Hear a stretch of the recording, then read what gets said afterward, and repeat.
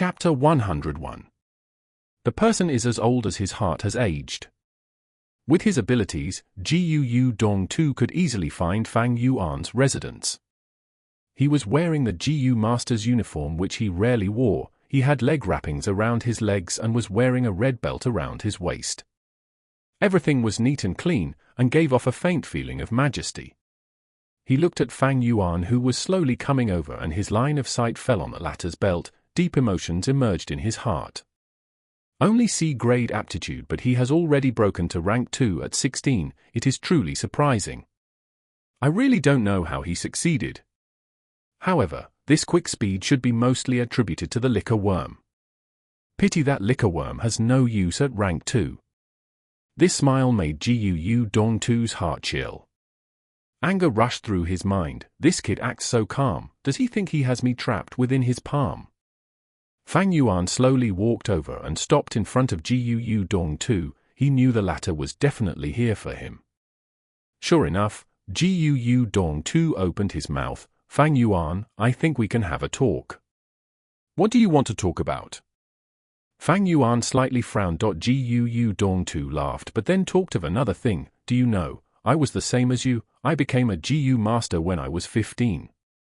It was right at the time of Wolf Tide. There was a large number of casualties, and we, students, also had no choice but to fight. I had B-grade aptitude. I reached rank 2 initial stage at 16, upper stage at 17, and peak stage at 18. When I was 19, I was already beginning my charge to rank 3. At that time, I believed I could be a rank 3 Gu master at 20. Ha ha ha, I was too frivolous. I thought I was above everyone else and thought I could accomplish anything. I even thought I was omnipotent. I simply didn't know the immensity of heaven and earth. It was when I was 20. I went out to do a mission and was beaten by a Xiong village's Gu master. I was on the brink of death, but fortunately, Medicine Hall's elder personally moved and saved me. But after that event, my aptitude dropped down to C grade. I couldn't recover from this shock for a whole of 8 years. At my 29th birthday, I started to have another look at myself and this world. I discovered that a single person's strength was limited. So what if I had broken through to rank 3? Living in this society, the most important thing is not individual strength, but the connections with others. I began my life anew when I was 30. I stepped down from the front lines when I was 45. 100 Gu masters jointly petitioned to elect me as an elder dozens of times. Even though I only had the cultivation of rank 2 peak stage, I couldn't take that final step, but there was also no need. I had already achieved success. Clan members call me as the hidden elder. Most of my peers have already passed away, but my life sailed smoothly. I still have influence on many Gu masters. After giving a lengthy report, Gu Dong Tu returned to the main topic. He looked at Fang Yuan, his mouth curved up. Fang Yuan, you are too young and inexperienced, just like I was back then. Believing you can accomplish anything and finish everything by yourself. He. Gu Dong Tu shook his head and continued, but when you gain more experience, you will understand that human is a social animal and not a lone beast. Sometimes we need to lower our heads and take a step back. Being an extremist and arrogant person will only bring isolation and destruction. I believe you have already felt it. No group will take you and everyone is leaving you out. Even if you receive the family inheritance mission, what would that do? As a person who has been left out by everyone, you definitely won't have the chance to finish the task. Give up. Fang Yuan indifferently looked at the middle-aged man, his expression calm. I wonder what expression he will show if he knew I have 500 years of experience. Fang Yuan's eyes couldn't help but reveal a tracer of smile when he thought this. Actually, his uncle's way of thoughts had been his life's concept for a long period of time in his previous life. Thus, he had created the Bloodwing Demon sect, relying on the system and human emotions to create an enormous influence. 10,000s would come forth with his one call, seizing resources and fighting enemies. However, when he broke through to rank 6, he saw a completely new scene. Gu masters up to rank 5 were mortals, but rank 6 were immortals. When he stood at that height and looked at the world, he suddenly comprehended an enormous influence was indeed a powerful help, but at the same time was an enormous burden. No matter which world, there was only one thing which one could truly rely on, that was oneself. Only that such people were usually weak. People couldn't endure loneliness and liked chasing after family love, friendship and romance to fill in their spirit. They indulged in being in a group and were afraid of being alone. When they received setbacks, they would hide in the group, complain to relatives and share with friends. They didn't dare to confront their fears and defeats by themselves. When there was pain, they would be busy sharing it. When there was something good, they would be anxious to boast of it. Gu Dongtu succeeded? No doubt he succeeded. He couldn't walk his original path, so he went in another path and left for a new scene. But at the same time, he was also a failure. He had lowered his head because of one setback. He was no more than a coward, but he was content with his running away. Gu Dongtu didn't know Fang Yuan had already labeled him as a coward. He saw Fang Yuan made no reply, so he thought the latter was absorbed in his speech. He continued, Fang Yuan, I won't beat around the bush, you are not Fang Jing. If you give up your idea of inheriting the family assets, you will receive my friendship and you can use all my connections. I will also give you 1,000 Primeval stones. I know you are hard-pressed for money these days and you are even late in paying the rent by 2 days, right? Fang Yuan indifferently smiled and spoke, Uncle, you don't wear these clothes often, right? Gu Dongtu was taken aback. He hadn't expected Fang Yuan would suddenly talk about this.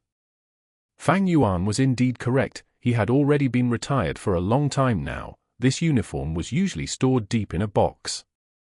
He had worn this uniform especially to meet Fang Yuan today. It was to increase his persuasion and deterrence power.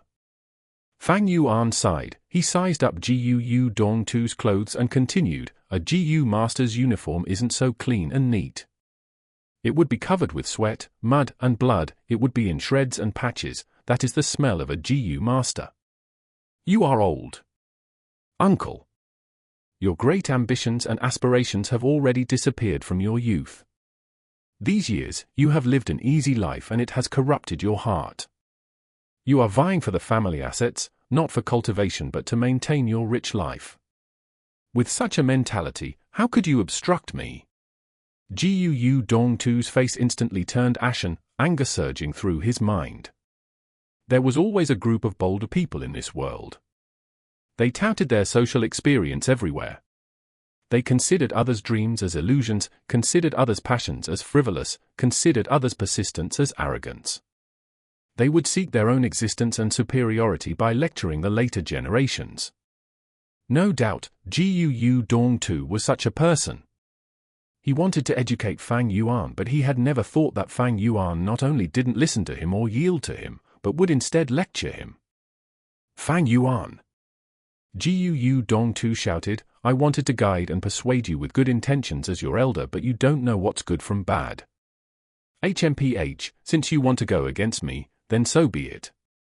I am not afraid to tell you that I already know the contents of your family inheritance mission.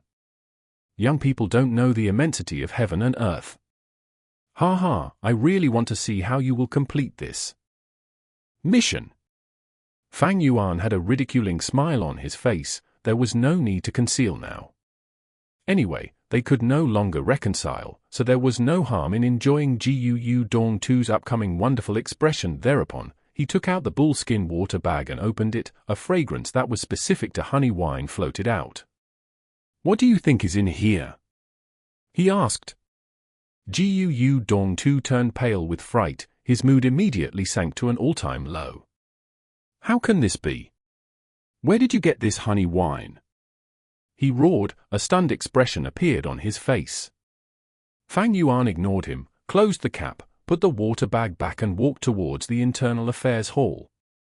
Gu Dongtu's forehead was covered with cold sweat, many thoughts surging in his mind. Where did he get the honey wine? I already made sure that as long as he looks for other groups, I would get the news the very first moment. Could he have done this alone? No, that's not possible. He doesn't have a defense. Gu Worm. Someone definitely helped him. No. The point now is not finding the reason. This kid already has the honey wine, he is going to hand over the mission. Gu Dong too was already panicking as he thought this and no longer had the calm appearance from moments ago. He quickly chased after Fang Yuan. Fang Yuan, wait, everything can be discussed. Fang Yuan didn't speak and continued to walk. Gu Dong too could only follow beside him. If 1,000 Primeval stones won't do, then how about 2,000, no, 2,500? Gu Dong too kept on increasing the offer. Fang Yuan turned a deaf ear to Gu Dong too, instead increasingly having some expectations towards the family assets. On seeing how Gu Dong too was so anxious and was continuously raising the offer, the real family assets should definitely be very good. Gu Dong too was perspiring. He saw Fang Yuan was not moved. His face revealed a fierce look and he threatened, Fang Yuan, think this through clearly.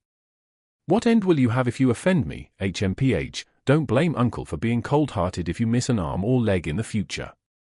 This Gu Dong too was really a lamentable person. He was bound by rules and regulations. The water bag was clearly within his reach, but he didn't dare to snatch it. If he didn't even have this much guts, how could he succeed in fighting for the benefits? Riches and danger went together. No matter which world, if you want to obtain something, you need to pay its price. Fang Yuan, you think everything will be well after you get the family assets. You are too young, you don't have a clue about society and its dangers.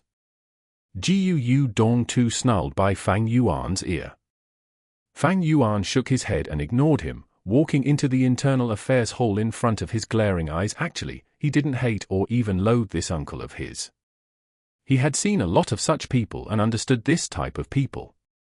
If Fang Yuan had enough Primeval stones to support his cultivation, he wouldn't even fight for the family assets. But what good will giving such insignificant benefits to uncle do? It was not for this momentary period, but to step to the highest peak. This type of passerby, as long as they didn't interfere with this and only raged from the side, Fang Yuan would disdain to even step on them. But unfortunately, this Gu Dong too obstructed Fang Yuan's path. Since it was so, then he will stamp on this obstacle and move forward. Fang Yuan! Fang Yuan! Uncle Gu Dong too watched on as Fang Yuan stepped into the internal affairs hall. His whole body shook and veins bulged up on his forehead. The light of the setting sun shone on his hair, which was already turning white. He was indeed old. When he sustained that injury at the age of 20, he had already aged. Chapter 102. Spring comes after the winter winds. Fang Yuan arrived at the internal affairs hall and turned in the golden honey wine. The middle-aged male GU master in charge was very surprised. While holding his pen, he asked, "You completed the asset mission already? What do you think?" Fang Yuan retorted. The middle-aged male GU master frowned. This was the mission he chose specifically to make life difficult for Fang Yuan. To think he completed it so quickly. He looked at Fang Yuan, his eyes threatening, saying solemnly, "Young man, answer whatever I ask you. If you do not reply honestly, it will affect your evaluation. Let me ask you, did you complete this mission alone? Say the truth, we will investigate thoroughly." "Of course I finished it myself," Fang Yuan replied. "Good, I will note that down." The middle-aged GU master recorded while laughing internally, "You're just a newbie, how could you complete it alone? Such a falseful report, the clan would definitely investigate. You will have trouble then." But unexpectedly Fang Yuan continued, "But this situation is slightly peculiar. That day I only went to scout out the area, but to think the bear was digging the beehive. Using that chance, I retrieved this honey wine." "What?" The middle-aged man's pen stopped, raising his head to look at Fang Yuan. Fang Yuan shrugged, smiling. "What, did you think I could accomplish this mission alone? To say the truth, this is all thanks to you, finding this mission for me." The middle-aged GU master was stunned on the spot, a complex and unexplainable feeling in his heart as he laughed dryly and continued to record in the book. Fang Yuan stared at this man calmly, knowing full well that his extremely difficult asset mission was all thanks to this man. Unfortunately, he had already completed the mission. Even if the clan investigates, Fang Yuan had the appropriate setup already. He could stall Fang Yuan no longer, even if this matter was handled by him. This is the grief of being in the system. Your status is the chain that restricts your actions. Alright, your mission is complete, you can inherit the family asset already. Except, your asset is all controlled by your uncle and aunt. The Internal Affairs Hall will retrieve it for you. Come back in 3 days. After recording, the middle-aged man said. Fang Yuan nodded. He knew this rule, but he stared at the middle-aged man's record paper, saying, according to the clan rules, the Internal Affairs mission record needs to be confirmed by the accomplisher on the spot. Please let me see this record. The middle-aged man's expression changed. He did not expect Fang Yuan to be so familiar with the process. He snorted lightly while handling the report to Fang Yuan. Fang Yuan looked at the record without any problems. A few hundred words with the final evaluation, good. He could immediately see the relationship between Gu Dong2 and this Gu master. This evaluation was definitely fair, showing that the middle-aged Gu master did not give up on his work ethics just because of Gu Dong2. The reason he helped Dong2 was only because of their friendship and the transaction between them. It was the taking money to settle problems for others type of transaction. Giving the report back to the middle-aged Gu master, Fang Yuan left the Internal Affairs Hall. Outside, Gu Dong2 was already gone. Fang Yuan could not help but laugh coldly. Gu Dong2's influence was not big enough to affect the Internal Affairs Hall. Even if Gu Bo the clan leader wanted to do this, he would have to go against the immense pressure from the clan elder circle and pay a huge price in his political career. There was a phrase on Earth, called those who live in the society has to follow its rules. There were rules in the society, and that is a form of system. Those who follow the rules, being anyone's pawn piece, restrict each other, and it is not up to them to control. Unless an individual's strength has reached the point where it can oppose the entire organization. Otherwise, joining an organization and wanting to retain freedom was a pointless dream. Borrowing the power of the clan system, Fang Yuan had already affirmed the truth of getting back his assets. Regardless of Gu Dong2 or the clan leader, they will not pay the political price for interfering with such a small matter. Brother Dong2, there is nothing I can do anymore. The middle-aged Gu master sighed, standing in front of Gu Dong2. Gu Dong2's face was grim as he remained silent on his seat. Are there really no more methods? Beside him, Aunt fearfully asked in an anxious and indignant tone.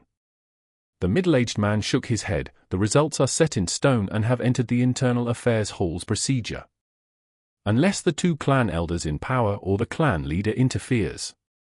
Brother Dong2, this Internal Affairs Hall's inventory list states clearly the inheritance items and amount. Please return them all and don't make my life difficult. Saying so, he took out the inventory list.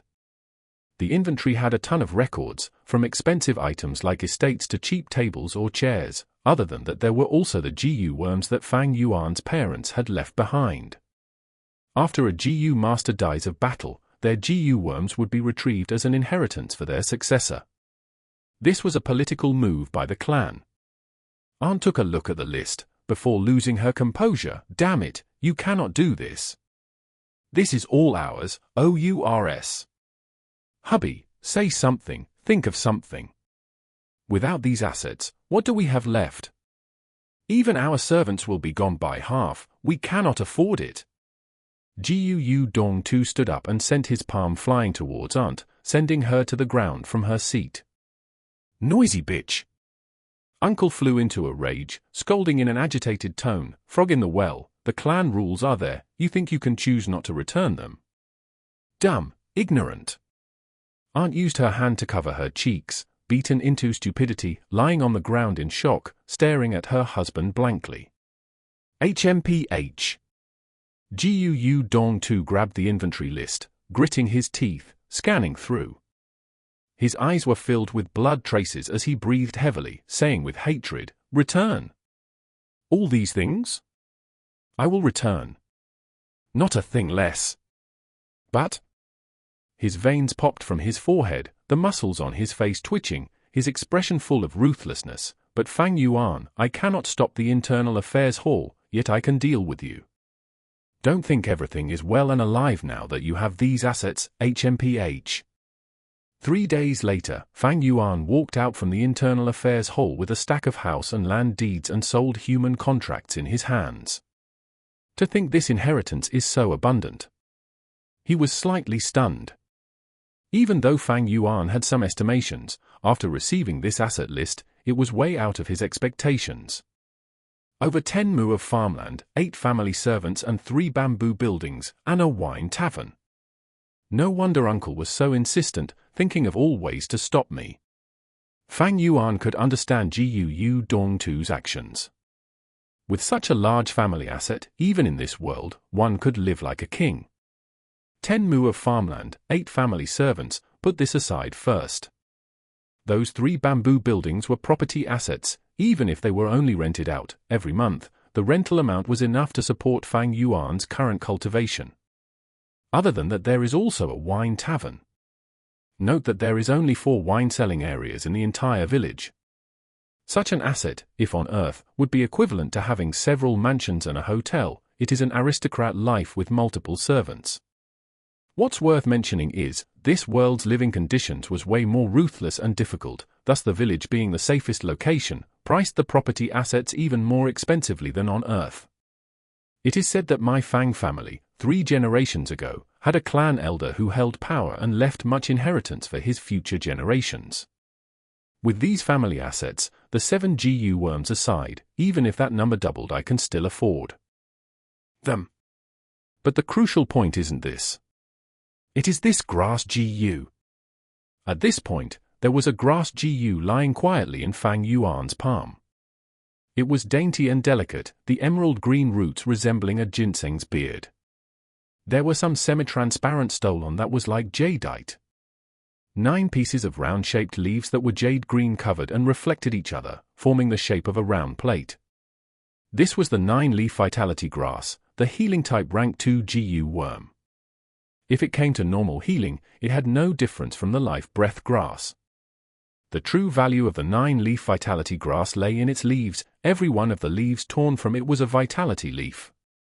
Vitality leaf is also a type of grass GU. At rank 1, it is an expendable type, disappearing after 1 use. It had another flaw, and that was when a piece of vitality leaf is used to heal injuries, within the next hour, other vitality leaves had no more healing effect on the person. But, all in all, it was easy to refine, and instantaneous healing together with the easy feeding of it made it the most popular healing technique among rank 2 GU masters. Healing GU master, every group needed one. But in times where multiple GU masters were injured, what can a single GU master do? If the healing GU master was the one who died, or got lost, what happens to the rest? Thus, GU masters always prepared some healing methods for themselves, and the vitality leaf was the best method. Every GU master that roamed outside needed to prepare at least 1 or 2. After I refine the 9-leaf vitality grass, every piece of leaf torn out would be a vitality leaf. Using the Primeval essence to inject into the grass, I can make it grow new leaves. Thus, this 9-leaf vitality grass can be said to be a moving goldmine. The most important asset of all, without exception. Having this 9-leaf vitality grass is an avenue of business. In this dangerous world, which GU master does not get injured on their missions? They have a perpetual need for the vitality leaf. No wonder Gu Dongtu was known as the hidden elder. Even after he retired many years ago, he still held great influence outside. So the reason was this 9-leaf vitality grass. GU masters needed the vitality leaf, and Gu Dongtu sold the leaf. With such a relationship, it is no question that his influence remained. Only in this world are clan relationships raised to such a level, restraining uncle and aunt. If this was Earth, with such a conflict of interest, Fang Jing and I would already have had been killed by them. This is not good. It seems I have some trouble ahead. Uncle and aunt will not let go so easily. But I have already grown up with rank 2 cultivation. If they want to deal with me and also consider the clan regulations, they would be highly restricted. HMPH, regardless of what they do, just show me what you've got. Dealing with it as it comes, I will handle them all. Fang Yuan walked on the street, his eyes glimmering in brilliance. A gust of winter wind blew on his face. It was still far from spring, but Fang Yuan knew that spring, start of his new life, had already come. Chapter 103. The larger your ambitions, the smaller the world. The wine tavern wasn't big, but it was in a good location. It was at the eastern side of the village near the eastern gate. The flow of people was the largest at the eastern and northern gates. Thus, the wine tavern's business was pretty good whether it was day or night. "Young lord, please take a seat." An old man lowered his head to Fang Yuan. Few waiters wiped the benches and tables with a fawning and flattering smile towards Fang Yuan. Fang Yuan shook his head. He didn't sit, but walked around the tavern, sizing everything. He thought inwardly, this is my wine tavern. This wine tavern only had one floor, but it had an underground wine cellar. Huge and square black tiles covered the floor. There were 8 square tables, 2 tables were set against the wall and other 6 tables were surrounded by 4 benches. A dark brown, long sales counter could be seen immediately upon entering the wine tavern. There were papers, brush, inkstones, and also an abacus on the counter. Behind the counter was the liquor cabinet where all sizes of wine jars were displayed. Some of these were large wine jars of black pottery, and some were small and bright porcelain wine bottles. Fang Yuan was walking around as he wished. The old man and waiters didn't dare to sit, they could only follow close behind. They were restless, the news of the landlord changing was too abrupt. The previous landlord Gu Dong Tu was cunning as a ghost, he was strict and acrimonious, they were under a lot of pressure. This boy in front of them was actually able to take the wine tavern from Gu Dong Tu's hands. Such a method of snatching was shocking. So these people's gazes towards Fang Yuan carried unease and fear. Fang Yuan suddenly stopped. It is good. But this store is a bit small. The old man immediately walked forward and bowed to answer, "Young lord, we put sheds outside every summer and lay tables and benches. But it is winter now and the wind is biting cold, no one would sit outside even if we put up sheds. So we took them down." Fang Yuan slightly turned. He glanced at this old man. "You are the shopkeeper." The old bent his waist even lower and said even more respectfully, "I dare not, I dare not." "Young lord, this wine tavern is yours, whoever you choose as a shopkeeper is the shopkeeper." Fang Yuan nodded, then glanced at the waiters. They all seemed to be competent. If it was on Earth, he would be anxious that this shopkeeper and the waiters would team up and scheme against him, the owner. But in this world, GU masters were high and mighty, killing mortals would only require a thought. Even if uncle and aunt egged them, these mortals wouldn't dare to go against Fang Yuan. "All right, bring the accounting books and bring me a pot of tea." Fang Yuan sat down. "Yes, young lord." The shopkeeper and waiters moved hurriedly. There were as much as 16 account books, and every book used bamboo papers which had a light green hue. The bamboo papers were more brittle than Xian paper and were suitable for the damp atmosphere of the southern border. Fang Yuan casually picked up a few books and skimmed over them, asking some questions occasionally. The shopkeeper gave prompt replies. Soon, his forehead was covered with sweat. Fang Yuan had created the Bloodwing Demon sect and taught countless people in his previous life. He was rich in experience and his eyes were shrewd. Others might be confused and dazzled when they see the account books, but in his eyes, all the doubtful points were as clear as crystal. This wine tavern was the second biggest asset after the 9-leaf vitality grass. Fang Yuan naturally wanted to firmly grasp it. There were only some small problems in the account books which could be attributed to mistakes and negligence. These mortals didn't dare to be presumptuous. However, when Fang Yuan turned to the last page, he saw that this month's income had already been taken by Gu Dong Tu. Young lord, the previous landlord personally took it. "We didn't dare to resist," the shopkeeper replied while wiping his sweat. His aged body was already trembling and his face had become very pale. Fang Yuan was silent. He put down the account books on the table and glanced at the shopkeeper. The shopkeeper immediately felt a huge pressure as if a mountain was pressing down on him. He was scared witless, kneeling on the ground. Seeing the shopkeeper kneeling down, the waiters also astutely knelt down one by one. Fang Yuan calmly sat and turned his gaze towards them. The waiters immediately felt like they were in a world of ice. They couldn't resist Fang Yuan's aura. They were all silent. To these mortals, the wine tavern's work was both stable and safe, the ideal job. They didn't want to lose this job. Fang Yuan stopped upon seeing that his authority had been established. Going too far could end up being detrimental. He slowly spoke, "I won't bother about the past matters. I saw that your wages are somewhat low. Waiters' wages will be raised by 20% and the shopkeepers by 40% from now on. Work properly and you will get more benefits." Fang Yuan stood up and walked to the entrance. The group of people kneeling on the ground were stunned for a good while before coming back to their senses. All of their eyes brimmed with tears that flowed down their faces. "Thank you, young lord, for your great kindness. Young lord is compassionate. We will definitely work with all our strength. Young lord, you are our benefactor. Please take care."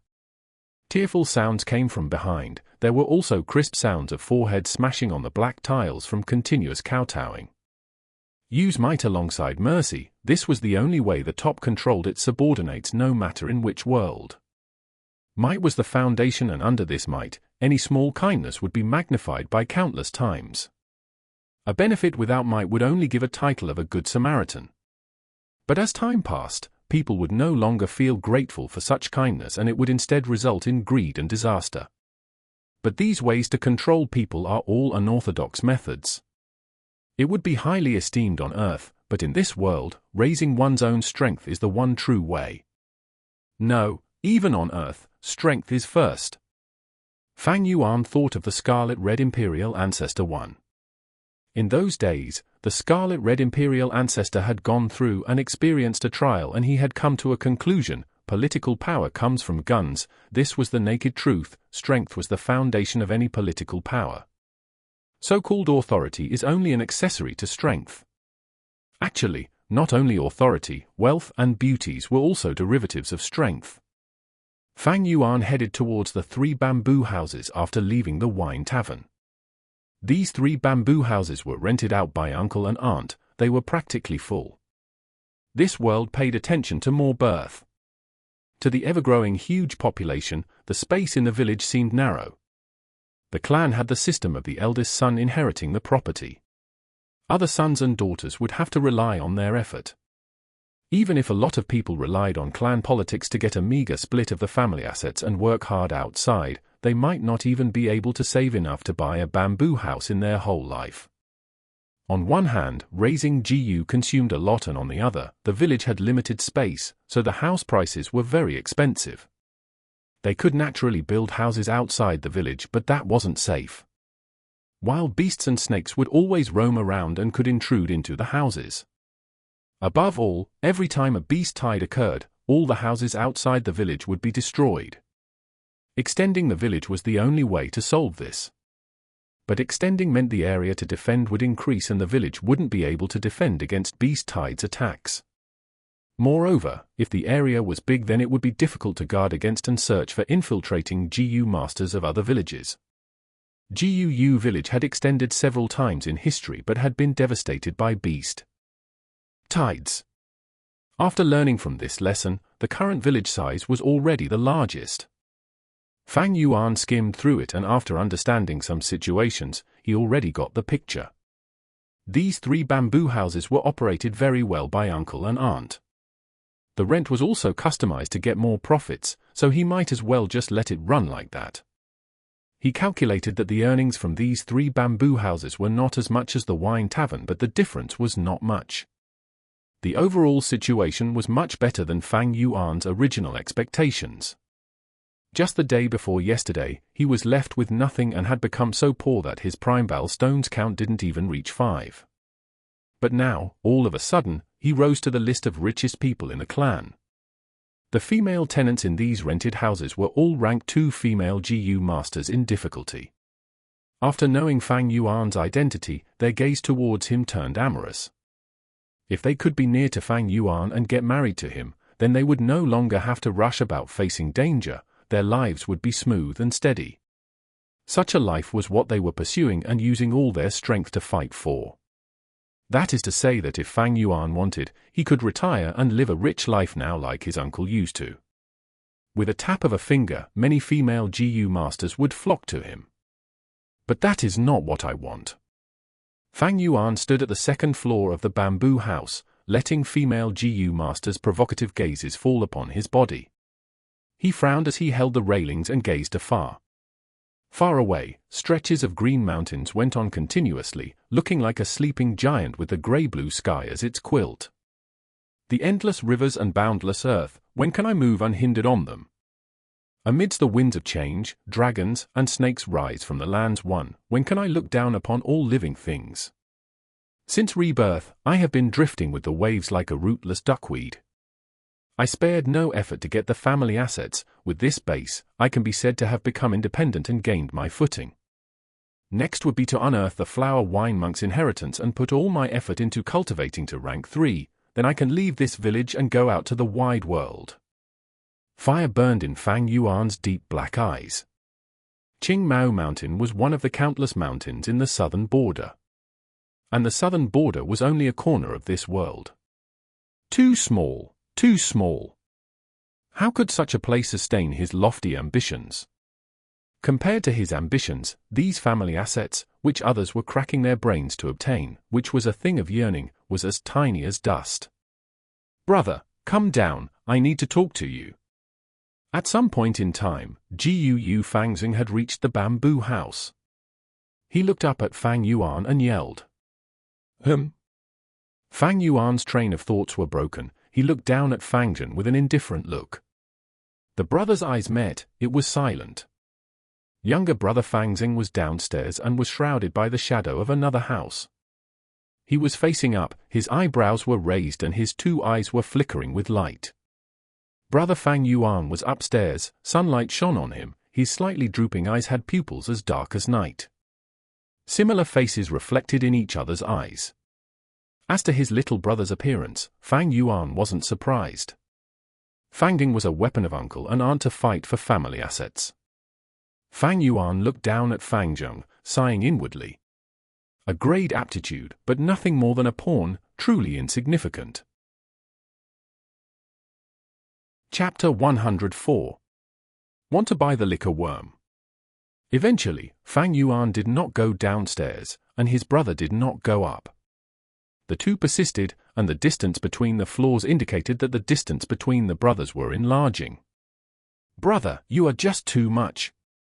To think that you are such a person. Downstairs, Fangzing stood, his brows creasing tightly as he screamed. Fang Yuan was not angry, but laughed lightly. Oh, what kind of person am I? Brother.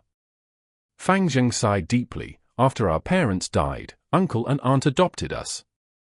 They have the gratitude of raising us. To think that you are so heartless, returning favor with revenge. Brother, is your heart made of stone? Saying so, Fangzheng's tone was slightly trembling. So strange, this inheritance is rightfully mine, what is there to be said about revenge and favor? Fang Yuan retorted unenthusiastically. Fangzheng gritted his teeth, acknowledging, yes. I know, this inheritance is from our parents. But you cannot take them all, you have to at least leave some for aunt and uncle to let them enjoy their life in retirement, right?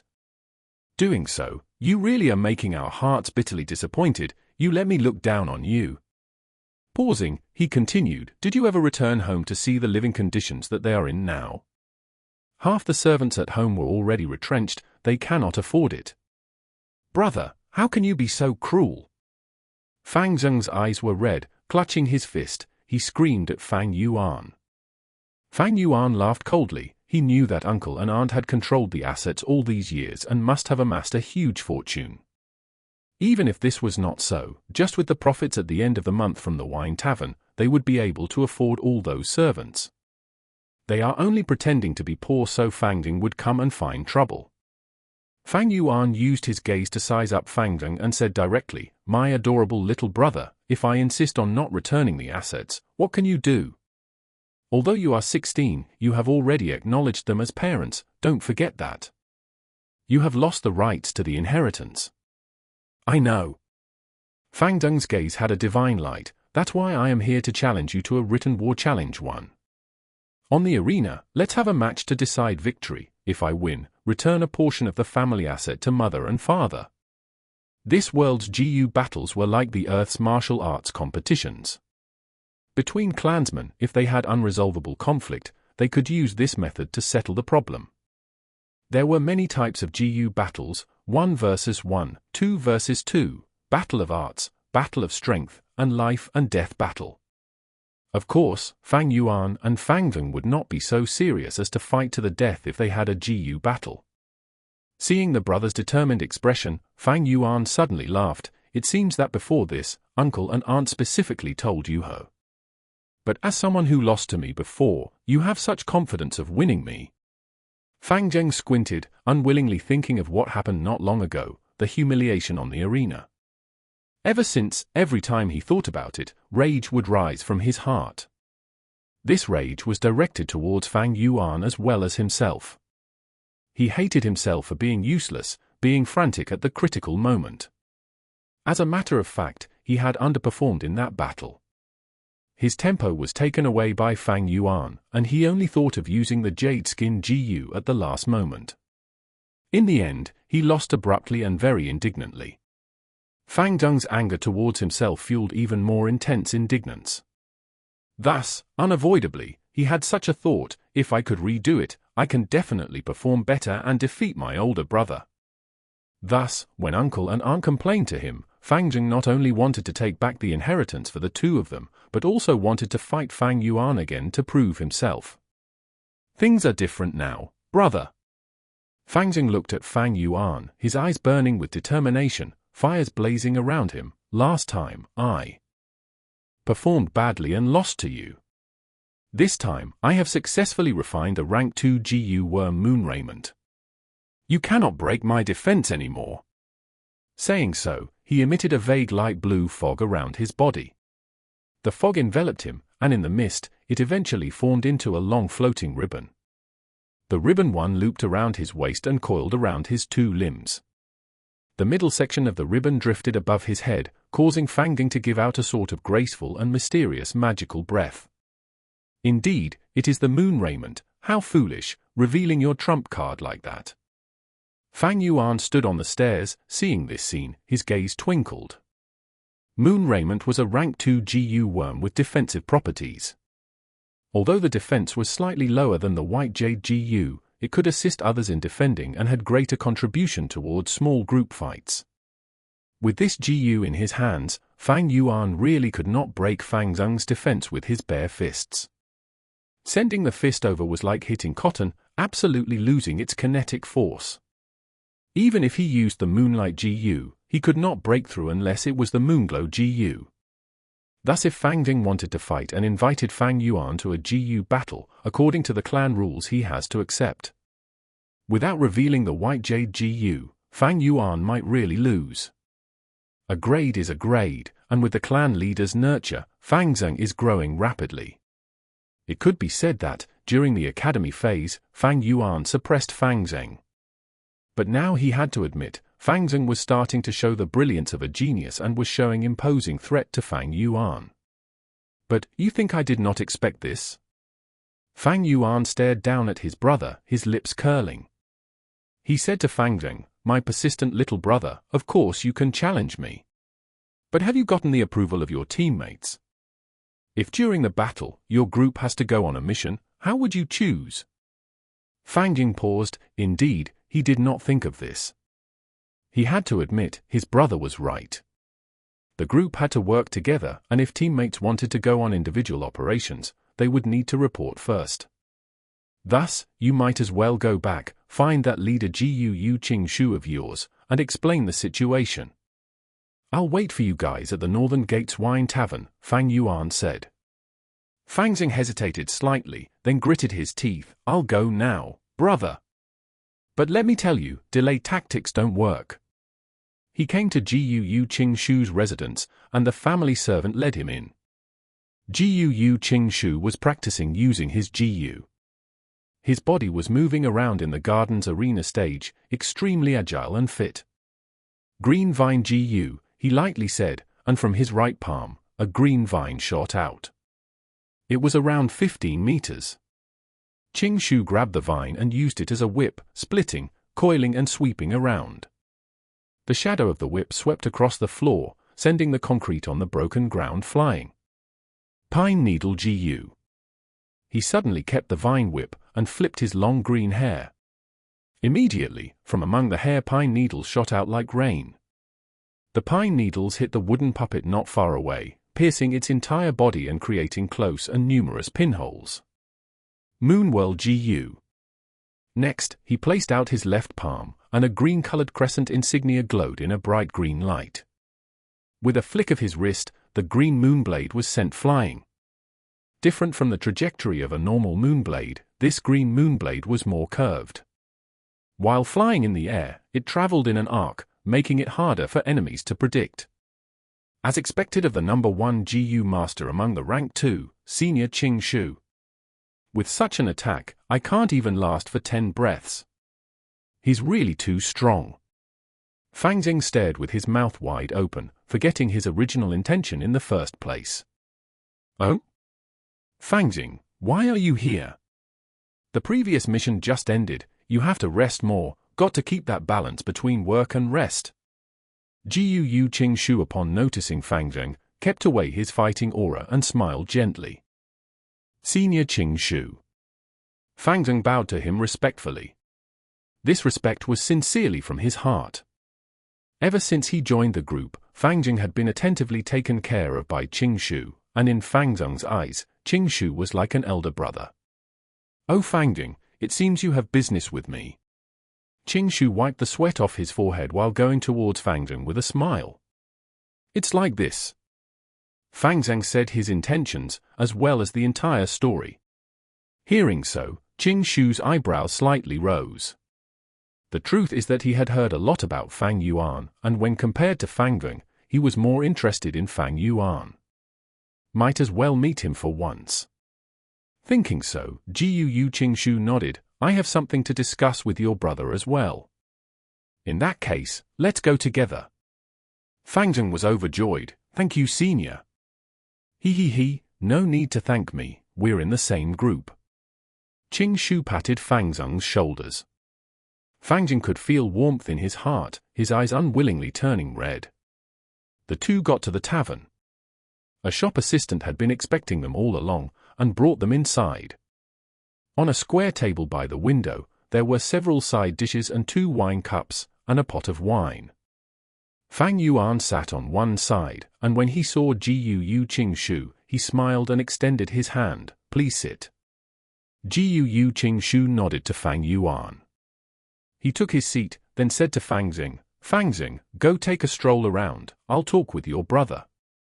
He was a smart person. Upon seeing only 2 wine cups, he knew that Fang Yuan wanted to have a chat alone.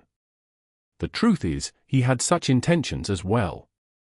Fang Zheng acknowledged and left the shop indignantly. "I know you, Fang Yuan." Qing Shu smiled, opening the wine pot skillfully, pouring a cup for Fang Yuan and one for himself. "You are a very interesting, smart person." Saying so, he raised his cup towards Fang Yuan. Fang Yuan laughed and raised his cup as well to return the toast. The two drank it in one shot together. Qing Shu poured another for Fang Yuan again, as well as for himself. As he poured, he said, "There's no point beating about the bush when talking to a smart person. I'll be open, I want to buy your liquor worm, how much would you sell it?" He did not ask Fang Yuan if he was selling it, but asked directly, how much, showing his immense confidence. He was the number 1 rank 2 GU master. At a young age, he reached rank 2 peak stage, overpowering the rank 2 upper stage Kai Shan and Mo Yang. Once he appeared, he took the initiative and poured the wine and toasted Fang Yuan. His confidence together with his gentle smile formed a unique aura. It was not overbearing and forceful, which could make people disgusted, but it made others feel his persistence. His long green hair, and the winter sunlight shining through the window and onto his fair, gently streaked face. This let Fang Yuan subconsciously think of the bright and beautiful radiance of spring. A truly talented person. What a shame, Fang Yuan thought. He was not bothered by Qing Shu's act of taking over the initiative. In fact, Fang Yuan was slightly appreciative of him, and he sighed lightly. Chapter 105. I will lose extremely terribly. Guu Qing Shu was also an orphan like Fang Yuan and Fang Ring. His parents had died in a wolf tide when he was young. He was personally raised by clan leader Guu Bo. After he was tested to have B-grade aptitude, he received Guu Bo's personal guidance. His aptitude was outstanding and could be said to be at the top among the B grades. It could even be called false A grade. Guu Bo had been raising him as a clan leader candidate. Guu Qing Shu had a warm temperament and was amicable. He was highly praised and well received by the clan members. He was also very loyal to the clan. Fang Deng's arrival cut off his hopes of inheriting the clan leader position, but he was instead happy and wholeheartedly took care of Fang Bing. On Earth, Yu Fei One Song Dynasty patriot and general, Wei Xing Tu Tang politician and historian, notorious as a critic, editor of history of the Sui dynasty, and Bao Zheng Three Northern Song official renowned for his honesty, were people with such characters. Unfortunately, in the wolf tide a year later, the northern gate would fall. To block this gap and protect the clan members, he stepped forward. In the end, he forcefully used a rank 3 GU with his rank 2 cultivation, becoming an impenetrable fortress and successfully defending the village. However, his aperture was destroyed because of this and he finally turned into a treeman and died. Thus, Guu Qing Shu had left a profound impression on Fang Yuan. When he saw Fang Yuan sighing, Guu Qing Shu naturally didn't think that Fang Yuan was looking back on his death and thought Fang Yuan was vexed due to the liquor worm. He smiled, Fang Yuan, you should already be clear on the limits of liquor worm. The liquor worm is only a rank 1 GU worm and can only refine rank 1 green copper essence. But you are already a rank 2 GU master. The liquor worm has no use towards red steel Primeval essence. Although you have a wine tavern now and can easily raise the liquor worm, why would you vainly raise something that has no use to you? He switched the thread of discussion. The liquor worm has no use to you, but it is useful to other rank 1 GU masters. Especially in the awakening ceremony next spring, there will be a new batch of students and the liquor worm will be of great help to them. So, you might as well just sell the liquor worm to the clan and contribute to clan strength. Qing Shu pondered, guessing Fang Yuan's intention. I understand now. You are reluctant to part with the liquor worm, you even want to fuse it. If I am not wrong, you should be thinking of going the route of the rank 2 white chrysalis, then the rank 3 mist perspiring butterfly fusion route, right? This is the most widespread and also the most practical recipe. The mist perspiring butterfly is a great GU worm. But the white chrysalis has no ability. This fusion route wouldn't have much value to you. You have C-grade aptitude and now have rank 2 cultivation. White chrysalis doesn't have any ability and will only squander food. It will be of no help to you. What is the possibility of you reaching rank 3? Even if you succeeded in advancing to rank 3, you will probably be middle-aged by then. Will you raise the useless white chrysalis for tens of years? It will be better to use the expenses of raising white chrysalis on nurturing GU worms. That is more practical and will be more helpful to you, am I wrong? Liquor worm's true value lies in refining Primeval essence and raising a small realm. If you go through this fusion, you will only be treating the liquor worm as a material. Won't that be a pity? All GU worms had only one ability. For instance, the spring-autumn cicada was a rank 6 GU, but it only had the ability of rebirth. The new GU worm that comes from fusion usually took an ability from one GU worm and enhanced it. White Jade GU, for instance, took the defensive ability of Jade Skin GU and enhanced it, while losing the White Borgu's ability to gain increased strength. That Is to say, if someone obtained white jade GU, it would only help in defense and couldn't increase the GU master's strength. Qing Shu was correct, the liquor worm's value was in refining Primeval essence and raising its stage by a small realm. To GU masters, this was another form of increasing their Primeval essence reserves while also being an enormous help in nourishing their aperture and increasing their cultivation speed. If one went through White Chrysalis, Mist Perspiring Butterfly's fusion route, the resulting GU worms won't have the ability to refine Primeval essence, which would truly be a pity. In fact, Flower Wine Monk took this route and refined the Mist Perspiring Butterfly from the liquor worm, using it to enchant women and commit evil acts. After his death, the Mist Perspiring Butterfly continued to degenerate due to not having sufficient food and finally reverted back to liquor worm. Qing Shu's eyes flashed upon seeing the silent Fang Yuan and continued, "Actually, our clan has a recipe. This recipe raises liquor worm to rank 2 Moon Harbinger GU, then the rank 3 7 Fragrances liquor worm. 7 Fragrances liquor worm has the ability to refine Primeval essence. Fang Yuan, if you don't want to sell the liquor worm, then we could change it to a business transaction. You will sell the liquor worm to the clan, and if the clan can refine it to the 7 Fragrances liquor worm, you will have the right to use it for 5 years. If it fails, the clan will compensate for it. What do you think?" Doing this meant the clan will bear all the risks for the fusion. With such a superior condition, others might eagerly agree to it. But Fang Yuan only sneered coldly in his heart. With his 44% C-grade aptitude, advancing to rank 3 was almost impossible. In his previous life, Fang Yuan had stalled at rank 2 for over 100 years before finally and coincidentally obtaining a talent-raising GU worm and becoming a rank 3 GU master. 5 years of using right sounded wonderful, but to Fang Yuan, it was like trying to catch the moon's reflection in water. GU Qing Shu had said so because he saw Fang Yuan's ambitions to charge to rank 3, so he intentionally threw this sweet bait to lure Fang Yuan. But he had miscalculated from the start. In Fang Yuan's memories, there was the best recipe for the liquor worm fusion. First was advancing the liquor worm to rank 2 for Flavours liquor worm, then to the rank 3 7 Fragrances liquor worm. Whether it was for Flavours liquor worm or 7 Fragrances liquor worm, both had the ability to refine Primeval essence. However, it was not easy to refine the 4 Flavours liquor worm. First of all, its fusion required 2 liquor worms. Fang Yuan only had 1 currently. Next, the fusion required 4 types of wine, and these 4 wines should be of 4 different flavors: sour, sweet, bitter, and spicy. Let's not talk about the difficulty in purchasing a liquor worm with there being hardly any supply of it in the market. Let's look at these 4 wines first. Spicy wines were the most common. Ordinary white spirit wine were all of this type. For sour wines, you could get bayberry wine and grape wines. Rice wines could fit the sweet wine criteria. But as for the bitter wines, it needed some thinking to be done. From what Fang Yuan knew, there was a type of green bitter wine which was brewed by using Ari grass. Unfortunately, the Ari village was immeasurably far away. How would he obtain it? Fang Yuan had detained the liquor worm not because he wanted to wait and sell it for a high price. Rather, Fang Yuan had all along wanted to go through this fusion route. Using any other fusion routes could be counted as ruining the liquor worm.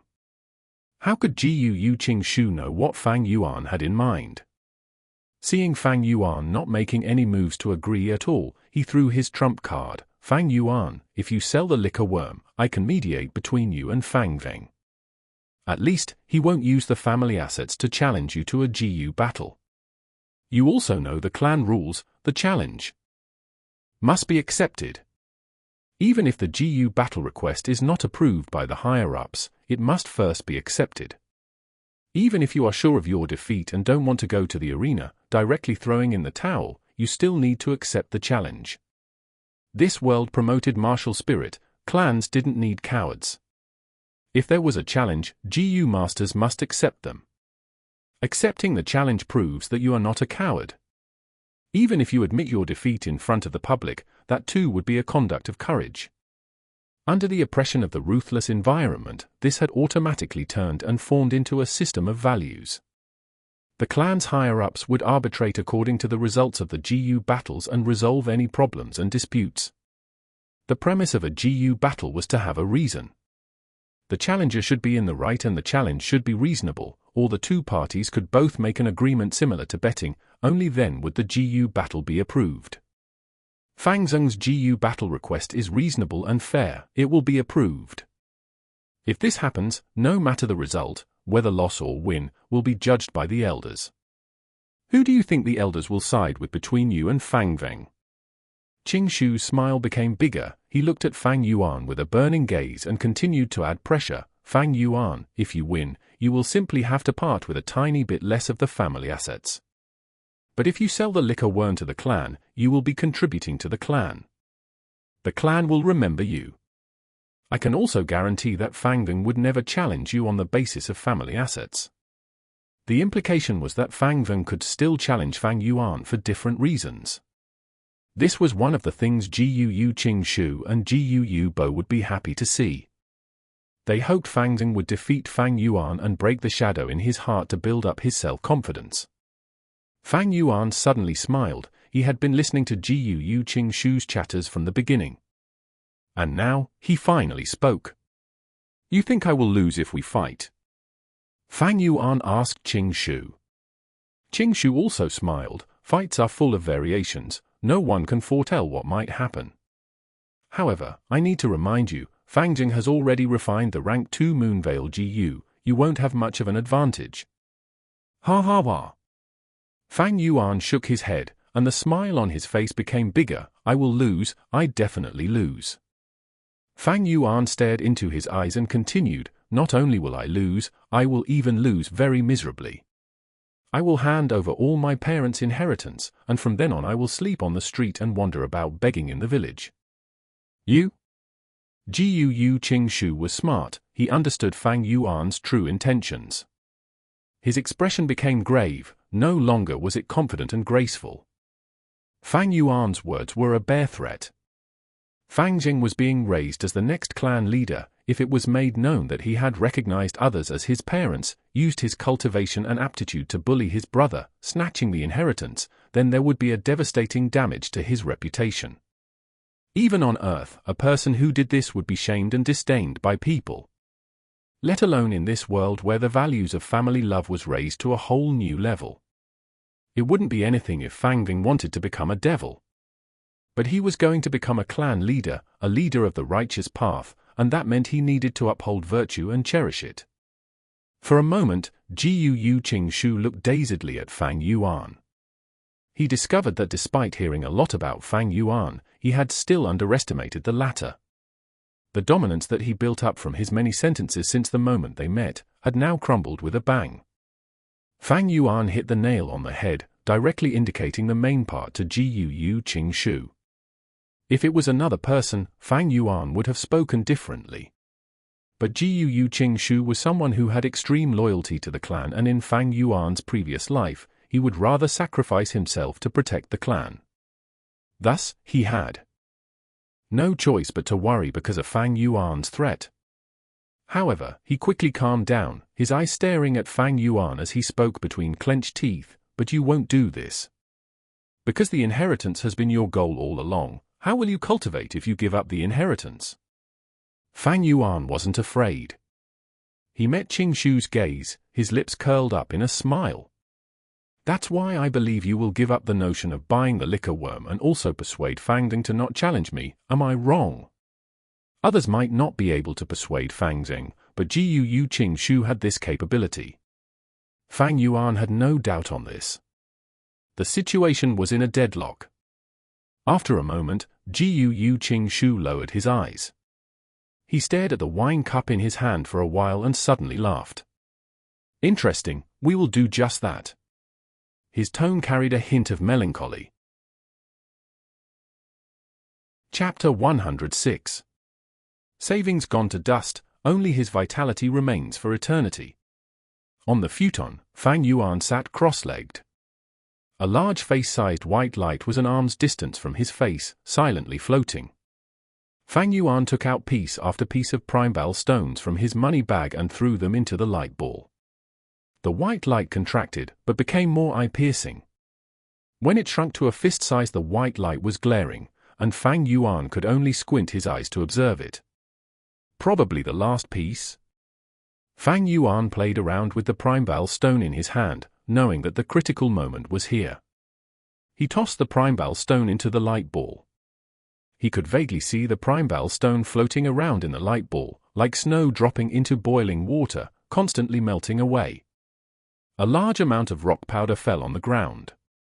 The Primeval stone vanished, and the light ball exploded. With a bam, the 3 GU worms flew in 3 directions. One fell on the bed, while the other 2 flew to the walls, and then dropped to the ground.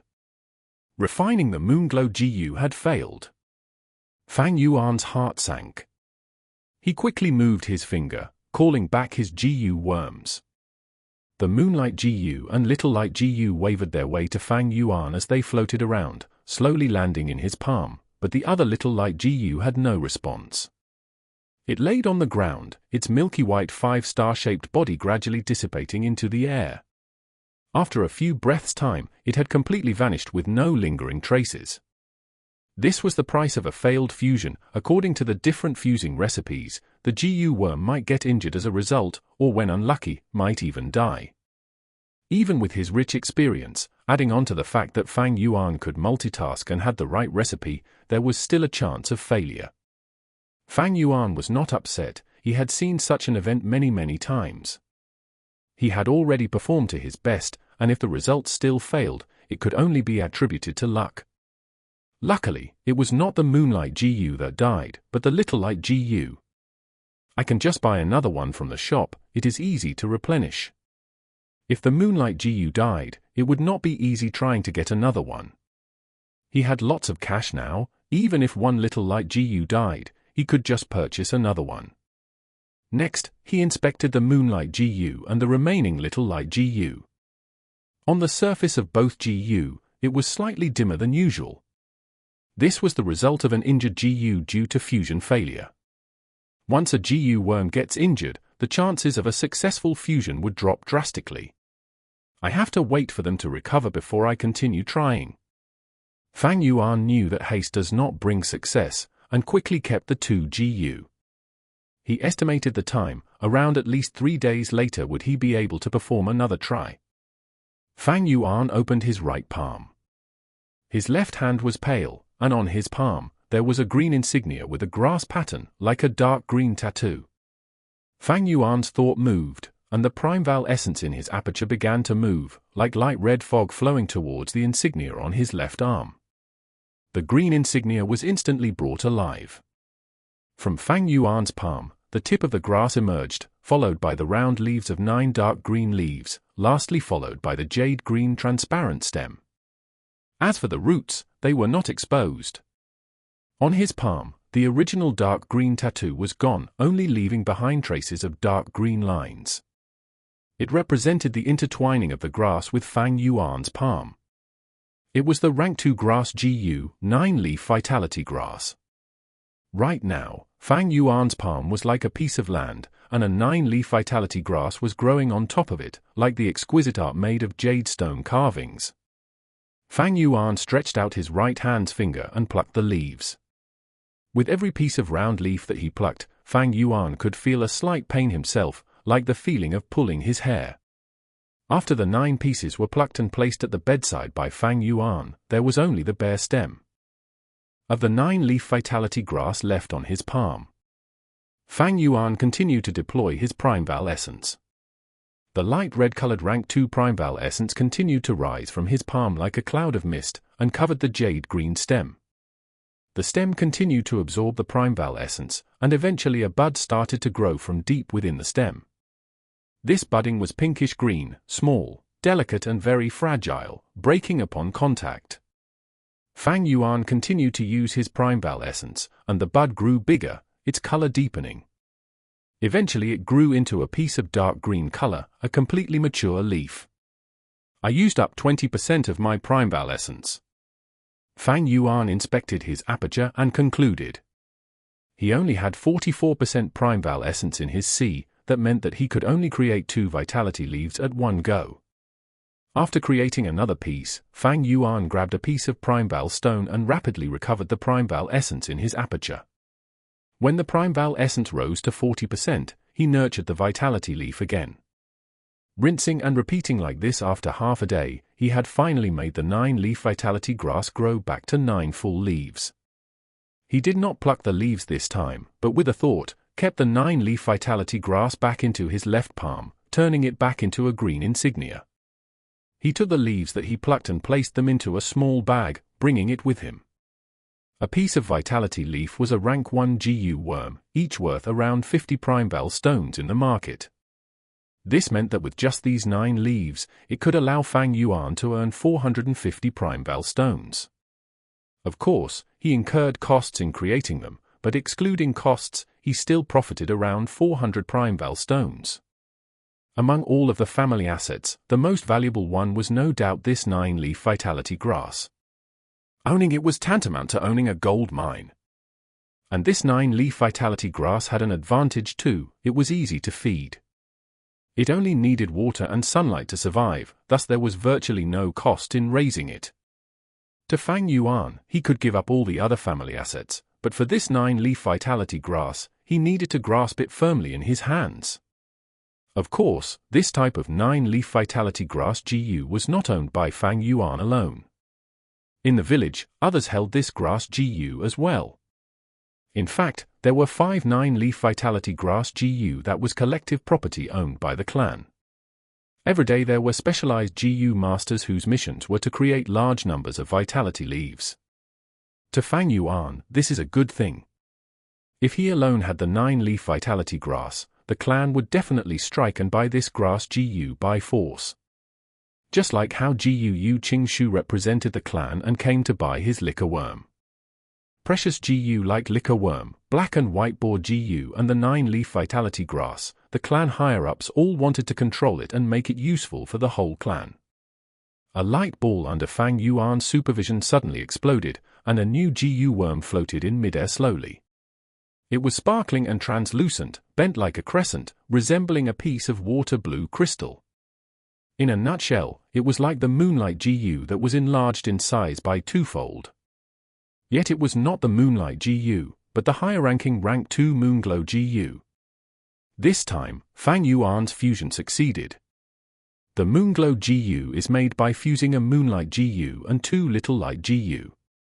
A Little Light GU can raise the power of the Moonblade by 100%, but 2 Little Light GU still raised its power by 100%, this boost was not additive.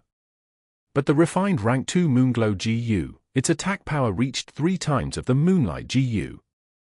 Actually, there are many different recipes to refine the Moonlight GU, and it has many advancement paths. Fang Yuan took this path to raise the Moonblade's attack power to the limit. The attacking range remained unchanged, it still had a scope of 10 meters. There was a route: using the Moonlight GU and the Stone Scar GU to perform fusion, the result would be the Moon Scar GU. Its attack power remained unchanged, but the range doubled, reaching 20 meters. There was another common route, which was using the Moonlight GU with the Whirlwind GU to fuse, creating the Moonwhirl GU. Using it, the Moonblade turns from blue to green, and at the same time its attack trajectory becomes curved. GU Qing Shu took this path. As for GU Fangzheng, he used the Moonlight GU and Jade Skin GU to create the Moon Raiment. This was a rare route and had an upper limit of rank 5, becoming the Moonlight Treasure King GU.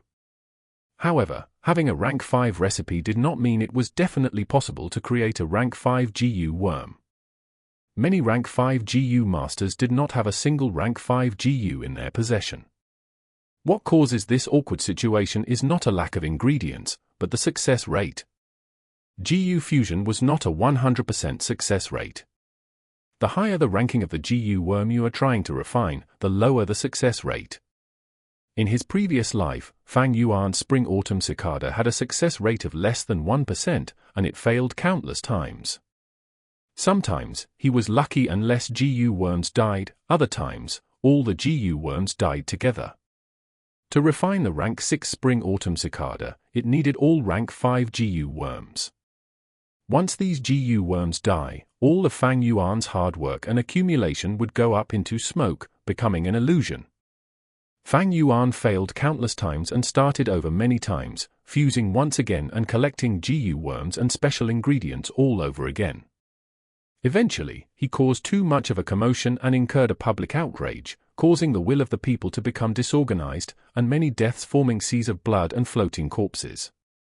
He was lucky though, as he finally succeeded and obtained the Spring-Autumn Cicada. But once he obtained this rank 6 GU, all the righteous cultivators who were eyeing his GU all along came to attack, and before he even got a chance to familiarize himself with the GU, he suicided. Thousands of millions of years, it was because of this disgusting failure rate that caused many high-ranking GU masters to waste their efforts and go back to square one. The only way was to slightly curb this failure rate. No matter the fusion result, failure or success, the vital GU never dies. At most it gets injured. Many people guessed that it was because the vital GU is the GU master's first GU worm and is linked to the GU master's life, forming a mystical relationship and connection. As long as the GU master is alive, if the vital GU's fusion fails, at most it would be almost dead.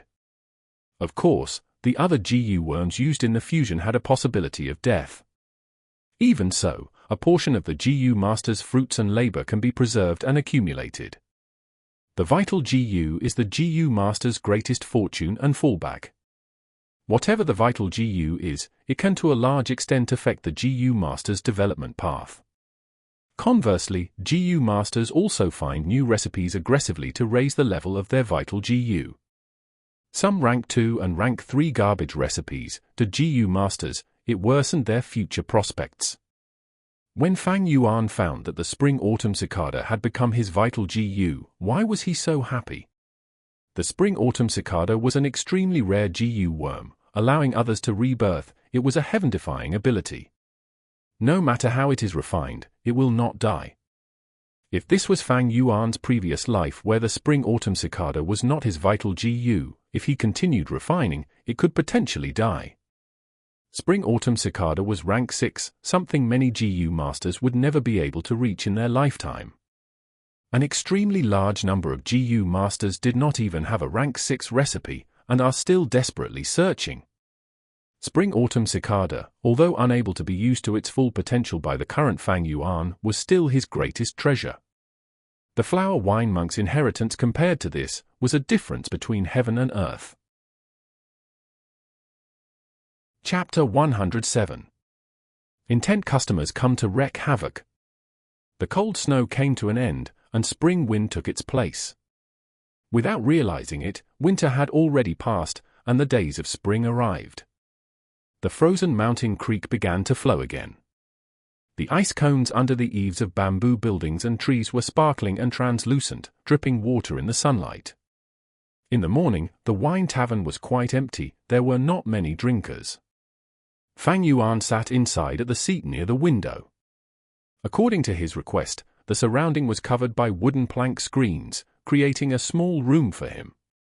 A gust of wind blew in from the window, and the fresh and fragrant smell of the earth was wedged between the air, letting people who smelled it feel carefree and pleased. Jiang Yue sat opposite Fang Yuan, his face full of smiles. "These are the Primeval stones this time, please confirm it." He took out 4 money bags, placing them on the table and pushing it towards Fang Yuan. What was inside the money bag was naturally Primeval stones. Fang Yuan did not open them one by one, but checked their weight by holding them in his hand. He had over 100 years of experience making deals and transactions, so he could easily tell the number of Primeval stones in his hands. One less and he could immediately tell. This was nothing special, to be honest. On Earth, there was an oil seller who placed a coin on the bottleneck and dripped oil inside, where the oil dripped in a line and entered the bottle through the tiny hole without any spillage. There was another divine shooter who could shoot tree leaves at 100% accuracy from 100 meters away. There was also a butcher who worked for many years, using his hands to check the weight. He could tell their exact weight and when scaled, was exactly as he said. Nothing else but practice makes perfect. Accumulation of experience, when enough, can stir up a miracle. After his rebirth, this kind of experience was naturally brought over as well. Fang Yuan used his hand to check, and on finding no problems, he then took out a small cloth bag and gave it to Jiang Wei. Jiang Wei received it with both hands and opened the bag, checking the quantity carefully. Although Fang Yuan had 9 vitality leaves in his possession, he did not plan to sell it himself. If it was Gu Dong too, he would rather do this to sustain his social relationships and increase his influence. But Fang Yuan was reluctant to do this. It wasted too much time and effort. Thus, he sold them all to Jiang Wei, who was a shop owner, so Jiang Wei could sell the rank 1 healing grass Gu to the clansmen. Jiang Wei is Jiang his brother, and when Fang Yuan was searching for the liquor worm, they met before. His brother was even Fang Yuan's half-alliance mate, thus, having him take over the transaction and sell to the clan, was a reliable method. 1, 2, 3, 9. Indeed, it is 9 vitality leaves. Jiang Wei counted 3 times before closing the bag and carefully keeping the bag close to his body. Next, he raised his cup, toasting to Fang Yuan. Lord Fang Yuan, happy doing business with you, let me toast you. His gaze towards Fang Yuan carried deep admiration, even turning into a hint of jealousy. A year ago, when it was also spring. The first time he met Fang Yuan, the latter was still a student at the academy, not even having the rights to wear the Gu Master's battle attire. But now, Fang Yuan was not only wearing battle attire, his belt was also red color, and a square steel piece in the center of the belt, a rank 2 Gu Master.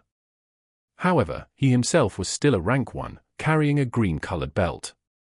Never mind that, what made him jealous was, after getting the inheritance, Fang Yuan turned from a pauper into a tycoon. He owned the wine tavern, bamboo buildings as well as the 9-leaf vitality grass. It was all fortune that Jiang Wei would never be able to earn throughout his lifetime. But Jiang Wei did not dare to show his deep emotion of jealousy. Fang Yuan sold the vitality leaves to him and allowed him to earn the difference in price. Fang Yuan is already his money tree, and Jiang Wei no longer dared to offend this junior. Sigh, comparing among people is odious. Jiang Wei held the cup. His face was full of smiles, but in his heart, he was sighing deeply. Fang Yuan raised his cup and drank it in one shot. Jiang Wei's expression, although secretive, with Fang Yuan's old fox wits, how could he not tell? Fang Yuan did not put it to heart, for if Jiang Wei was not jealous, it showed that he had much greater heart, and that would make Fang Yuan think more highly of him. But he stared at Fang Yuan's small fortune and got jealous. This showed how little his world was insignificant. Drinking with him was solely because he still had some value to exploit. Jiang Wei put down the cup, excitedly saying, "The clan's vitality leaves are sold at 55 Primeval stones apiece. I followed your instructions and only sold our grass Gu at 50 Primeval stones, and the demand is overwhelming. Lord, why don't you make more leaves daily, that way we can earn much more?" Fang Yuan listened and slowly shook his head, rejecting outright, "No, creating 9 leaves is already my limit, it is already wasting much of my cultivating time." This was the difference between Fang Yuan and a mere frog like Jiang Wei. In Fang Yuan's perspective, Primeval stones were just a cultivating resource, a tool. It is all for his cultivating needs. However, Jiang Wei treated Primeval stones as his life goal, thus he cultivates in order to earn more Primeval stones. But even if Fang Yuan only made 9 leaves a day, he could earn 400 Primeval stones daily, and with the accumulation, the fortune in his hands also grew to an amazing level. Seeing Fang Yuan's rejection, Jiang Wei did not dare to push his luck, only moving his lips in pity, then continuing to pour wine for Fang Yuan enthusiastically, and then for himself. "Indeed," he exclaimed, "Lord has such great fortune, you do not have to waste time and effort daily. In my opinion, why does Lord have to stay in that poor old rented flat? Why don't you empty out a bamboo building and stay there yourself? Then marrying a beautiful wife, and having 7 or 8 family servants to take care of you.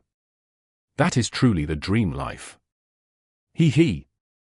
Fang Yuan laughed lightly, not saying anything.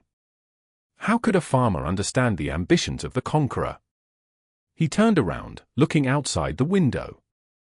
House after house, the bamboo roofs had remnant snow, bathing under the bright and beautiful light of spring.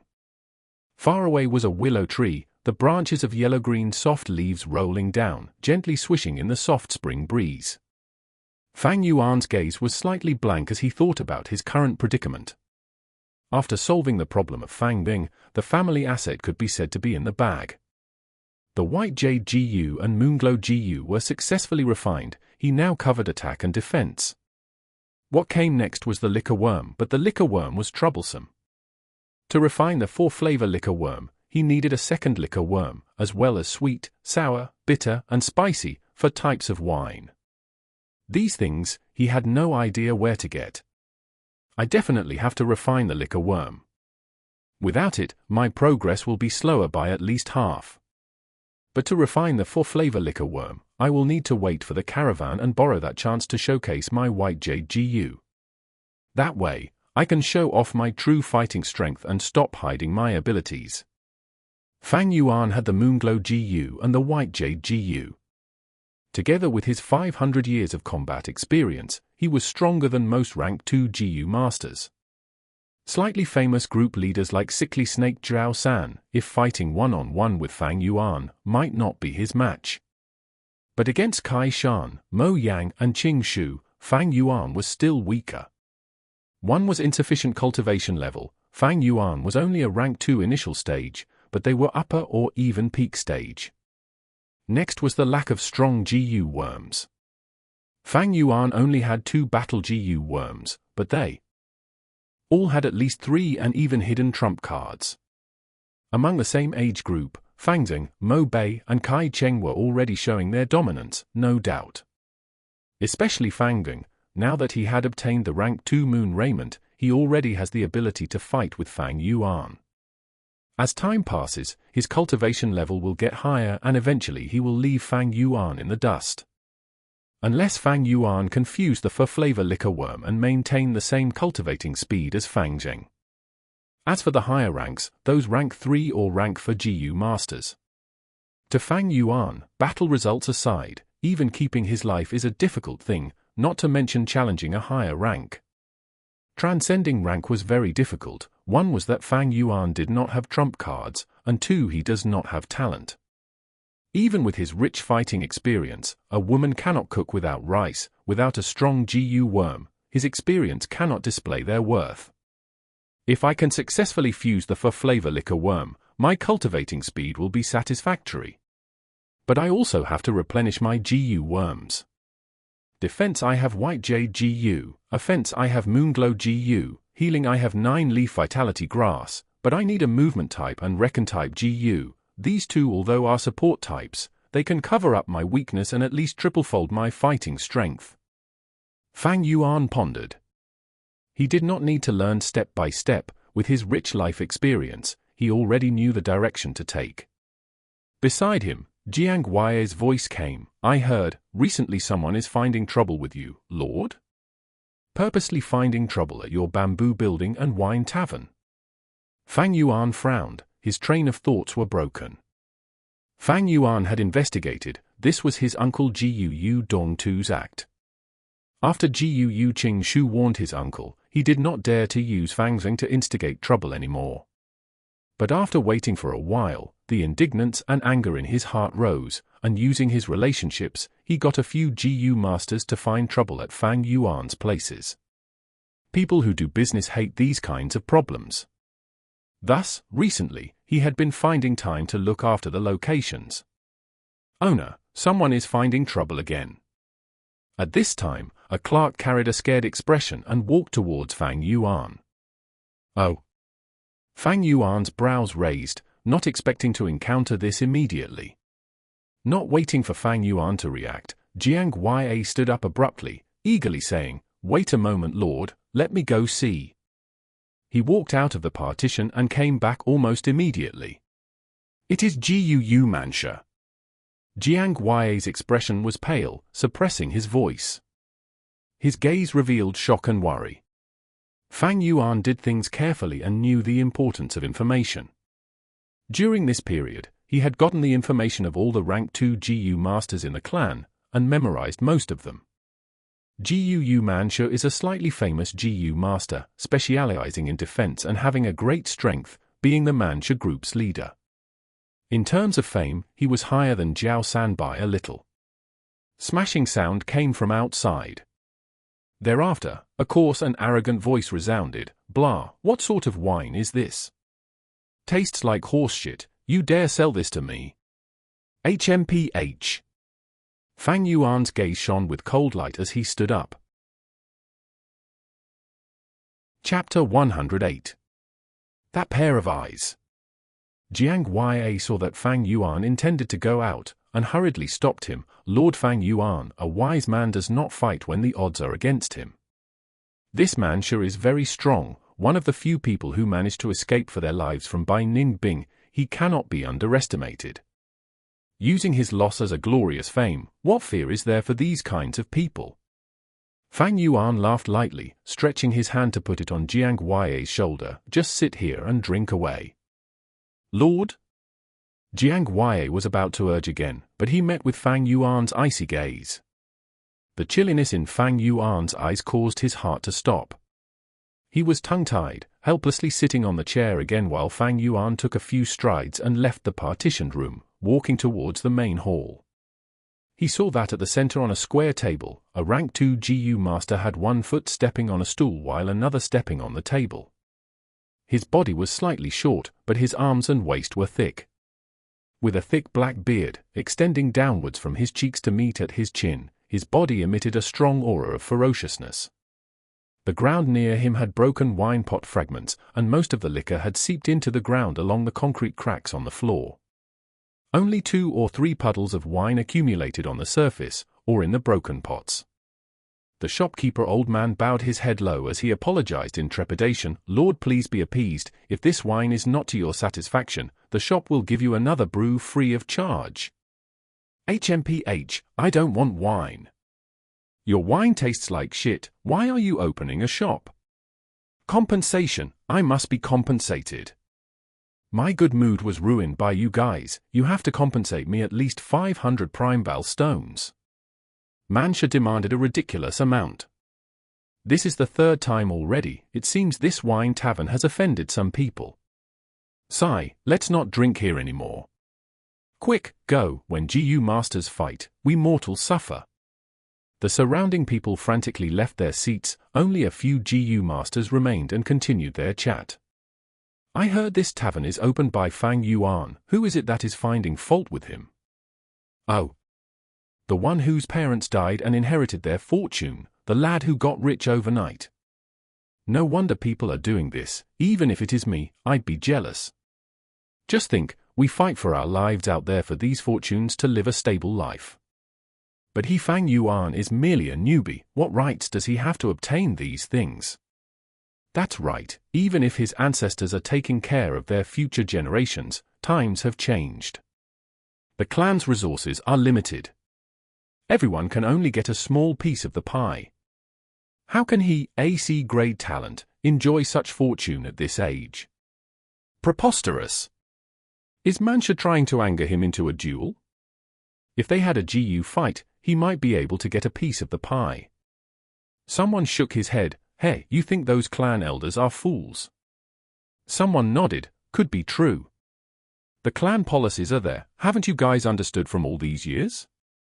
To a degree, they allow us to compete, the strong should get more resources, isn't that right?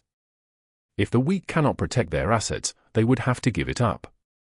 It is all for the clan's prosperity. Makes sense. Let's see first.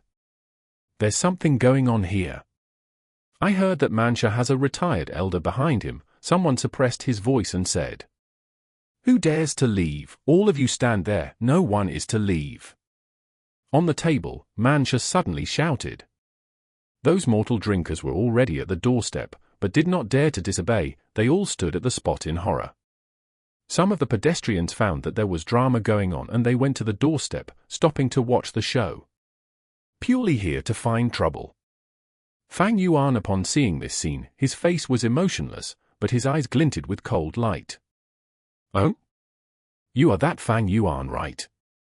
Junior, your wine tavern is cheating my money with your horrible wine. However, since you are a newbie, I'll give you a chance to repent and apologize in public.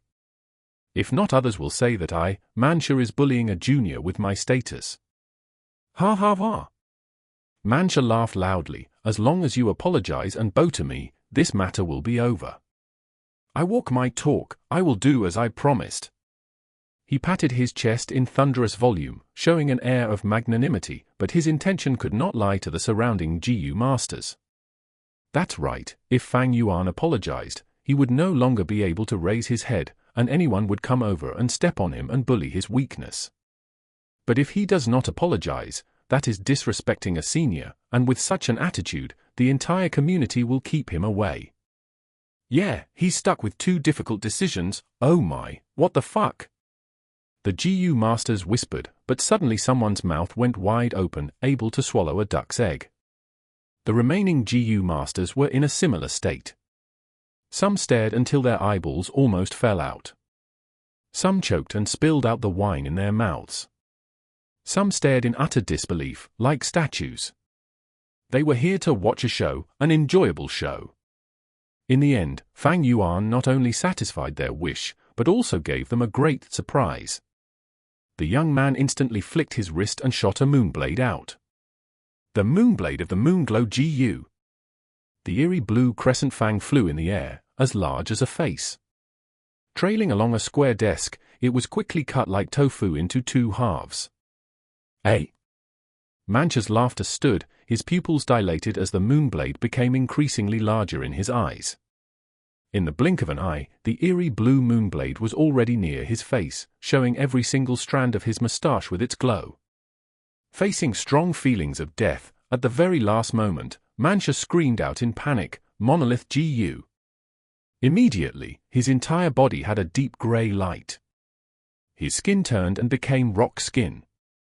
But before it had fully grown, the moonblade had already hit his chest. With a light sound, the rock skin tore open and Mancha's chest became a large diagonal injury. Blood spilled and poured out of his large wound. "Ah!" Intense pain rushed through his nerves as Mancha shouted out in horror, his voice full of disbelief and shock. He had never expected Fang Yuan to attack immediately without a single word. In the village, directly using a GU worm and attacking a clansman. Not to say Mancha, even the onlookers showed utter disbelief, and were lost for words. What situation is this? Is this lad crazy? Not saying a word and immediately going for a fatal attack. Isn't he afraid of killing Mancha and being arrested by the punishment hall, paying for his crimes? Did you guys see that moonblade? It is definitely not the Moonlight GU but the Moonglow GU. To think Fang Yuan succeeded in his fusion already. "Fang Yuan, what are you doing?" Mancha stood on the square table, tearing his throat and screaming in a thunderous volume with a face full of ruthlessness. His entire body's muscles bulged, growing into rock skin at a deeper intensity. The injury was also covered by the rock skin, but large amount of blood still poured out, although less of a fountain. Fang Yuan's face was calm as he continued his walk. He did not talk, or rather, he did not have the intention to talk. He made another move to reply to Mancha. The moonblade flew across the short distance and shot out. "You!" Mancha had no time to talk, but raised his arms and protected his brain and chest. His limbs were covered with a thick deep grey-colored rock, as if arms made from a statue, sturdy and thick. The moonblade hit his arms, cutting a deep wound, numerous small rock fragments flying out. The moonblade's strength caused Mancha's body to fly backwards. His entire body was made of rocks, causing his weight to rise drastically. Finally, the table under him could not bear the weight, and with a crack, it collapsed completely. Mancha lost his footing and fell on the ground, his defenses revealing a weakness. Fang Yuan walked slowly, his eyes shining in cold light as he captured the weakness, and fired another moonblade at it. The moonblade tore through the air and emitted a swooshing sound of the wind.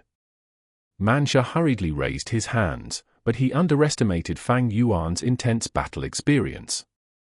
Although the moonblade was moving straight, it tunneled for an angle not parallel to the ground.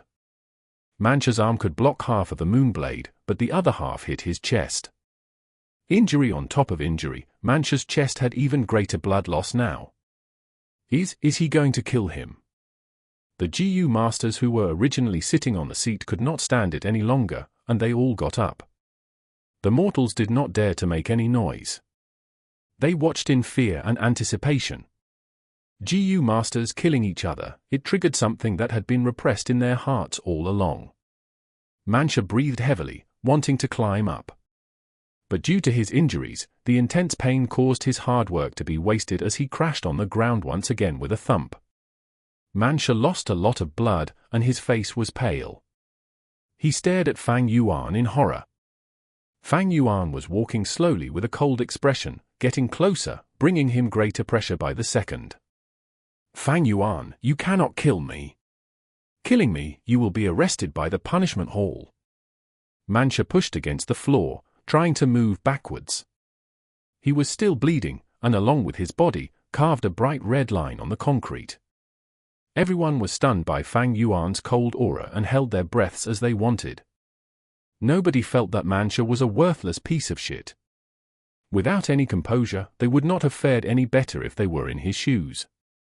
Fang Yuan walked to Mancha, raised a leg and harshly stepped on his chest injury. The pain caused Mancha to draw in a cold breath.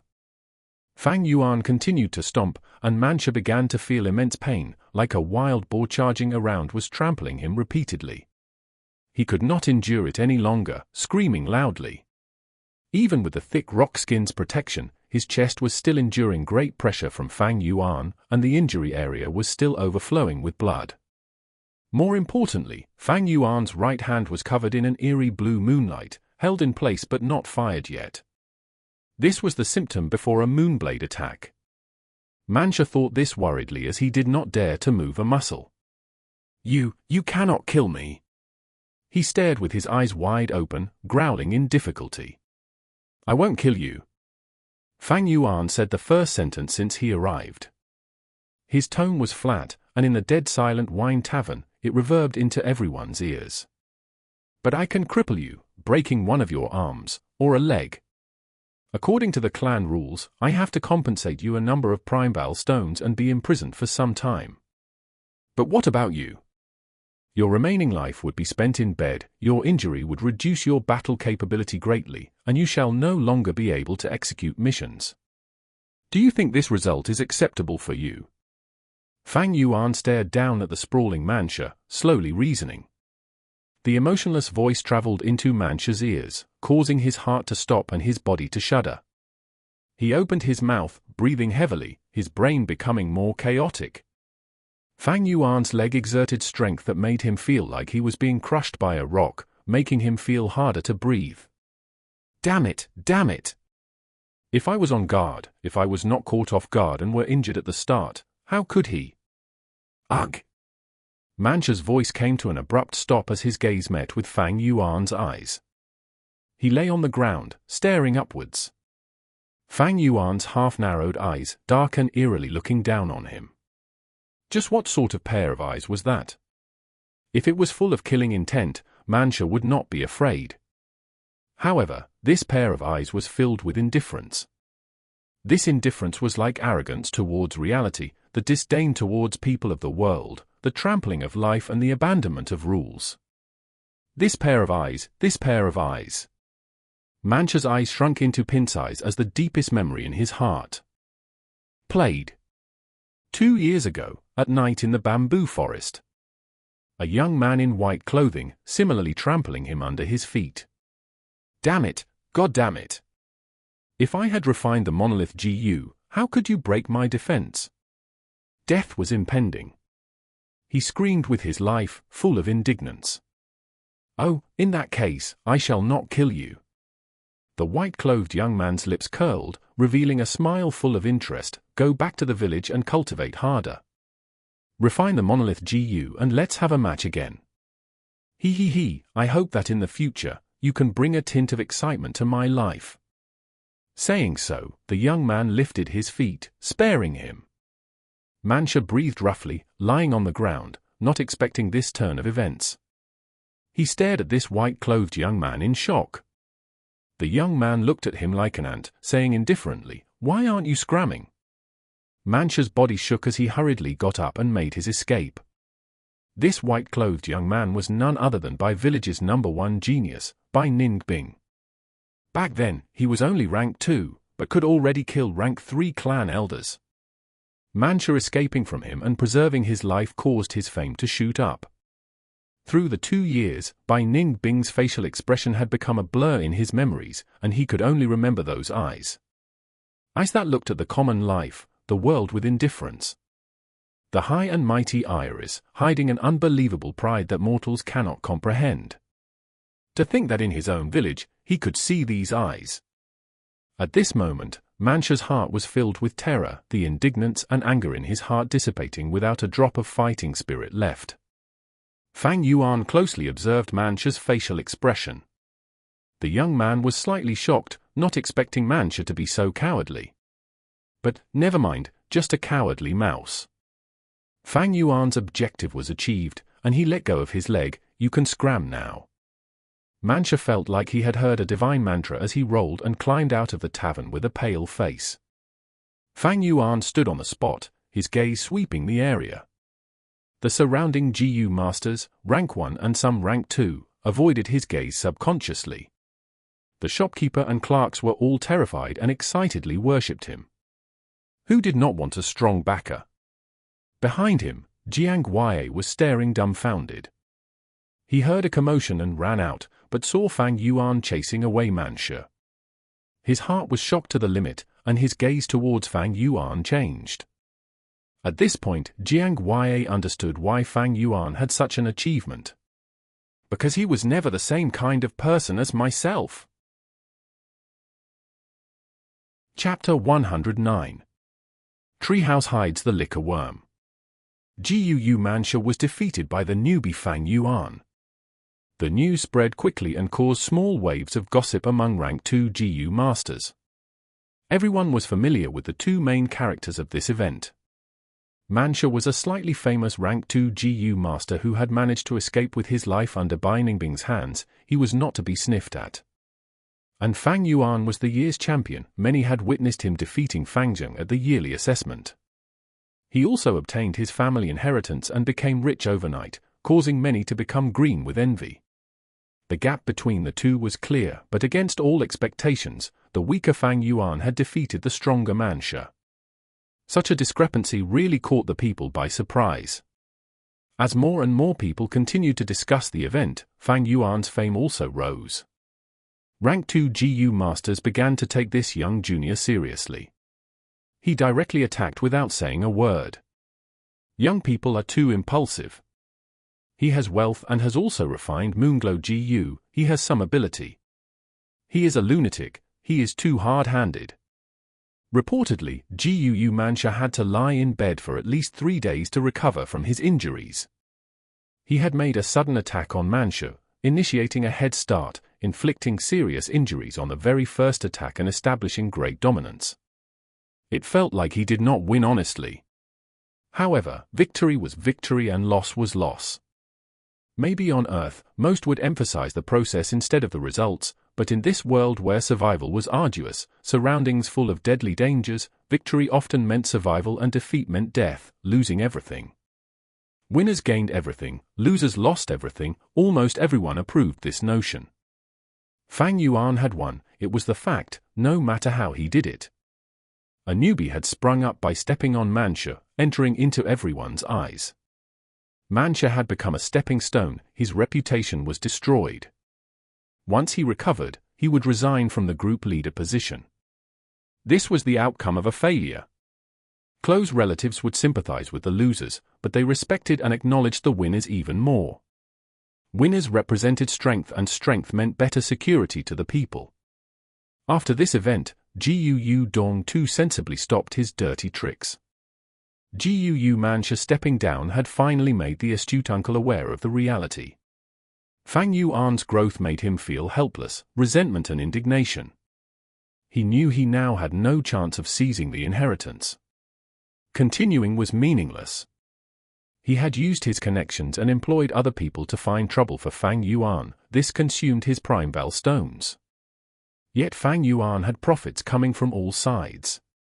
In case the stalemate continued, even if he had a large amount of Primeval stones, the final loser would definitely be he himself. Because he lost the bamboo houses, wine tavern, and 9 leaves vitality grass, he was now without any source of income. The used Primeval stones would be difficult to replenish. By contrast, Fang Yuan lacked Primeval stones, but it was increasing day by day. The main point was that Jiu Dong too dispiritedly realized that the stalemate would not have any benefits. Thus, when he heard Mancha running away in defeat, he immediately stopped these meaningless actions.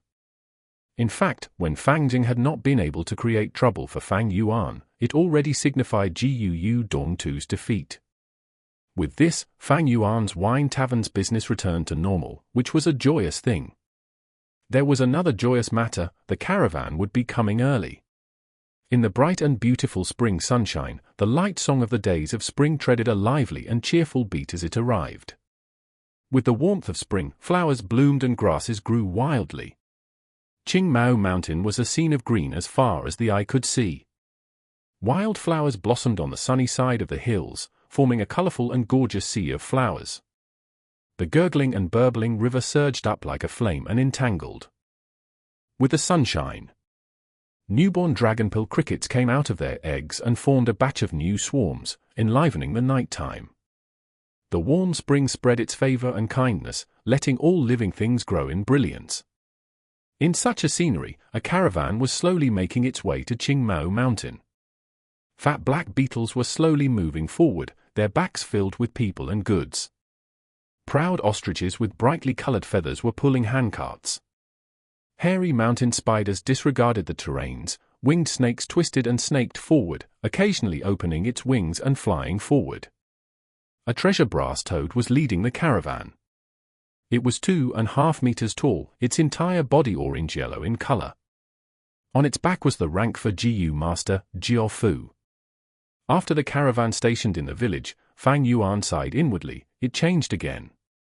In my previous memories, this caravan should have arrived in summer. According to the previous precedents too, the caravan should have only come in summer.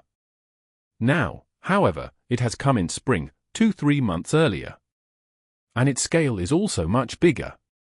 Fang Yuan's rebirth changed his current situation and similarly also influenced his surroundings, creating changes in the future. The root cause should be due to him killing Jiao Jinsheng. Fang Yuan had deceived everyone, so Jiao Fu mistakenly believed Jiao Jinsheng's death was a conspiracy by his rival, Jiao Gui. After Jiao Fu returned to the clan, he had taken radical steps which made the competition between them more intense. To strive for exceptional achievements, the Jiao brothers rushed out even before the year's snow had completely melted, leading the caravans to peddle their goods everywhere. The clan leader Jiu Bo received Jiao Fu. The 2 rank for Jiu masters were the leaders of the both sides. Brother Jiu, I trust you have been well. Jiao Fu was full of smiles and warmth, but his face had a long scar now. Ha ha ha, Brother Jiao Fu, you are quite early this year. Jiu Bo looked at the scar on Jiao Fu's face. His heart jolted, but he didn't ask about it. The early bird gets the worm. This time, I have brought many precious goods and I believe the noble Jiu clan will have lots of needs. Jiao Fu had made a big effort this time to fight for better achievements. Yes, this is good news. Jiu Bo's eyes flashed. Continuing on, it just so happens that the day after tomorrow is our clan's awakening ceremony, and I would like to invite Brother Jiao to attend it. Ha ha, it is my honor to be able to witness the prosperity of Jiu clan. Jiao Fu immediately cupped his hands and sincerely replied. Inviting others to watch the clan's awakening ceremony was treating them as honored guests. Jiao Fu could feel Jiu clan's sincerity from this invitation. In fact, there is also another matter. Jiao Fu hesitated. You have come from afar, so if you have any requests, please say it. Our clan will definitely do our best to fulfill it. Jiu Bo said. Jiao Fu sighed, it is regarding Jiao Jin Sheng's matter. I have especially brought over a few investigation experts from the clan, and I hope that in the course of our investigation, you can allow us some convenience. Jiu Bo immediately revealed a look of understanding. Apparently, Jiao Jin Sheng's death had caused Jiao Fu to fall into an awkward and passive situation in the competition for family assets. It was said that after returning to the clan, Jiao Fu had squabbled with Jiao Gui in public and the situation had erupted into an intense fight. The scar on his face could very well be a trace from that fight. It was no wonder he had come running over at the start of spring. He had a lot of pressure on his shoulders. Fang Yuan was strolling around tents and street stalls. The scale of this year's caravan was much bigger than any of the previous years. Not only were there more tents, there was also a GU house. GU house was something only large-scale caravans had. A large-scale caravan usually had 2 to 3 GU houses. Jiao Fu's caravan was at most a middle scale, but it had a GU house. This GU house was a large tree. It was 18 meters tall and it really seemed to reach to the sky. Its roots and branches were twisted like the tangling of dragons and snakes. The diameter of the trunk at the base was 10 meters, it decreased as it went up but the decrease wasn't that visible. The brown trunk was not actually a single entity and had 3 layers of space inside. There were also windows on the trunk. Sunlight and fresh air passed through the window and entered the 3 layers of space inside. The branches and leaves seemed to be scarce on the trunk. Only at the treetop was it verdant and lush. The spring wind blew, and the tree leaves shook and created soft rustling sounds. This was the most common type of GU house. The rank 3 plant GU named 3-star cave. It could instantly grow once Primeval essence was poured into it. There were 3 rooms arranged in these 3 layers of space. The defensive power of these rooms were incomparable to that of the tents. In the continuous stretch of tents, an enormous tree was standing aloft in the middle like a tower. It was like a crane among a flock of chicken. At the base of the enormous tree, there were 2 wide doors used as entrance. Fang Yuan followed the stream of people and walked into the enormous tree. The tree had 3 layers of space which were transformed into the layout of stores. There were rows of counters inside and on them were displayed all kinds of GU worms. These counters were made of wood and were a part of the enormous tree. On top of growing green leaves and branches, the 3-star cave tree GU could grow different designs according to the GU master's will. Apart from these counters, there were stools and benches for the customers to rest upon. A rank 3 support GU master was constantly operating and monitoring the situation from somewhere in this enormous tree. In case someone snatched the GU worms in the counters, the monitoring GU master could operate the enormous tree to immediately close the doors and create a momentary prison cell. Countless branches would be madly grown and perform group attacks. At the same time, the security GU masters in the tree would also make their moves. The treehouse was much more secure than the tents and so the goods sold inside were more precious. Fang Yuan had just entered the first layer when he saw a lone counter in the middle and on it was a liquor worm. Many GU masters were surrounding this liquor worm, assessing it. Some clicked their tongues in admiration. Fang Yuan swept his eyes over the place, where the other counters also displayed many precious GU worms. There were Jade Skin GU, Whirlwind GU, Scarstone GU and so on. All these GU worms were compatible with the Moonlight GU and could fuse into higher rank GU worms. Jiao Fu wasn't completely clear on these fusion recipes, but with his many years of business experience, he knew which GU worms the GUU clan might need more. Naturally, Jiao Fu's caravan isn't just targeting the GUU village, he is really making an all-out effort this time. It seems he was thoroughly provoked when he returned to the clan. Fang Yuan's heart moved when he saw this. Chapter 110.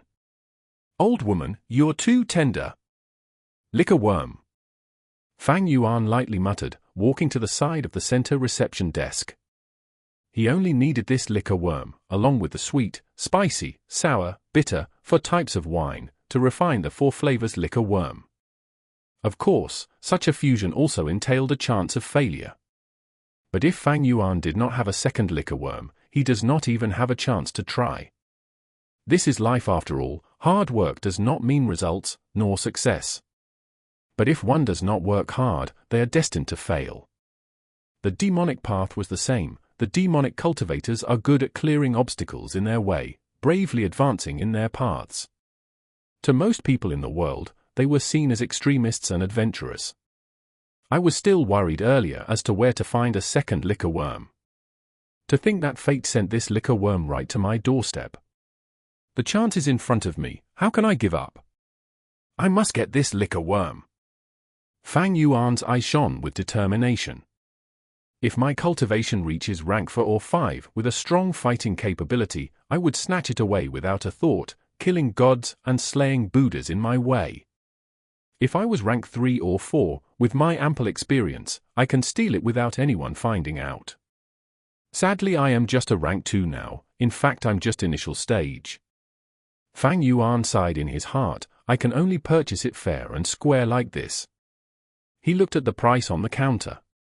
Liquor worm, 500 Primeval stones. The liquor worm's normal price is 580 Primeval stones. The price here was actually 80 pieces cheaper than the market. But if Fang Yuan really thinks he can spend 500 Primeval stones to buy this liquor worm, then his 500 years of living would have been in vain. The low price was just to attract customers and trigger people's mentality and greed into buying it.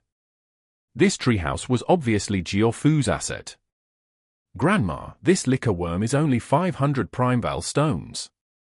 A young girl walked in, screaming in shock. The young girl's eyes were glowing, shaking her grandmother's hand. Grandma, tomorrow is the awakening ceremony. Didn't you promise to give me a present? Why don't you give this liquor worm to me? The young girl's grandma had a white waist belt, and the belt had a square silver piece with the number 3 on it. Once a GU master reaches rank 3 cultivation, they automatically ascend to clan elder position. Only that among clan elders, there were differences. There were elders in power who held great political power. While others were not, they would only be controlling the departments with little profits. But this rank 3 elder was not those weak clan elders. Gu Yao Ji. Fang Yuan recognized her immediately. This was the Medicine Hall's clan elder. The Medicine Hall is the clan support faction. It can be said to be the most lucrative department. Gu Yao Ji had very great influence due to her seniority, even towards the clan leader. She could do away with paying respects and reply while sitting. She was the number 1 healing GU master in the clan and had saved many lives of the clan elders, thus having very strong network in the clan. All right. If my obedient granddaughter wants it, Grandma will buy for you. The old woman's face was full of wrinkles. She was a hunchback and had a walking cane in one hand, helplessly sighing and saying with a benevolent face. Grandma is the best. I knew Grandma dotes on me the most. The young girl happily grabbed Gu Yao Ji, joyfully planting her lips on her grandma's cheek. Then Grandma, let's call the shop assistant and buy this liquor worm immediately. Gu Yao Ji shook her head. My lovely granddaughter, the GU worm here isn't bought like that. Let Granny teach you. You see that stack of paper and pen over at the counter? The young girl nodded. I see it.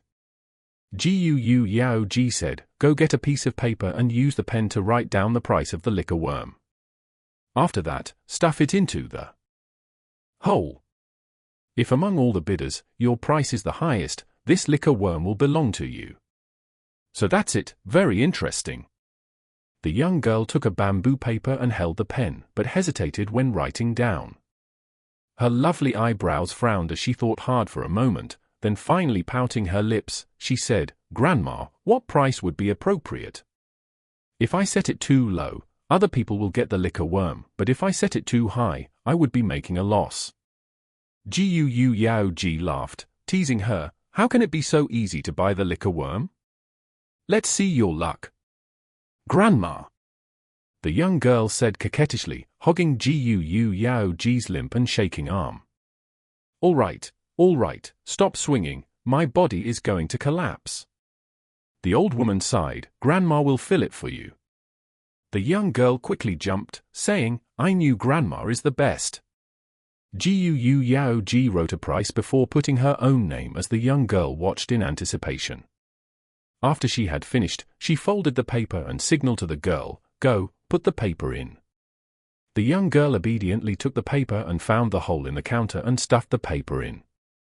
She returned beside Gu Yao Ji, feeling uncertain. "Grandma, will this do?" The old woman nodded. "That's about it. But life is hard to predict, someone might put a higher price. But that price would be too high. If they really bid it so much, the person who bought this liquor worm is a fool. Don't worry, the liquor worm is in the bag." "Oh." The young girl nodded with a cute expression. "Let's go. Come accompany Grandma upstairs and look around." Seeing them leave, Fang Yuan's eyes shone with severity. This Gu Yao Ji, to him, was a tough competitor, not to be underestimated. But this situation, Fang Yuan had prepared and anticipated it. The liquor worm was precious. Although it was only usable for rank 1 GU masters, the liquor worm could refine Primeval essence, and that was very useful. Refining Primeval essence and raising it by one small stage, this meant that the Primeval essence storage increased, and this had a great driving force towards GU master cultivation. The only flaw is that the liquor worm did not have a good prospect in the future. According to the popular recipes, liquor worm was only used as a fusion ingredient, and the new GU worm created does not have the Primeval essence refining ability. This was too much of a waste. In fact, it was not worth it. Thus, most clans have the liquor worm and did not use it to undergo fusion, but is used by the academy to allow students to take turns using it. If Fang Yuan exposed his advancement recipe, the liquor worm's market value would rise drastically. Sigh, it is not easy to get this liquor worm. This grandma and granddaughter is just one competitor. I wonder how many others are there who have placed the paper into this hole. Liquor worm was a good thing, and people naturally want good things. Just that among these competitors, some were sincere about buying it, while others were just trying their luck. Some are affluent, like Gu Yao Ji, while some were poor, like Fang Yuan. Luckily, I got back the family assets, and these few days I've sold some rank 1 vitality leaves, plus the wine tavern and bamboo buildings are all rented out. Thus I could accumulate some savings. If not, I would not even be able to compete. But he had too little time to save up. On the one hand, he had a lot of GU worms to feed, and in terms of fortune he could not compete with an old woman like Gu Yao Ji. Sigh, let's go. Lord Yao Ji just tossed in a paper. I saw it too. It seems I'm not fated to have this liquor worm. The GU masters surrounding this counter all left dejected. Only Fang Yuan still stood there. His eyes were like the abyss river, shining with cold light. The GU masters who left were all scared off by Gu Yao Ji's aura and backed out of their own accord. But how could Fang Yuan be scared away? Some chances are just in front of you, only that people choose to give it up. I still have a chance. Fang Yuan's brain worked intensely as he fell into deep thought. To compete with fortune, Fang Yuan was not her match.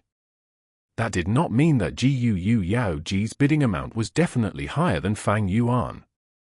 Even though the liquor worm was precious, it was still a rank 1 GU worm.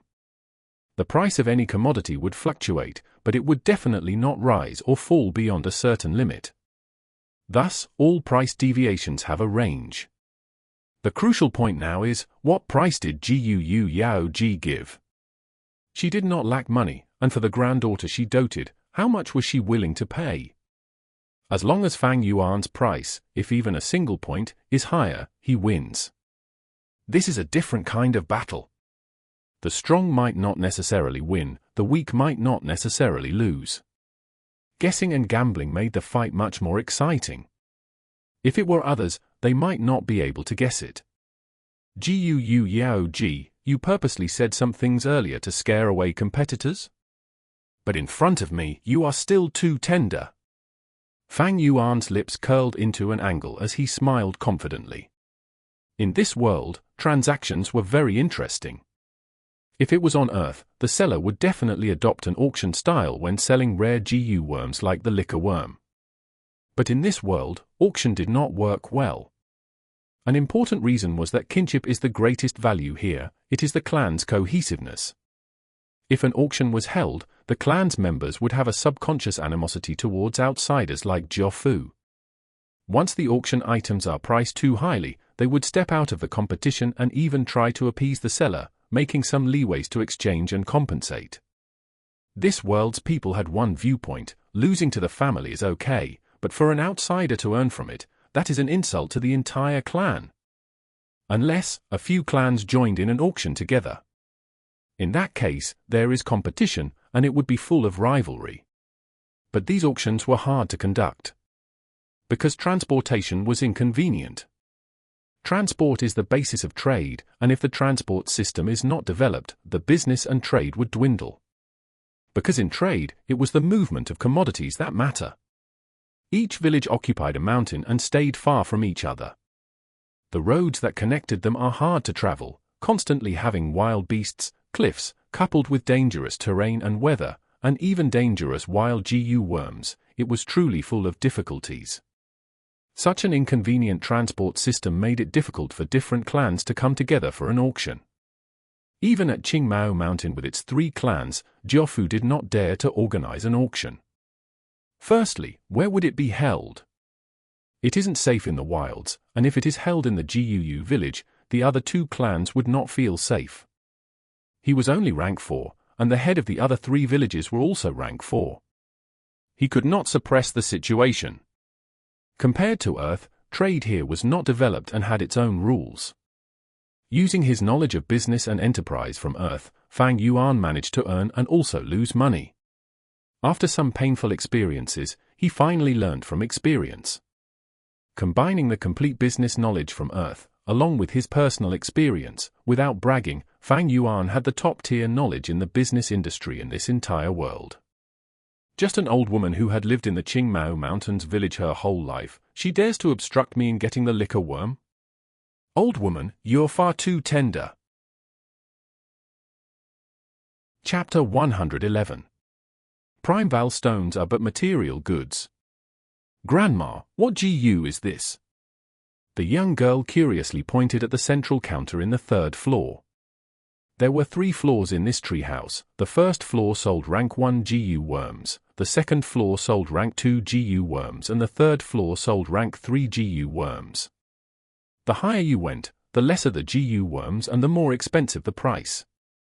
Naturally, the GU worms that were put for sale in the treehouse were all rare and precious.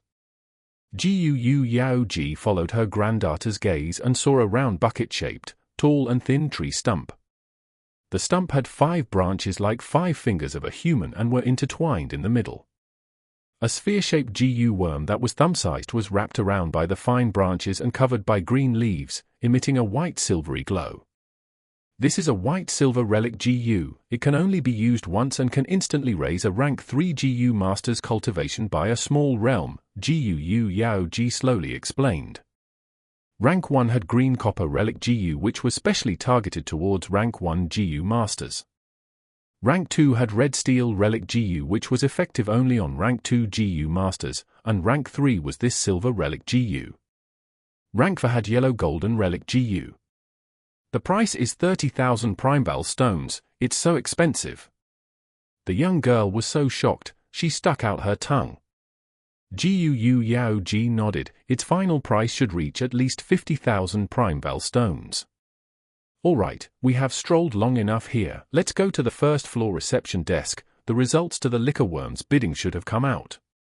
In the treehouse, a rank 1 GU worm would only be displayed for half a day once there was a bid on it. For GU worms that people had little interest in, it would be kept on display till someone made a bid. Rank 2 GU worms would be displayed for a day and rank 3 ones for 2 days. At first glance, this practice looked odd, but when put in practice, this was the most suitable way of doing business. What? The liquor worm has been bought by someone else? Guu Yao Ji immediately frowned upon seeing the results. She had put a high price and was confident in obtaining the liquor worm, but to think she had actually miscalculated. HMPH. Who is it to be so bad as to snatch my dear liquor worm? The young girl angrily asked. Yao Lei, Gu Yao Ji reminded her granddaughter. The young girl pouted and obediently shut her mouth. The sales clerk behind the counter was a rank 2 female GU master. She slightly bowed and answered the young girl, I am sorry, we can't divulge our customers' information. Each business has special rules, please forgive me. It was this confidentiality that dispelled many customers' apprehensions and allowed them to freely take part in the bid. Sometimes, people would have some things they clearly wanted, but they would yield to others because of feelings and courtesy. After all, they would frequently see each other in the clan. But such a method of doing transactions secretly allowed one to go around the problem of sentiments. Why would such a good thing need to go to you? Because you are my senior, relative, or friend. Never underestimate the dark side in everyone. Such secret transactions allowed this dark side to come out. Gu Yao Ji ruminated for a while and said, I know the rules. You don't need to worry, little girl, I won't ask the name of that person who bought the liquor worm, I only want to know what the final price was. The female GU master bowed again, I am really sorry, the price is also confidential. But please don't worry, the final price was definitely the highest among all the bids. Geo family's business has always centered around honesty. HMPH, little girl, do you know who I am? Gu Yao Ji's face sank and coldly snorted. What is going on? At this moment, a rank 3 middle-aged GU master hurried over. This treehouse was constantly being monitored, they would naturally know if anything occurred. Lord Supervisor. The female GU master immediately greeted this middle-aged man. The man waved his hand at the girl, you can leave now, I will handle it here. He turned towards Gu Yao Ji and smiled, so it was Lord Yao Ji. She should be your granddaughter, right? She looks smart and sweet. Gu Yao Ji's expression softened upon seeing that this man was also a rank 3 GU master, but she still asked to know the final price. The male supervisor felt that the situation was rather tricky. He was an elder at the caravan and also a trusted aide of Jiaofu. After doing business for many years, he had a deep understanding of the Guu village's situation and knew the influence this old woman had. To them, even if they offended Guu Kai Lian or Guu Mo Chen, they wouldn't want to offend Guu Yao Ji. The latter's influence was second only to clan leader Guu Bo. The male supervisor pondered and said, how about this, since Lord Yao Ji wants to purchase the liquor worm, I could call the shots and secretly transfer one over. To be honest, the warehouse has 3 liquor worms and Lord Jiaofu personally decides where to sell them. You should know how precious the liquor worm is. As for the price, let's decide your bidding price as it. However, Gu Yao Ji slightly shook her head and knocked the cane on her hand on the ground. She said, I am not looking for a bargain. The price will be the same as the selling price of the previous liquor worm. This? The supervisor hesitated, he naturally saw Gu Yao Ji's aim. Gu Yao Ji pretended to be annoyed and continued to pressure the male supervisor, what? Is the price so high that you are afraid I won't be able to afford it? Of course, I didn't mean that. Sigh, all right, we will do like you say. The supervisor sighed and said a price. Upon hearing the price, the young girl first heaved a sigh of relief, but soon after that she felt somewhat indignant. What, it was only 20 Primeval stones more than ours. Gu Yao Ji narrowed her eyes, but didn't speak. Meanwhile, Fang Yuan had already exited the treehouse and arrived at the wine tavern. The second liquor worm was already in his possession, and now the only things he needed were the 4 types of wines, sour, sweet, bitter, and spicy wines. I already have the sweet wine, there is still quite a lot of the golden honey wine remaining from the family inheritance mission. Spicy and sour wine should not be a problem. My only concern is the bitter wine. Fang Yuan was a bit worried when he thought of this. If he had bitter wine, he could begin refining the 4 flavors liquor worm tonight. Many things in life were like this, whatever you fear, it will come true. Fang Yuan's worry became reality. He spent several hours rushing through countless tents. He found spicy and sour wines, but he didn't find bitter wine. Not everything in this world follows our wishes. Fang Yuan was very helpless. He could only set aside the fusion plan for the liquor worm. Without the four flavors liquor worm, his cultivating speed would be ordinary. In the afternoon, he went to the treehouse again. There were new GU worms in many counters on the first floor. The central counter, where the liquor worm had been displayed, was now occupied by a cleansing water GU. The cleansing water GU resembled the leech on Earth, except it was much cuter than the leech. Its whole body had a light blue luster like that of the glimmering water. Cleansing water GU can remove the mixed aura in the aperture. To Kai Cheng, it is a GU worm that he must have. Fang Yuan thought of Kai Cheng when he saw this cleansing water GU. He knew Kai Cheng only had a C-grade aptitude and had forcefully raised his cultivation with the help of his grandfather Guu Kai Lian's Primeval essence, thus Kai Lian's aura was mixed inside Kai Cheng's aperture. If Kai Cheng didn't clean it off, then his future prospects would be jeopardized. Kai Lian will definitely buy this GU worm for Kai Cheng. Let me think, his quote should be between 630 to 640. This price was much more than the liquor worm's market value. The main reason was that Kai Cheng especially required this GU worm. If I quote 650, it should get me this cleansing water GU. Just by adding 10 Primeval stones, this cleansing water GU is bound to fall in my hands. As for the liquor worm I bought this morning, my quote should have been about 20 Primeval stones higher than Guu Yao G's. Fang Yuan coldly smiled inwardly. His 500 years of experience and the advanced business knowledge from Earth had combined to form this self-confidence.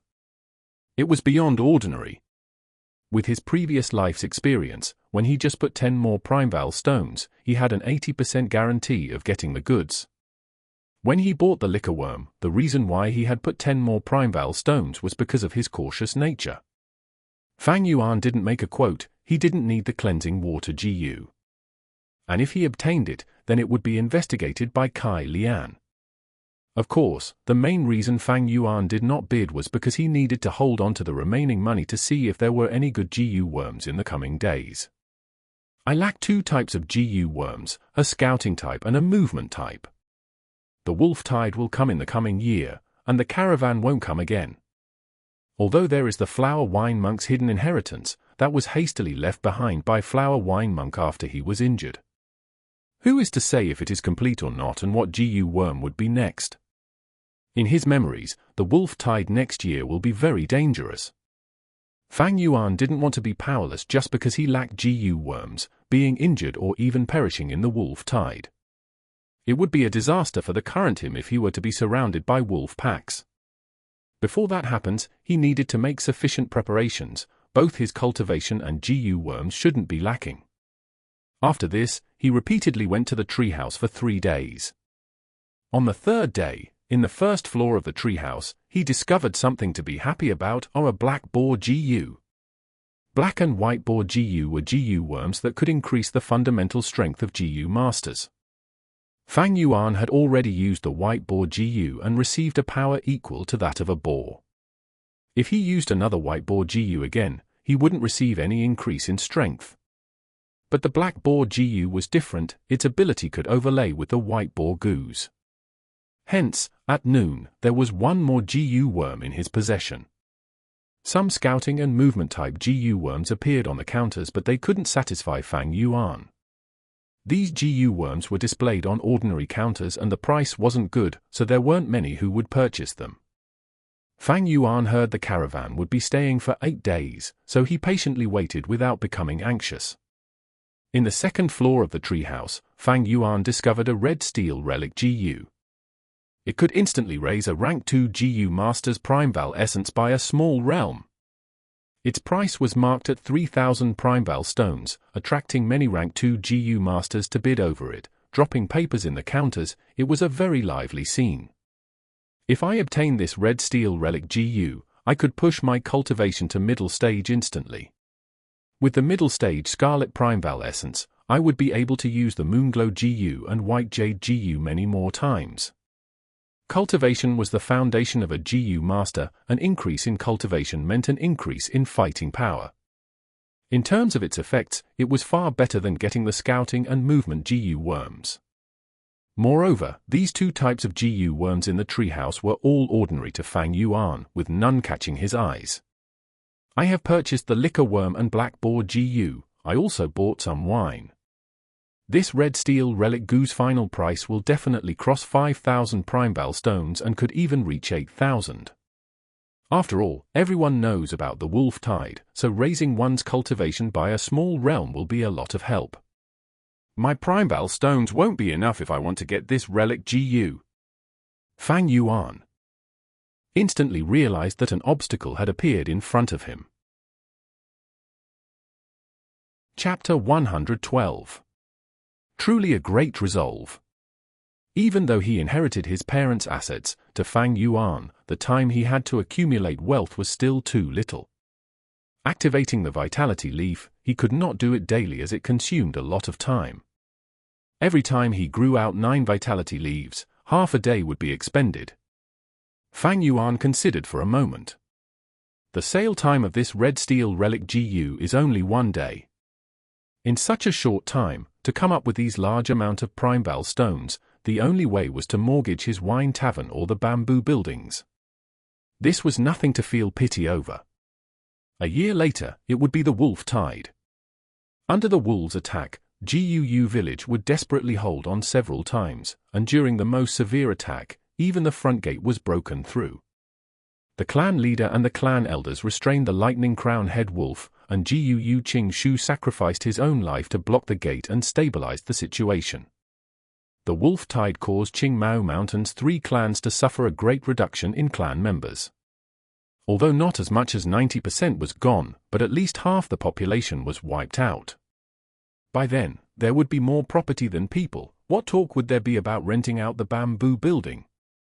The wine tavern was facing the eastern gates. Who would dare to drink there? Even if they wanted to drink, the tavern would have gotten used by the clan and turned into a defensive tower. Right now, the clan and many people were underestimating the severity of the wolf tide. At this point, if he could get rid of the tavern and bamboo buildings, he would be able to sell it at the best price. Money and fortune are just material goods, only one's cultivation is the root.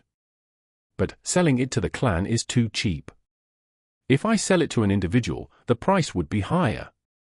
But who would have the financial ability right now to buy my bamboo building and tavern? Such a huge transaction, it is not something that can be settled at one go. Both sides have to observe and haggle for the best prices. That would take too much time. I only have 1 day. Wait, maybe someone can. Fang Yuan's inspiration struck as he thought of someone. This person was none other than his uncle Jiu Dong. 2 uncle and aunt were both cunning and miserly. These decades of operating the tavern, bamboo buildings, and selling the vitality leaves, they must have a huge stash of Primeval stones. Moreover, these assets were originally operated by them. All in all, it can save a lot of observation time. The most important part was, they desperately needed this family asset to continue operating. No matter how much assets they had, without any income, this was like a river without a source. Their Primeval stones would get lesser and lesser. Anyone would also be anxious over it. It could be said, uncle and aunt were the best transaction targets. Thinking of this, Fang Yuan hesitated no longer, leaving the treehouse and walking towards Jiu Dong 2's estate. The one who opened the door was Shen Kui, his former servant. "Ah, it's you." Seeing Fang Yuan, she was very shocked. Soon, she realized her slip of the tongue, and her face turned white from horror. Fang Yuan was now a rank 2 GU master, but she was a mere mortal. The difference between them was like heaven and earth. More importantly, Fang Yuan was the ruthless person who dared to kill the Mo family servant, later mincing the corpse and sending it to the Mo family. This servant pays her respects to young master Fang Yuan. "Welcome home, young master." Shen Kui shivered from her fear and her knees went soft, kneeling on the ground. "Home." Fang Yuan took a step into the courtyard. Seeing the familiar settings, his face showed a hint of mockery. There was no sense of belonging or attachment. A year later, he had returned here once again. Compared to his mental impression, this place was much more vacant. Just as Fang Jing had said, some family servants were already sold away or retrenched. Fang Yuan's sudden appearance had alarmed uncle and aunt. As the housekeeper, Matron Chen, arrived at the first moment, kneeling and bowing to invite Fang Yuan into the living room, and served him tea by hand. Fang Yuan sat on the chair, observing the living room. Many of the furniture was missing, and the decor was much more simple and plain. But this did not mean that uncle and aunt had no savings. Gu Dong Tu is still very cunning. This is an act of self-preservation. He had already stepped into the background, and his battle strength had drastically slipped. Most importantly, he had lost the 9-leaf vitality grass, meaning that he had lost the trump card in maintaining his personal relationships, no longer able to exert influence outside. A man's wealth is his own ruin by causing another's greed. After Fang Yuan inherited the assets, many clansmen were jealous and eyed his fortune. As for uncle and aunt, they faced the same problem. The huge amount of savings they had was both a blessing and a problem.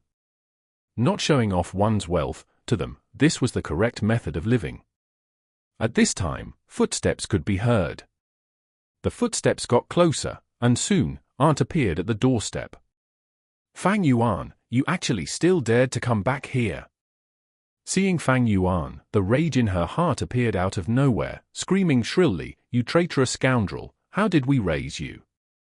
And to think you treat us like this, do you have a conscience? Has your conscience been eaten by a dog? You still have the cheeks to come here, and have the cheeks to drink tea here. Are you here to see our sorry states? Now that you've seen it, are you happy?" Her finger pointed at Fang Yuan, her other hand at her waist as she screamed like a shrew. If not for Fang Yuan wearing a glaring Rank 2 GU Master Battle attire, reminding her, she would have pounced on him and strangled him. Fang Yuan paid no heed nor showed any expressions to aunt's finger or her angry accusations. A year of not meeting, aunt's yellow face, although full of rage and hatred, could not hide her haggardness. Her clothes had already changed to a simple hemp garment, and the accessories on her head had reduced. Without any makeup, her mouth looked sharp and her face small, like a monkey. Fang Yuan getting back the assets had caused a great influence and impact on her daily life.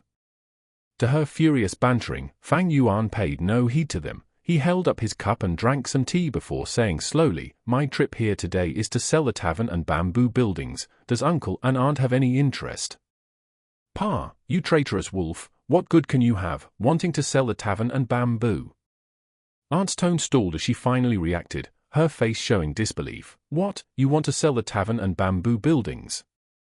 Fang Yuan put down his teacup, leaning back on the chair, closing his eyes to rest. "Better to get uncle here to discuss with me." Aunt gritted her teeth, not believing it, her eyes like erupting flames as she stared angrily at Fang Yuan, saying, "I know you're trying to toy with me, that's why you said that. Once I agree, I will get harshly mocked and ridiculed. You think I'm a fool, and would be played by you." This was purely a way of thinking from a person of low social status. Fang Yuan sighed in his heart, before saying one sentence to change his aunt's attitude, "Say any more bullshit and I'm leaving. I believe others would be interested in these assets. By then, I would have sold it to other people, so don't you both regret it?" Aunt paused for a moment. "Do you really want to sell these assets? I am only waiting for 5 minutes. Fang Yuan opened a slit of his eyes to talk, before shutting them again. He heard aunt stomping her foot before a series of quick and softer footsteps. Not long after, Uncle Gu Dong Tu appeared in front of Fang Yuan, but aunt did not accompany him. Uncle was already aging extensively, his originally well-maintained face had shrunk, and there was much more white hair on his head now. He had been worrying for the past few days. Losing the family assets, he lost his financial sources all of a sudden. Without the 9-leaf vitality grass, he also lost his outside influence. His hidden elder title was already falsifying. Although he had a huge amount of fortune in his hands, without his influence, these Primeval stones had gotten troublesome. The clan's politics was to encourage the clansmen to compete for resources, especially the rules on GU fighting. It was inhumane and non-friendly. But this could exterminate parasites and the appearance of a good-for-nothing second generation, allowing the clan's people to maintain a sense of alertness. This also allowed the clan's fighting force to maintain at a strong position. In this world, only strong fighting force could ensure survival. Tornadoes, floods and beasts do not speak sense with you. These years, Gu Dong too had lived a life of peace, and his fighting ability had diminished. In order to reduce his burden, the GU worms that he used to fight with, he had sold them away already. If someone sent him a challenge now, he would definitely lose more than winning. Towards his uncle, Fang Yuan spoke openly about his purpose in coming. Fang Yuan, I shall not beat about the bush. I don't understand something. Why do you need to sell the wine tavern and bamboo buildings? If you keep them, you will have a steady source of income. Uncle could not believe it, but his tone was much more acceptable than aunt's. Because I want to buy a red steel relic GU. Fang Yuan said honestly, there was no need to hide such things. So that's it. Uncle's gaze shone. Then, you are selling the 9-leaf vitality grass too? That is impossible. Fang Yuan shook his head without any hesitation. I am only selling the wine tavern, the bamboo buildings, the land, and the 8 servants. 9-leaf vitality grass was the most valuable thing in the asset. Fang Yuan needed its healing ability as well as selling them to earn Primeval stones. It could sustain his cultivation and also feed the GU worms.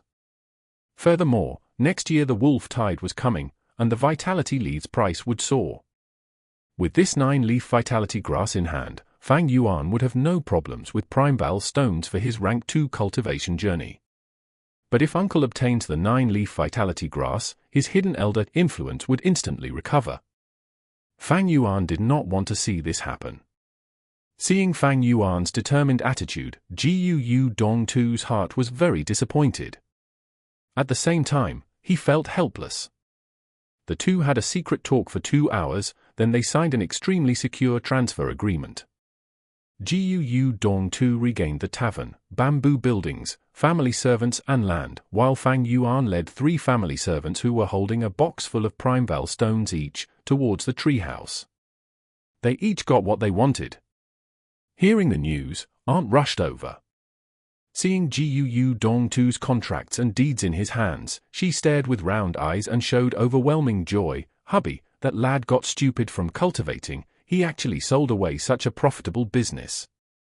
So stupid, wanting the eggs and not keeping the hen that lays eggs. Will you die if you stop talking? Shut up. Gu Dong Tu sounded very irritated. Husband? Aunt pouted, I'm just happy about it. Do not get complacent. With this tavern and the bamboo buildings, we have to be even more cautious now and keep a low profile. A huge tree attracts the wind. Although Fang Vang is our adopted son, we cannot misuse this relationship. After all, Fang Vang has not fully developed himself yet, who knows what the future entails. Gu Dong Tu sighed deeply. Got it, husband. Aunt listened while staring at the stack of deeds, laughing uncontrollably. Gu Dong Tu's face was solemn throughout. The transaction went well, and he now had income. The Primeval stones he spent would be replenished with 2 or 3 years of operation. But he was not happy at all.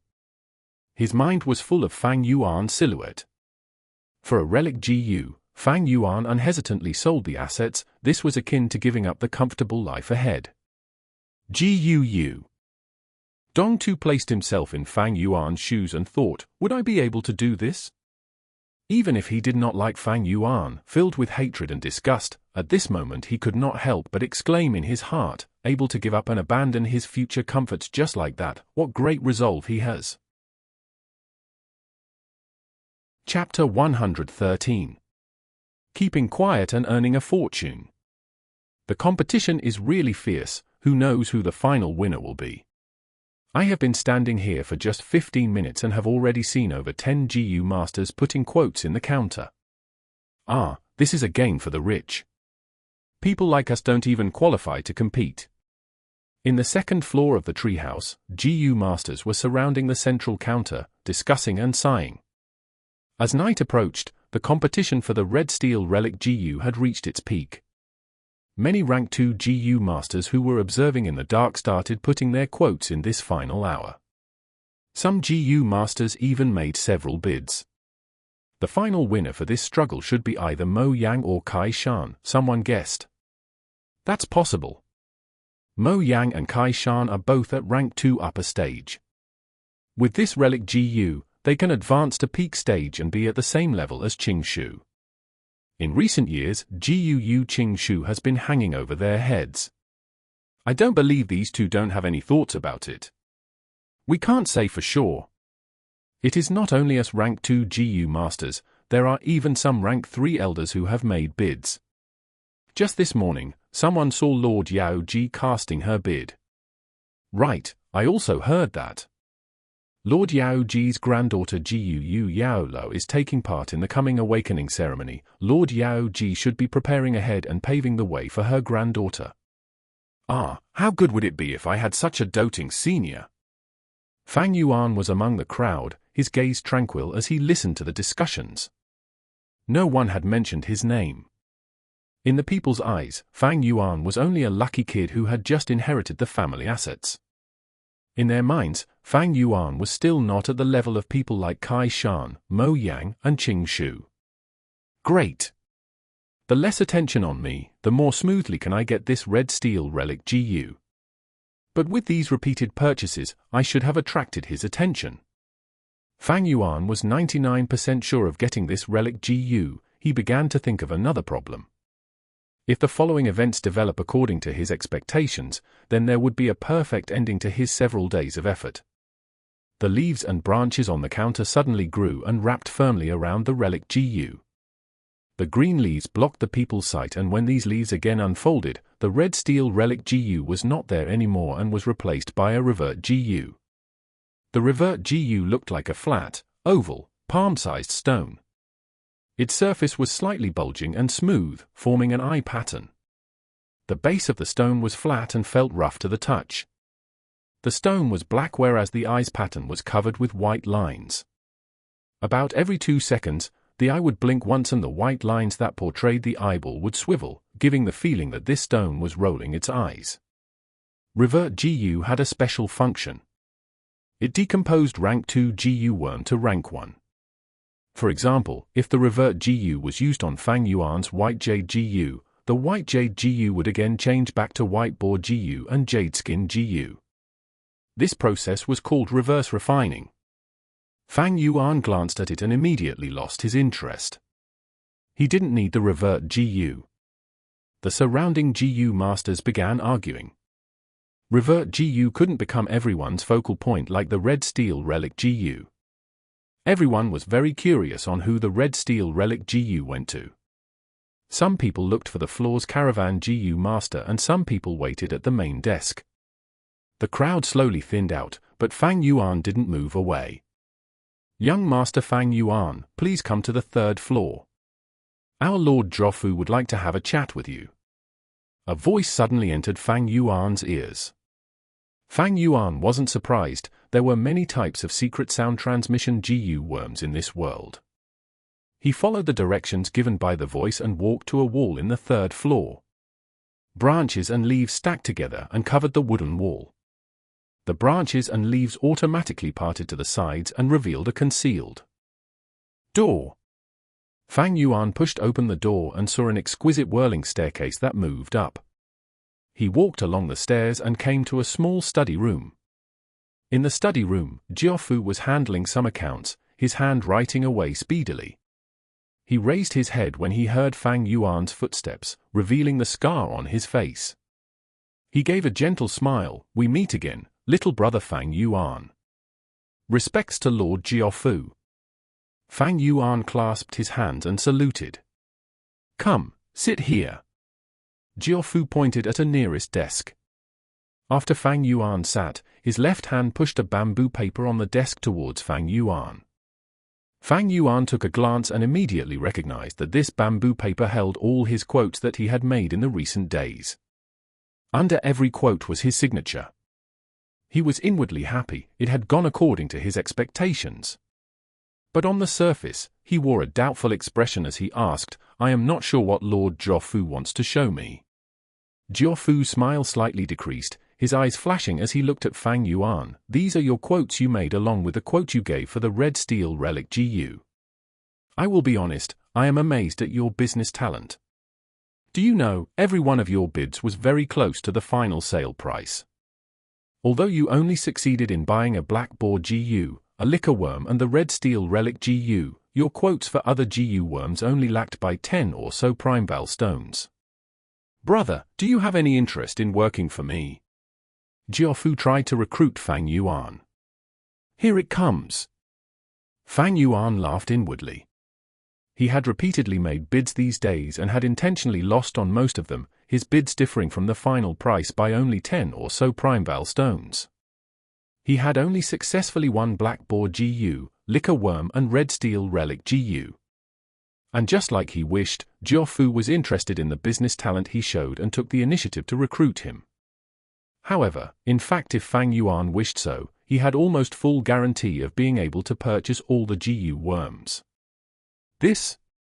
Fang Yuan hesitated, then shook his head. "I am greatly honored to receive Lord Jiaofu's kindness, but I don't want to leave the clan." "Oh, so it's like that." Jiaofu's gaze flashed. "Brother might have some misunderstandings towards me. A year ago, I indeed doubted you, but after using the bamboo gentleman, the suspicions on you have already been removed. Jiao Jinsheng was my brother, I hope you understand what my mood was like then. There is another piece of good news, I have already invited divine investigator Tai Xueleng. There isn't any case which he cannot solve. I believe he will definitely be able to investigate the truth and give justice to you. Divine investigator Tai Xueleng, this is a problem." Fang Yuan thought over this name. This was not good news to him. In this world, there were many magical places and also many amazing methods that could be used to investigate. When Fang Yuan killed Jiao Jinsheng, he had only been at rank 1. Even if he knew a lot of methods, he couldn't use them. In his memories, Tai Xueleng had a profound cultivation and wouldn't even tolerate a bit of sand in his eyes. He followed the thought of punishing evil and rewarding the right throughout his whole life. He had an extremely rich sense of justice and his thoughts were meticulous. He was very good at finding subtle traces from any clues. Divine Investigator has a high reputation, I have also heard of him. But when will this Lord Divine Investigator arrive at Qingmao Mountain? Fang Yuan put on an anticipating look and directly asked. That. Jiaofu awkwardly smiled, Divine Investigator is very busy. From his reply, it might only be the year after the next. Fang Yuan immediately felt relieved, he had a lot of time to prepare. Brother, I think highly of you. I hope you can carefully consider my proposal. Jiaofu made attractive offers. Fang Yuan tactfully refused, now was not the best time to leave Qingmao Mountain. If he went to a strange environment without enough strength, he was bound to be bullied and pushed aside. The caravan was also full of unwritten rules on bullying and pushing aside. That is really a pity for your talent. How about this, I will give you this token. If there comes a day where you want my help, this token will be the proof that I will always welcome you. Jiaofu had failed in recruiting Fang Yuan, but he didn't feel surprised. He had a deep understanding towards this type of clan's cohesiveness. If he was to know now that Fang Yuan was Jiao Jinsheng's murderer, who knows what his expression would be. Fang Yuan apologized in shame as he received the token handed by Jiaofu along with the red steel relic GU. He kept the two items close to him and backtracked his way out. A young female GU master was caressing the leaves on the wall, when suddenly she cried out in shock. The branches and leaves suddenly parted and revealed a door. The door was pushed open from inside and Fang Yuan walked out expressionlessly. You. The young girl widened her eyes and blankly looked at Fang Yuan brushing past her. Among the surrounding GU masters who saw this scene, some were familiar with this, some gave a knowing smile and some threw amazed looks. Fang Yuan paid no heed to these gazes and walked down to the second floor. Some GU masters were still waiting there, excitedly discussing who the red steel relic GU went to. Some people brazenly made guesses, whereas some people gave some little news. Mo Yang had a mysterious smile when she walked out of the treehouse, Kai Shan's face was ashen, and so on. And to top it all, some people pledged that so-and-so had bought the relic GU, even making an oath. Fang Yuan went past this bored group of people. No one knew that at this moment, the red steel relic GU was so close to them. When Fang Yuan walked out of the treehouse, he bumped into Kai Shan. His face indeed looked unsightly, and at his side, Kai Cheng was asking about the whereabouts of the red steel relic GU. After seeing Fang Yuan, Kai Cheng snorted and turned his head, intentionally not looking at him. Kai Shan silently nodded his head towards Fang Yuan as a greeting. Fang Yuan also nodded his head as a reply, his face carrying a wisp of smile. The last of the sunshine shone on this young boy's face, he was indeed happy. With the red steel relic GU, his cultivation would instantly advance by a level.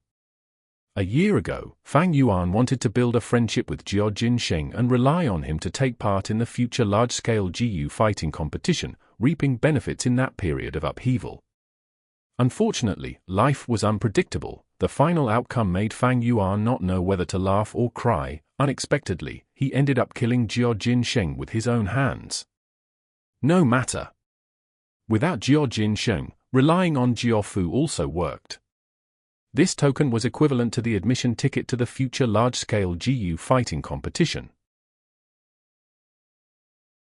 Chapter 114. Monkey King in the Cave. 3 days after the caravan left the village. In the rock forest inside the mountain, filled with dark red light. Huge stone pillars extended down from the ceiling, resembling long and gigantic tree trunks, forming into a majestic grey-colored stone forest. Fang Yuan was retreating from battle in the rock forest. A bunch of stone monkeys stared with their green circular monkey eyes, chasing after Fang Yuan relentlessly. Moonglow GU! Fang Yuan called in his mind, his right arm chopping towards the direction of the monkey gang. An eerie blue moonblade as large as a face formed into a crescent and pierced through the air, cutting into the monkey gang. A jade-eye stone monkey was jumping in the air. With no foothold to escape on, it was hit directly by the moonblade. Before it could scream, in the next moment, its entire body was split into two from head to toe. It had lost all its remaining life force and was enveloped in a deep aura of death. In a split second, its lively eyes became a pair of jade pearls. As its body descended, it turned into a rock statue. With a crisp sound, the statue fell onto the ground, smashing into pieces. The moonblade only dimmed a little, and after killing this stone monkey, its force remained as it rushed for the monkeys behind. After a few cries, 5 or 6 stone monkeys were killed on the spot. Their companions' death fueled the monkey gang's rage as they screamed furiously, their influence doubling, imposingly leaping at Fang Yuan. Fang Yuan was unfazed by the danger, his heart remaining as calm as ice. He fought and retreated appropriately. As the stone monkeys neared, he attacked with the moonblade. The Moonlight GU in the past, even with the boost from Little Light GU, each moonblade could only kill 1 or 2 monkeys. But now, with one attack the Moonglow GU could kill 5 or 6 stone monkeys. But there were positive and negative impacts. The Moonglow GU, to the current Fang Yuan, had a huge cost. Each moonblade used 10% of his red steel Primeval essence. Fang Yuan only had 44% Primeval C in his aperture. This meant that he could only use 4 moonblades in one go. If I can successfully fuse the 4 flavors liquor worm and refine my Primeval essence, I would be able to shoot 8 moonblades. What a pity! Even though I have the second liquor worm and 3 out of the 4 flavors of wine, I am lacking the final one. I'm stuck at the final step. Fang Yuan sighed deeply. 3 moonblades later, his aperture only had 14% light red Primeval essence left. To play safe, he no longer used the moonblade, but activated the white jade GU. The stone monkeys encircled him, the closest monkey jumping to Fang Yuan's leg and going into a frenzy. From down to up, it used its monkey head to hit Fang Yuan's chin. Fang Yuan snorted. He wanted to use his fist to crush this overconfident monkey. But suddenly he had a thought and stopped his hand, using his chin to receive the blow instead. A moment before the point of impact, his chin shone with white jade cold light. The force of the attack caused Fang Yuan's head to tilt back. But that monkey laid on the ground, hugging its head and rolling around the ground screaming in agony. Without the white jade GU, Fang Yuan's chin would have been smashed. But now, Fang Yuan only felt slightly dizziness with no injuries. But even with a white jade Gu's defense, he still had to withstand the impact of the attack. Fang Yuan took a few steps back before recovering and seeing the scenery clearly before his eyes again. He had intentionally withstood the monkey's head, but earlier, it was to have this body get used to such attacks and get used to the slight dizziness. This way, in the future when he falls into a life-and-death crisis, encountering such an attack, he would be able to recover much more quickly and fight for a survival chance. Fang Yuan was always ruthless with his methods. This ruthlessness was not only towards enemies, but also himself. He came here to kill stone monkeys. Almost every 3 days. His motive was not just the flower wine monk's strength inheritance, but also another motive, to utilize the stone monkeys to train his own fighting ability. A GU master's physical stats, physical combat proficiency, aperture primeval essence, battle experience and every GU worm, they were all elements that affected the overall battle strength. Only by gathering all these elements tightly together can one exert the greatest fighting strength. The stone monkey group was like a hammer, and Fang Yuan was the ingot that had just came out of the cauldron. With every hit of the hammer, he would become more sturdy, more refined, and more compact. 15 minutes later, this battle ended. On the ground, there were rock fragments all over the ground, and within those were dozens of jade pearls. I killed 41 jade eye stone monkeys this time, Fang Yuan counted in his heart, and every time he would collate the battle results. From each battle, he'd reflect upon himself and improve upon what he did not do properly. At the same time, he would feel his own improvement speed. In the earlier battle, the Moonglow GU was the most contributing factor, with 3 moon blades killing at least 17 or 18 stone monkeys. That is about half of the entire battle results. The remaining monkeys were all killed by my close combat. Moonlight Gu's effect on the stone monkeys was not very obvious. But after advancing to Moonglow GU, it jumped to being Fang Yuan's most powerful attacking method. Not only was its attack power strong, but more crucially, its efficiency was very high. Fang Yuan utilized 3 moon blades only in the span of a few breaths' time, but when he used his fists and kicks to smash the stone monkeys, that took over 10 minutes. These stone monkeys were very agile and had swift movements. When the stone monkeys were on the ground, there was no point thinking of hitting them physically. With a jump, they could easily leap away and avoid Fang Yuan's attack. The only weakness was that when they jumped in mid-air, they couldn't change their moving direction. Fang Yuan being able to kill them was due to this weakness. But this was owing to his rich fighting experience. If it was any other rank 2 GU master, even Kai Shan, Mo Yang or Qing Shu, they would not be able to catch the weakness every time like Fang Yuan. His previous life's memories could allow Fang Yuan to sensitively catch the opportunities in battle and seize them. He could meticulously use every ounce of his strength. Even though he was rank 2, he could already utilize his fighting strength to the limit of his abilities. He was definitely not like Fang Reng, having the jade skin GU, but on the arena after being overwhelmed by Fang Yuan's aura, could not even display his supposed strength. Of course, Fang Yuan's cultivation was still very low, and against the monkey group, he could not overwhelm them by brute force. Every time, he had to fight while retreating. Luckily, the monkeys did not have high intelligence. They could not adjust their attack patterns, and even after seeing Fang Yuan crushing them in mid-air many times, they still leapt towards Fang Yuan while attacking. At the same time, every time they chased Fang Yuan, if it was too far from their homes, their longingness to their homes would overwhelm their anger. Many monkeys gave up on the chase due to this. Gu are the essence of heaven and earth, humans are the spirit of all living things. Fang Yuan is relying on the intelligence of humans to understand the stone monkey's habits and using the correct fighting methods to get deeper into the rock forest. At this point he was already near the central area of the rock forest. After many attempts, Fang Yuan finally exterminated the monkey group on this rock pillar. Right now, in front of him, was the final pillar. It was the largest and thickest rock pillar in this rock forest. The pillar extended downwards from the ceiling, almost touching the ground. It emitted a majestic aura amidst the silence. Fang Yuan counted the number of rock caves on the pillar, getting an estimation of at least 500 stone monkeys. This was the largest monkey group he had encountered up till now. But no matter how many jade-eye stone monkeys there were, to Fang Yuan, it was just a small bit of trouble. At most he'd have to exert more effort and waste a few more trips. What caused his gaze to become serious was the rock cave at the most upper level. The entrance of this cave was larger than any of the surrounding caves, at least twice as large if not more.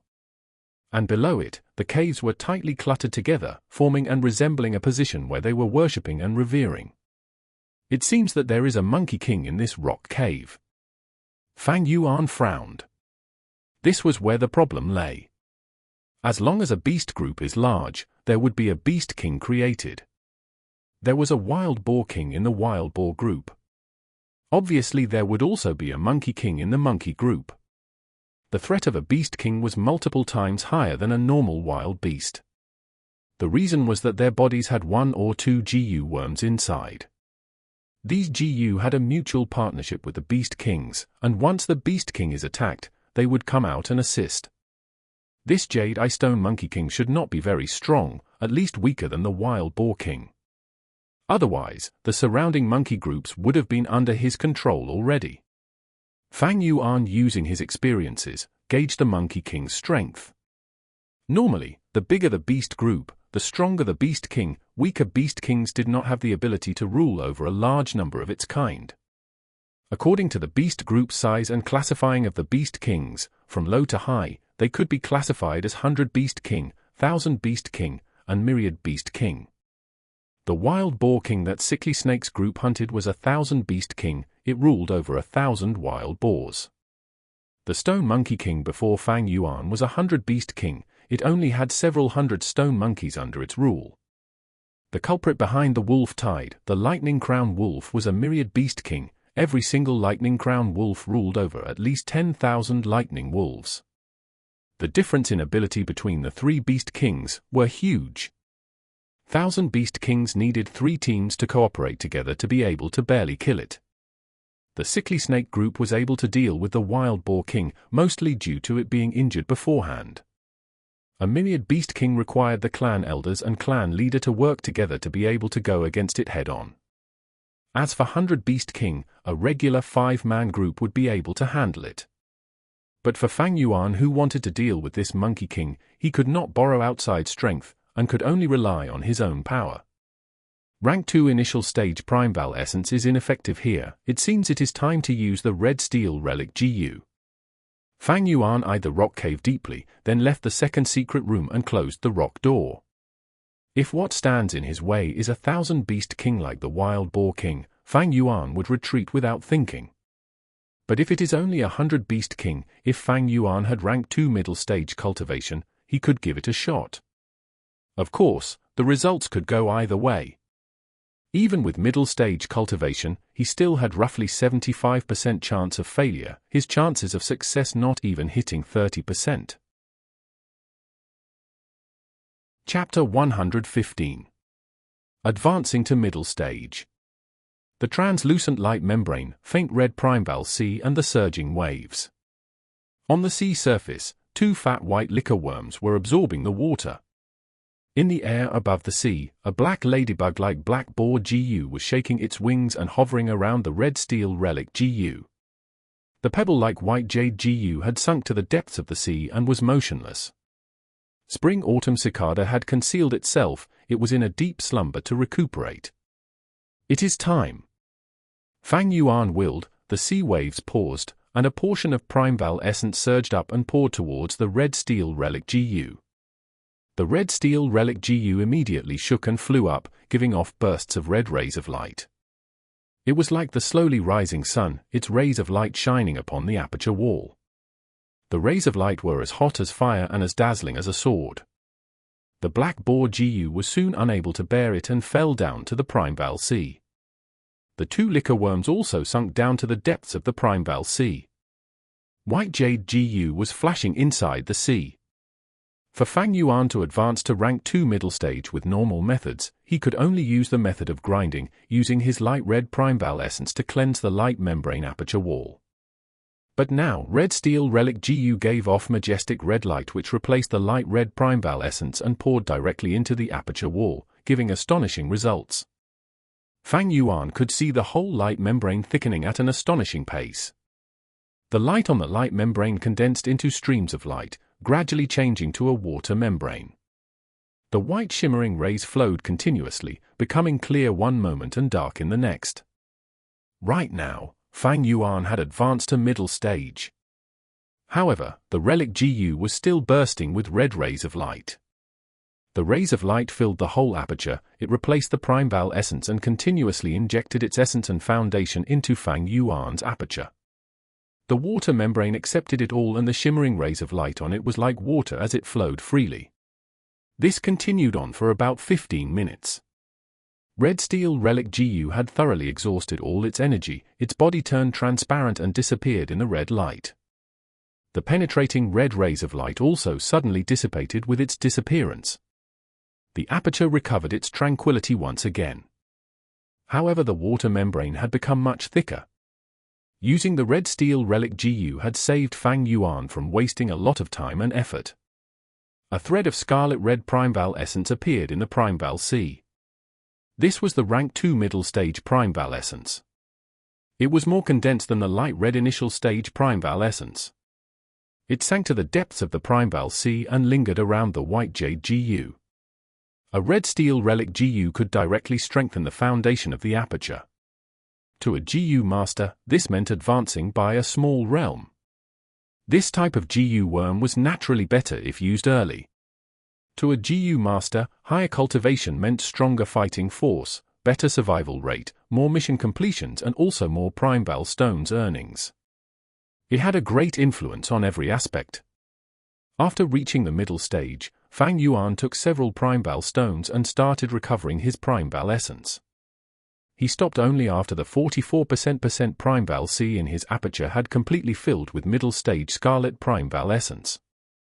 Half an hour later, he once again stepped into the stone forest, heading towards the central area. He stepped into the warning zones of the monkey groups. Immediately, furious jade eye stone monkeys came out of the stone pillars. They screeched and pounced upon Fang Yuan. Fang Yuan's expression didn't change, most of his attention was on that cave at the highest layer of the stone pillar. When encountering a common jade eye stone monkey, there was no need to be nervous as long as you weren't surrounded by them. The main problem was the stone monkey king. What GU worms resided on it? Fang Yuan didn't know. Fang Yuan slowly retreated while cautiously observing, but the stone monkey king didn't appear. Fang Yuan was baffled. Is there no monkey king in this monkey group? If there was a monkey king, then it would no doubt be the first to come out if someone infringed on its territory. Hold it, maybe it has already come out. Just as he thought of this, the sleeping spring-autumn cicada in his aperture suddenly floated into appearance. Its body was trembling as it gave a weak startled cry that resonated only within Fang Yuan's mind. This appeared only when the vital GU felt there was an intense threat against the GU master's life. In that split second, Fang Yuan's hairs stood up. Without thinking twice, he directly used the white jade GU. A layer of bright white jade light covered his whole body. In the next instant, the stone monkey king, who was 3 times bigger than a normal stone monkey, suddenly appeared on the left side of Fang Yuan and fiercely struck out with its sharp claws at Fang Yuan's left shoulder. The stone monkey king's attack was blocked by the white jade GU's defense. Its attack failed.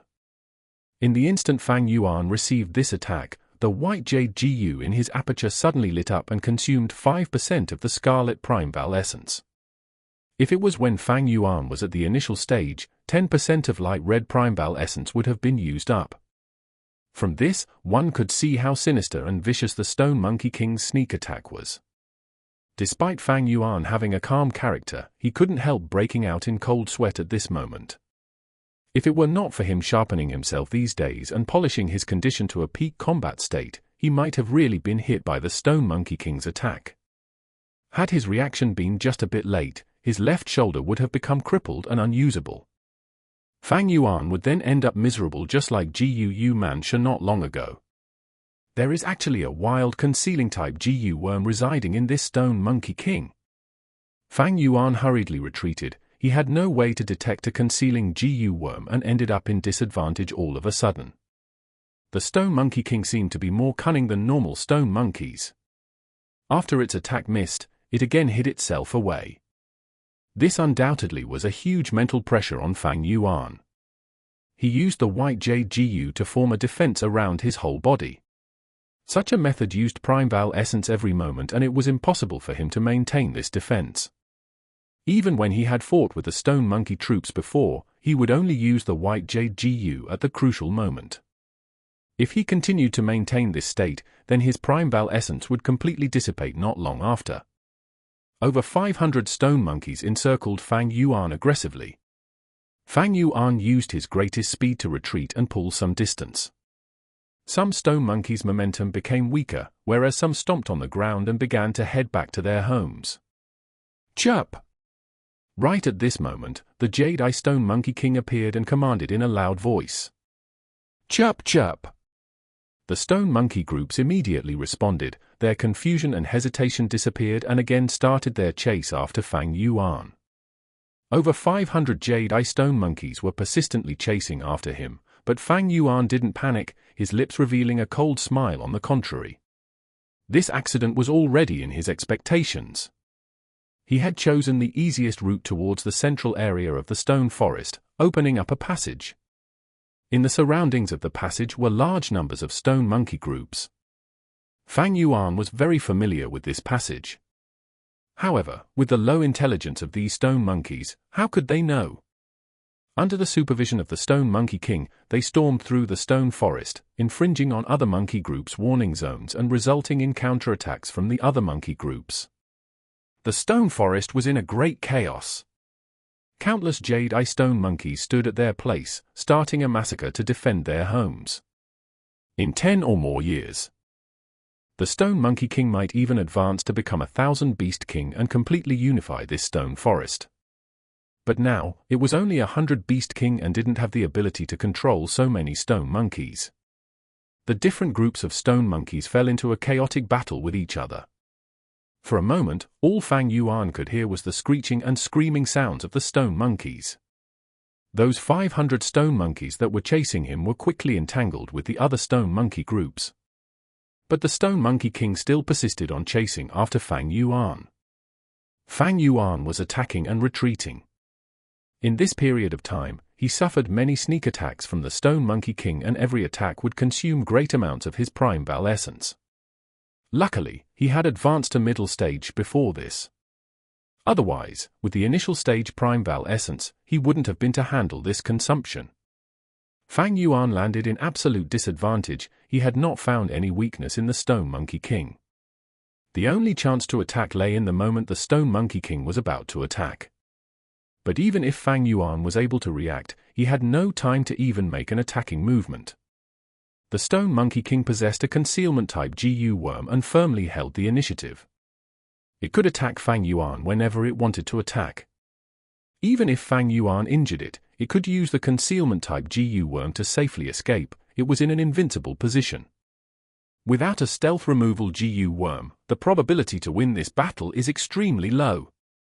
If I had a wide area attacking method, maybe I could give it a try. But Moonglow Gu. I will only be able to hit this Stone Monkey King if I am lucky, but the probability is too low. Fang Yuan clearly understood the battle situation and immediately retreated. However, the Stone Monkey King seemed to be determined to kill him. Fang Yuan retreated to about 100 meters from the rock door when he suddenly stopped. I only have a bit over 10% of my Primeval essence remaining. It won't be enough to cover this 100 meters of distance. And even if I am able to enter the second secret room and close the rock door, this stone monkey king might just break the door. Fang Yuan had thought that the stone monkey king would give up after chasing him for such a long period of time. Yet who could have thought that it still persisted on chasing him? He was already out of the stone forest now, and around him was a patch of empty ground. Countless stone monkeys were fighting chaotically in the stone forest, causing an uproar. Their noisy sounds kept on echoing within this empty space. Fang Yuan didn't budge. His battle intuition told him that the stone monkey king was hiding somewhere, waiting for him to show a gap before making a fatal attack. Fang Yuan knew he had already fallen into an impasse. Normal rank 2 GU masters would have already fallen apart from this fear, unable to endure this formless pressure.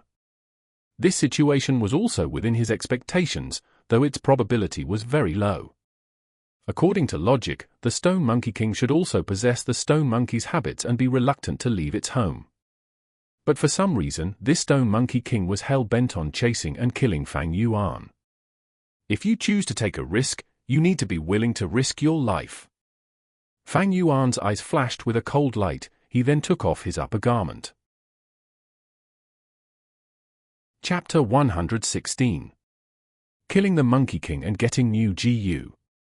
11% Primeval Essence. This means 2 Moon Blades or sustain the Monkey King's sneak attack twice. Relying solely on the Moonglow GU or White Jade GU will not do.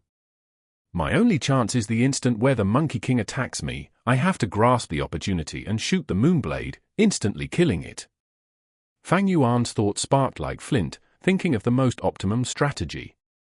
Stone monkeys did not have outstanding defense, and since the Monkey King chose a sneak attack approach, it revealed that defense was its weakness. 1 Moonblade could slaughter 5 or 6 Jade-Eye stone monkeys. Even if it couldn't kill the Monkey King, it can still heavily injure it. But do not think that this is easy. Getting to this point is difficult. Even if a group of GU masters came, without a stealth removal type GU, they would still lose their lives. This monkey is cunning, choosing not to attack. Is it waiting for my Primeval Essence to be used up? Never mind, I shall trust the Spring-Autumn Cicada once and bet on this chance. Fang Yuan instantly decided, his eyes shining with a cold and ruthless light. He stood on the spot, both hands hanging beside him, holding the collar of his shirt. At the same time, he closed his eyes, only leaving a slit of visibility. What is more shocking is that he removed the defense of the White Jade GU. The expenditure of the Primeval Essence in his aperture finally stopped. At the same time, he was no longer under the protection of the White Jade light. The rock forest continued to reverb with the cries and anguish of the monkeys, but Fang Yuan could feel that these noises were getting closer and closer to himself. A type of calmness enveloped his heart and mind. He was silently waiting for the Stone Monkey King's attack. When it attacks, that is when the match is decided. Suddenly, the Spring-Autumn Cicada vibrated in the aperture. The very next moment, Fang Yuan heard an explosion and the Stone Monkey King appeared on his left. White Jade GU. Fang Yuan's eyes shone with brilliance as the white jade light covered his entire body. The Stone Monkey King hit Fang Yuan's body with a strong force, almost causing him to topple, his Primeval Essence dropping by 5%, only left with the other half. Seeing that his attack did not finish Fang Yuan off, the Stone Monkey King tried to escape. Fang Yuan had no time to counterattack, but it was enough for him to flick his upper shirt. Suddenly, he felt that there was someone on his upper shirt, tugging towards the outside direction. The shirt was not made of steel, and to prevent it from tearing, Fang Yuan let go of both hands, seeing the floating shirt fly around the place at a shocking speed. Now! Fang Yuan's eyes shone with cold light as the battle's outcome would be decided with this Moonblade, his heart cold and calm as ice.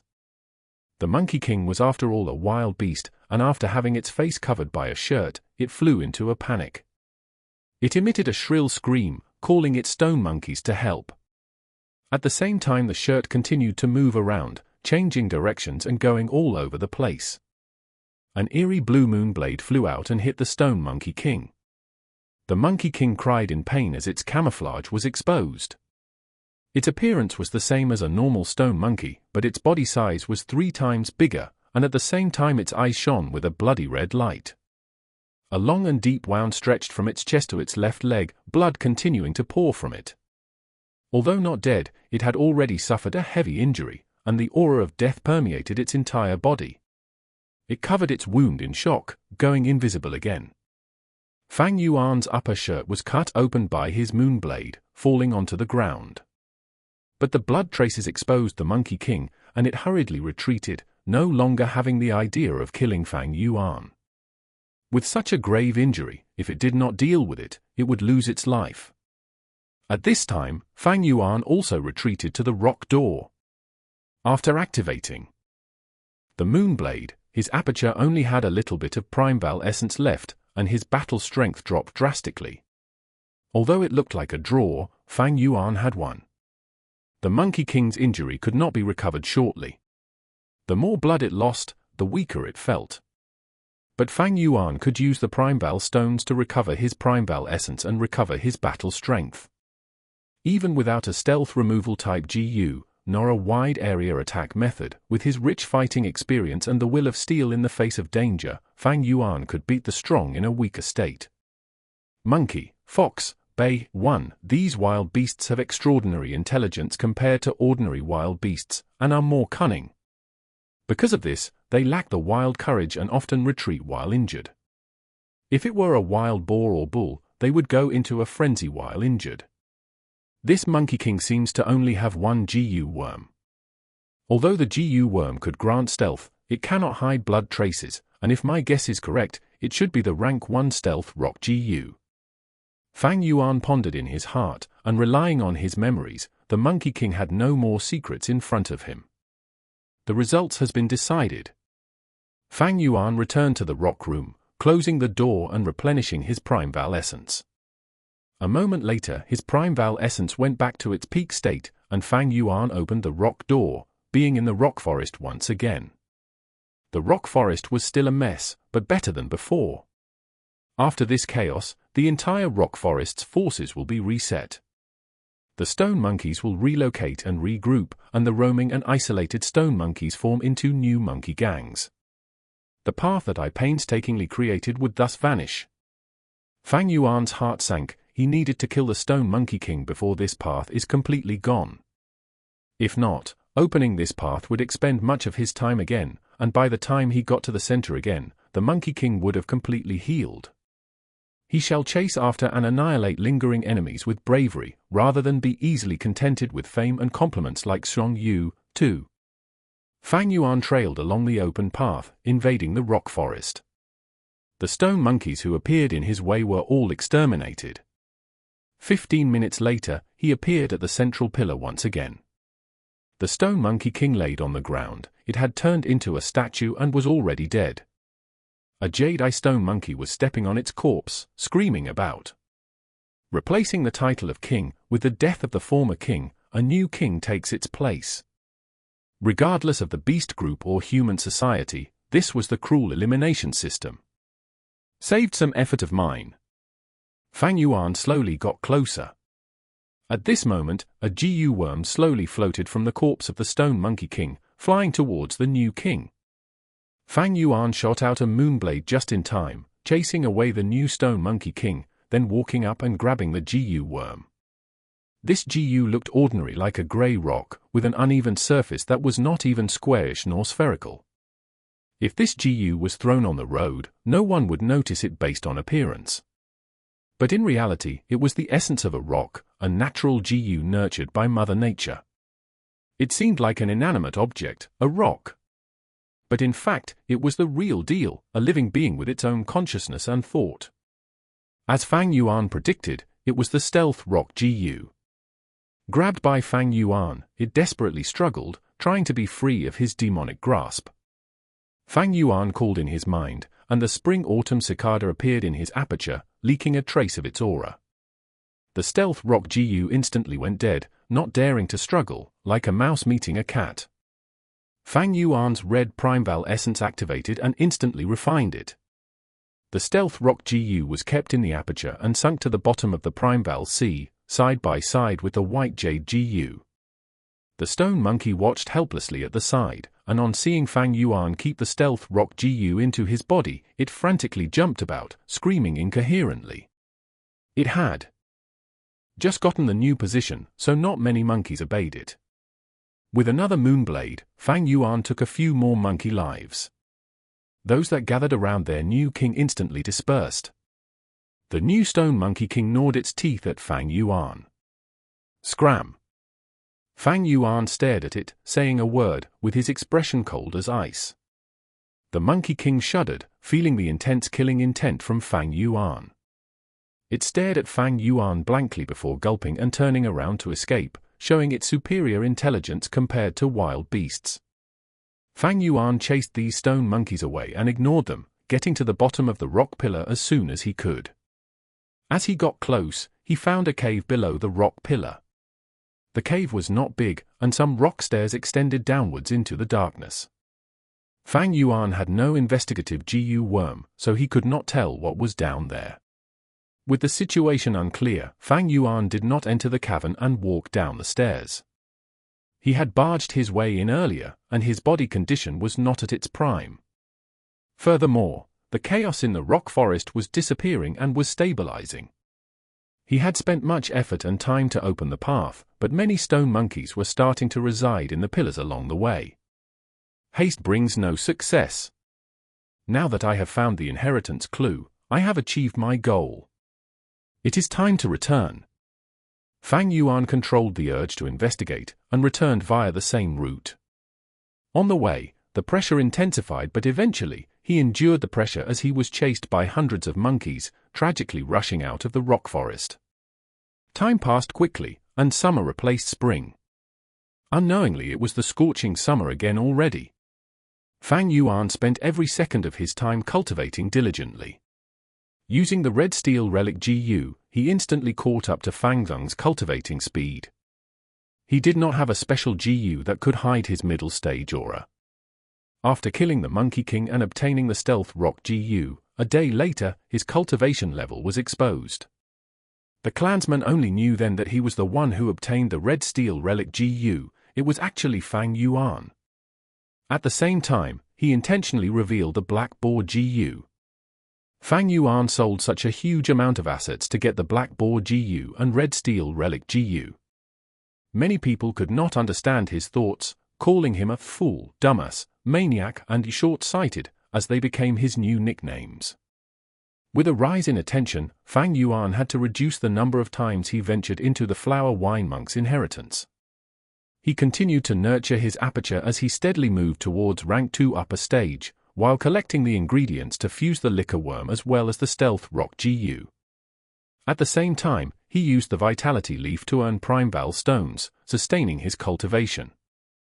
At the foot of the mountain near the village, a wild rank 5 GU suddenly appeared, causing a huge tremor at GUU village. 1. Bai, a legendary wolf in Chinese mythology. 2. Strong Yu, Qing dynasty conqueror. Chapter 117. Bitter Shell Wine and River Swallowing Toad. A solemn and serious atmosphere filled the conference hall. A group of elders silently sat on their seats, their faces were either indifferent, gloomy, or serious. Clan head Guu Bo was sitting on the main seat, his gaze also filled with unconcealed worry. 3 days ago, a river-swallowing toad appeared near the village by the foot of the mountain. This toad flowed along with the Huanglong River, and accidentally reached here. Right now, it is blocking up a river channel and sleeping there. If we ignore it, the village will constantly be in danger. So I would like to ask the elders if you have any good ideas to drive this toad away. The elders looked at each other. For a moment, no one spoke. River-swallowing toad was a rank 5 GU. It had an enormous might and could spit out a river. If this was not handled properly and it was provoked, over half of the Qing Mao mountain could be submerged with water and the whole village would be destroyed. After a long silence, Guu Kai Lian spoke. The situation is grave, and we need to resolve this as quickly as possible. If this news gets leaked, we can't say for sure if those with evil intentions might not secretly go and intentionally provoke this river-swallowing toad to entrap our Guu clan. Elder Kai Lian is right. Gu Mo Chen nodded in agreement. Although he and Gu Kai Lian were political enemies, but at such a critical time for the village, he let go of his past prejudices. He continued speaking after a moment. There is another more serious problem.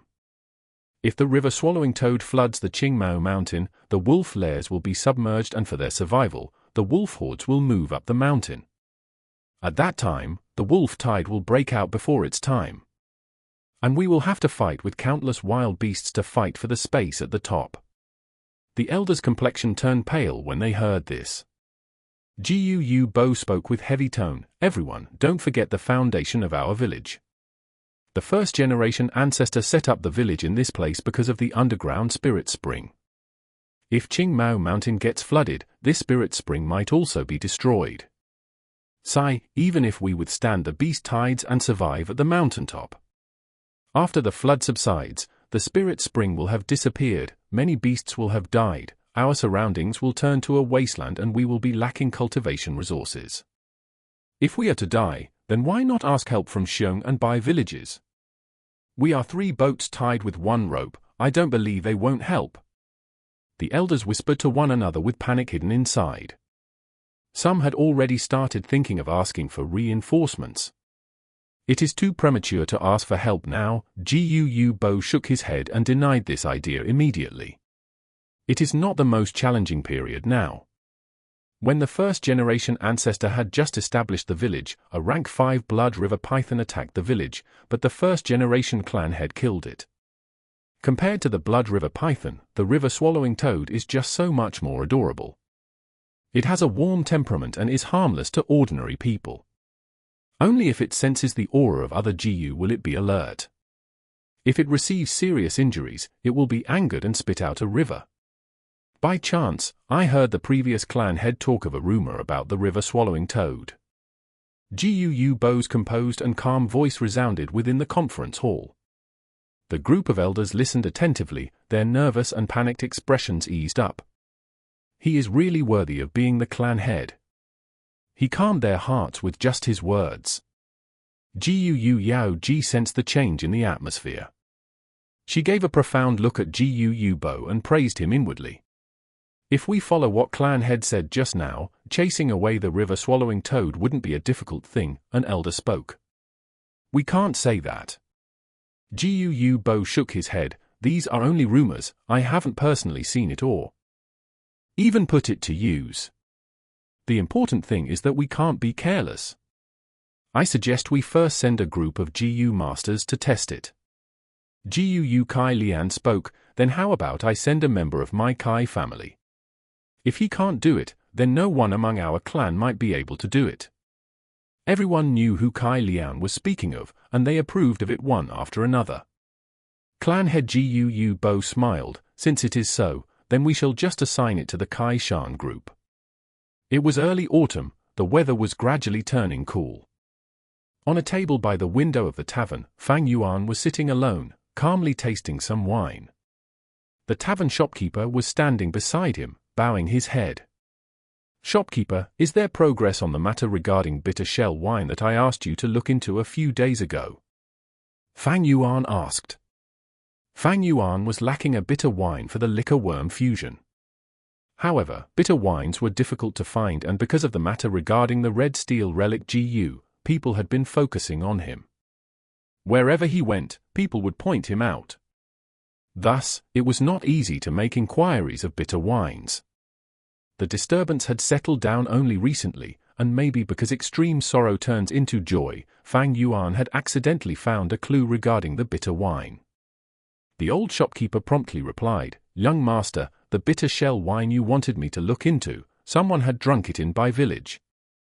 The raw material of this wine is a type of conch found in deep ponds. This type of conch is completely black, with circles of white lines on its shell resembling a tree's growth rings. We call it a bitter shell. Normal conches can form pearls. The bitter shell swallows the sands and stones in the water, dissolving them and forming bitter water instead. Someone pried open its shell and obtained this bitter water, using it to brew wine, making the bitter shell wine. Its taste is very unique, bitter and fragrant. Fang Yuan slightly raised his brows upon hearing this. Does that mean Bai village has this bitter shell wine? The shopkeeper hurriedly bent down. I don't dare to guarantee it. I have only heard people talking about it occasionally. However, the truth is Bai village is famous for its white grain liquid. This wine along with our clan's green bamboo wine and Xiong village's bear gall wine are called the three wines of Qing Mao. Bitter shell wine? I think even if the Bai village possesses it, there wouldn't be much.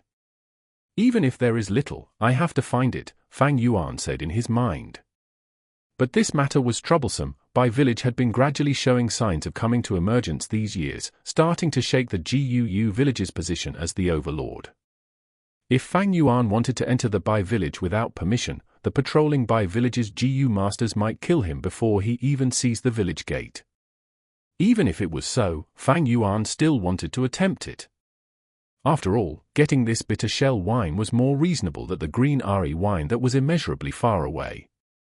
As he broke away from his contemplations, Fang Yuan found that the old shopkeeper was still standing beside him. He waved his hand. All right, you can leave, there is nothing for you here. The old man didn't leave, his face revealed hesitation, not speaking out what he was about to say. He finally summoned his courage. Young master, could you please take back this tavern again? All the waiters and I want to work for you. You don't know that when the old landlord came back, he deducted most of our wages. With such little Primeval stones each month, it is really difficult for us to support our families. Fang Yuan shook his head, his face without any expression. I have already sold this tavern to him. I can't take it back according to the contract. Moreover, I don't want to engage in this tavern business. You can leave now. But, young landlord. The old man still didn't move. Fang Yuan frowned in annoyance. Remember, I am no longer your landlord. He had previously increased their salaries, only to arouse their passion for their work. It was all for himself. However, these people mistook it for his tolerance and wanted to push their luck. Right now, by selling the vitality leaves, he could only fulfill his own needs. On top of that, he was feeling vexed due to the bitter wine. So why would he take back the tavern for these people? But young landlord, we really can't keep on living like this. Please show mercy and have pity on us. The shopkeeper knelt on the ground and implored. The sound immediately attracted the surrounding guests. Fang Yuan laughed coldly. He picked up a wine jar from the table and smashed it on the shopkeeper's head. The jar shattered, the wine splashed all around and blood flowed from the old man's head. Did you think I won't dare to kill you? You tactless fool, get lost. Cold light flashed out from Fang Yuan's eyes. The old shopkeeper's whole body trembled from this killing intent. He was startled and hurriedly left. No matter which world, there will always be a group of weak people who will brazenly and indiscreetly ask charity from the strong. As if helping them was the manner of the strong and not helping them was wrong. The weak should have the manners of the weak. They should either resign to their fate and act like slaves or try hard while keeping a low profile. The strong helped the weak only as a charity when they were in a good mood. The weak refused to work hard, shamelessly begging from the strong, and even demanding definite results, acting like a leech. They deserve getting rejected. People who were content with being weak, who don't put their own effort and only think of begging from the strong, simply aren't deserving of sympathy. The waiters hurriedly surrounded the old man whose face was covered with blood. The old shopkeeper was only a mortal. It wouldn't be a problem even if he was killed on the spot. Such an ending took away the interest of the surrounding guests. They turned back and continued with their discussions. Do you know? Something big happened recently. Are you talking about that river-swallowing toad? Right now, who wouldn't know of this? This is a rank 5 GU. If it isn't dealt properly, the village might fall into crisis. It is said that this river-swallowing toad's food is water. When it is hungry, it opens up its large mouth and directly sucks a river in. If it is angered, it can release the water into the Qing Mao mountain. Its power is extremely horrifying. We might die. Sigh, we just have to see how the clan's higher-ups will deal with it. After all, we can't escape. Where can we escape to? Bewilderment and confusion pervaded the air in the tavern. River-swallowing toad. Fang Yuan inwardly smiled when he heard this. Fear was infectious, it increased the more it is spread. Actually, the river-swallowing toad was very gentle and was not dreadful. Its natural disposition was to sleep, and people would often see it flowing with the river. The toad would lie down on the water surface with their white bellies facing up, and sleep soundly. When it wakes up, it would swallow the river water up to its fill and return back to sleep. They had no interest towards fighting and killing. If they meet an enemy, their first reaction would be to flee. Only if they fall into an impasse and couldn't escape will they make fierce counterattacks. They were very powerful and could release torrential river from their mouths, engulfing the lands instantly and turning them to marsh. This river-swallowing toad probably fell asleep, then drifted along the Huanglong River and accidentally entered a tributary, reaching the foot of the Qing mountain. Fang Yuan guessed the truth. 1. Huanglong River. The name means Yellow Dragon River. Chapter 118. Legend of the River-Swallowing Toad. It is said that every single river-swallowing toad's stomach carries a river. Fang Yuan did not use the river-swallowing toad in his previous life, but he has a strong impression of this GU because of one person. A normal person, a family servant. Around 200 years later in his previous life, a very special GU master will appear, the Jiang Fan. His existence shocked numerous GU masters, and his story would be spread around by the mortals. Once he appeared, he became a legend. His entire success was attributed to a river-swallowing toad. Jiang Fan was a mere family servant, single-handedly taking care of a fishery for his master. One day, a river-swallowing toad arrived at the coast with its belly side up, lying in the water, asleep the entire time. Jiang Fan was initially scared and shocked, but slowly, he felt that this toad was dead. Why was it not moving at all? The toad corpse blocked the upflow of the river water, and this caused many problems for Jiang Fan, who was taking care of the fishery. Jiang Fan tried many different methods and ways to move this toad corpse away. But he was just a mere mortal. How could he move something as heavy as the river-swallowing toad? His master was stingy and cruel, and if he could not meet the monthly quota, his head will be decapitated. Jiang Fan did not dare to report it, as someone not too long ago did not manage to fulfill his quota and reported it with a proper reason, but ended up getting killed on the spot. Seeing that the due date was getting closer, and the corpse still remained there blocking the water, it greatly affected his revenue. Gradually, Jiang Fan became more frightened, and his temper became more abusive and frustrated. Although he knew that he could not move this corpse away, he would still go to it every day, to punch and kick the toad corpse, crying and making a din, letting go of all the fear and anger he had in the face of death. But one day, the river-swallowing toad woke up, and with its half-opened eyes, stared at Jiang Fan. Jiang Fan's legs went soft from the shock.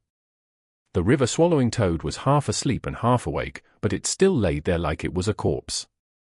After some time, Jiang Fan regained his composure. He was not afraid. He was going to die anyway. What is there to be afraid of? He climbed to the top of the river-swallowing toad's belly and lied down face up. Staring at the sky, Toad, oh Toad.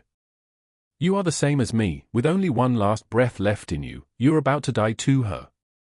He did not know about the characteristics of the river-swallowing toad.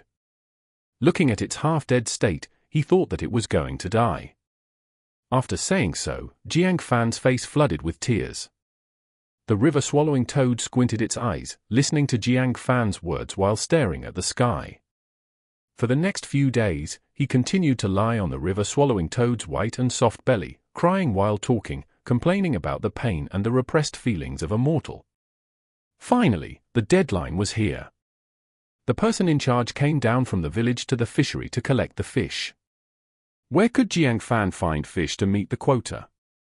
Left with no choice, he could only give an excuse that he needed to do some packing, and ran to the river-swallowing toad to bid farewell. He patted the river-swallowing toad's belly. Old toad, to think that I'm going to die first. It must be affinity that led to me knowing you. I hope that in your remaining days, you will have a better life. At this moment, the river-swallowing toad started move. Jiang Fan was taken aback. Seeing that the river-swallowing toad's actions were becoming larger, he quickly jumped off.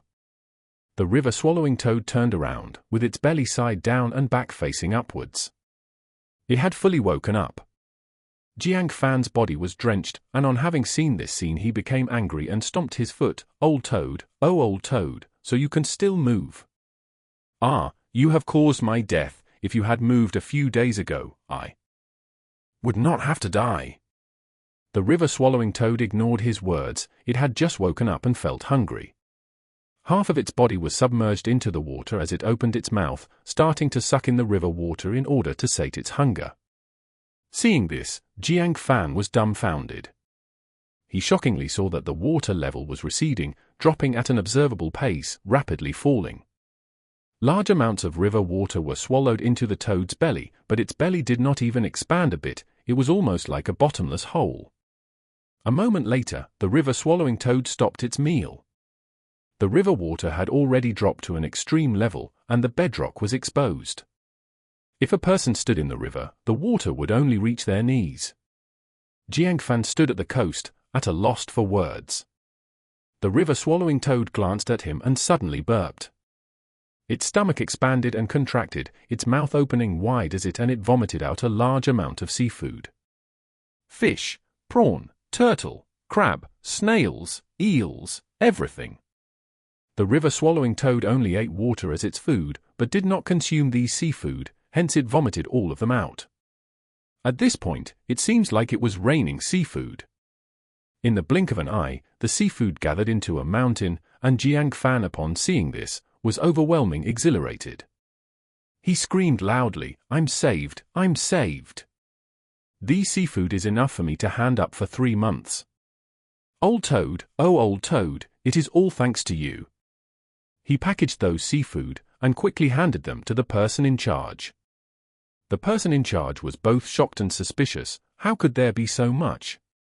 He quickly reported it, and the GU masters in the village also found out that the water level had changed drastically. After investigating, they found out about the river-swallowing toad's existence. The village fell into a panic and they formed into large groups, trying to expel the river-swallowing toad. Jiang Fan did not want the river-swallowing toad to be harmed. These days he had treated the river-swallowing toad as his only friend. He kneeled in front of the GU masters and pleaded hysterically. But why would GU masters care about a mere mortal? They kicked him aside and were about to murder him. But at this moment, the river-swallowing toad arrived. Nobody knew if it had treated Jiang Fan as its friend, or felt that being with Jiang Fan was interesting and could cure boredom. It carried Jiang Fan and vomited out a stream of river water that engulfed the whole village and drowned half the hill. This battle startled the entire southern continent. Thereafter, Jiang Fan's name spread throughout the 100,000 mountains. With the river-swallowing toad staying by his side, it meant that he owned a rank 5 GU worm. After all, even a rank 5 GU master might not have a rank 5 GU worm. Rank 5 GU masters were rare. Even in the GUU clan's history, there were only 2 people, the 1st-generation clan leader and the 4th-generation clan leader. But Jiang Fan did not have an awakened aperture, yet as a mere mortal he had a river-swallowing toad. His existence stunned the entire GU master world. After that, Jiang Fan built a hamlet at the village's location. He was endearing to people and sympathized with mortals, aspiring to reach equality among all people. It was a village without oppression.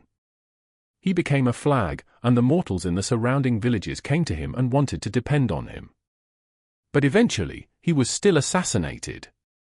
With just a river-swallowing toad, it could not make him truly powerful. He was not a GU master after all, and after his death, the river-swallowing toad left. GU masters razed his hamlet to the grounds, and slaughtered the mortals who dared to oppose them. With his mortal self, Jiang Fan challenged the entire system of society, and that brought forth the rage of the GU masters. I wonder if Jiang Fan will still appear this time after my influence. After his recollection, Fang Yuan laughed. His face was grim as he returned.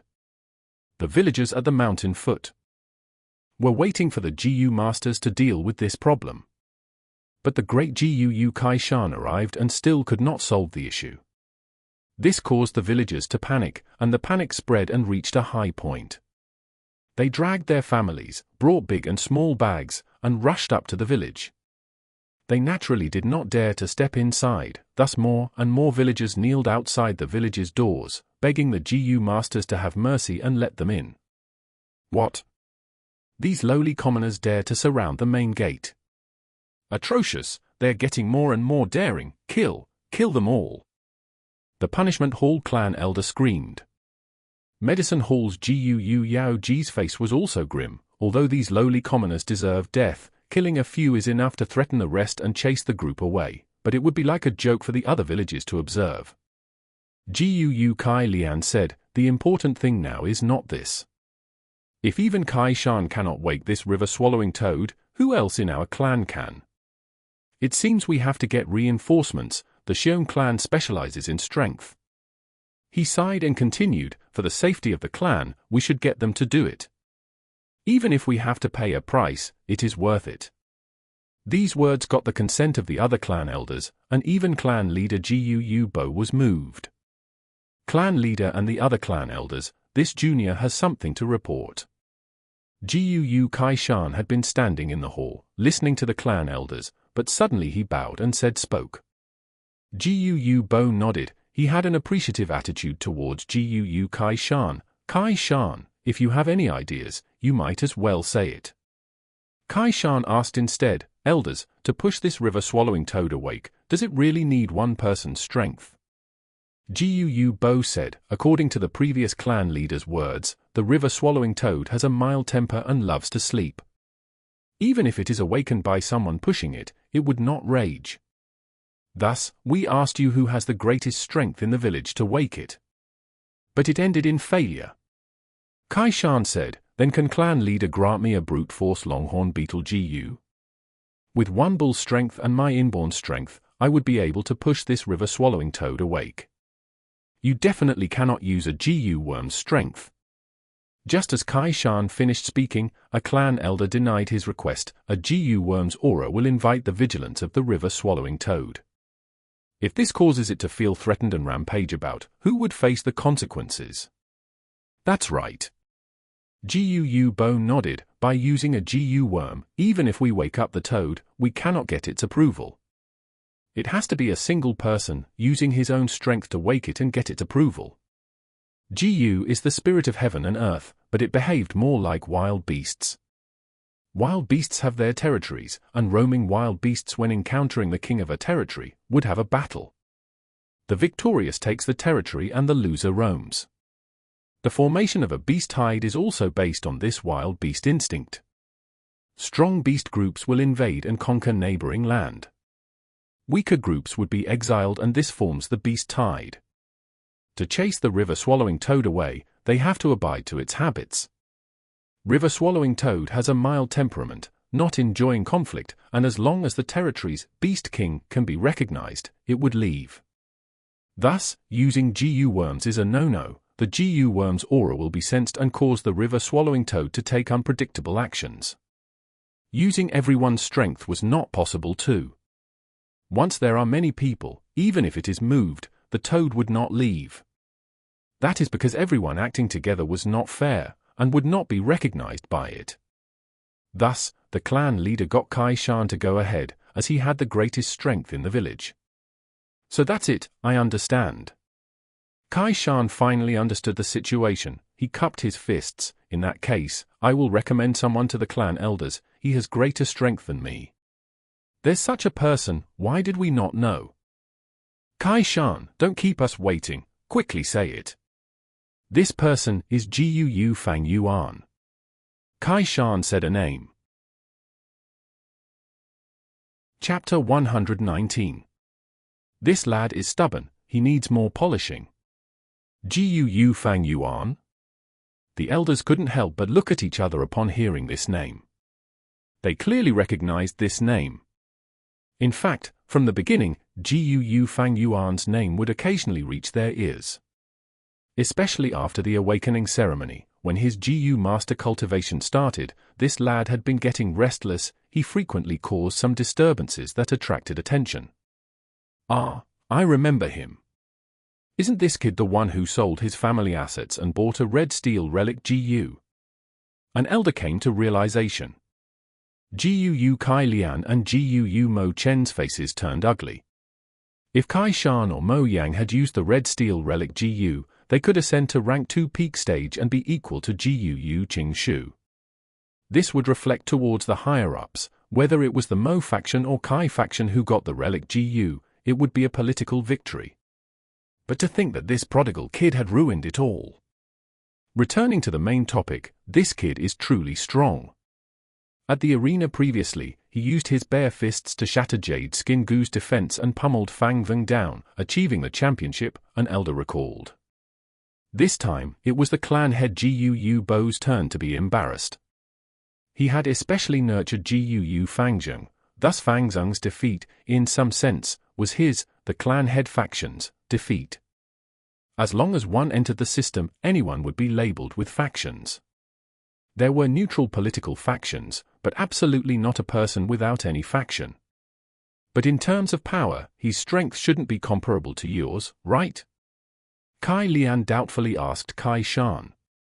Kai San respectfully answered, "Elders, perhaps you might not know, Fang Yuan not only bought red steel relic GU, he also purchased a black boar GU. These few months, he has been buying pork to nurture the black boar GU and increase his strength. Once, I even saw him moving a huge rock in the mountain to measure his strength. I am not sure how much strength he has, but from what I have seen, his strength absolutely doesn't lose to mine." So it was like that. To think this kid, Fang Yuan, has grown to this stage. Guu Bo nodded his head.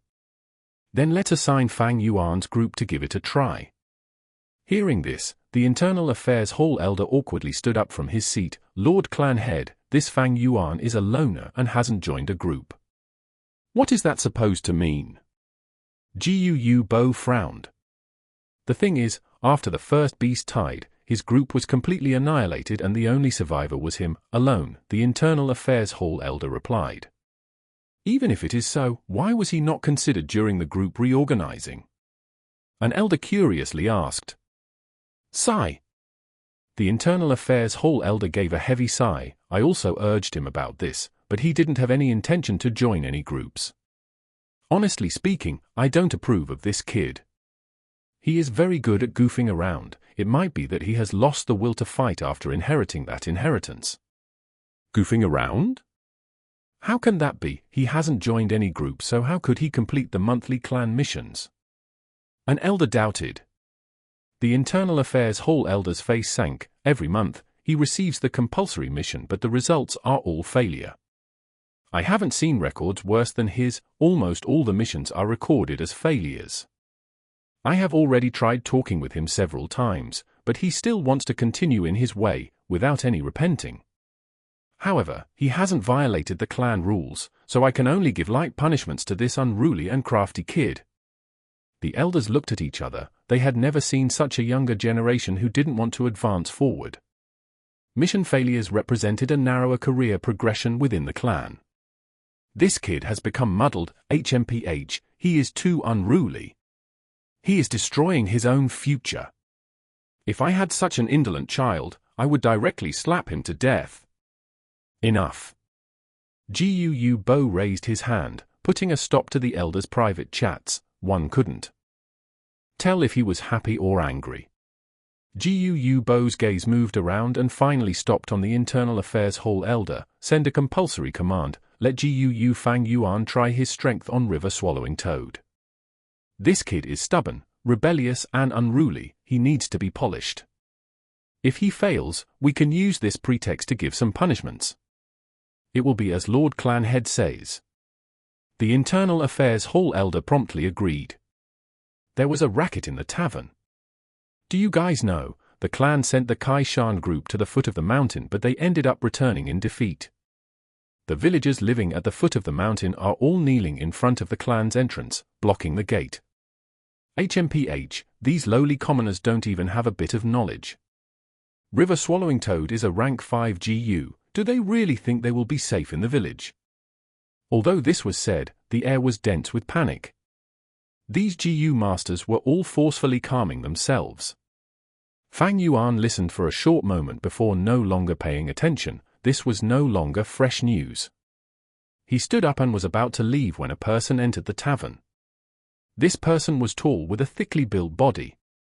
The upper half of his body was naked and his muscles were the color of bright red, seemingly wanting to erupt. It was Gu Kai Shan. The chatters within the tavern immediately stopped. Countless gazes landed on Kai Shan. Kai Shan ignored these gazes. He glanced around and found Fang Yuan.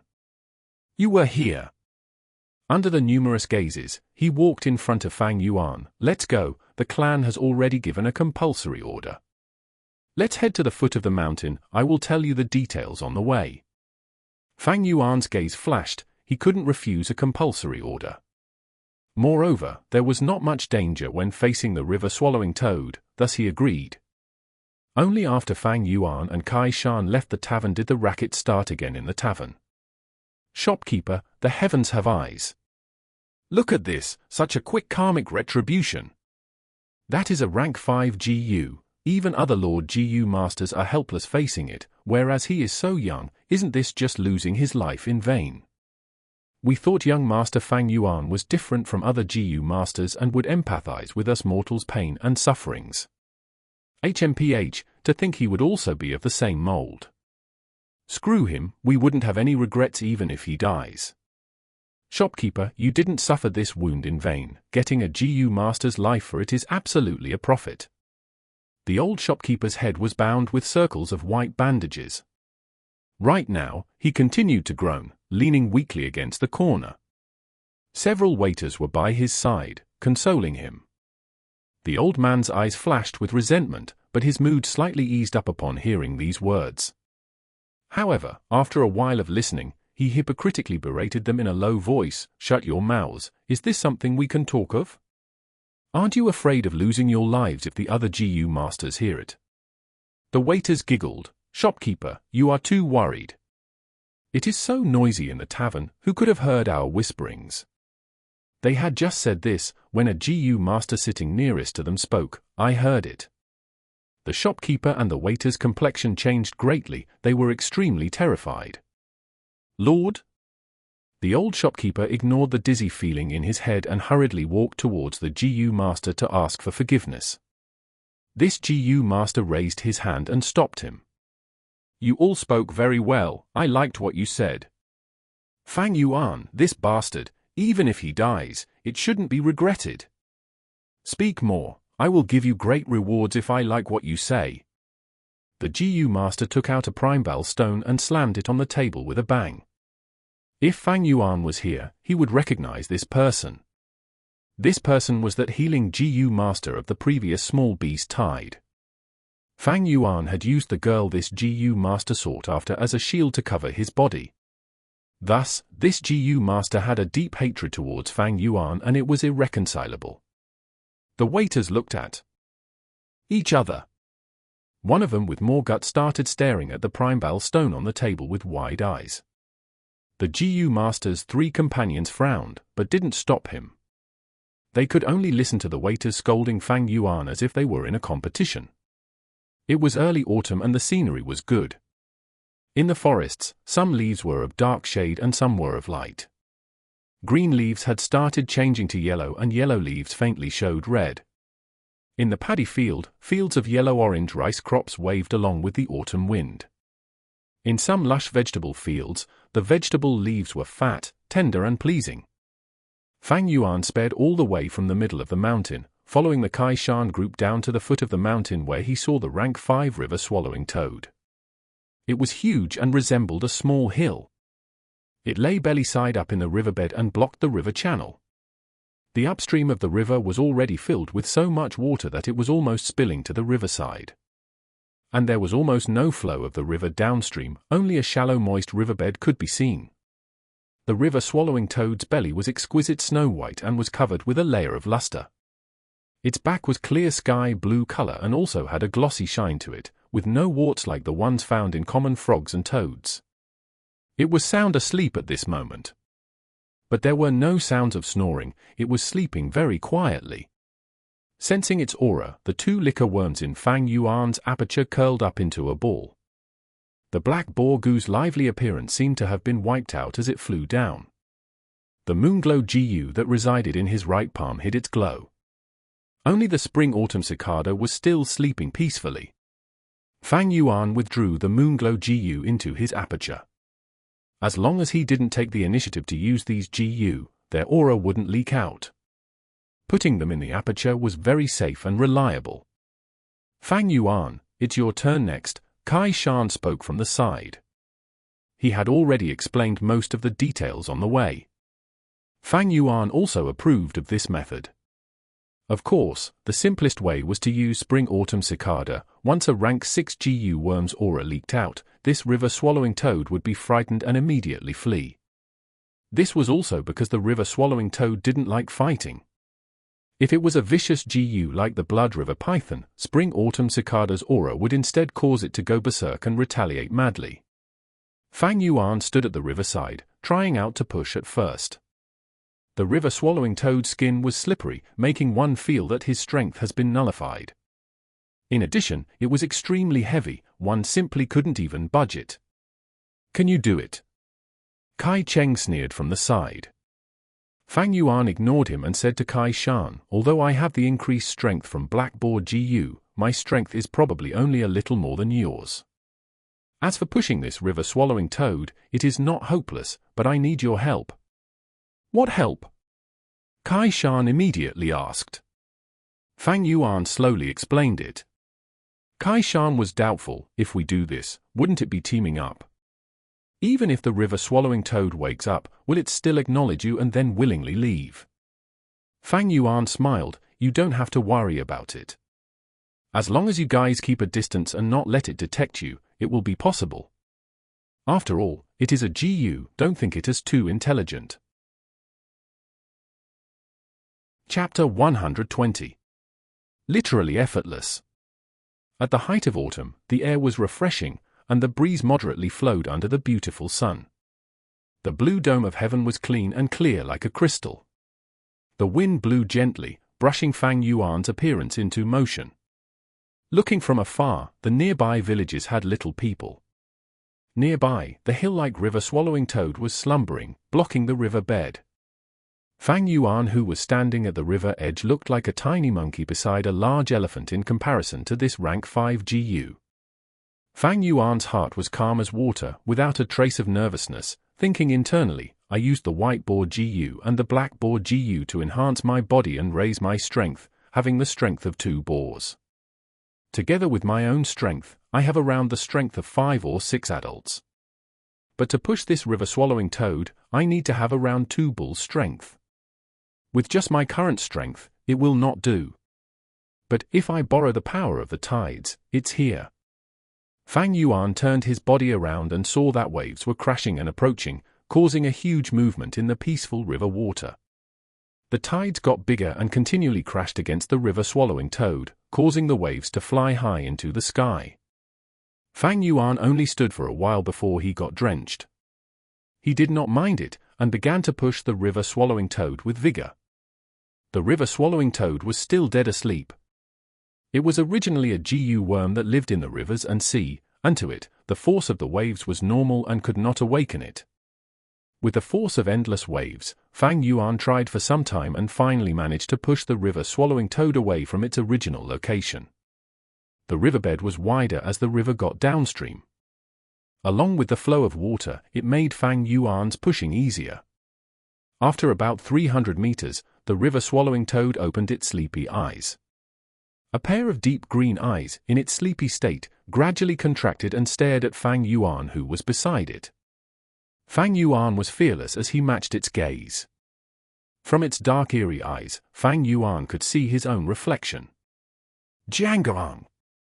River-swallowing toad raised its head, suddenly opening its mouth and emitting a strange croak. The cry spread out and reverbed throughout Qing Mao Mountain. At once, Fang Yuan could feel his ears going deaf from the ringing noise. River-swallowing toad lowered its head, its mouth sucking at the river water that was approaching. The river water flowed at 10 times the original speed as it was all sucked into its stomach, and the water level could be seen decreasing at an observable pace. Fang Yuan stood beside the river-swallowing toad, clearly seeing a large amount of seafood also being sent into the river-swallowing toad's stomach along with the river water. Sensing the river water's change, the Kai Shan group also hurried over, and as the three observed the river-swallowing toad who was ingesting water, they were stunned. "What a spectacular sight!" Kai Cheng observed, unable to hide his shock. "You succeeded." Kai Shan looked at Fang Yuan. "Seems so," Fang Yuan nodded lightly. The water level decreased until the water stopped flowing, and the river-swallowing toad raised its head once again, its stomach expanding and contracting, vomiting out numerous fish, prawns, turtles, etc. At once, a large amount of seafood fell onto the ground, emitting a crisp sound. A fish splashed on the ground, a turtle fell on its back confused, the crabs walked away horizontally, and then they were smashed by the falling seafood. Fang Yuan did not mind it and only looked casually, but suddenly he smelt some wine fragrance. "Strange, why is there a wine smell?" Kai Cheng sniffed, a face of surprise. "It should be the 100-year bitter shell," the female GU master in the group said and pointed at a disc-sized broken black shell. This shell was black as ink with white round markings on it, like the rings in a tree trunk. "That's right, bitter shell can turn the sand and rocks into bitter water juice. 100-year bitter shell's bitter water, after the accumulation through time, can turn into wine. Bai clan's current clan leader loves to drink this bitter shell wine," Kai Shan added on. He needn't go into detail, Fang Yuan had already long taken up this seashell, starting to collect his bitter shell wine. Not too long ago, he was still worried about how to get this bitter shell wine, but to think it appeared in front of him like this. Truly the phrase spending lots of effort looking for something fruitlessly, but it appears in front of you when least expected. The river-swallowing toad had pretty much swallowed all the water in this river. Deep in the river bed, there had been some 100-year bitter shells buried in the soil, and because of the river-swallowing toad, the shells were exposed. Fang Yuan quickly collected 6 little 100-year bitter shells. 2 of the shells were broken, but the other 4 were intact. "I finally collected the bitter wine. This way, I can start refining the for-flavor liquor worm." This moment, Fang Yuan was overjoyed, but had no one to share the joy with. After the river-swallowing toad vomited the seafood, it croaked again, and then looked at Fang Yuan once before moving its large body to swim downstream along the river. "He really succeeded," Kai Shan muttered, his heart feeling relief.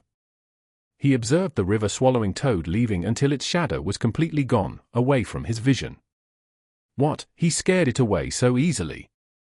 "If I knew this earlier on, we could have done it ourselves, but now we let Fang Yuan become a hero so easily." Kai Cheng pouted, his tone full of jealousy and indignance. "Fang Yuan, no matter what, this time you have done a good deed, you are the GUU clan's hero." Kai Shan stared at Fang Yuan with a complicated expression. "Oh," Fang Yuan replied absent-mindedly, giving a half-hearted feeling. At the same time, his gaze shone as he continued to rummage and search for 100-year bitter shells among the seafood. What hero? It was merely a title. Between praise and slander, they were all views and expressions of others onto oneself. What opinions others had of him, Fang Yuan did not give a damn. "You can think all you want, I live my own life." Hero? Zero? Hee, I rather have a bitter shell. News of chasing away the river-swallowing toad reached the village at once. GUU Bo said good 3 times continuously, and the solemnness in the hall was swept away at once. Only the internal affairs elder's face was complicated, he did not think well of Fang Yuan. Not too long ago, he even criticized Fang Yuan, but now that the village was in danger, Fang Yuan was the one who resolved the issue. With these 2 issues coming together, wasn't it a slap in his face? GUU Fang Yuan has the credit of chasing away the river-swallowing toad, we'll make an exception to promote him to team leader and reward him 500 Primeval stones. GUU Bo thought, before giving the order filled with a special meaning. What, Fang Yuan actually succeeded? Strange, he's just a newbie, How can he chase away a rank 5 GU worm? Even Kai Shan failed miserably, but he did it. The news spread, and everyone was filled with shock. Fang Yuan became the savior of our clan? This? The male GU master who had animosity with Fang Yuan was lost for action after hearing this news. His group leader suddenly shouted, pointing at the clerks in the tavern, "You mere mortals, you dare to slander our clan's hero, you deserve execution." Even before finishing his words, he shot a moonblade. The elderly shopkeeper did not expect that such a life-threatening situation would occur, and after being hit by this moonblade on his neck, he was beheaded. "Lord, spare us!" The clerks upon seeing this were first stunned but quickly kneeled on the ground, begging for mercy loudly. "Group leader, what are you doing?" The male GU master stood up. "What am I doing, who?" His group leader moved his brows, sighing solemnly, "Times have changed, high. Fang Yuan has turned into a hero suddenly, the higher-ups will pay attention to him.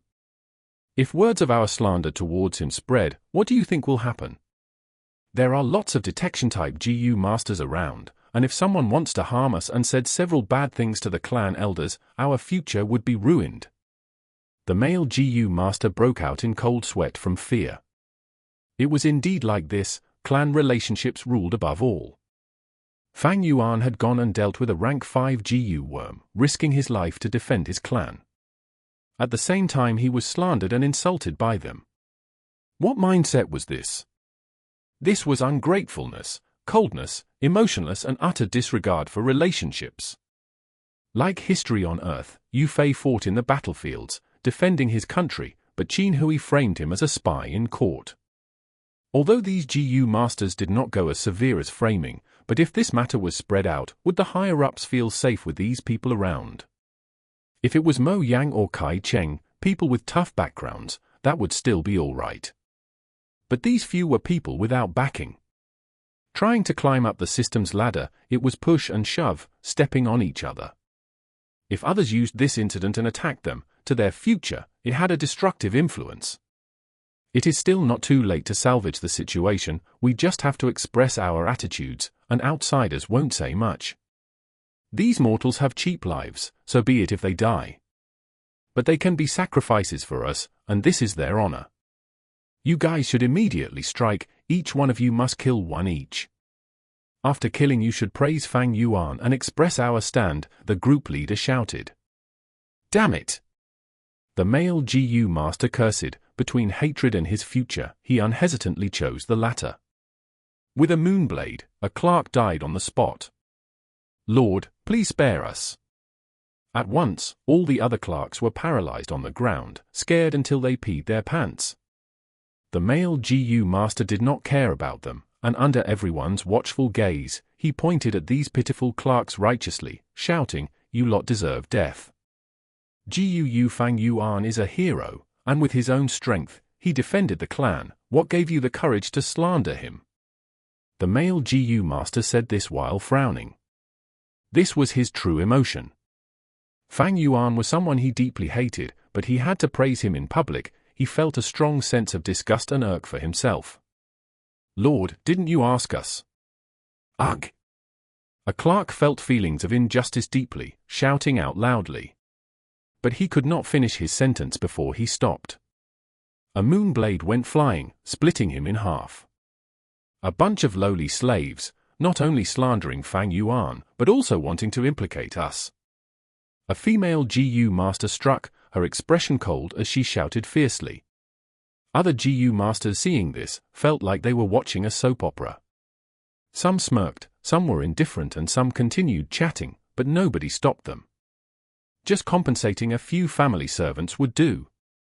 Everyone was part of the clan, they were family. No one would interfere or pursue the matter for these outsiders, causing conflict for themselves. Chapter 121. For Flavours Liquor Worm. GUU Clan? Xiang Li stood at the mountainside and gazed at the distant GUU village, a complicated expression on his face. Cool autumn wind was breezing gently. The color of autumn dyed the mountain. Tree leaves were a mix of yellow and red, with wild fruits growing all over the place. Only the Qing bamboo remained green and erect. Not long ago, Guu clan was like these Qing bamboo, evergreen all the year, the overlord of Qing Mountain.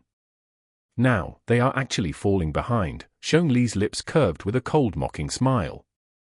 But quickly, he thought of the Bai village and the curve of his lips smoothed out, his mood turned serious. Bai village's uprising had already broken the old balance of Qing Mountain. The traditional hegemon, the Guu clan, had weakened. Xiong village's operations were not running properly. All these were pushing the situation in the Qing Mountain towards an upheaval. Xiong Li knew this upheaval hadn't erupted yet because of the pressure from the wolf tide.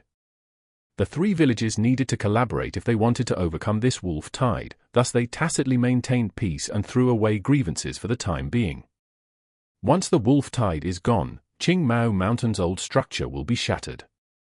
Bai Ning Bing has already reached rank 3 in only a couple of years. It's really terrifying. Xiong Li recalled the figure of a white-clothed youth, and he felt stifled as if he was pressed down by a huge rock. He, Xiong Li, was the top amongst the Xiong village's rank 2 Guu masters. He had fought all sorts of battles and won most of them, establishing his name. He held the Grand Bear Guu and could erupt with a bear's strength. He was also known as the strongest person in Qing Mountain. He had already made his debut and had personally seen the rocket-like emergence of Bai Ning Bing, so he was clearer than others regarding the terror of this youth. Group leader, that is Guu village. It's still far away, why are we stopping here? From the side, Xiong Lin raised his two hands and clasped them behind his head as he curiously asked. In this 5-person group, Xiong Lin was the youngest and was a newbie who just made his debut. He was the same age as Fang Yuan and was this year's top genius of Xiong village. His stature was short and he had shaved his head, which seemed to shine under the sunlight. Xiong Li looked at this new talent of the clan, his heavy mood eased up a little. He answered in a deep voice, "We are here on a diplomatic mission and not on a scouting mission. This area is already the warning area of the Guu clan, and we will probably be treated as enemies if we boldly enter." Oh, so it was like that. Xiong Lin realized. We have 2 objectives this time. One is to hand the clan head's personal letter to Guu's clan head. Another is to investigate the matter regarding the river-swallowing toad.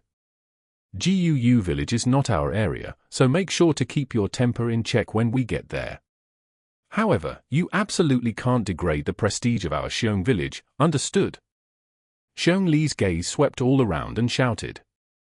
The rest of the Guu masters' expressions all turned serious and silently nodded. Group leader, someone's here, the scouting Guu master in the group suddenly spoke. We have revealed our movements for so long, they should be here by now. But who would it be, whom? So it was Kai Shan. Soon after, Xiong Li also discovered Kai Shan group, his eyes flashed. Wow! That person is so tall, is he Kai Shan? He is even taller than the group leader. Such muscles, piece by piece, group leader, isn't he the guy born with super strength who has been trying to seize the title of the strongest person of the Qing Mountain? Xiong Lin immediately looked straight at Kai Shan. HMPH, it had to be him. Xiong Jiang spoke gloomily and twisted her lips in disdain. The 2 groups were 50 steps apart from each other. The 2 group leaders came face to face, their gazes clashed in the air and seemed to form sparks. Looks like you are Xiong village's special envoy this time, Kai Shan snorted coldly. He had fought many times with Xiong Li, that's right. Has the special envoy from the Bai village arrived? Xiong Li's expression steeled up. Why ask so much? Follow me, Kai Shan cautiously turned and invited. Meanwhile, in the second secret room, for wine jars were in front of Fang Yuan. Sour, sweet, bitter and spicy, for flavors of wine. Sweet belonged to golden honey wine, spicy was white grains liquid, sour came from red berry wine, bitter was from bitter shell wine. Fang Yuan sat cross-legged on the ground. He then willed the 2 liquor worms to fly out of his aperture. The fusion process of Flavours liquor worm was slightly different from normal fusion. The two liquor worms followed Fang Yuan's will and entered the redberry wine jar. They started the fusion within the redberry wine. A white ball of light formed in the wine jar. Its majestic light pierced out of the wine jar and shone on the wall. Fang Yuan threw Primeval stones in the wine jar, 1 piece, 10 pieces, 50 pieces. When it reached the 100th piece, the light ball shrunk to a fist size and floated in the wine jar. The redberry wine was completely used up. Fang Yuan picked the second wine jar, golden honey wine, and poured it into the jar. The white ball of light was immersed in the honey wine, suddenly swelling up to its original size. Fang Yuan's head was soaked with sweat. He was constantly maintaining the fusion of the two liquor worms' consciousness, and such multitasking was extremely taxing on the mind. He continued to throw Primeval stones towards the wine jar. Every piece of Primeval stones caused the ball of light to shrink by a bit, until it condensed to a fist size again, reaching its limit. Fang Yuan followed the pattern and successively poured the bitter shell wine, then the white grains liquid. When the 4 types of wine were completely used up, the light in the wine jar suddenly flourished before disappearing completely. Success! Fang Yuan knew he had succeeded without even looking in the wine jar. He willed and a Gu shakingly flew out of the wine jar. It was the Flavours liquor worm. Comparing it with the liquor worm, there wasn't much change in its external form, except that it was slightly bigger. It also resembled a silkworm and had a tiny pair of shiny black eyes. The difference was that the liquor worm's body was completely white, but this Flavours liquor worm's body continuously flickered with 4 colors, red representing spicy, blue representing bitter, green representing sour and yellow representing sweet. Fang Yuan couldn't help but associate it with the neon lights on Earth. Huff! Fang Yuan let out a big sigh of relief. His luck was good this time and didn't encounter failure, succeeding the first time. If it failed, the liquor worms could suffer serious damage and one of them could even die, or the bitter shell wine might be used up. Either of these outcomes would be troublesome. Fortunately, this situation didn't occur. A GU master needs to use, nurture and refine GU, none of them were easy. And in the aspect of fusing GU worms, many GU masters would go through a lot to look for recipes and collect materials. There were various recipes and they might not necessarily be suitable. As for collecting materials, GU masters might even spend over 10 years of efforts on it. Even if they find the recipe and collect all the materials, if the fusion failed, the materials would be used up, and all their previous efforts and preparations would go down the drain. GU Master's cultivation is difficult. Fang Yuan sighed. Fusing GU worms were easy at the beginning stage of the cultivation. But the success rate for Rank 4 and Rank 5 fusion would often not reach even 1 in 10 times. Rank 6 fusion success rate was even as low as 1%. Every failure when fusing high-rank GU worms meant a loss of a great sum of resources. However, once succeeded, the benefits would be extremely high. Taking Fang Yuan's newly refined Flavours liquor worm into account, it could refine Rank 2 Primeval essence and increase it by a small realm. Fang Yuan used a red steel relic GU to advance to middle stage. Now, with the Flavours liquor worm, he would have upper stage Primeval essence. His fighting strength was now doubled. At the same time, the Flavours liquor worm would nourish his aperture, which meant faster cultivation speed. However, with advantages comes disadvantages. Using the Flavours liquor worm to refine his Primeval essence would definitely lead to an increased consumption of Primeval stones.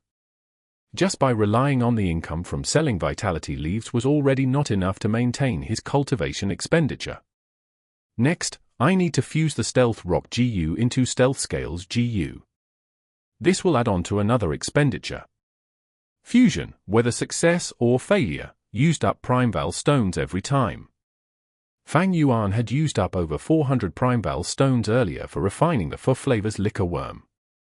The clan had awarded him with 500 Primeval stones for chasing away the river-swallowing toad. 500 Primeval stones was enough for other GU masters to spend for a long while, but Fang Yuan had almost used it completely. Fortunately, from the reselling of the assets, after using up most of it to purchase the red steel relic GU, some of it still remained. There was no need to worry for a short period of time.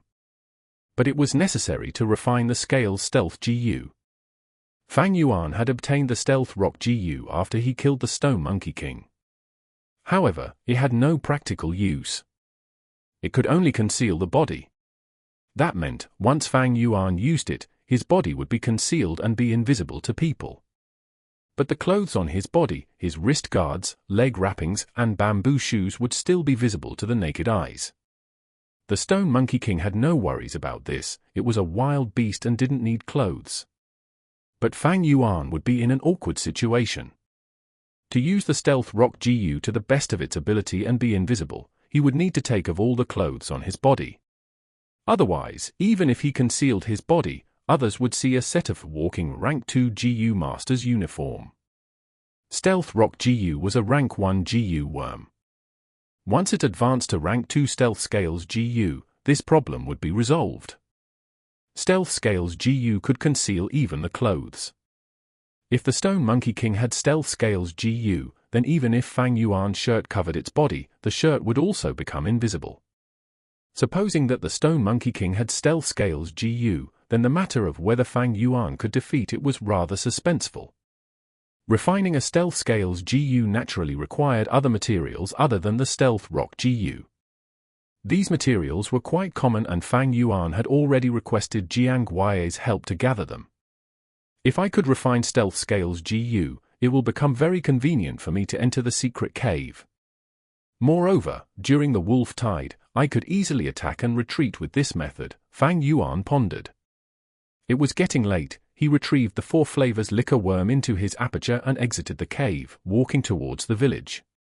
He had instantly attracted a lot of attention after successfully chasing away the river-swallowing toad.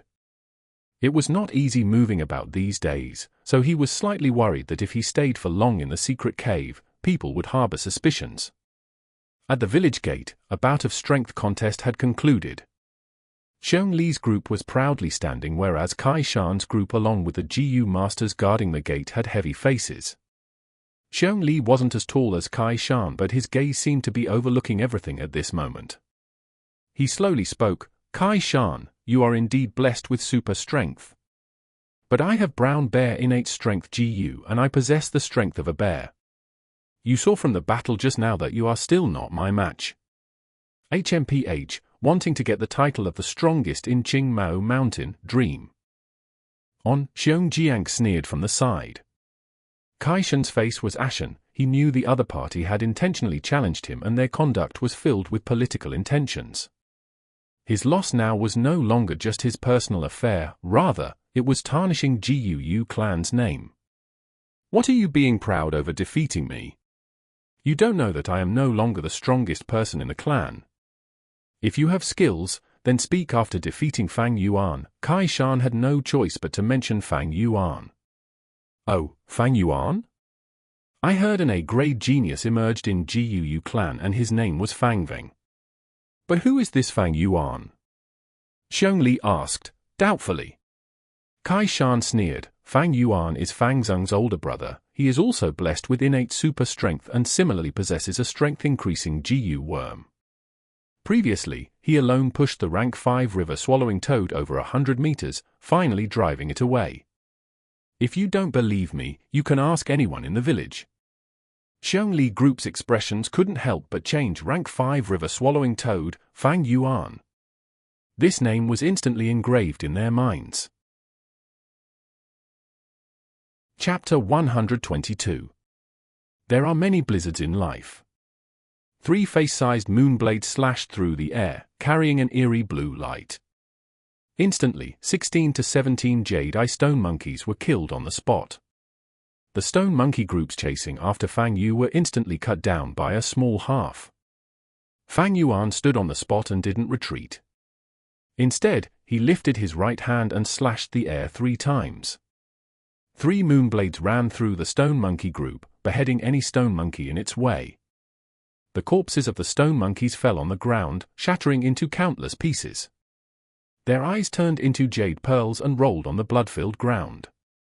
Fang Yuan inspected his aperture. He still had greater half of dark red Primeval essence remaining. The Moonglow GU required 10% of light red Primeval essence to use a Moonblade. Fang Yuan could only use for Moonblades repeatedly at rank 2 initial stage. The number increased to 8 when he reached the middle stage. And at the upper stage, the number doubled once more, reaching 16. Fang Yuan wasn't really at rank 2 upper stage, but with the 4 Flavours liquor worms refining of upper stage Primeval essence, he could be considered to be at false upper stage. His fighting strength was rising sharply. Before, he would have needed to fight while retreating when chased by these 70 or 80 stone monkeys. Now, he just attacked with the Moonblades, rapidly killing most of them. The remaining stone monkeys had escaped. I cleared up 3 stone pillars within just 2 days. This speed is many times faster than before. If this goes on, I will be able to reopen a path to the central area in about half a month, Fang Yuan pondered. From the flower wine monk style, the underground cave in the central pillar should be the next barrier. It is very likely that there will be another earth treasure flower GU at the barrier. I reckon the flower wine monk's strength inheritance is almost over. After all, he was seriously injured and his state was far from good, thus he hurriedly set up this inheritance. At most, there will probably be 2 more obstacles remaining.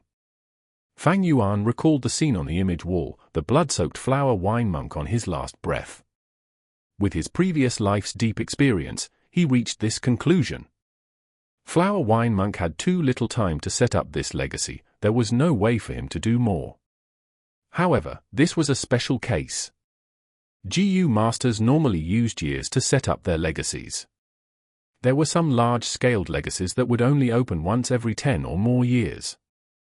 Some legacies were even divided and scattered across different areas and could even be at the different ends of the world. The latter generations would need 10 or more years or even decades of time to go through all the tests of such legacies. Some legacies might not even be explored completely throughout a GU master's life. The GU master would often leave this incomplete task for their descendants. Flower wine monk's inheritance can be classified as a micro-scale legacy, its shortcoming being the small amount of inheritance items. But this also has its advantage. The first barrier is arranged according to the local conditions and is thus simple. I have successively obtained white boar GU, jade skin GU and liquor worm from this inheritance. Stealth stone GU can be barely considered as the inheritance. Next, there are probably only 2 more earth treasure flowers remaining. I hope that the GU worms in them will be related to scouting or movement type. Time passed quickly, autumn went and winter arrived. Early winter, the first snowfall had come. The sky was grey, snowflakes floated and fell on Qing Mountain. Fang Yuan was moving alone through the snow. He had just come out from the secret cave in the stone crack and was hurrying towards the village. Over 2 months have passed, but my progress in clearing the stone pillars has not been good. Fang Yuan's countenance carried a dark scowl. It was not because he hadn't put in effort, but rather the prelude to the wolf tide had already shown its signs. Food was scarce during the winter. The growing wolf pack started to increase their hunting scale to gather enough foods to eat their fill. The wild beast groups in the surroundings were purged due to this. Small beast tides frequently started to occur due to the disorder. Similarly, there were also the crippled wolf packs. These crippled wolves were expelled from the nest. These wolves gathered together and formed a group. They had started making frequent movements near the village. It hadn't reached the wild stage of attacks on the village yet, but the hunter families no longer went up the mountain to hunt. Similarly, there were occasionally some villagers who lost their lives to the wolves. GUU village mobilized many GU masters to carry out a cleanup operation. Due to this, there were many people moving about, along with lot of scouting GU masters among them. Thus, Fang Yuan sensibly decreased the amount of times he went to the secret cave inside the stone crack. No doubt, this caused the speed of his progress in the stone forest to fall steeply. The cold wind was getting stronger, snow was also falling heavily. A deep beastly howl suddenly spread through the wind and snow. Fang Yuan swiftly stopped and looked around, alert. A small-scale wolf pack with about 20 or more lightning wolves quickly appeared in range of his sight. "Here we go again," Fang Yuan muttered. This was already the 8th beast group he had encountered this month. However, this time was somewhat different. The wolf packs are starting to make their move so near to the village. Next, the clan's GU masters will make their moves more often. The Stone Crack's secret cave is not far away. Looks like I can't go there for some time. Fang Yuan's heart sank upon this thought. The journey was difficult. There would always be some obstacles preventing people from progressing. The wolf pack closed in on Fang Yuan. They howled before charging at Fang Yuan, coming at him one after another. Moonglow GU, Fang Yuan willed, a moonblade flew out from his hand. The eerie blue moonblade slashed through the wind and snow, going through the sickly wolves. It instantly beheaded 3 wolves, but when it reached the 4th wolf, the wolf suddenly rolled and cleverly dodged the moonblade. Although most of these crippled wolves were handicapped, blind or missing their tails, they had plenty of battle experience and were very cunning. A normal rank 2 middle stage GU master would be in intense danger if they ran into such a group of crippled wolves, and especially if they were surrounded by these wolves. His plentiful battle experience and the refined upper stage dark red Primeval essence were the source of his confidence. He nimbly moved under the joint attacks from the crippled wolves, calmly dodging and decisively attacking. The wolves continued to die by his hands. After a short while, the number of the lightning wolves in the pack had sharply decreased by half. A wolf gave a mournful howl. The wolf pack immediately stopped their offensive attacks and began retreating. This was the cunningness of these wolves. When they discovered that Fang Yuan was a tough bone, they decisively retreated, giving up their plan to hunt Fang Yuan. These old, sickly, and injured wolves weren't in a perfect state, but being able to live till now showed their survival wisdom. Fang Yuan stood on the spot, calmly looking at these crippled wolves disappearing into the wind and snow. If he could hide his strength, then he didn't feel it necessary to reveal it. After confirming that the wolf pack had completely escaped, he promptly collected the items on the wolf corpses. Wolf skin, teeth, and so on were all valuable. Although their market price was on the low end, it could be made up by the quantity. In these 2 months, Fang Yuan had made some earnings from the spoils of war from eradicating these crippled wolves. The blood flowing from the wolf corpses was still warm. There were some crippled wolves who still had some breath left, their eyes showing a trace of vigor.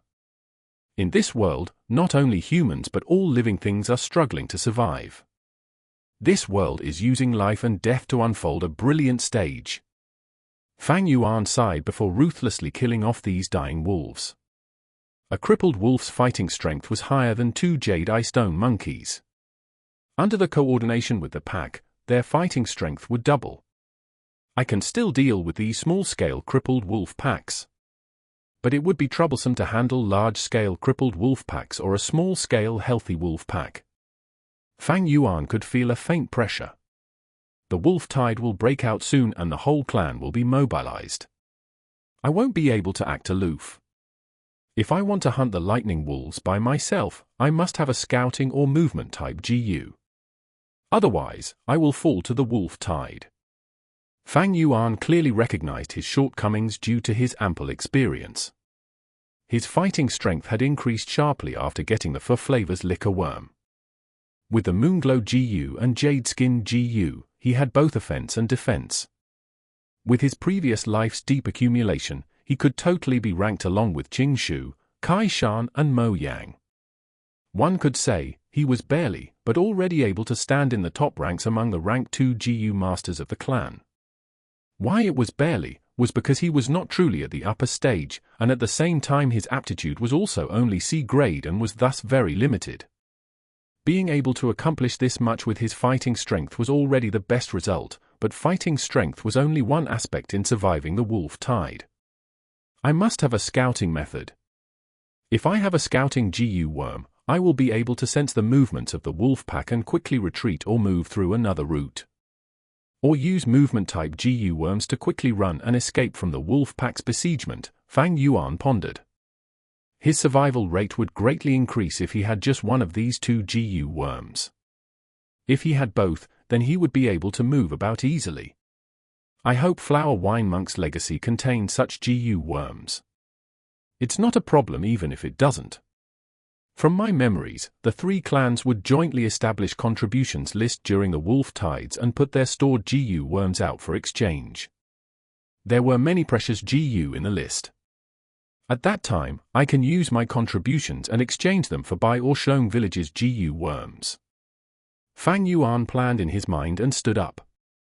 He had swiftly arranged the spoils of war in a short period and packed them in a bag which he then carried on his back. The snow continued to fall and soon froze the wolf blood, covering their corpses. Look, Fang Yuan is back. He is carrying a bag. Did he go out to hunt the crippled wolves again? It was him that saved our village. Hey, it was only by a stroke of luck. We both know how it went. If I had such great strength, I could also do that. It's no big deal. As Fang Yuan walked through the village, the people made way for him. There were praises, curiosity and also envy. Fang Yuan. Kai Shan suddenly appeared from a corner and shouted. Note that the blizzards in the chapter title "There are many blizzards in life" is a metaphor for obstacles. Chapter 123. I travel alone through heaven and earth. What's the matter? Fang Yuan looked at Kai Shan. Even if it was winter, he continued to be topless, his red skin emitting a warmth that made people feel like they were near a heater. The white snow that landed on his body instantly melted. This is because his aperture had a double orifice stove GU.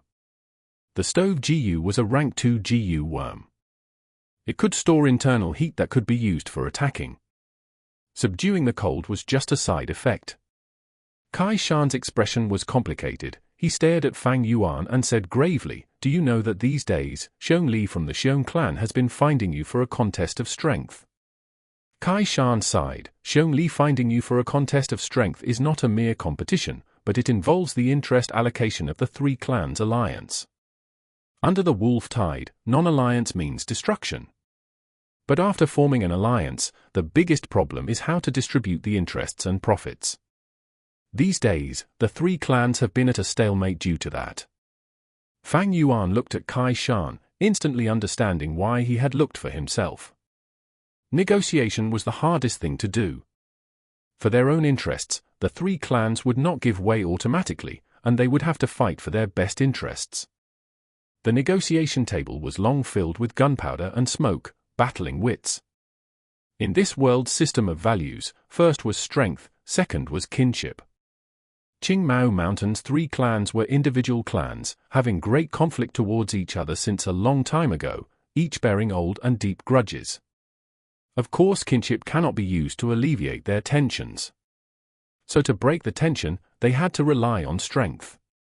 On Earth, there are military exercises to display one's strength.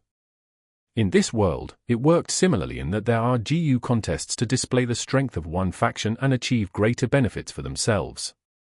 Xiong Li finding Fang Yuan for a contest to compete strength was due to this.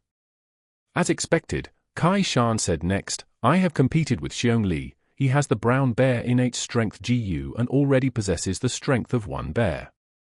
He also has the grand bear GU and can increase his strength by another bear. Together he has 2 bear strength. I am far beyond his match, as much as I want to deny it.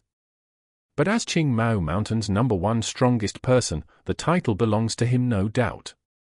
He paused for a while, then continued, "Let's talk business. Your strength is around mine, so you are not his match either. But you cannot lose, as you were the one who woke up the river-swallowing toad, the hero that saved Qing Mao Mountain. Once you lose, our GUU clan's interests will be compromised. So for the clan's interests, discard your personal honor and avoid battle." Fang Yuan stared silently at Kai Shan. Kai Shan looked down. "I know that this matter towards you is very difficult. After all, avoiding the competition has a disastrous damage towards one's own reputation. But it is for the interests of the clan. If you lose, the clan would have to give up much more. The clan has nurtured us, we naturally have to contribute to the clan, right? The clan needs you. Sacrificing your own reputation for the clan is only natural. But this matter started due to me, so in my personal name, I will compensate you for it, as part of my goodwill. Saying so, Kai Shan handed Fang Yuan a large money bag. Fang Yuan weighed it, and chuckled, so my reputation is only worth 200 Primeval stones. Kai Shan could hear the sarcasm in his words, his gaze sharpened as he said solemnly, Fang Yuan, please do not have any indignant feelings. Earlier, I tried to console you with kind words, but the truth is I'm here with a mission. Avoiding the competition is the clan higher-ups' orders. Regardless of what you think, this is an order. I hope you understand your position. Saying so, he turned around and left, leaving deep footprints in the snow. Fang Yuan looked at Kai Shan's back as his eyes revealed a sign of understanding. In order to get the greatest benefits, the clan has already used the event of me chasing away the river-swallowing toad as a chip in the negotiation. After all, the river-swallowing toad was a danger to the entire Qing mountain. In order to get rid of this chip, the Xiong clan sent Xiong Li to challenge me. To the clan, I am but a chess piece. Xiong Li is the same, and Kai Shan is also a chess piece.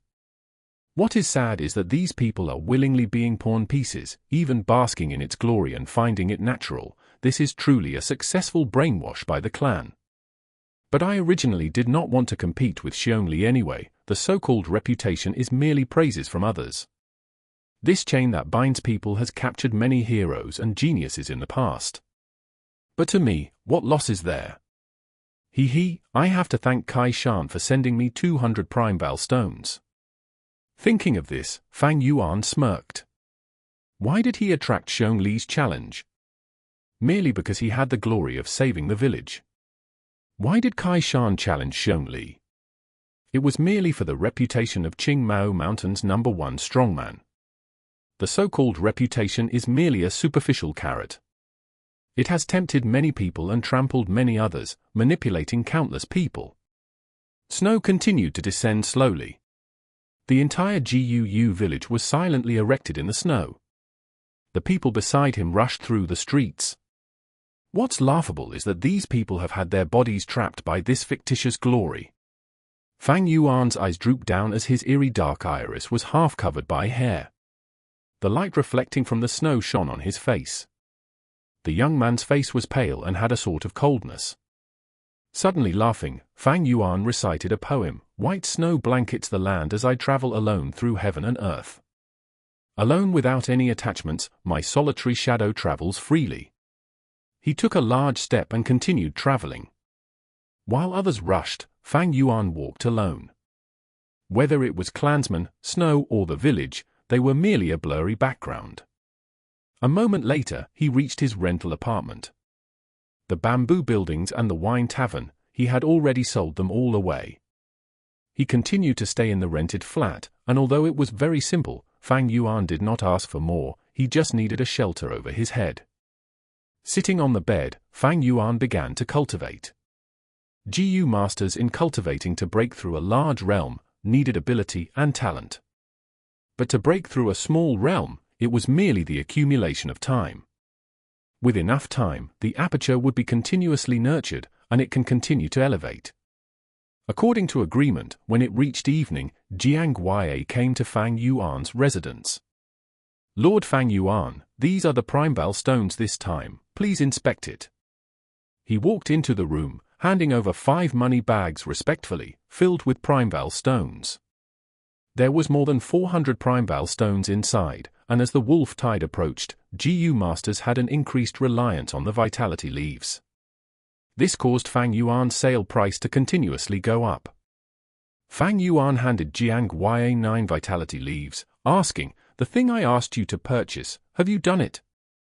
Jiang Yue showed a look of disappointment, shaking his head, "Lord Fang Yuan, this is bad timing. The wolf tide is coming, and the clan has increased its control on resources. Other things aside, that fish scale Gu is only slightly less valuable than the jade skin Gu. I have already tried my best, but it is difficult to have results immediately. Fish scale Gu was used with stealth rock Gu to create the stealth scale Gu. Without the fish scale GU, he couldn't refine the stealth scale GU. Even with resource control, it does not mean we cannot find a fish scale GU. The root of the problem is Jiang Ya's ability being too small. It seems that fusing the stealth scale GU would have to drag on. Fang Yuan sighed in his heart. 9 out of 10 things in this world will not go according to plan. This is life, and the phrase smooth sailing is only a beautiful greeting. Bai clan produces the fish scale GU, and our clan also has them, although less in number. It seems this matter has to wait after the formal alliance. Fang Yuan was not in a rush. He knew that once the 3 clans form an alliance, they would create the battle merit board. This would encourage GU masters to proactively hunt wolves. By then, he would be able to use his merit points to exchange for the 3 clans' resources. Of course, GUU clans Moonlight GU, Xiong clans Bear Strength GU and Bai clan Stream GU were the clan's signature, and would not be exchangeable. But the fish scale GU was definitely inside. Danger is accompanied by opportunity. To GU masters, the wolf tide was a strict examination, but also an opportunity to rise up. Under the attack of the wolf tide, numerous famous GU masters died while many GU masters gained fame due to it. The older factions in the clan would weaken due to this, but new factions would rise up into the political stage. At night, unexpected guests arrived. GUU Qing Shu and GUU Fang. Qing Shu got to the main point, mentioning his previous objective, wanting to buy the liquor worm from Fang Yuan. At the same time, he also wanted to buy the black boar GU, and even the 9-leaf vitality grass. 9-leaf vitality grass was a no-brainer. Liquor worm had long become the 4-flavor liquor worm. Even if Fang Yuan wanted to, he couldn't even produce it now, thus he rejected them. I have already gained the strength of a boar, so the black boar GU has little value to me anymore.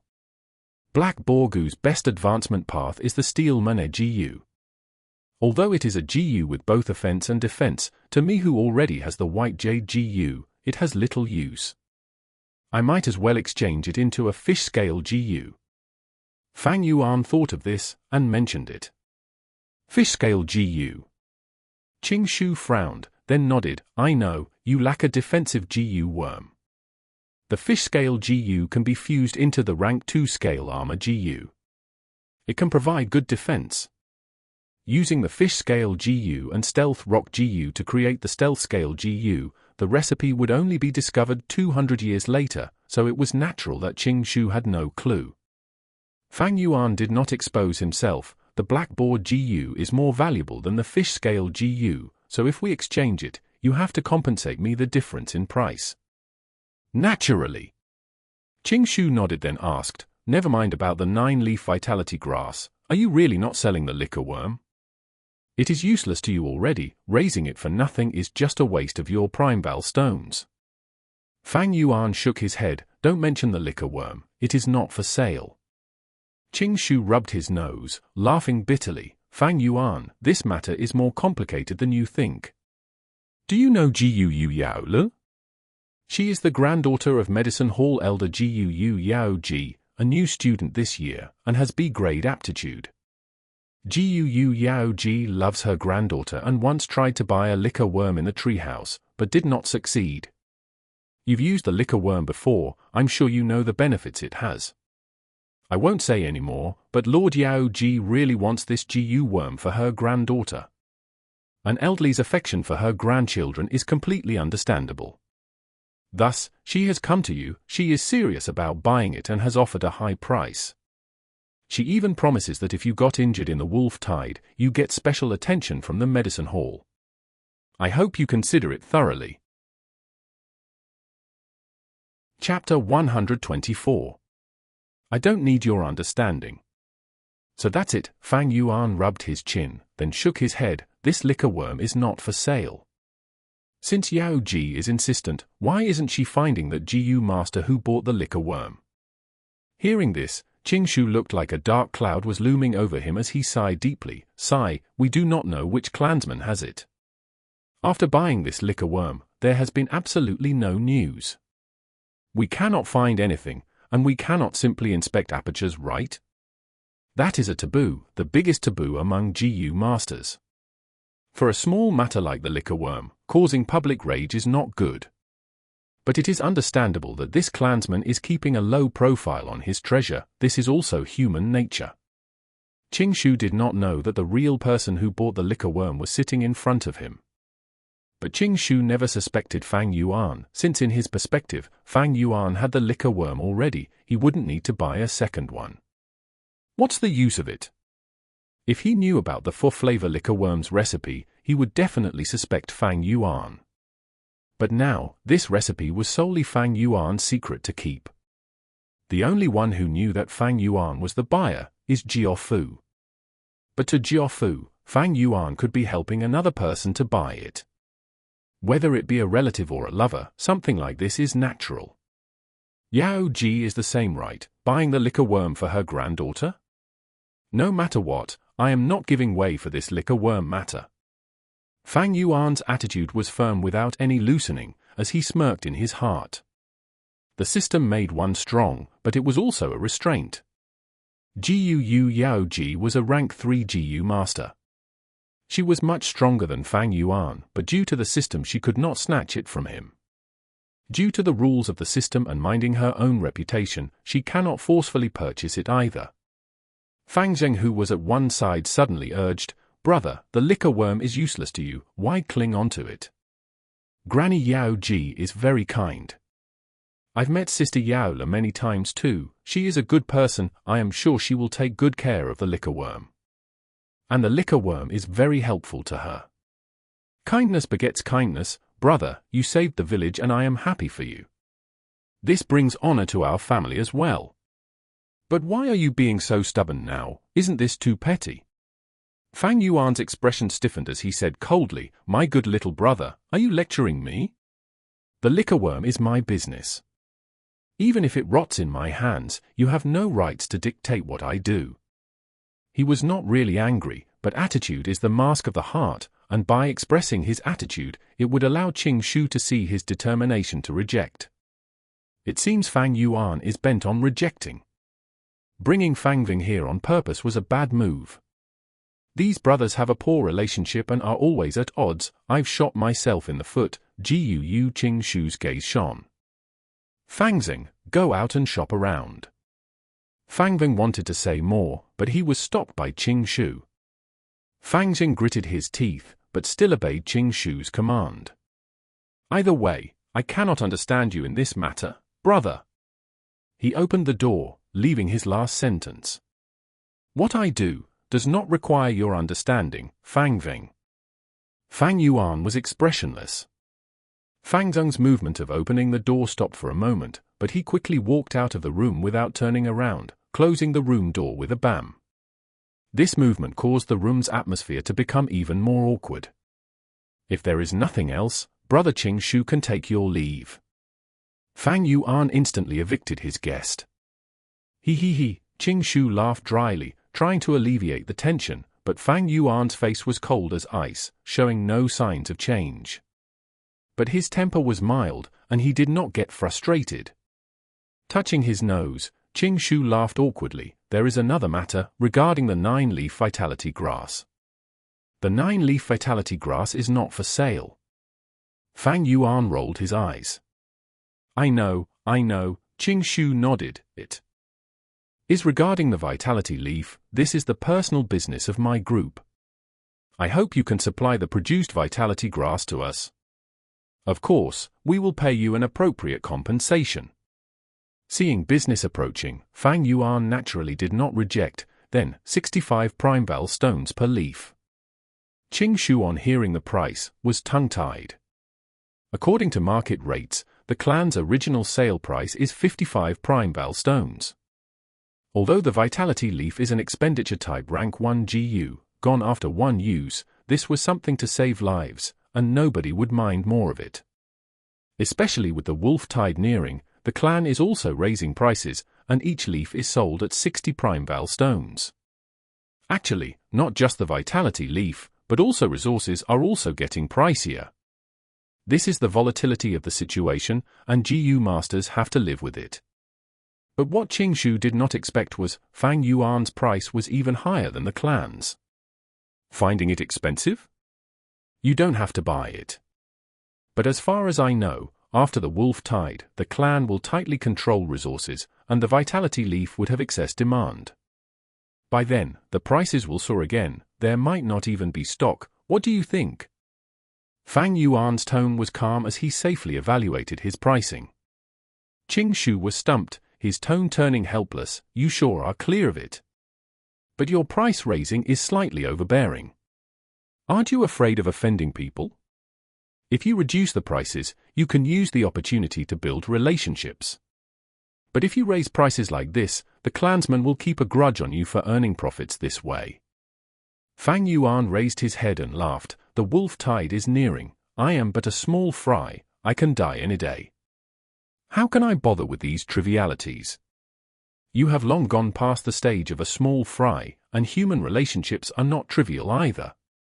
Qing Shu stared at Fang Yuan deeply, then lightly shook his head. But everyone has their own thoughts and choices. I will not force you.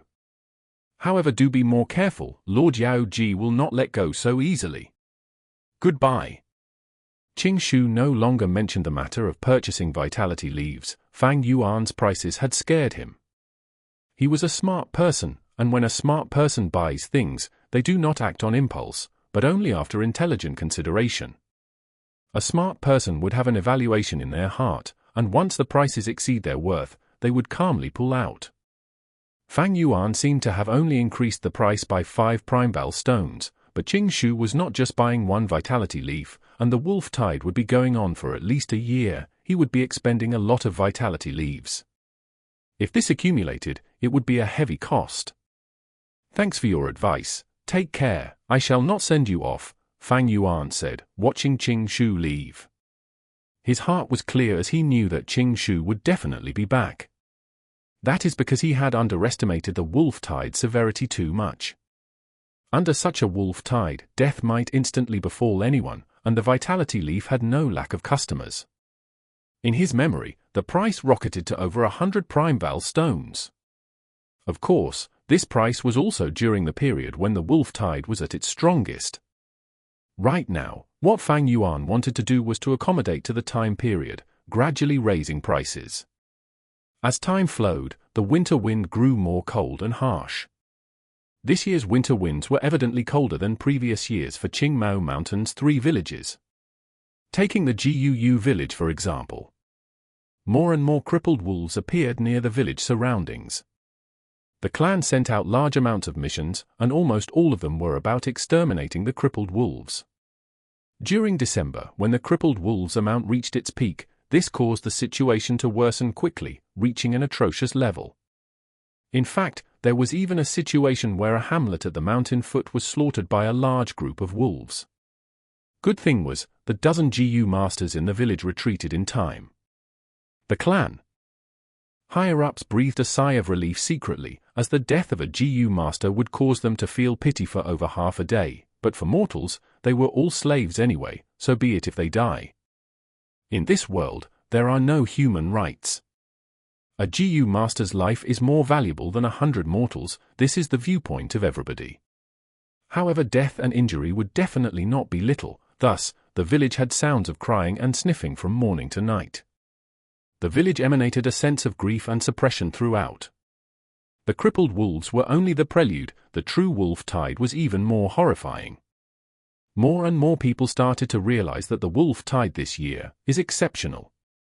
Under such pressure, the negotiation that had been under a stalemate obtained quick progress, and the 3-clan alliance was formed. A month later, at the end of winter. Alliance Slope, 3-clan alliance meeting. Little snowflakes that were like soft white fur slowly drifted down. Hundreds and thousands of Gu masters gathered here, forming a grand scale. The Alliance Slope was originally an ordinary mountain slope, but throughout history, the Guu clan's second-generation clan had managed to create the first 3-clan alliances at the slope. Thus forth, all future alliances were held there. After many years of refinement, the current Alliance Slope had already expanded tens of times, becoming a giant town square. The town square was along the mountain wall, and there was a huge rock erected there. On the huge rock, there were rock carvings of buildings, and in the buildings there was rock furniture properly assembled. The 3 clan higher-ups were sitting inside, closely discussing. Below the giant rock building, the 3 clans' GU masters had their respective standings, forming 3 large groups. GU masters wore similar battle clothing, and along with a belt, their respective cultivation levels were apparent. Fang Yuan was within them. He secretly observed the situation. The GU masters below the stage were all rank 2 GU masters. Most rank 1 GU masters were allocated to support, and only rank 2 GU masters were the true mobile troops. As for rank 3 GU masters, they were clan elders, and for a mid-size clan like the GUU clan, even after each generation's effort they only had a little more than 20 clan elders. Fang Yuan was observing, and the other GU masters were also watching. Countless gazes intersected with hatred, curiosity, and alertness. GUU clan's GU masters were on the skinny side. Xiong clan's GU masters were strong and robust, and from appearance their strength could be shown.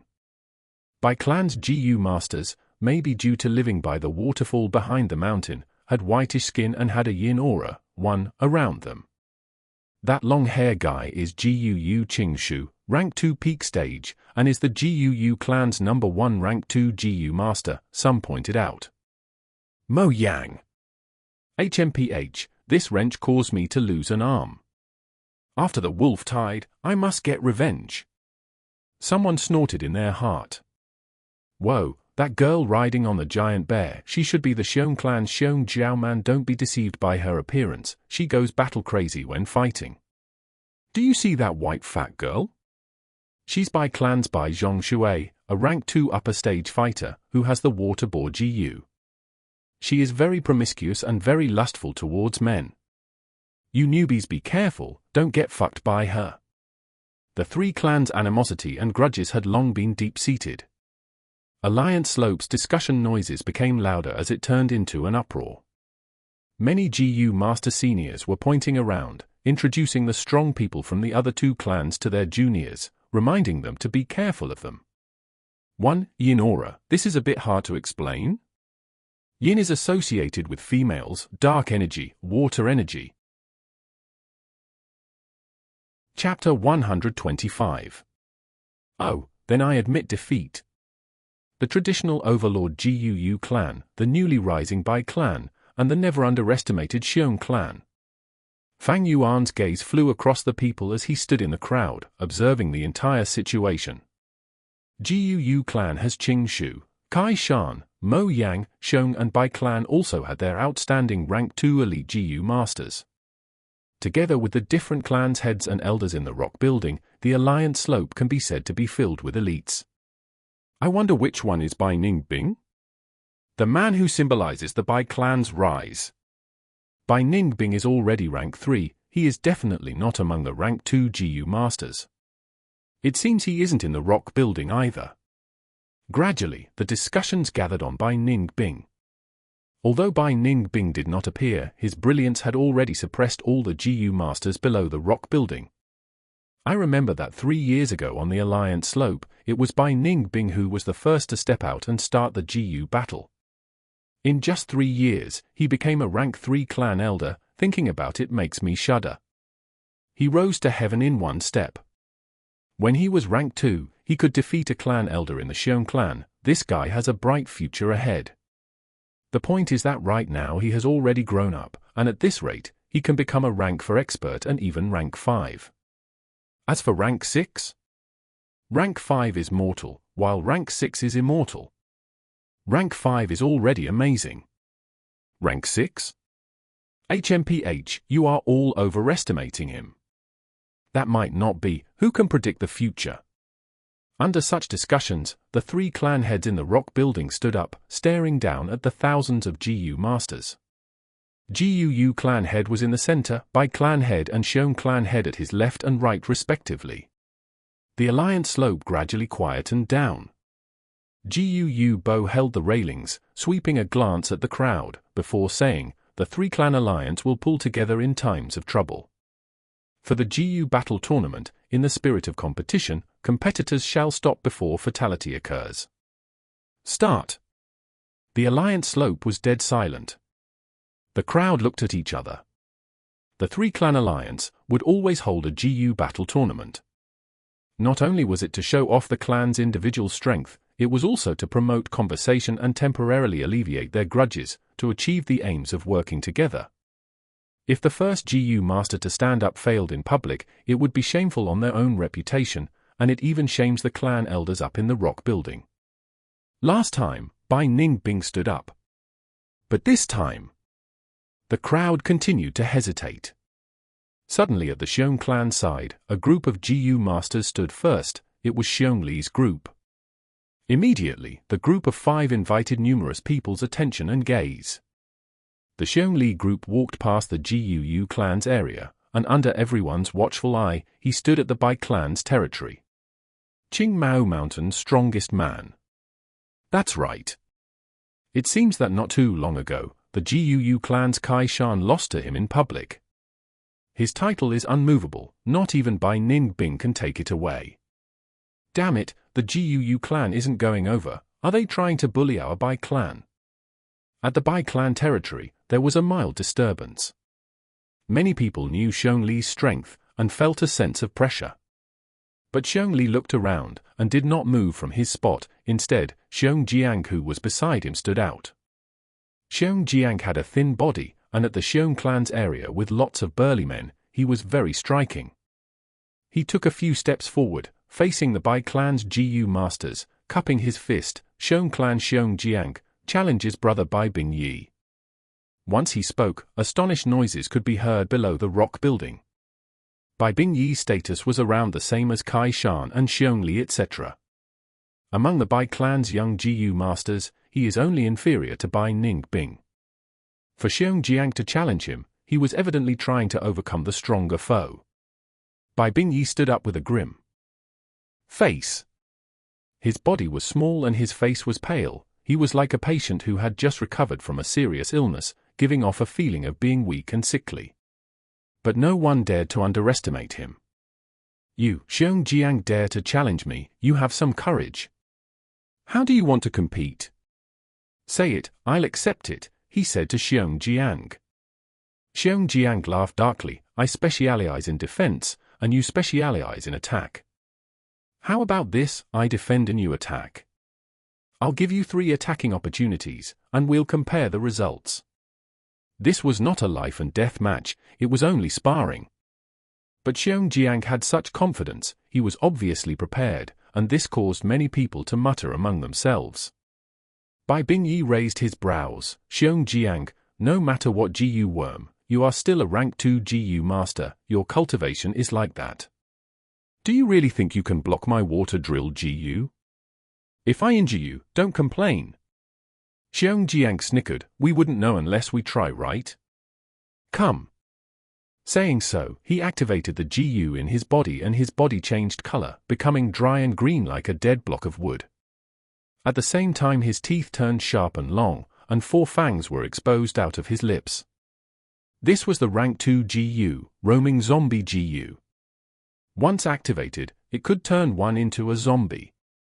Compared to living people, zombies are better at resisting punches and kicks and have greater regeneration, but is afraid of fire, lightning and light, although it has greater resistance towards water, wind and poison.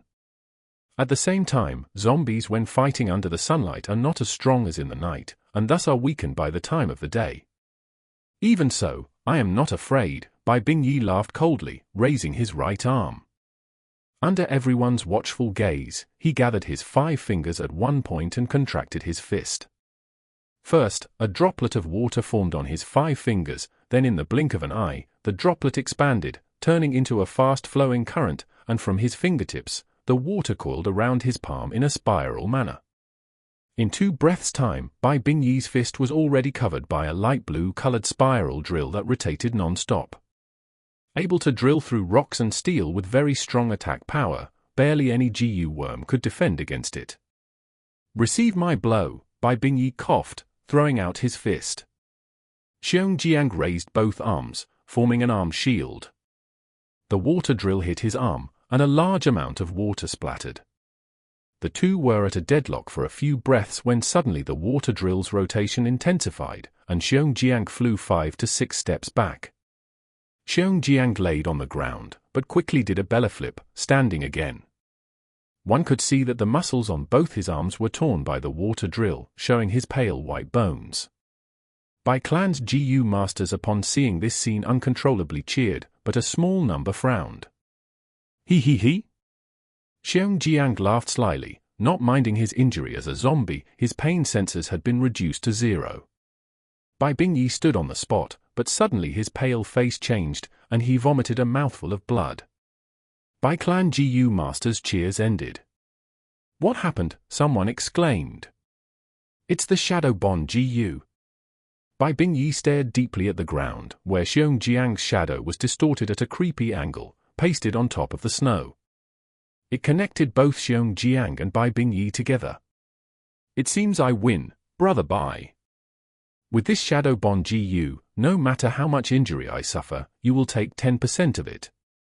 I specialize in defense, but you are a pure attacker, and you have poor health, so even 10% of the damage is deadly to you, Xiongjiang said plainly. Bai Bingyi wiped the blood traces off his lips, staring deeply at Xiongjiang for a while before saying, Good. Very good. You planned well with such great tactics. I lost. He admitted defeat on the spot. Absolutely cunning and shameless. To think he had a Shadow Bond GU, senior Bai Bingyi was completely outplayed. Bai Clan's GU masters exploded into a series of discussions. Xiong Jiang cupped his fist. I'm flattered. If we really fought, the final winner would still be brother Bai. The Shadow Bond GU's range is limited, it can only bully close-range GU masters. I hope brother Bai can take good care of me in this upcoming wolf tide. Of course. Bai Bingyi's expression softened a little, and nodded. Bai Clan's GU masters also started to quieten down. Standing on the rock building, the 3 clans higher-ups who had been observing, nodded discreetly at this scene. The GU fighting competition was only for sparring and not ruthless assault. Xiongjiang exposing a trump card also increased each other's trust and understanding. Whether it was Xiongjiang or Bai Bingyi's attitude, they were good. Resolving it like this, the Bai Clan's GU masters, even if they did not admit it, felt admiration towards Xiongjiang. After all, the strong were respected. Xiong Li's group had a good start, GU Bo lightly praised. He. Xiong Clan head beside him laughed lightly. Xiongjiang had given him face. Bai Clan head at the other end had a tough expression. But Xiong Li's group did not quit while they were ahead. The 5 left the Bai Clan's area, and came to the GU clan. After challenging the Bai Clan, they are challenging the GU clan now. Oh no, Xiong Li himself is stepping up now. GU clansmen were slightly nervous, many of their gazes were gathered on Kai Shan, Mo Yang, and Qing Shu. But who knew? Xiong Li shouted loudly, Who is Fang Yuan? Please stand up. I heard you could chase away the river-swallowing toad alone. Why don't we have a contest of strength? Xiong Li stood up, yet he did not challenge Qing Shu, Kai Shan or Mo Yang, but instead pointed out a newbie junior. Fang Yuan, who is Fang Yuan? Some of the other villages' GU masters had never heard this name before. Chasing away the river-swallowing toad alone, oh my god, that's a rank 5 GU, is he so absurd? Some shot glances of shock and curiosity. GU clan's GU masters took the initiative and opened up a path, and Fang Yuan, who was among them, was exposed. Without anything hindering their vision, Xiong Li and Fang Yuan stared at each other. Xiong Li's lips curled to an angle, saying with a very manly elegance, I hope Fang Yuan would generously teach me. This Fang Yuan, who in the world is he? He doesn't have 3 heads or 6 limbs anyway. Chasing away the river-swallowing toad is also by coincidence and luck, it is nothing hard. Hey, being targeted by this muscled man Xiong Li, he is in big trouble now. Fang Yuan, you can't avoid it anymore. Sigh, in that case, just hope for the best and go ahead and battle. Kai Shan sighed in his heart. Oh, is that so? Fang Yuan shrugged with a plain expression, then I admit defeat. The moment he said so, the crowd all went dumbfounded. Chapter 126. Demise of the Wood Charm. Fang Yuan's words were still lingering in the crowd's ears. Instantly, almost all the rank 2 GU masters below the rock building looked at Fang Yuan with surprise. Fang Yuan ignored them. He held his arms and stood on the spot with an indifferent expression. Admit defeat? He directly admitted defeat. Did I hear that wrongly? He is Fang Yuan? He doesn't even have the guts to come out, ha ha. We recognize Xiong Li's power, he is indeed strong. But even if you want to admit defeat, at least do that after the formalities. By directly admitting defeat, he is not only showing that he is a coward, he is even tarnishing the clan. The whispers were like ripples in a calm lake. The GU masters' gazes turned from surprise to despise, scorn, and gloating. Many GU clan GU masters felt unease. The gazes from the Xiong and Bai clans' GU masters were like invisible needles, piercing their self-esteem. Fang Yuan was a member of the GU clan. With him directly admitting defeat, this made them feel absolutely humiliated. How could you admit defeat? Fang Yuan, you are a man of GU village, stand up and fight bravely with Xiong Li. Even if you lost, it wouldn't be anything serious. If you don't even have the guts to go out, then that would really be throwing away our dignity. Some GU clan GU masters shouted and urged Fang Yuan to take the challenge. Fang Yuan was indifferent. To him, these words were like dogs barking. The so-called name, face, and honor was only a pie painted on a paper, shackles used by the higher-ups to bind the organization members. These GU masters were also dogs on a leash. Xiong Li gazed at Fang Yuan and suddenly laughed. I am truly disappointed. Is this how a GU village's bravery looks like?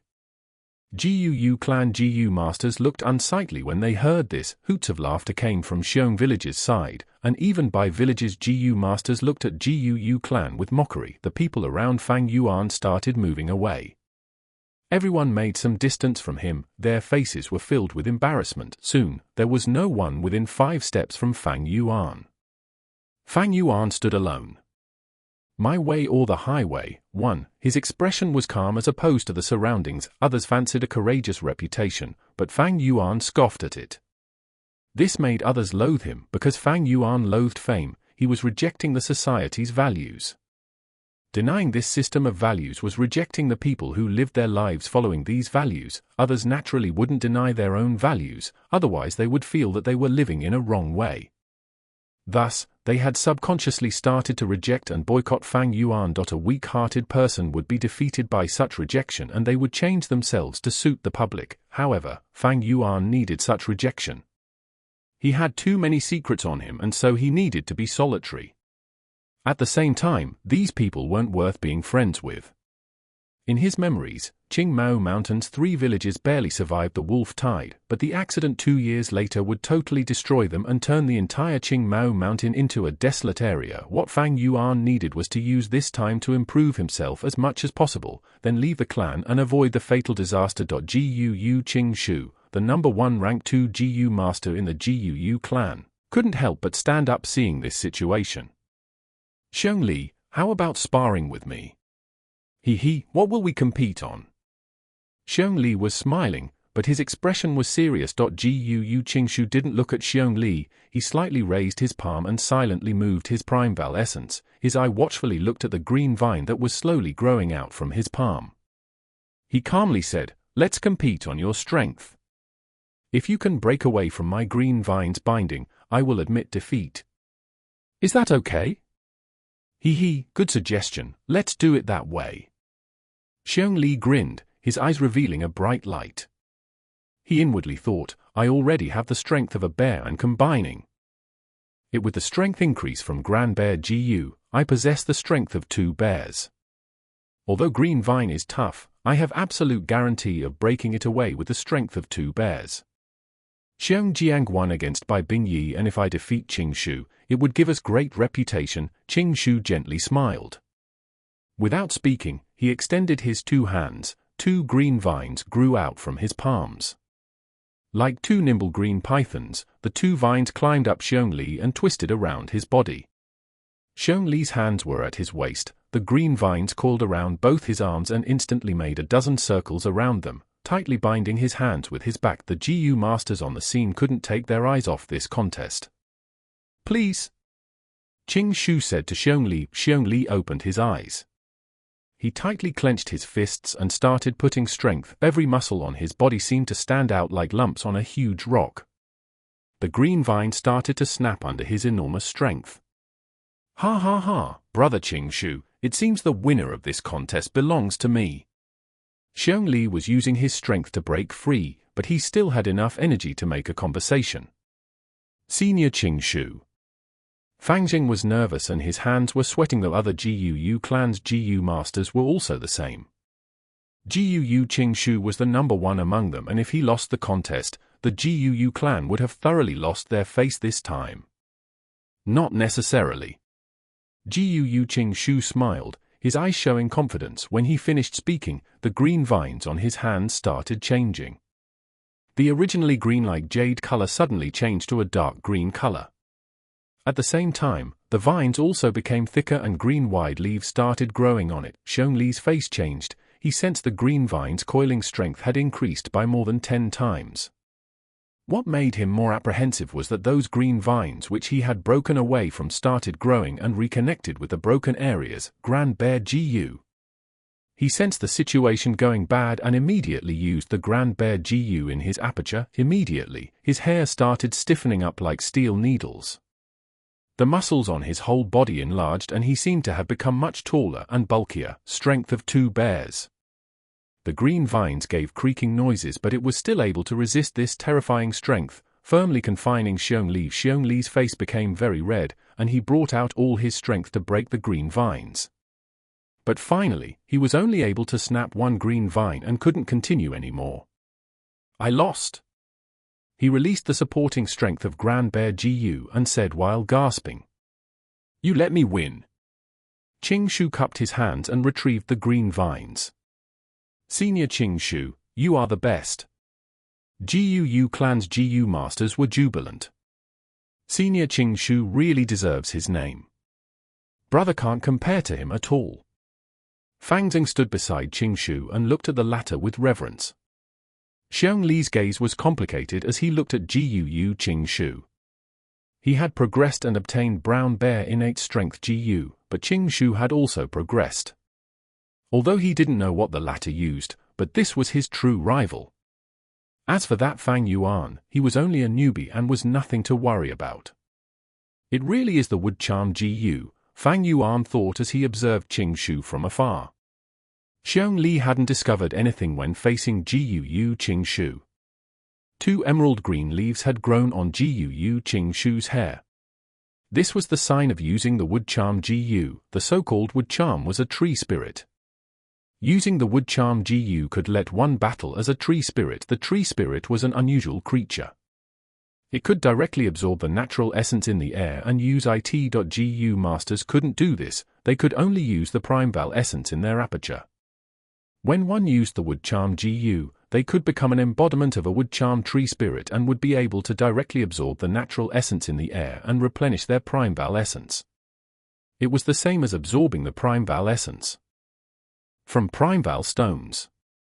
When normal GU masters battle, they are unable to divide their mind and absorb Primeval essence from Primeval stones while fighting. But as an embodiment of the tree spirit, the absorption of natural essence is an instinct and does not need one to divide their minds. This meant that the GU masters who used wood charm GU were experts in war of attrition. Although one couldn't say that they could use the natural essence endlessly, they could fight for as much as 3 times longer because of the continuous replenishment. And once one became an embodiment of the tree spirit, GU worms like green vine GU and pine needle GU would also have their strength amplified. Fang Yuan instantly connected the dots. Wood charm GU's fusion advancement can be said to be one of the most extravagant advancement routes. It is a rank 3 GU and needs to fuse with a 100 years lifespan GU to advance to a rank 400 years wood charm GU. The 100 years would charm GU needs to fuse with a 1,000 years lifespan GU to advance into a rank 5,000 years would charm GU. Everyone knows this fusion route, but GU masters rarely use this recipe. The reason is due to the preciousness of the lifespan GU. When the GU masters finds lifespan GU, they will usually use it directly to increase their own lifespan. In this world, a human could live for at most 100 years if they didn't encounter any accidents or illnesses. 100 years was the lifespan limit of the humans. But a lifespan GU can increase lifespan. A 100 years lifespan GU can increase the lifespan of a person by 100 years, and a 1,000 years lifespan GU could increase it by 1,000. Lifespan GU were extremely rare and everyone sought after them. Fang Yuan had lived for 500 years in his previous life because he used 500-year lifespan GU in his previous life, thus adding 500 years to his lifespan. His 100 years lifespan had turned to 600 years. But in the end, halfway through, he was attacked by the righteous factions and had no choice but to self-detonate and die. Lifespan GU represented a long life and could let people live for long, but it didn't mean undying. The wood charm GU is powerful but has its weakness. GU masters can't use it for a long period. If they use it for too long, the wood charm GU's strength will affect their body and will transform their body to that of wood, finally changing the body into a wooden corpse. In my previous life, GU Qing Shu had died in this way. Thinking of this, Fang Yuan's eyes flashed. Ordinarily, powerful GU worms had huge side effects and needed to be used with other GU worms. Otherwise, there would be harmful influences on the GU master's body. Xiong Jiang's roaming zombie GU was best used with the bloodline GU. If not, the blood in his body would decrease when used for too long and he would change into a true zombie. The Xiongli group returned to their camp. They first won against Bai Bing Yi, then met defeat against Qing Shu. Even so, the group still received a lot of applause and praises. Mo Yang, I challenge you.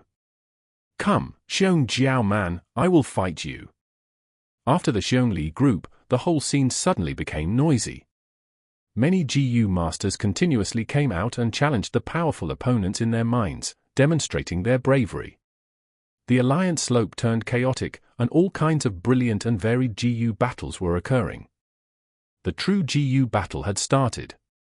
1. Not entirely sure how to fit this into the passage. It is an idiom, but it just means he does whatever he wants to persist in whatever he is doing no matter what others say. Chapter 127. Called Morals and Relationships. Only until evening did the GU tournament come to an end. On the alliance slope, the GU masters from all three clans were no longer as divided as earlier. GU masters plastered the slope and only 3 densely packed groups could be vaguely seen remaining. GU battle sparring was both a form of venting and also compromise. In this world where the greatest value is strength, only with strength comes respect, and that forms the basis for cooperation. After Xiong Li challenged Fang Yuan, no one else came to look for him. Fang Yuan was only a newbie and did not have much interaction with the other 2 clans' GU masters, not to mention any animosity. As for his own clansmen, they would not challenge someone from their own clan in this situation. Especially after Fang Yuan admitting defeat, it caused other GU masters to lose interest in him. Towards this lazy, cowardly opponent, what value is there in winning? Not wanting to be trampled on, there are 2 ways. One is to become strong until no one dares to step on you. Another is to turn into dog shit, something no one would want to step on. Fang Yuan did not care about dog shit or the reputation of the strong. He always acted unscrupulous and only cared about the results. Without anyone challenging him, it made his life easier. The surrounding people's contempt and disdain, he treated it like air. If he could not endure even these gazes, what right did he have to pursue the demonic way? The alliance gathering ended successfully, and GU clan, Bai clan, and Xiong clan all reached an agreement. First, declaring the rules. The 3 clans will temporarily put aside their grudges and resist the wolf tide together. In times of danger, they will assist each other. At the same time, internal killing is prohibited, and an investigating battle group will be set up. Once they find any murders, the murderer will first be chased out of the clan, then the three clans will bring judgment together, making them pay with their lives. If the murderer escapes outside, their family's lives will be forfeited. Even if the GU master dies, GU worms retrieved from their corpses have to be given to the clan, and if it is used secretly, they will be charged with murder. After the GU worm is submitted, they can exchange it for merit points. Secondly, setting up the battle merit board. With a small group as a unit, every moment will be showing the battle achievements of the groups from all three clans and their rankings. A lightning wolf's eyeball is exchanged for 10 merit points. Merit points can be used to exchange for GU worms, Primeval stones, and other resources. The appearance of the battle merit board naturally inspired the hot-bloodedness of the GU masters. The result of the GU battle sparring could not explain the true strength of both parties in actual combat. For example, in the case of Xiongjiang and Bai Bingyi, other than the water drill GU, Bai Bingyi naturally had other attacking methods, but Xiongjiang's Shadow Bond GU only had an effective range of 10 meters. Furthermore, the results of any battle are swayed by many external factors. GU battle sparring lacked a convincing element, which the battle merit board can provide as a fairer method of competition. The GU masters from the three clans wasted no time in hunting lightning wolves, fighting for a better ranking on the battle merit board. This was not just for one's own glory, but also for the reputation of the clan. Especially the top three positions in the merit board, it showed intense competition. Almost every day, the top three would have some sort of change. Winter left and spring came, causing all living beings to grow once more.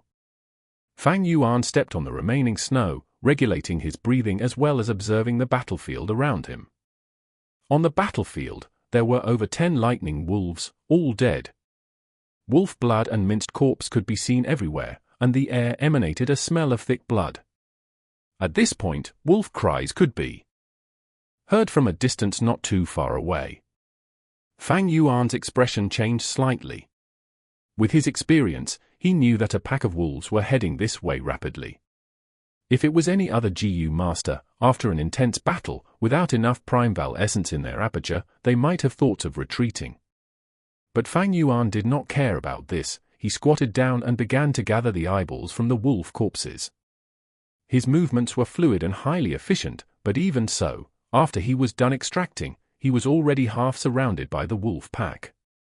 This was a mid-sized wolf pack with around 100 crippled wolves, their greenish wolf eyes showing a ruthless expression as they stared at Fang Yuan firmly. Fang Yuan kept the wolf eyes well before standing up with a smile. Next, his body flickered like water ripples, and he vanished on the spot. The wolf pack that had come to assault him were instantly riled up, and some of the crippled wolves stood in their tracks, showing their hesitance. After all, they were wild beasts. Seeing such a magical scene was incomprehensible. But this is also because the lightning wolf king uses its wolf eyes to observe, and not its nose.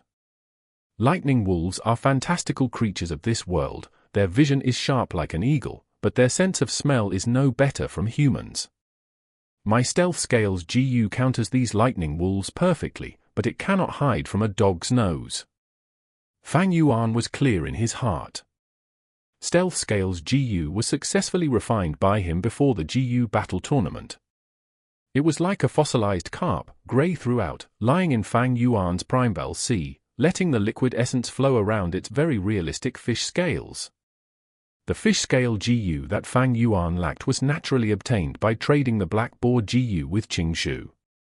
With this stealth scales GU, Fang Yuan could retreat from under the lightning wolf's nose. In these few days, this situation had already occurred many times. Normally, wolves or hounds had very sensitive noses. But lightning wolves were different. They were very fast, but without a clear vision, they would knock into a tree or the mountain rocks. But nature is fair, as when it bestowed the lightning wolves with its sharp vision, it also took away their sense of smell. However, the lightning crown wolf was different. Even with the stealth scales GU, Fang Yuan could travel freely among the normal wolf tide, but in front of a myriad beast king like the lightning crown wolf, he had nowhere to hide. That is because the lightning crown wolf's eyes had the lightning eye GU residing in it. This GU allowed the ability to see through all sorts of cloaking.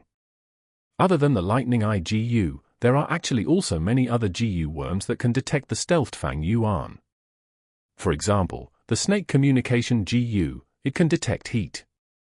The beast language GU can allow a GU master and wild beasts to converse and obtain information. The clairaudience GU can allow a GU master's hearing to be extremely sensitive. Thus, even with the stealth scales GU, it did not mean Fang Yuan was completely safe, but it was at most a good life-saving trump card. When he returned to the village, it was still afternoon. The day in spring was bright and beautiful, and there were many people passing in and out of the village door. What was different from previous years was that people on the road were mostly GU masters, while there were very little mortals. Under the influence of the wolf tide, the wilderness was not safe. Hunters did not dare to hunt in the mountains, and farms were almost abandoned. On the streets, GU masters were high in morale, each returning with blood traces all over, or enthusiastically leaving. They were either talking about the battle merit board's ranking, or discussing their experiences in killing the lightning wolves. Some were talking about the well-performing GU masters from the other villages. Fang Yuan was among the crowd that walked into the village, and he went to the village square in front of the family head pavilion. The square already had a stage. The merit points were exchanged here. A large amount of GU masters gathered here, and rank 1 GU masters were doing administrative work. Some rank 2 GU masters squeezed around, using the blood-stained wolf eyes to exchange for merit points. There was also a portion of them that were using their merit points to exchange for Primeval stones, GU worms or food ingredients, etc. In the middle of the village square, a large banner was erected, and on it there was the written language of this world. It was constantly changing. This is the battle merit board, and on it there are over a dozen swimword GU. Rank 1 swimword GU, after being manipulated by rank 1 support GU masters, can freely convert the contents of the writings on the banner. HMPH, why is the #1 still the Bai clans by Bing Yi's group? Some stared at the battle merit board, frowning. Let me see, Bai Bing Yi is #1, our clan's Qing Shu group is #2, and Xiong Li group is #3, my group is the 137th. A GU master counted. This time, someone suddenly said, it changed. Qing Shu group is now #1. They pushed by clans by Bing Yi to #2. On the battle merit board, the symbol showing the second-ranking Qing Shu group suddenly moved, crawling its way upwards and pulling the Bai Bing Yi group down with its hands, ascending the position of number 1 itself, even using its leg to trample around. Such a human reaction, it was naturally due to the GU master manipulating the swimword GU. Seeing this interesting change, the GU masters in the village square laughed heartily, pointing a thumbs up towards Qing Shu's group, praising non-stop. The rank 1 GU master controlling the swimword GU had a red face as he showed an expression of excitement. Lord Qing Shu, you are indeed our number 1 rank 2 GU master. GUU Qing Shu walked among the crowd, smiling faintly. GUU Fangjing, who was behind him, clenched both fists, following closely with an excited expression on his face. The praises from all over the square filled the young man's strong materialistic desire. This made Fangjing feel like he was walking on a bright path, unknowingly increasing his recognition towards the clan. Brother! He saw Fang Yuan standing among the crowd, observing with his arms folded. Brother, you are still alone, all by yourself. No wonder you have been at the bottom of the ranking ever since the start. Only by removing your prejudice and fusing into the masses can you feel the warmth and happiness of the clan. Fangjing sighed, feeling that Fang Yuan was somewhat pitiful and pathetic. People who were like Fang Yuan, always fighting alone without any companions, could not feel any kinship from the clan or friendship forged from fighting together with your teammates. Facing everything alone is not only dangerous, but mundane. A person living without friendship, love or kinship, what is the meaning of being alive? Fang Yuan stood among the crowd, staring at the tall merit board. Without doubt, The last position on the ranking was written in large letters, Fang Yuan Group. Other GU masters upon seeing this, felt extremely shameful, but Fang Yuan's gaze was calm, not minding it one bit. After being promoted to group leader, he had never recruited any members. He was a loner group leader, the most special group in the entire Qing Mountain's 3 clans. With only him alone, of course his daily hunting results could not compare to other groups. Of course, with Fang Yuan's current abilities, if he tried hard he would definitely not be in last place. But this was pointless to Fang Yuan. He did not need much merit points, living resources, or GU worms food. He had stock for everything. He had planned to exchange for a fish scales GU earlier, but now he no longer needed to. Right now he was hunting lightning wolves daily just to put on a show to fulfill the quota, and secondly accumulate some merit points to exchange for moon orchid petals. After all, his moonglow GU needed this food. Half a month soon passed, and the spring atmosphere intensified. Trees started to grow leaves, and wildflowers on the roadside bloomed. Under the warm spring winds, GU masters sang in battle, and the battle situation was getting better and better. Fang Yuan walked on the pavement, seeing everyone's happy faces, their exchanges of praise like courageous acts and the likes. Of course, there were also some GU masters who were in deep worry, showing an unhappy expression. These GU masters were mostly the elderly, as with their rich life experiences, they knew that the real wolf tide was coming in summer and autumn. Fang Yuan realized in his heart.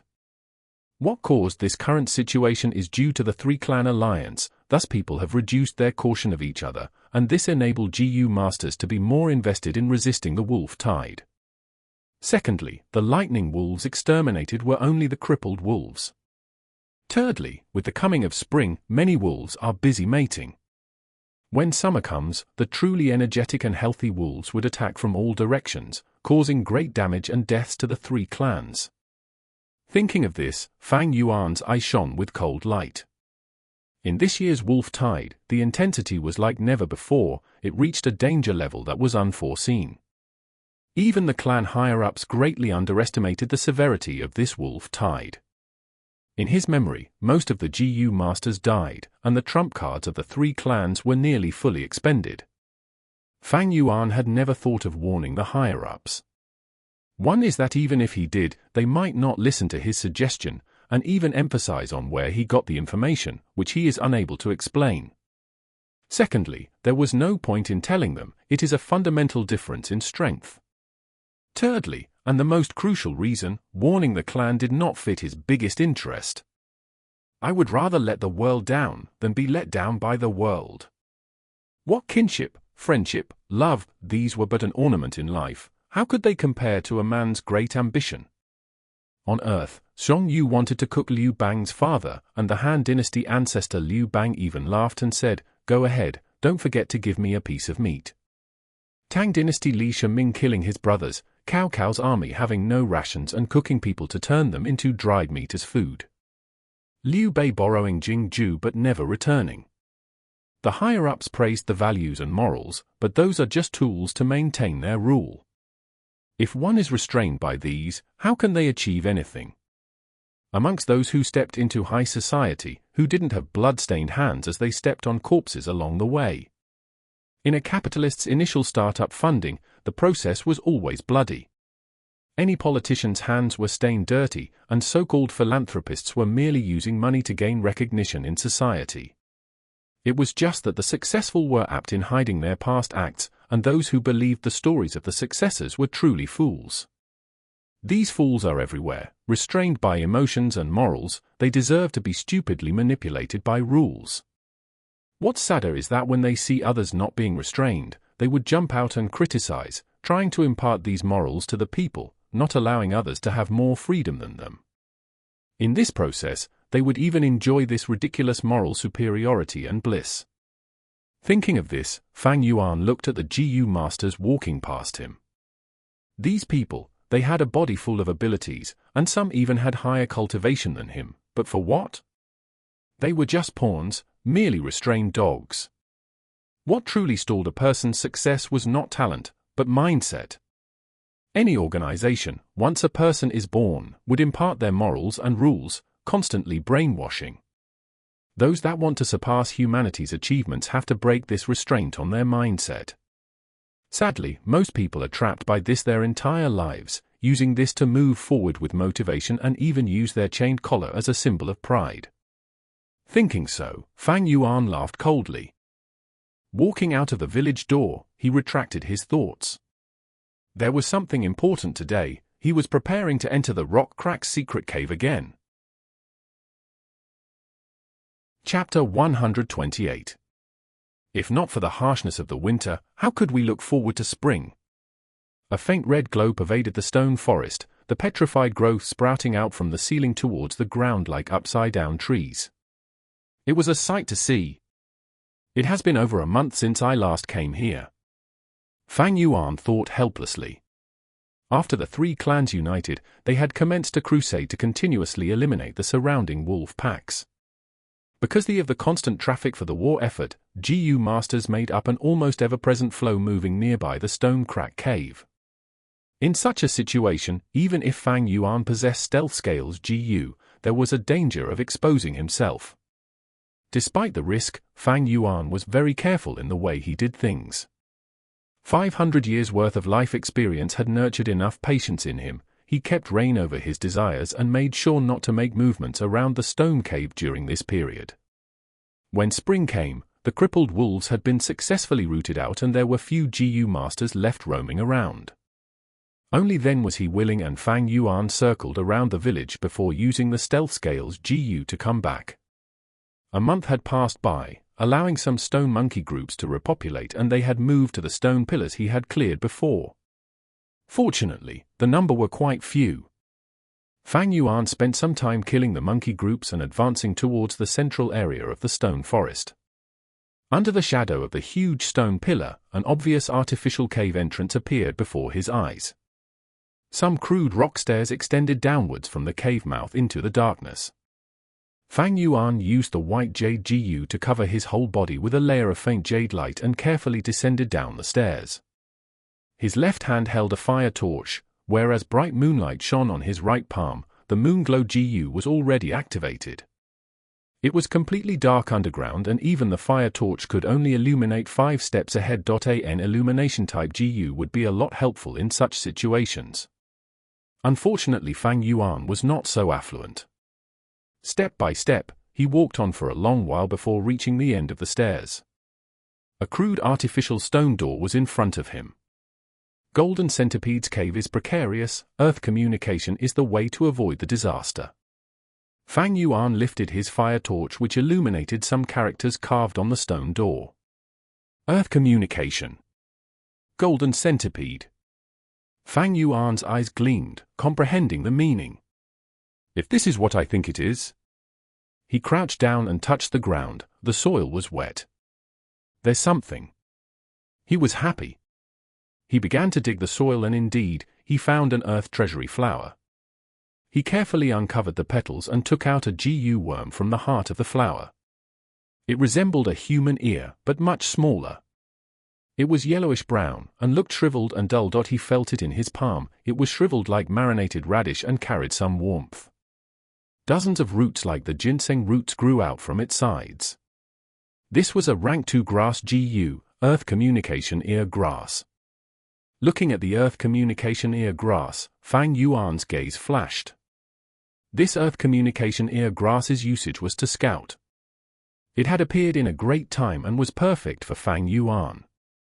Earth Communication Ear Grass had a great advantage. It could scout up to 300 paces. This range was among the best of rank 2 investigative GU worms. It was easy to feed too. Its food was the ginseng roots. There were many forested mountains in the southern border. There were far more ginsengs here than in Earth. Hunter families would occasionally pick some when they went to hunt in the mountains.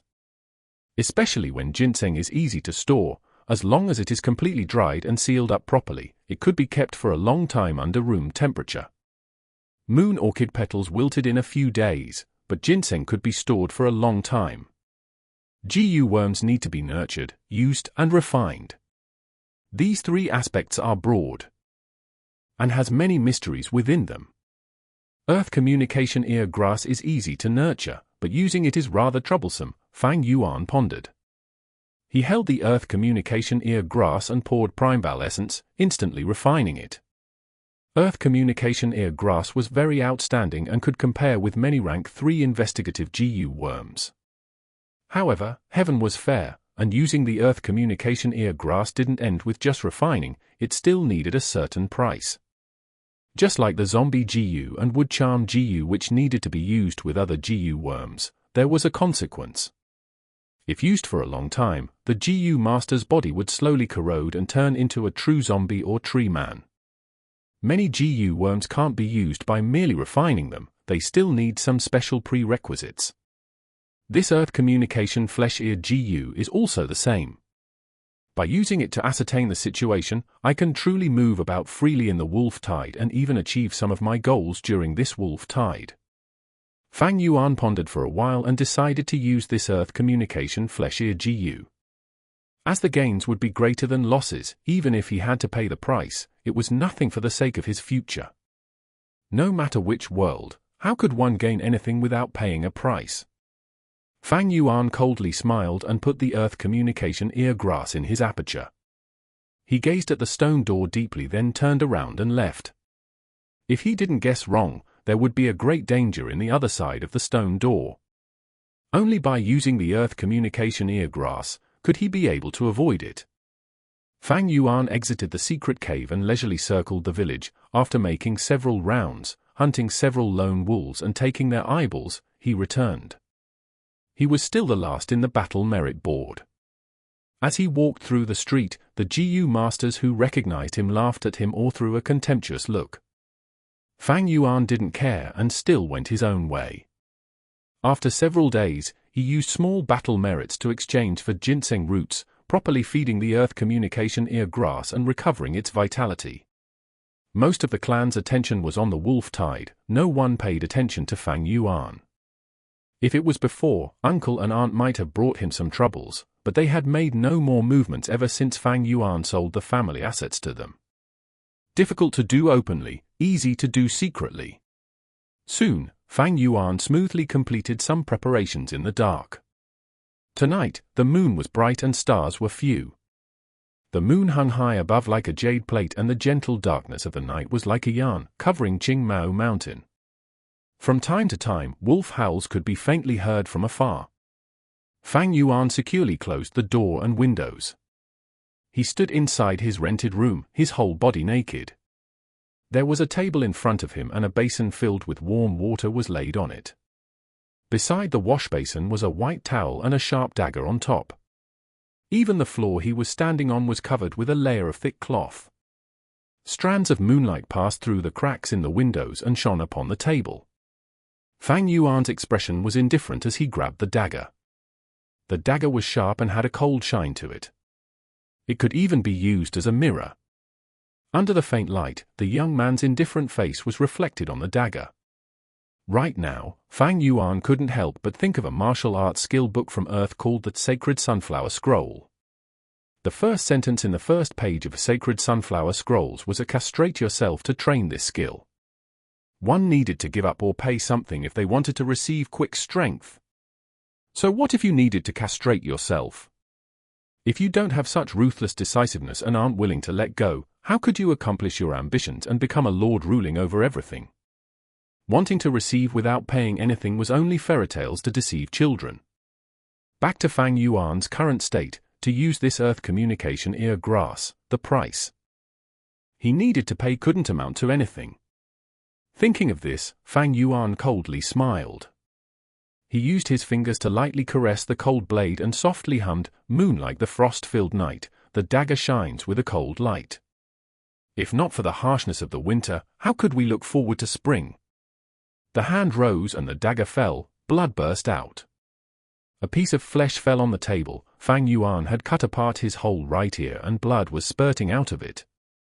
He first felt a little cool before an intense burst of pain suddenly attacked him. He gritted his teeth and sucked in breath through his teeth. He resisted the pain and called out earth communication ear grass from his aperture.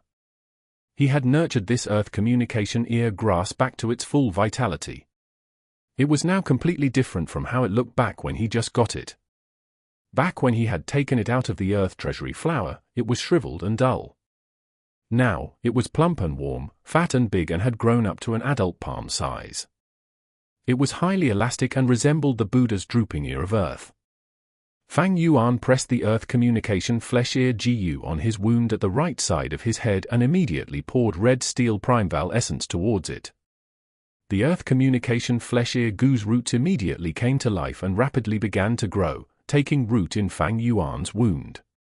Fang Yuan felt like dozens of earthworms were drilling towards his brain from his wound. This feeling was painful and also nauseating. Generally speaking, GU masters would use some GU worms to numb their nerves in this stage.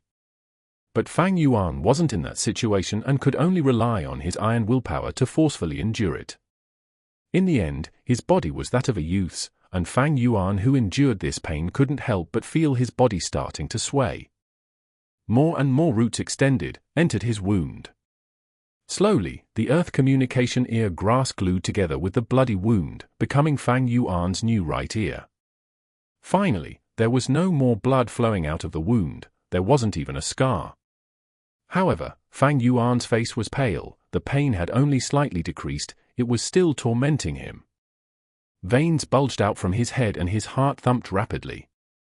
At this stage, Fang Yuan was already finished for the most part, but some time was still necessary for his body to adapt to the earth communication ear grass. He picked up a mirror and looked at it under the faint moonlight. He saw his pale face and frowning brows in the mirror. His right ear was bigger than his left by over 2 times and looked like a deformity. Fang Yuan didn't mind it. After looking at the mirror for a moment and seeing no problems, he felt satisfied. He put the mirror down and picked up the towel. He dipped the towel in the warm water in the basin and wiped the bloodstains on his body. He had no clothes on, so it was very easy to clean the bloodstains. Some blood had flowed down his foot but were absorbed by the cotton cloth spread on the floor. Fang Yuan cleaned the bloodstains, then picked up his right ear from the table. He coldly snorted, then used the Moonglow GU, slicing his own right ear into meat paste and completely destroying it. Fang Yuan held the basin filled with the watery blood and put it under the bed before throwing a piece of coal in it. Only after doing all this did Fang Yuan lay down on the bed. The pain had weakened for the most part but was still tormenting him. Fang Yuan felt the pain in his head along with his heartbeat. He did not know how much time had passed, but he finally fell into a deep sleep. Chapter 129. Chainsaw Golden Centipede. When Fang Yuan woke up, it was already noon of the second day. His headache was gone, and the intense pain had vanished completely. He touched his ear subconsciously, the sense of touch no different from before. It was as if the cutting of his ear never happened last night. He climbed down from his bed, finding a mirror to look at himself.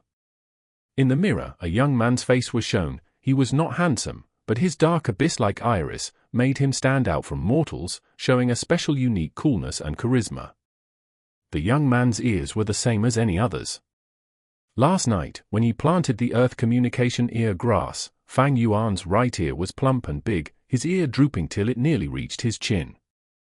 But now it was completely normal from appearance, there was nothing different. This is because his body and the earth communication ear grass had gotten used to each other. Fang Yuan's thought moved, and from his aperture a little red steel Primeval essence flowed along his body, moving up towards his right ear. At once, his hearing improved multiple times, and numerous footsteps could be heard. Although he was on the 2nd floor, he had a feeling of stepping on earth. Fang Yuan paid attention and listened as his Primeval essence continued to be used, and his hearing improved as well. In the mirror, roots started to grow out of his ear. These roots were like the roots of a 1,000-year ginseng, extending from his ear towards the outside, constantly growing longer and moving towards the ground. At the same time, his right ear had the notion of becoming fatter. Fang Yuan stopped using the earth communication ear grass, and a second later, the roots growing out of his ears retracted, and his right ear became normal again. Of course, his hearing also went back to its initial state. This way, I have a Recon-type GU. Fang Yuan wore his upper shirt, taking out a water basin from under his bed. Last night, the bloody water had turned into blackish dirty water due to the charcoal tossed in. The bloody towel submerged within was the same as well. There was still some white in the red color initially, but now it was all covered by the black soot. It was easy to make people assume that it was a cloth for wiping grease in the kitchen. This basin, when brought out, even if it was poured in front of someone, nobody would notice. Summer was coming, and many clansmen were trying to clean the stove that they used in winter. Often they would end up with a basin of dirty water just like this. While the iron was still hot, Fang Yuan entered the rock crack secret cave again. This time, he did not enter empty-handed, but caught a deerling outside and tied its forelimbs together. He used a steel contraption to bind its mouth, and then used the stealth scales GU to hide his presence and brought it to the rock door. He did not open the door in a hurry, but activated the earth communication ear grass. The roots extended from his ear, and his hearing ability amplified. Firstly, he heard a light sound, the sound of slow heartbeat. As the roots grew longer, the heartbeat became louder, and the sources of sound also increased. Fang Yuan did not need to think to realize that these heartbeats were coming from the jade eye stone monkeys in the rock forest. He shut his eye and he could imagine in his head the owners of these sounds hiding in their caves, curling into a ball and sleeping. But this was not what he wanted to find out. He continued listening, his right ear already becoming slightly fat, the ginseng limbs growing out of his ear almost half a meter long, the roots having sentience. They extended to the rock door, and stabbed in rather shallowly. At this moment, Fang Yuan felt that his hearing had a gigantic boost. With him as center, he could hear the numerous noises of a 300-step radius. This was the earth communication ear grass true usage. What he did in the village was merely a test. If the earth communication ear grass roots did not touch the ground. For a rank 2 Recon GU, it was at a very average level. But once the roots are in the ground, its range would drastically improve. On Earth, the theory was that sound travels at a speed related to its intermediary. Sound in the earth or in water, the speed of transmission was far greater than through air. In ancient China, some soldiers in war when sleeping would use a wooden quiver as their pillow. Once any cavalry attacks, the soldiers would hear the noise from the earth and be awakened in time. If they waited for sound to travel by air, they would not have time to react. The roots grew into the rock door, and Fang Yuan could instantly hear the commotion behind it. It was a very scrambled and confusing noise, but very frequent. Compared to this noise, the stone monkey's heartbeat was like the sound of drums. If a newbie was using this earth communication ear grass for the first time, upon hearing this they would be thinking of all the possible guesses. But to Fang Yuan, this noise was expected, and he only listened for a while before frowning. The rock door was heavy, but with his strength of 2 boars now, it was easy. The rock door opened, and a dark long tunnel appeared in front of him, stretching on at a straight line, towards the unknown. Fang Yuan untied the deer he had caught, and tossed it into the tunnel. The deerling was very smart. Sensing the dangers of the dark path ahead, it did not dare to move forward. Its huge eye stared at Fang Yuan, showing fear and a begging intention. Fang Yuan snorted and threw a moonblade. This moonblade was controlled to be small, slicing vertically and inflicting a light wound on the deerling's body. The blood gushed out from its wound, and under the pain, the deerling's fear towards Fang Yuan won and it rushed into the dark tunnel. Fang Yuan activated the earth communication ear grass again, this time the roots grew into the walls. His hearing amplified, and first he heard the deerling's footsteps, its heartbeat, and some other noise. Golden Centipede's cave is precarious, earth communication is the way to avoid the disaster. Fang Yuan knew in his heart that these noises were the movement sound of a centipede. In his ear, he could hear the deerling's cries. Evidently, it had gone into the cave and met the centipede. Fang Yuan could see the image in his mind, the flustered deerling attacked by a centipede swarm, completely engulfing it. The deerling turns around in fright, and as it kicks its young hooves it felt the sense of death approaching and gave cries for help. Uncountable number of centipedes climbed onto its body, and the deer laid on the ground, rolling and struggling. Only after a while later, its heartbeat stopped. The centipede army started to consume the deerling meat on its body. Fang Yuan's gaze shone as he heard a special sound. This sound was like a buzzing, like the turning on of a chainsaw. It was full of arrogance, dominance, and wildness. If a newbie heard this, they would be confused. But with Fang Yuan's experience, he could guess the identity of this sound at once. Rank 3 Wild GU Worm, Chainsaw Golden Centipede. This was the Worm King in the centipedes, the true killer in the centipede cave. Fang Yuan could completely imagine, a meter over in length, the breadth of 2 fists, coiling and slithering around the cave. On the 2 sides of its body, there is a row of sharp saw-like teeth. As it moved, the chainsaws also moved around rapidly, just like an electric chainsaw. The chainsaw golden centipede's arrival caused the centipede army to quieten. It came ferociously, and wherever it went, the centipedes gave way, showing the half-body remains of the deerling. It climbed to the deerling's body, opening its mouth and consuming the deer blood and deer meat, and when it got to the bones, it called its body up and used the chainsaws to lightly grind against the bones, turning it into powder easily. Even the white jade goose defense cannot endure this chainsaw golden centipede's attack. It seems that the flower wine monk's intention is to make me use this earth communication ear grass and avoid the centipede. But I have the spring-autumn cicada, so to subdue this chainsaw golden centipede, it is not impossible. Fang Yuan had a thought in his head. The chainsaw golden centipede was an outstanding GU worm. If it was his to use, it would be another strong method of attack. Only that, in order to subdue this chainsaw golden centipede, even a rank 4 GU master would have to expend a lot of effort. Catching and killing are 2 things, the former is way harder than the latter. Wild GU worms were all crafty, and if the chainsaw golden centipede saw something amiss, it would burrow into the ground and escape. If a GU master did not have a burrowing method, how can he give chase?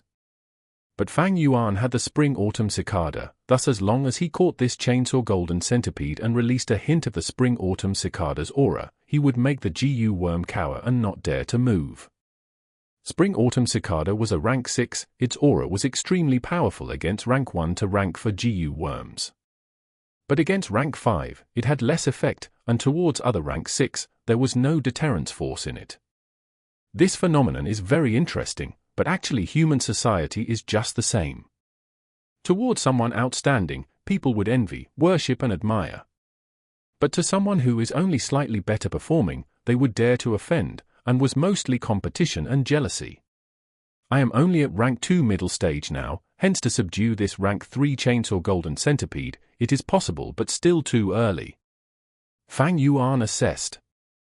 Rank 2 GU masters should use rank 2 GU worms, which is the most appropriate and most useful.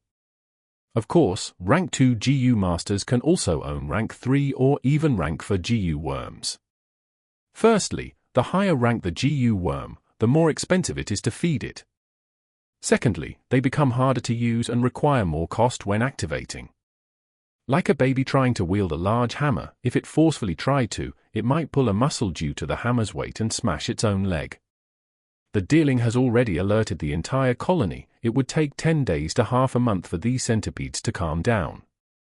After my testing, the thought in my heart has been affirmed, but I have no chance to strike yet. Why don't I slow down and give it some time? This matter cannot be rushed. Fang Yuan left his thoughts here and closed the rock door again. He then left using the stealth scales GU. Chapter 130. Clansmen are still more reliable. Dark clouds covered the sky, casting shadows over the entire Qing mountain, seemingly signifying the coming of a storm. On a remote mountainside, a dozen robust lightning wolves drew back the corners of their mouth and made low roars. They had surrounded Fang Yuan. These wolves had a healthy body and were not like the crippled wolves. Any other rank 2 GU master would be desperate if they were caught in such besiegement, alone. However, the situation was quite opposite right now. Fang Yuan was standing on the spot, his expression calm. Instead, these lightning wolves that were surrounding him were slightly nervous and afraid. The battle had already continued for a while and the ground was soaked with blood. Several lightning wolves had collapsed on the ground, and the silence showed Fang Yuan's battle accomplishments. Fang Yuan shouted inwardly. He took the initiative to attack even though he was the one surrounded. His foot pushed the ground as he pounced towards a lightning wolf on his left side. This lightning wolf immediately shrunk back a small step in fear, but then its vicious personality was stimulated. It made a powerful jump and attacked Fang Yuan. It opened its mouth in the air, revealing the many sharp wolf teeth that filled its mouth. Fang Yuan laughed loudly. He didn't evade but just swung his right arm. Whoosh. An era blue moon blade flew horizontally through the air and struck the lightning wolf's open mouth. There was only a ripping noise. This unfortunate lightning wolf was instantly cut apart into two, from its mouth to tail, by this moon blade. Boiling blood spurted out and poured like a rain of blood. Fang Yuan's whole body flashed with white jade light as he charged through the blood rain and rampaged within the wolf pack. The lightning wolves reacted. They attacked him from all sides. They opened their mouths and tore at him but were blocked by the white jade goo's defense, causing their own teeth to be broken. Their claws were also of no use. Fang Yuan punched and kicked, and the lightning wolves were sent flying under his enormous strength of 2 boars. Some lightning wolves had their skulls directly smashed and died on the spot. Fang Yuan grasped the upper hand in this battle. But good things don't last forever, for his Primeval essence was being used quickly. Fang Yuan's aptitude was only C grade and his cultivation was at rank 2 middle stage currently. The Primeval essence in his aperture was not even 50%. He looked at his declining Primeval essence, but there were still several lightning wolves remaining. He had no choice but to use Stealth Scales GU. His body gradually disappeared like the ripples in the water. In a blink of an eye, there was no more trace of him. The lightning wolves were at their wits' end, and they gave off furious howls and started searing the area but didn't find anything. Fang Yuan had not gone far. He gazed at the lightning wolves' movements while absorbing Primeval stones to recover his Primeval essence and also maintaining the concealment of the Stealth Scales GU at the same time. Lightning wolves had extraordinary eyesight but their sense of smell were not sharp. The Stealth Scales GU just so happened to be their bane. When Fang Yuan's Primeval essence recovered to 30%, the lightning wolf pack finally retreated unwillingly. Fang Yuan didn't have a movement GU worm, so if the lightning wolves really retreated, he would definitely not be able to catch up to them with his speed. Thus, he removed the concealment of the Stealth Scales GU and became visible whole. The lightning wolves saw Fang Yuan and as if he had killed their fathers, they rushed at him. Fang Yuan sneered. He waited till the lightning wolves were in front of him, then he suddenly struck with his right hand. His right fist was covered with a layer of faint white jade light which was extremely hard. The punch ferociously struck a lightning wolf's lower back. Crack! A crisp sound was heard immediately and this unlucky lightning wolf was sent flying by Fang Yuan, its lower back fractured. It fell on the ground and crazily struggled while letting out miserable howls, but it could no longer get up. Fang Yuan had recovered sufficient Primeval essence and with his formidable fighting strength, he killed for more lightning wolves in a few moments. The remaining several lightning wolves lost their fighting spirit and looked at Fang Yuan with fear. They whimpered and then tucked their tails and escaped. Fang Yuan didn't chase after them. He couldn't compare to these lightning wolves in speed, chasing was pointless. The ground was filled with wolf corpses and they were all Fang Yuan's spoils of war. But Fang Yuan was cautious, he didn't hurry to take out the lightning wolves' eyeballs. He got down on his hands, his right ear close to the earth. Roots grew out from the ear and pierced the soil. His hearing strength amplified instantly, he could scout anything within a 300-step radius. Many sounds entered his ear, but there were no sounds of wolf packs or the sounds of other GU masters moving about. It is safe for the moment. Fang Yuan let out a breath of relief. He took out a dagger and began to dig out the eyeballs of the lightning wolves. He only handed over a small part of these eyeballs and hid the rest. If he handed all of them, it would no doubt attract suspicions and even result to secret investigations. Fang Yuan wanted to prevent such inconveniences as much as possible. Fang Yuan immediately left after digging out all the eyeballs of these lightning wolves. When he had killed 2 more wolf packs like this, the sky was already covered with thick dark clouds. Strong wind blew, blowing through the pine forests, creating a green wave in the mountain along with the rustling of the leaves. Faint howls of large numbers of lightning wolves echoed within the wind. Fang Yuan's expression slightly paled. According to his previous life's memories, today was the day the wolf tide truly broke out. He used the earth communication ear grass again but didn't hear the rapid advancement of the lightning wolves. He wasn't surprised, but instead became calm. This meant that there was at least over a 300-step gap away between him and the lightning wolves. This distance, along with his own speed and the knowledge of the topography, sufficed to let him reach the village safely. These lightning wolves are cunning, choosing to attack in such weather. The noise from the strong wind and the sounds from the pine forest will mask their movements to a great degree. Fang Yuan sighed inwardly, then ran towards the village with his greatest speed. After running for hundreds of meters, he bumped into a 5-person GU master group. "Hey, you are GU Fang Yuan." A young GU master in the group raised his eyebrows when he saw Fang Yuan and greeted him in an odd way. This GU master was GU Peng, Fang Yuan's classmate.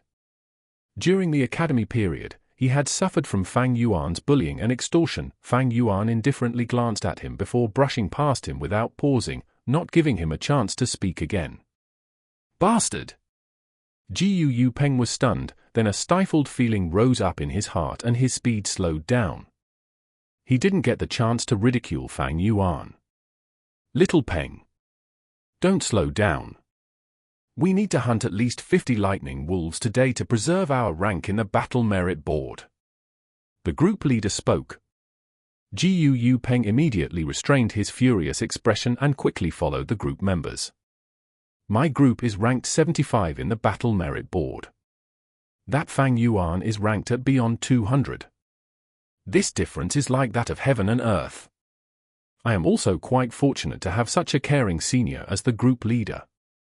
From the start of the wolf tide till now, I have exchanged part of the battle merits to get a GU worm. My future is bright. How could Fang Yuan compare to me?" GU Peng calmed down a lot when he thought of this, even feeling blessed at that. In this world, what can one accomplish by fighting alone? Many hands make light work. Unity is the greater power. It is still the clansmen that are reliable. Borrowing the clan's strength, we newbies can safely grow up. That Fang Yuan is an idiot. He really thinks he is a hero. He resolved the problem of the rank 5 river swallowing toad only by luck, and he is putting on airs. Although he has become a group leader, he hasn't recruited any group members. Serves him right to be ranked last.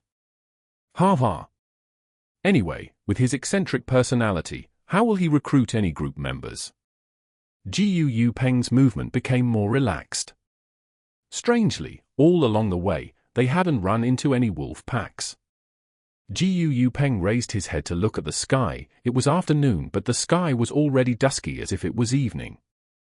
The wind blew, and the dark clouds densely covered the sky and moved rapidly, brewing thunder and rainstorm. However, GU Peng was not afraid, a mocking smile appearing on his mouth as he thought, "Ha ha ha." So Fang Yuan was hurriedly rushing back because he was worried of this rainstorm. What a coward! What is there to be afraid of a rainstorm? Right at this time, the group leader's face suddenly paled. He opened his mouth and sucked in a deep breath. "So group leader, what happened?" Other 4 members naturally noticed this. In this GU master group, the group leader was in charge of scouting. Although he was also a rank 2 GU master, his scouting GU worm didn't have as great a radius as Fang Yuan's earth communication ear grass. His face was deathly white right now, and he had no wish to give detailed explanation. "Run, quick!" he shouted with terror, and amidst other group members' astonished gazes, he turned around and ran. "Follow the group leader?" Other group members were not foolish, they quickly reacted and broke into a run. Wolf howls came from behind them continuously. From these noises, they knew there was more than 1,000 lightning wolves. Everyone in the group was pale, they breathed heavily and used all their strength to run. "Wait for me!" Gu Peng sprinted with all he had but was still the last. He lost his composure and started screaming for help. He felt the breathing sounds of the lightning wolves behind his back. But what made him despair was the group leader, who normally showed great consideration to him, didn't even turn his head back. The teammates who used to pat their chests and speak of brotherhood and sentiments ignored his shouts. Gu Peng suddenly heard a wolf howl right next to him. In the next moment, he felt an enormous force pressed on his back and knocking him down. He tumbled on the ground, the fall had made him dizzy. He subconsciously turned around to try to resist. A lightning snake flashed through the air. In the darkness, a bold lightning wolf's figure immediately became visible. Its body was twice the size of a normal lightning wolf, the hair in its body erect. It opened its mouth and revealed its silver-white sharp fangs. Gu Peng's pupils shrank to a needle size, a thought echoing within his mind, 100 Beast King. The wolf pack scale in the wolf nest was enormous. Not only were there 3 myriad Beast King level Thunder Crown wolves, there were also 100 Beast King level Bold Lightning wolves and 1,000 Beast King level Frenzy Lightning wolves. In the very next second, the Bold Lightning wolf opened its mouth and with a crack sound, Gu Peng's whole head was gnawed off. Fresh blood and brain matter splashed. The Bold Lightning wolf lowered its head and began to swallow the blood from Gu Peng's neck and gnawed at his fatty meat. Countless lightning wolves came from behind it and rushed ahead. Rumbling sounds continued incessantly. Pitter-patter, heavy rain also started pouring. Chapter 131. Loneliness is the deepest darkness. The rain poured heavily from above, and snake-like lightning danced in the sky randomly. This sustained for the entire night. Fang Yuan lay on his bed, hearing the shouting of Gu masters outside his house and the sound of their footsteps in the rain. He squinted his eyes, visions of his past life flashing in his head again. In his previous life, when the wolf tide attacked, he was still a rank 1 Gu master, and being part of the support group, he hid within the village and managed to escape the disastrous fate. But this time, he was already a rank 2 middle stage, and he had the 4 flavor liquor worm, currently moving towards upper stage. Thus, he had to be like other Gu masters, resisting the wolf tide in such a dark night. The rain is pouring outside, and they still have to fight the large amount of lightning wolves in this poor vision. This is truly torture. Fang Yuan snorted in his heart. He did not sleep in the rented apartment, but instead he was at the inn. If Fang Yuan was at the rented house, he would definitely be forced to participate. The clan higher-ups have definitely underestimated this wolf tide severity. The correct method would be to hide in the village and defend to the end. Unfortunately, they are blinded by past experiences. Fang Yuan flipped around in his bed while thinking about this. Outside the window, the rain splattered all over the place. It was definitely a storm. Sounds of thunder constantly entered his ears. On the streets, Gu masters hurriedly moved about, the sounds of their footsteps and furious bellows never having a pause. At once, the cries of the wolves reached the village. This was destined to be a sleepless night. Whether it was the Gu masters who were risking their lives fighting, or the mortals hiding in the village shivering, or even Fang Yuan. After sleeping until the midnight hour, they naturally awoke. He did not get up, but opened his eyes in the darkness while lying on his bed. The sounds outside the window entered his ears. People's life and death battles, he could imagine, along with the thunderstorm outside the village. Gu masters and wolf packs formed an extraordinarily lively stage. No matter which character, they were displaying the essence of life. Life was like a show. This was a good show. But Fang Yuan had no intentions of joining the act. On the contrary, he felt a sense of unexplainable loneliness. This was not because he was a transmigrator, reincarnator, or the fact that he carried an unspeakable secret. But because everyone was born lonely. Humans are like isolated islands, floating in the sea of fate. Human encounters are like the collision of these lonely islands, and once they touch, there would be an effect. Sometimes, the islands would stick together, in the name of interest, kinship, friendship, love, and a hate. But eventually, they would separate, walking towards the path of destruction. Unfortunately, people are always afraid of being alone. They crave the liveliness of human crowd, and they refuse to do nothing with their time. Because once they face loneliness, it meant facing pain and hardship. But once they can face this pain, people would obtain talent and courage. Thus, there is a saying, high achievers are definitely lonely. This is the feeling of being lonely. Every time I savor this, it strengthens my resolve to pursue the demonic way. Fang Yuan's gaze shone, thinking of the story of Ren Zhu. Legend says, Ren Zhu had obtained the attitude Gu. Attitude Gu was like a mask, and without a heart Ren Zhu couldn't wear it. Because before this, Ren Zhu had given his heart to the hope Gu, and from then on he never feared difficulty. But if Ren Zhu wanted to use the attitude Gu, he needed to have a heart. Ren Zhu was troubled, thus he asked attitude Gu. He said, "Oh Gu, sometimes attitude says it's all. Now that I have encountered a problem, you know it, thus I'm here to seek advice." Attitude Gu said, "This is not hard. Ren Zhu, you lack a heart, thus you just have to find a new one." Ren Zhu was confused, asking again, "Then how can I find a new heart?" Attitude Gu sighed, "Heart is nowhere and everywhere. Finding a heart, it is both easy and difficult. With your situation, you can obtain a heart now." Ren Zhu was overjoyed. "Quick, tell me, how?" Attitude Gu warned him, "This heart is called loneliness. Human, are you sure you want it? Once you obtain it, you will face endless pain, loneliness, and even fear." Ren Zhu did not listen to his warning. He continued asking. Attitude Gu could not defy Ren Zhu's orders, thus he said, "You only have to stare at the sky on a starry night, and say nothing. Once you reach daylight, you will obtain the heart of loneliness." That night, it was a star-filled sky. According to Attitude Gu's instructions, Ren Zhu sat alone at the mountain peak, staring at the night sky. Before this, his life was very difficult, constantly struggling for survival. He had no time to admire this beautiful yet mysterious sky. But now, as he stared at the starry sky, his thoughts began floating. Constantly thinking about himself, such a meager and weak being like himself, living a life of constant fear and insecurity. Sigh, although I have hope Gu, strength Gu, rules and regulation Gu, and attitude Gu, to survive in this land, it is still difficult as ever. Even if I die tomorrow, it is not shocking. If I die, will the world remember me? Will anyone rejoice over my existence and grieve over my death? Thinking of this, Ren Zhu shook his head. In this world, he was the only human. How can there be others? Even with Gu accompanying him, he still felt a strong sense of, at this moment, when Ren Zhu felt lonely, his body suddenly had a brand new heart. The sun rose from the horizon and shone on his face.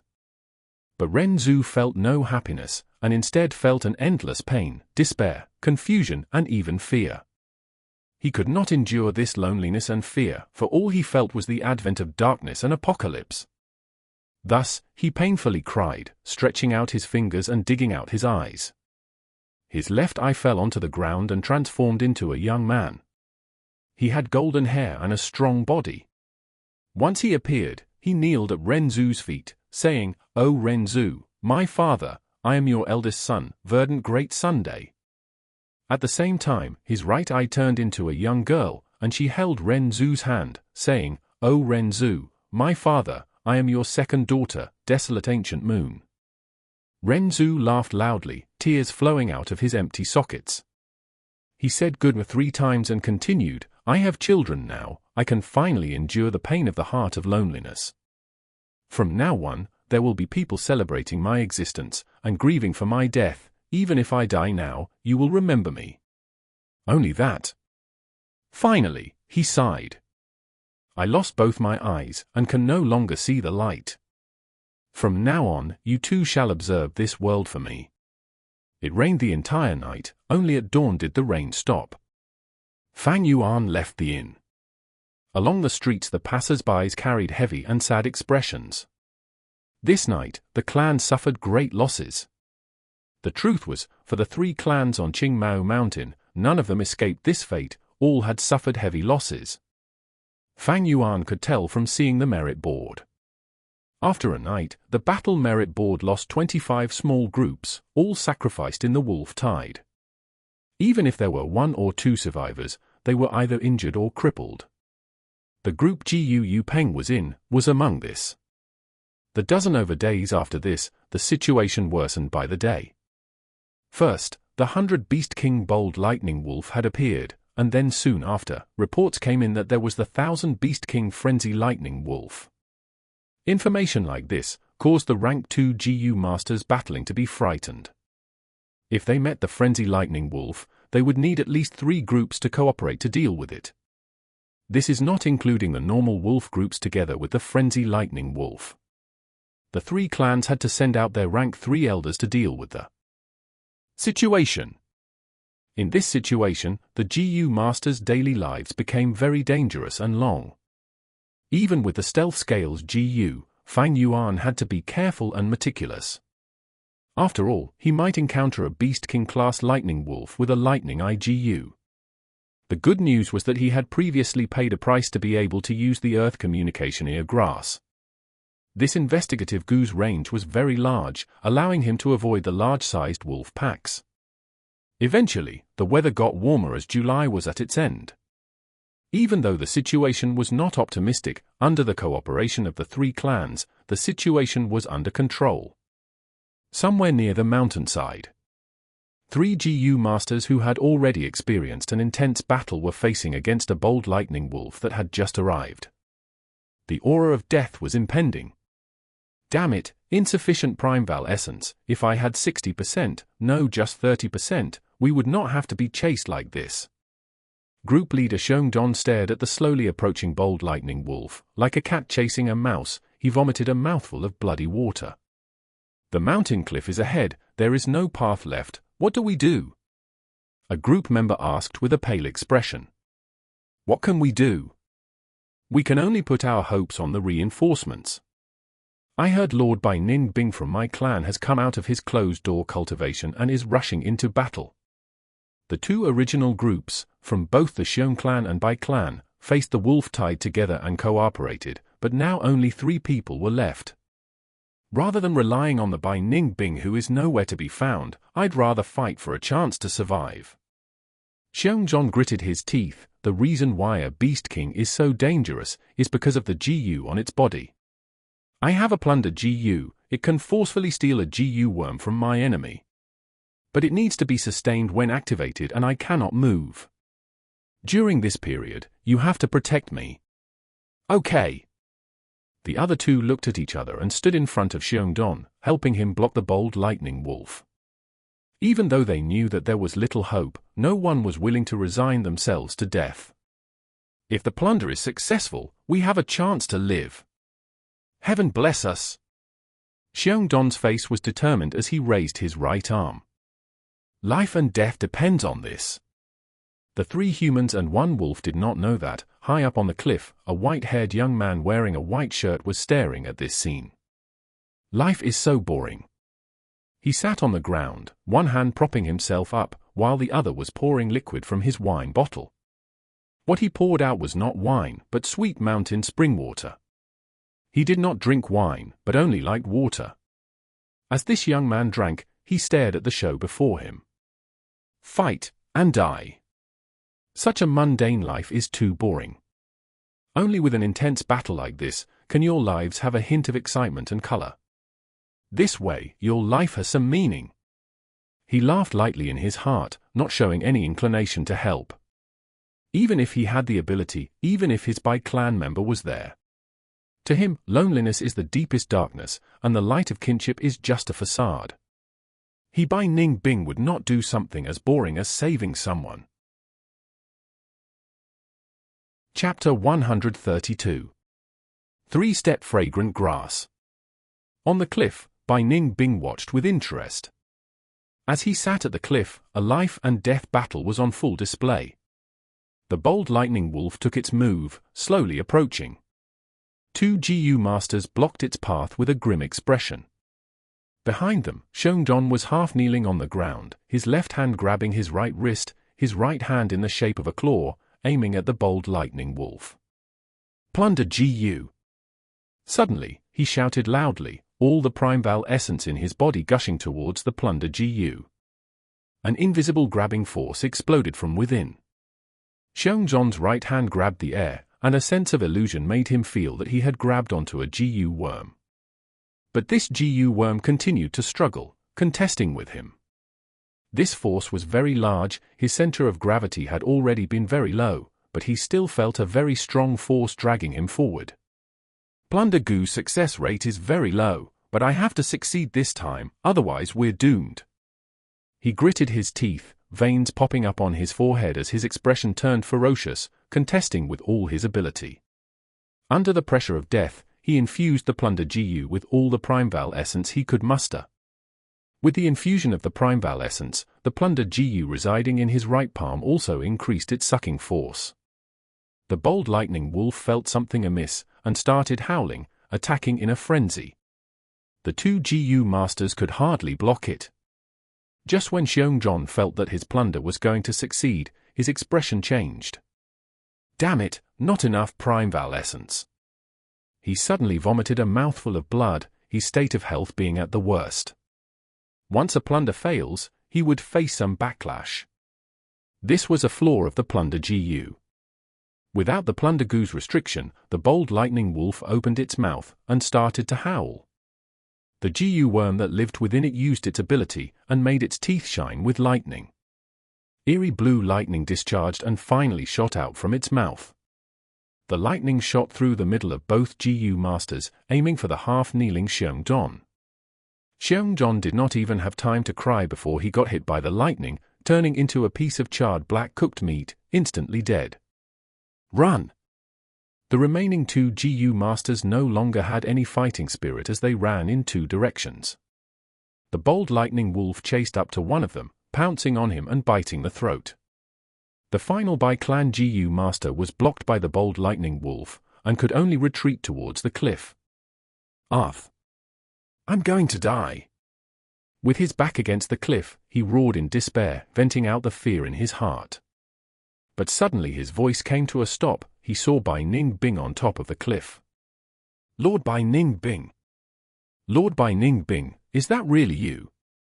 He was stunned but then started shouting, overjoyed. Oops, you found me, Bai Ning Bing laughed, and raised his right hand. His right index finger pointed downwards and an icicle instantly formed, shooting downwards. The icicle hit the GU master crying for help, penetrating his skull all the way to his chin. Ah! His face was still fixed with intense joy after finding hope, but then fell to the ground with a plop. The bold lightning wolf was shocked by the event. It stared at Bai Ning Bing, its mouth opening. Within, lightning coiled around its teeth. Ignorant beast! Bai Ning Bing stared plainly, jumping down lightly from the 5-meter cliff. In the air, he clapped his palms together, an icy mist instantly formed. Next his palms splitted, and an ice blade appeared. This ice blade was around 1.7 m, like the katana on Earth, with a transparent icy body. The handle was grabbed by Bai Ning Bing. Bold lightning wolf shot out electric light from bottom to up, and Bai Ning Bing laughed while 2 lines of white water vapor poured out of his nose. The water vapor swirled around, wrapping around his body into a layer of water barrier. The water ball continued to rotate on its own, and the bold lightning wolf's lightning dissipated upon hitting this barrier. The water ball burst open, and the white-clothed young man appeared from within. Die! The young man's iris turned from black to pure blue, like 2 pieces of blue crystal, devoid of feelings and emotion. Bai Ning Bing landed lightly, and from his half-transparent white ice blade, a drop of blood fell. Meanwhile, the bold lightning wolf stayed still like a statue. A breath later, fresh blood poured from its neck as the large wolf head fell on the ground, rolling several times. As for the body, it collapsed on the ground. The lightning current GU that resided in its body shot out like lightning towards Bai Ning Bing. Bai Ning Bing flicked his wrist, and a light shot out from his blade. The lightning current GU, under his sword, exploded into a ball of eerie blue lightning current with a bang, perishing instantly. Bai Ning Bing slowly walked towards Xiongzhan's corpse. The other GU worms, they are all ordinary. But this plundered GU is slightly interesting.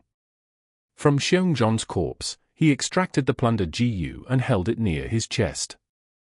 Even though the three clans have an agreement, after a GU master dies, if anyone after that obtains a GU worm that has lost its GU master, they need to hand it over. But Bai Ning Bing did not care about this rule. Even if they found out, so what? He was the symbol of the Bai clan's rise, and the clan would definitely protect him. Only, this wolf tide is really boring. He used his hand to caress his ice blade, feeling the intense freezing sensation. Come to think about it, it is more fun competing with someone. He yawned, suddenly smiling. I wonder how Qing Shu, Xiong Li, and the others are doing. How much have they grown? After cultivating behind closed doors for so long, maybe they can give me a surprise, maybe. At the square where it was overflowing with people, Fang Yuan stared at a giant flag. On the flag, words were formed by the swim word GU.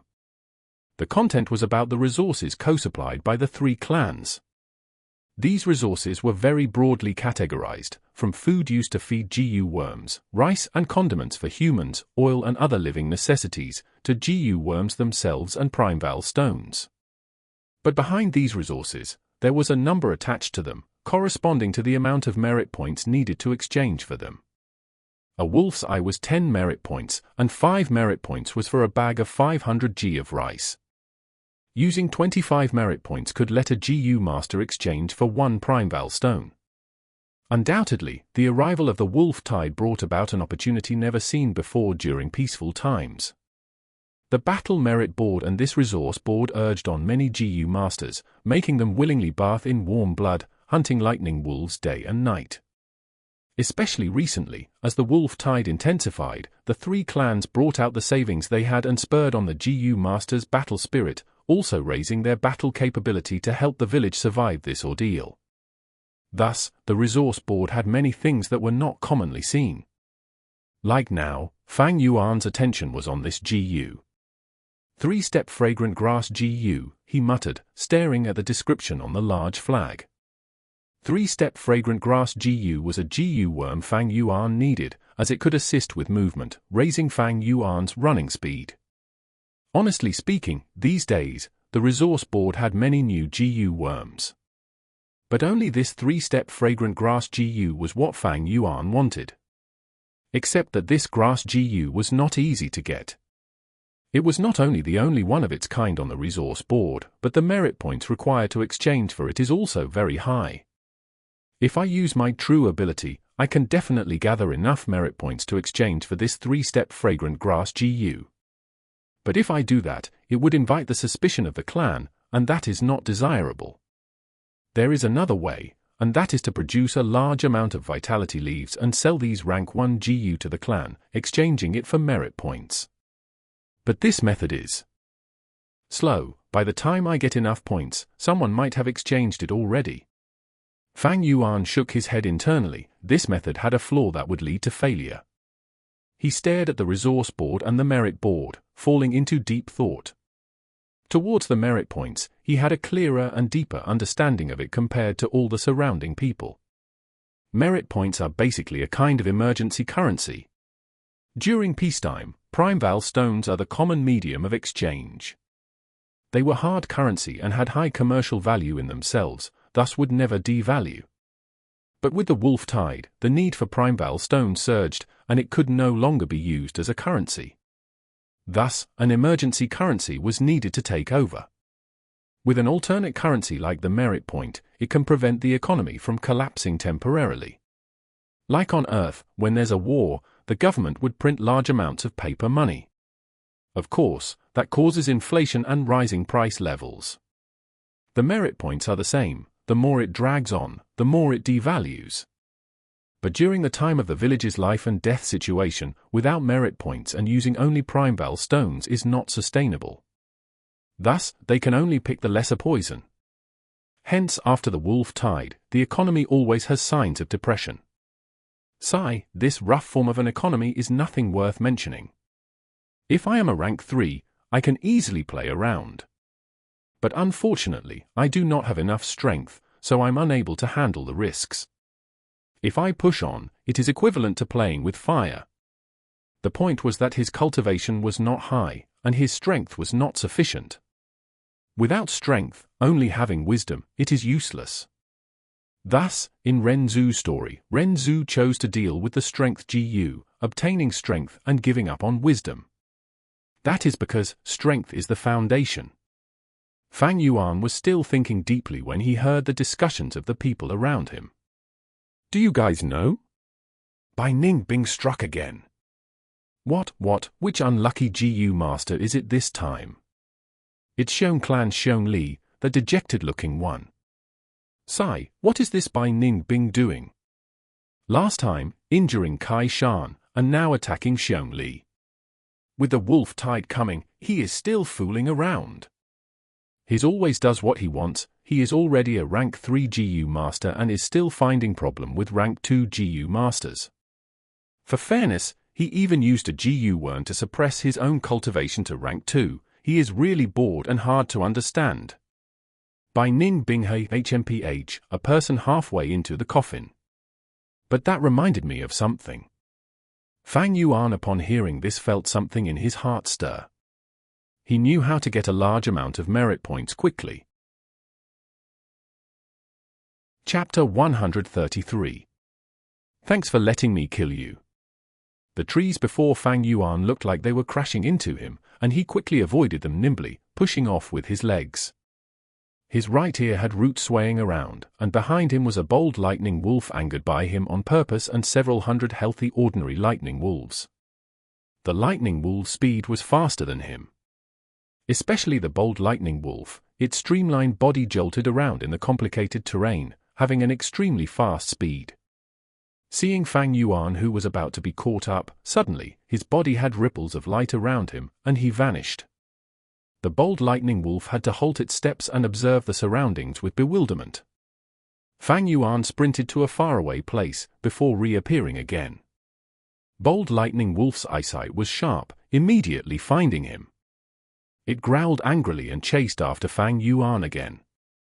As for those ordinary lightning wolves, they followed closely behind. Fang Yuan laughed internally and continued sprinting. Rinse and repeat, he had finally reached his destination. This time, he activated his stealth completely. The wolf pack who came chasing sniffed around the area where Fang Yuan disappeared, and soon after, the bold lightning wolf found its new target. Not far away, on the mountain valley, there were 5 GU masters fighting with a pack of wolves. The bold lightning wolf had limited IQ, immediately forgetting Fang Yuan. It turned its head and growled, and the lightning wolves behind it entered the valley's battlefield like tidal waves. How can this be? The GU master in battle saw this scene and despaired. Didn't they say that each pack of wolves have their own mobility range? We took so much effort to kill a bold lightning wolf, and here comes a second one. We're screwed. Quickly send the distress signal to the clan. This new pack of wolves joined in and the GU master's pressure intensified, their tone showing a panicky and flustered emotion. The investigative GU master shot out a GU worm from his hand. This GU worm was like a golden round ball, but had a pair of colorful feathered wings. It flew into midair and exploded, turning into a rainbow flame, observable from a 50 kilometers range. This was the Signal GU, a rank 1 expendable GU worm, often used to send signals. The signal has been sent, everyone hang in there, wait for reinforcements. The group leader shouted at an appropriate timing, slightly raising the morale and stabilizing their fighting spirits. It's useless. Fang Yuan appeared at a high point on the cliff, staring downwards, his heart smirking. This GU master group situation was already well investigated by him. The nearest group in the vicinity was also deep in the wolf pack's encirclement. That pack of wolves was also lured over by Fang Yuan to restrict them. Killing lightning wolves, each eyeball is 10 merit points. But on the battlefield, reclaiming GU worms and bringing them to the clan higher-ups is worth at least 1,000 points. This kind of thing, after doing it 2 or 3 times, I will be able to exchange the 3-step fragrant grass GU, Fang Yuan thought in his heart. Under his scheme, the GU master group's fate was sealed. Next, I will wait for them to be exterminated. Then I shall lure the lightning wolf pack away and come back here to collect the GU worms. Fang Yuan walked to a nearby tree and sat down leisurely. No one was willing to die, so these GU masters put up a strong resistance. Fang Yuan did not risk it to lure 1,000 Beast King Frenzy Lightning Wolf, but instead chose the bold Lightning Wolf, so this gave them the opportunity to struggle for a longer time. Especially when among them, there was a defeated opponent of Fang Yuan's. He had the monolith GU and had strong defense, thus he alone could block many Lightning Wolves' attack. But this was also why Fang Yuan chose their group. The more precious the GU worm, after returning them, the more merit points are awarded. After bringing back the monolith GU, Fang Yuan can get around 3,900 merit points, and that can let his position on the battle merit board rise by at least 20 positions. Of course, Kai Shan, Mo Yang and Qing Shu's GU worms were more precious than the monolith GU. But Kai Shan's group had GU Kai Shi, who possessed the snake communication GU, able to rely on heat to detect living beings. Fang Yuan's stealth had no use against him. As for Mo Yang, she had an even stronger investigative GU master than Kai Shi, with even more methods. She had single-handedly completed wolf den investigation missions given by the clan many times. Qing Shu group does not have a strong investigative GU master, but because of GU Fangzheng's existence, the clan has definitely sent a clan elder to follow and protect him, thus if Fang Yuan lures them, it is courting death. For the GU masters in the other 2 clans, Fang Yuan was not familiar with them. Setting up others was not easy to do. After choosing left and right, he finally decided on a few groups, and after following them for a long while, he managed to find an appropriate chance. Bai Ning Bing was sleeping when sounds of battles entered his ear. He opened his eyes slightly, the slit of his eye shining with cold light. Another boring scene. He was sleeping on the edge of the cliff, and just turning around allowed him to have a clear view of the valley. He was about to go back to sleep, but suddenly saw a figure. Oh! His eyes shone with shock as he saw Fang Yuan. Fang Yuan was leaning against the tree, eating a wild fruit he picked, staring coldly at the battlefield with no intention to help. Bai Ning Bing instantly grew interested. He had never met someone like this. From young, the people around him were all loyal to the clan, and indulged in kinship. But from Fang Yuan, he felt a sense of familiarity, loneliness and aloofness. Who is he? Bai Ning Bing's heart developed confusion and interest. The wild fruit was picked on the spot, but with his experience, Fang Yuan could tell it was harmless.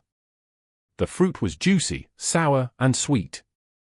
As he ate, his right ear twitched, he heard something, and it was nearby. Bai Ning Bing was sleeping on a higher terrain of the cliff earlier, but without making any movements, the earth communication ear grass could not sense him. However, now that he moved, he was instantly discovered. Fang Yuan's eyes shone with lightning as he turned his body to see a white-haired and white-clothed young man, stabbing his ice blade into the cliff and sliding down along it, landing not too far away. Fang Yuan's eyes squinted, recognizing him instantly. Qing Mao Mountain's #1 genius, the symbol of Bai clan's rise. Killing a rank 3 clan elder at rank 2, and at this young age he already reached rank 3, a crucial person capable of changing the entire power distribution of Qing Mao Mountain. If it was other GU masters facing Bai Ning Bing alone, their expression would be rapidly changing, either nervous or wary. But Fang Yuan's gaze only stayed on him for a second before looking back at the valley. His expression was calm, almost uncaring. This is because Fang Yuan knew all about Bai Ning Bing's trump cards and secrets. Very clearly. Oh. Bai Ning Bing walked over, staring at Fang Yuan blankly. His mouth opened, dragging his word. He curiously stared at Fang Yuan like he was looking at an object he had never seen before. He got closer and closer. The more he looked at Fang Yuan, the more his eyes shone, and the greater interest he had in his heart. On this person, why do I sense a familiar smell? It feels like I've seen him before. Like long ago, we are already friends, this feeling. Bai Ning Bing's heart was turbulent. Friend, this word, he was always skeptical, despising, and even felt disdain towards it. He never thought he would have a friend. Those commoners around him, they only had the right to admire him, they had no right to become his friend. Bai Ning Bing always thought he would never have a friend in his life. But now he suddenly had this feeling. This was a mystical feeling, but he was very sure of it. When he looked at Fang Yuan, it felt like he was looking at himself. Bai Ning Bing got slightly too close, and Fang Yuan turned around, staring at him plainly with his deep dark iris. Without a reason, Bai Ning Bing understood the meaning of his gaze. He halted his steps, slightly stunned, very impolitely staring at Fang Yuan while saying, you really are interesting. If the Bai clan GU masters who were familiar with him heard this, they would go crazy. That is because, since his birth, Bai Ning Bing had never praised someone like this. Fang Yuan ignored him, biting his wild fruit and staring at the valley's intense fight. Bai Ning Bing circled around Fang Yuan, observing him closely, as if he was looking at the strangest food on earth. He looked from every angle, even squatting down on the ground and looking up at him from the floor. His silky white hair, which was impeccably clean like a crystal, instantly laid on the muddy ground, but he did not care. His white robe dragged across the ground and he paid no heed either. This moment, he was like a pure child, seeing his playmate, curiously staring at Fang Yuan with a longing expression, many times wanting to speak but couldn't. Bai Ning Bing felt that he had many things to say to Fang Yuan, but when he was about to speak, he felt no need anymore, because he felt that Fang Yuan understood. After being silent for a while, he asked, "The valley's battle is not interesting at all, what's there to look at?" Halfway through, his eyebrows raised, showing an expression of realization. "I see. You lured this wolf pack, you want to kill these GU masters, but why did you not do it yourself? Oh, afraid of leaving evidence. You are too vigilant, from your aura, you already have rank 2 cultivation. If I were you, I'll just go ahead and do it myself." Suddenly, he chuckled like he had seen the most fun toy in this world as a kid. His eyebrows darted around. "You are really interesting, even the things you do are interesting. He, I am starting to like you." Fang Yuan retracted his gaze, turning around and looking at Bai Ning Bing. That is because this person is also a natural demon. Abandoning the worldly customs, treating the people of this world with indifference. Engulfed by loneliness, and despising relationships. This person was like Fang Yuan's shadow, except that Fang Yuan was deeper down the path, and Bai Ning Bing was more pure. In simple words, they were kindred spirits. In his previous life's memory, after the 3 clans barely survived the wolf tide, this man murdered the 3 clans and caused the lustrous green Qing Mao mountain to turn into a hellish ice mountain. Bai Ning Bing, Bai Ning Bing. Fang Yuan sighed in his heart, saying slowly, "You're very lonely, huh?" Bai Ning Bing's eyes widened, squatting on the floor, nodding continuously, empathizing and sighing, "Yes, these days, life has been super boring. Some time ago, I killed a Qing clan GU master and that was somewhat fun. Getting this GU, look." Fang Yuan looked at the plundered GU in his hand, starting to laugh. "So, you want to kill me?" Bai Ning Bing's eyes turned from black to blue crystal color as he jumped up and straightened his body. "Ha ha ha." He raised his head and laughed thrice, staring at Fang Yuan with an excited expression. "You do know." "That's right, I want to kill you, come kill me too. Life and death battles are the most fun, meeting someone as interesting as you, I swear I've never done anything so interesting." He got more and more excited as he suddenly opened both arms, arching his head and sighing, "Ah. I can feel that my life had never been so colorful." Thank you, although I don't know your name, thank you for letting me kill you. He. Chapter 134. Hunting Down. Do not worry, you are only a rank 2, I will not lower myself and take advantage of you. I shall restrict my cultivation to the same rank for your sake, so come, let's have a fair fight. Bai Ning Bing roared with savage laughter. Facing the crazy Bai Ning Bing, Fang Yuan easily maintained a languid expression. He met the heated glare in an equal manner, responding coolly. Nothing left to say, Fang Yuan took the first step, his body drifting away like a falling petal. Bai Ning Bing's laugh came to an abrupt stop at this, his voice easily tainted with anguish. He instantly ran after, engaging Fang Yuan in a relentless chase. Fang Yuan ridiculed the disheveled master soundlessly, sprinting towards the mountain valley. Disturbed by the two barging into the valleys in a battlefield, the wolf pack reacted with fury, wasting no time in attacking Fang Yuan and Bai Ning Bing. The GU masters who had already been forced into the valley and lost one man noticed the spectacle, the remaining 4 revealing a relieved expression when they saw the wolves become distracted. Hang in there guys, reinforcements are here. One even shouted loudly, blatantly trying to encourage the wolves against the newcomers. Why is there only 2? Another asked, clueless while they saw the muffled figures of Fang Yuan and Bai Ning Bing. But as they got closer, Gu Mancha's face turned weird with realization. It was impossible for him to not remember Fang Yuan, along with a sharp feeling of fear mixed with shame. It was this man that had defeated and publicly humiliated him.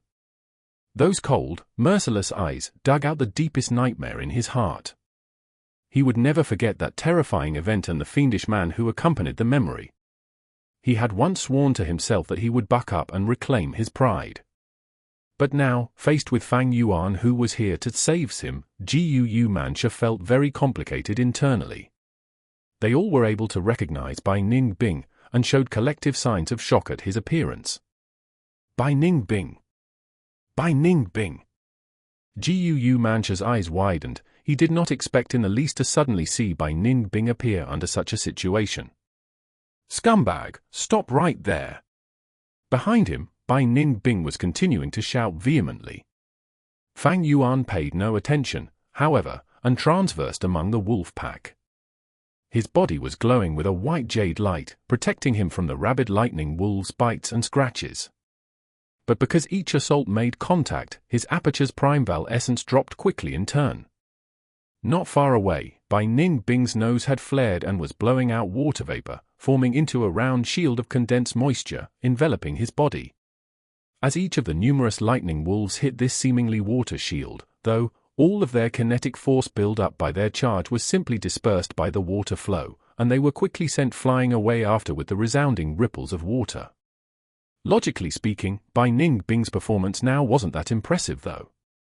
He was already a rank 3, even though according to him, he had already seemed to have suppressed his cultivation personally, using only rank 2 strength to deal with Fang Yuan. Even with rank 2 strength, Bai Ning Bing's speed was slightly faster than Fang Yuan's, and he had more Primeval essence, but with the interference of the wolf pack, his distance with Fang Yuan started to increase. The crucial deciding factor was the difference in physical strength between the two. Fang Yuan had the strength of 2 boars, while Bai Ning Bing's strength was of a slightly lower quality. Fang Yuan could also endure the wolf pack's attacks and continue moving forward. Bai Ning Bing's water shield, although it is able to mitigate some of attacks, could not open a path forward for him, unlike Fang Yuan. One especially bold lightning wolf began to pay attention and was drawn to Fang Yuan and Bai Ning Bing. It howled, commanding the ordinary lightning wolves around it to give way, opening a path for it instantly. The lightning wolf wasted no time and spread its limbs, charging towards Fang Yuan. Seeing this scene, the fur-trapped GU masters all showed expressions of worry. As for Bai Ning Bing, still behind Fang Yuan, upon seeing this new development, laughed loudly. But the next moment, Fang Yuan's body disappeared right before Bai Ning Bing's eyes, vanishing from his vision like a fleeting ripple of water. His laughter cut off abruptly at the sight, the other GU masters in the valley being left similarly speechless. The bold lightning wolf howled angrily after having lost track of Fang Yuan, but did not reduce its speed while charging towards Bai Ning Bing to take its fury out on him instead. This prompted a smile from Bai Ning Bing, his lips curving once more in amusement. He, this is really interesting, you really are interesting. Ha ha ha, then I shall start my meal with this appetizer. As he finished speaking, his eyes transitioned, changing from black to a shade of blue, the same color as that of the sky. Taking a stance, he propped one leg up like a flamingo, holding out the ice blade, and started to rotate. Quickly picking up speed, the ice blade carved out many waves of sword traces, maneuvering and slashing the air to form a scene similar to a tornado. The bright sword waves congealed into a blizzard storm and quickly engulfed the wolf pack. Numerous lightning wolves were torn to shreds by the act, becoming pieces of mincemeat flung about by the storm. But not much blood ended up splattering against the surroundings, as it had almost all been completely flash-frozen by the icy blizzard storm already. The bold lightning wolf howled, showing its ferocity against the storm. The GU worm in its body started to work as well, causing golden sparks of electricity to flicker throughout its rugged coat. The hair on its body stood on ends, golden electricity flowed like chains, coiling around its body and limbs. Altogether it formed what looked to be a modest chainmail. Its forepaws sprinted and it streaked like a golden shooting star, rushing into the ice blade storm. A thunderous explosion sounded through the valley as the ice blade storm came to a stop, a broken piece of the ice blade flying in the air and with a swoosh, stabbed into a mountain rock above. The white mist dispersed around the area. The bold lightning wolf laid on the revealed ground, its heart pierced through by an ice blade. Such a fatal attack ended its life almost instantly. Bai Ning Bing laughed as he retracted the ice blade in his hands, gloating in his victory. The ice blade itself was broken from the middle down, the blade that managed to survive full of cracks, seemingly in a sorry state in his grip. But Bai Ning Bing did not care as he stretched out his left hand and wiped the blade. The icy mist from before emanated from his left hand at the touch, spreading across the blade starting from the handle before covering it completely. Everywhere it reached, the ice blade was regenerated, the edge being sharpened once again. Soon a new tip was fully grown in place of the broken end. The death of the bold lightning wolf had dispersed the wolf pack, but Fang Yuan was nowhere to be seen. We will definitely remember Lord Bai Ning Bing's act of saving us. The few GU masters that survived went up and gratefully paid their respects to Bai Ning Bing. Only GU Yuan stayed on the spot, his expression being uncertain. Back then, he lost to Bai Ning Bing, and was very indignant, but was let off by the latter. Now, though he had already successfully refined the monolith GU, upon seeing Bai Ning Bing again, he did not have any confidence to challenge him anymore.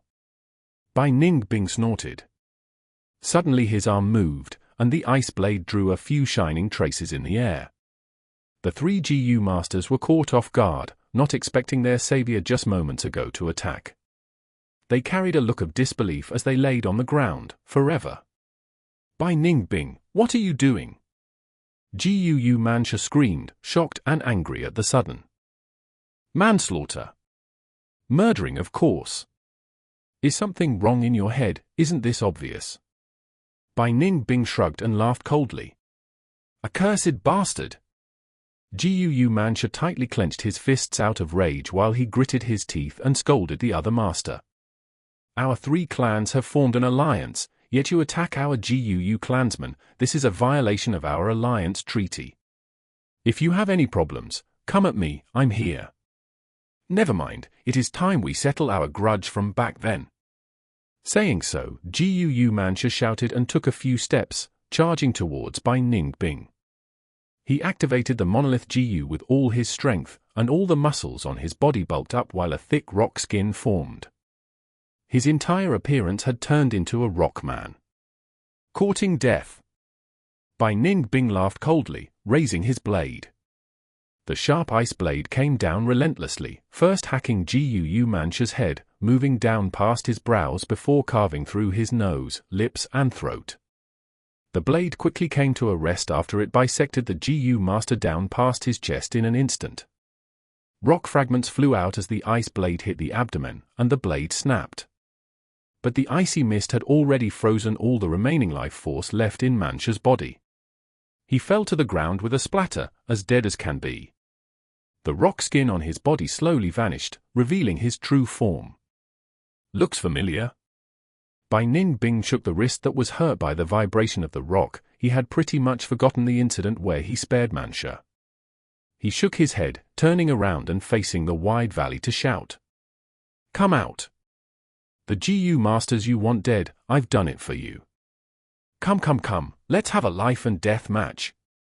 Just as Bai Ning Bing's words had finished, Fang Yuan appeared not far away.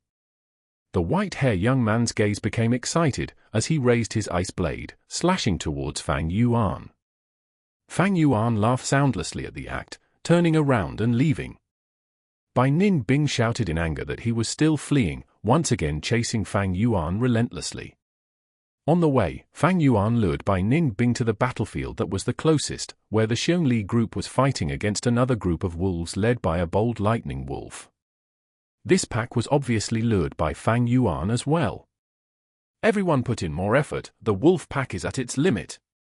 The southeast direction sent a distress signal. "It's been a while, they need our help."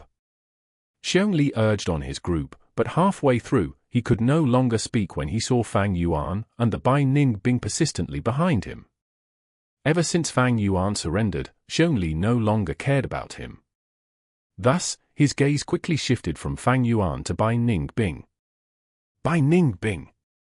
Xiongli's eyes spewed fire upon seeing the white-clothed, white-haired young man, his heart uncontrollably growing with rage.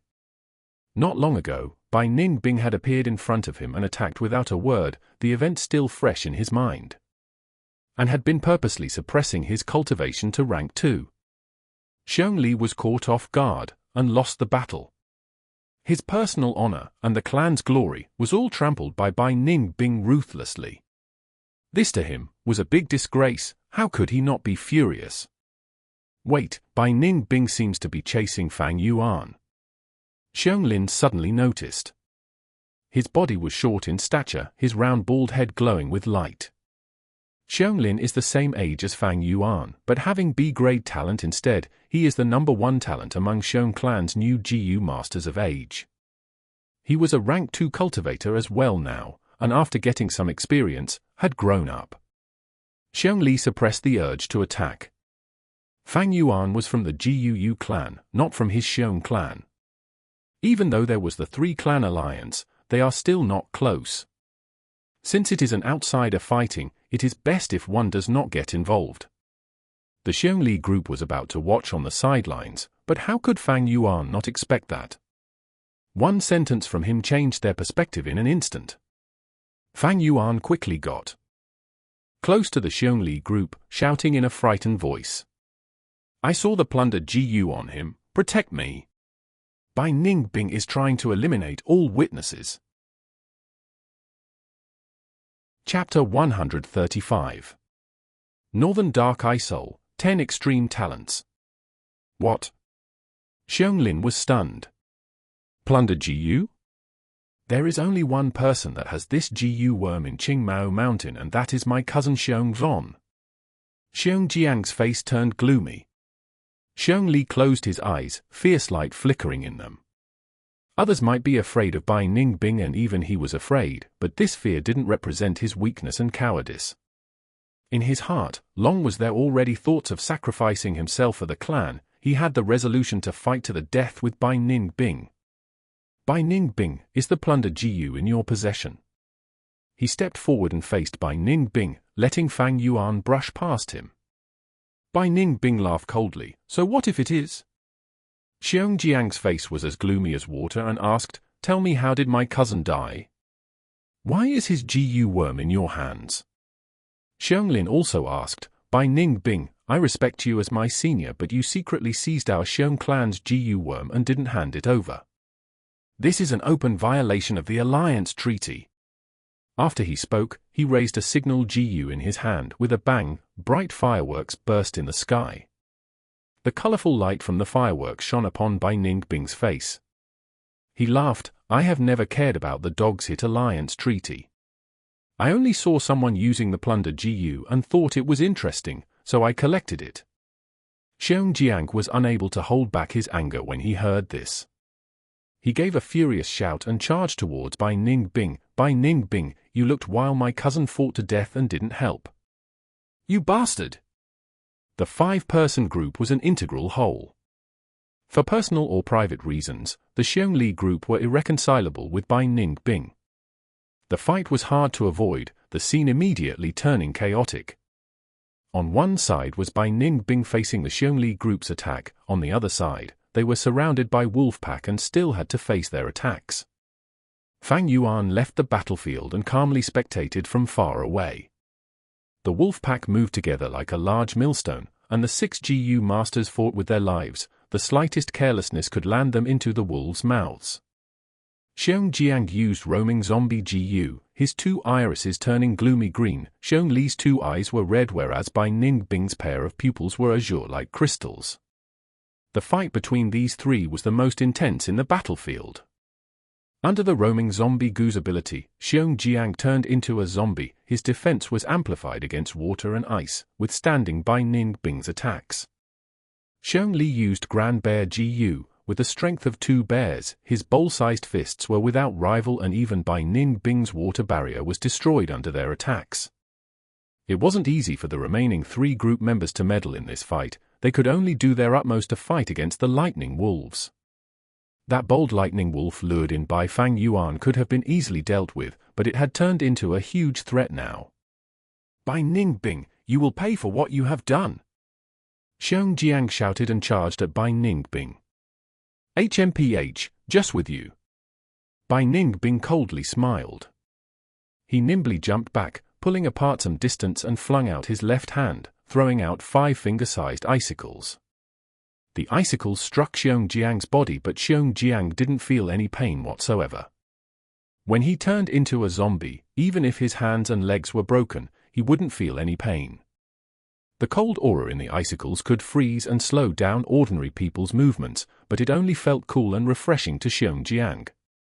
Zombie physique belonged to Yin physiques. It had low resistance to fire, lightning, and sunlight, but was very powerful against this type of cold aura. Bai Ning Bing, you are still playing in this situation? Unleash your true strength! Xiong furiously shouted. Bai Ning Bing had been suppressing his cultivation base to rank 2 from the very beginning and was also mostly using rank 2 GU. Xiong felt like he was being held in contempt. He felt humiliated, which caused his anger to burn even more.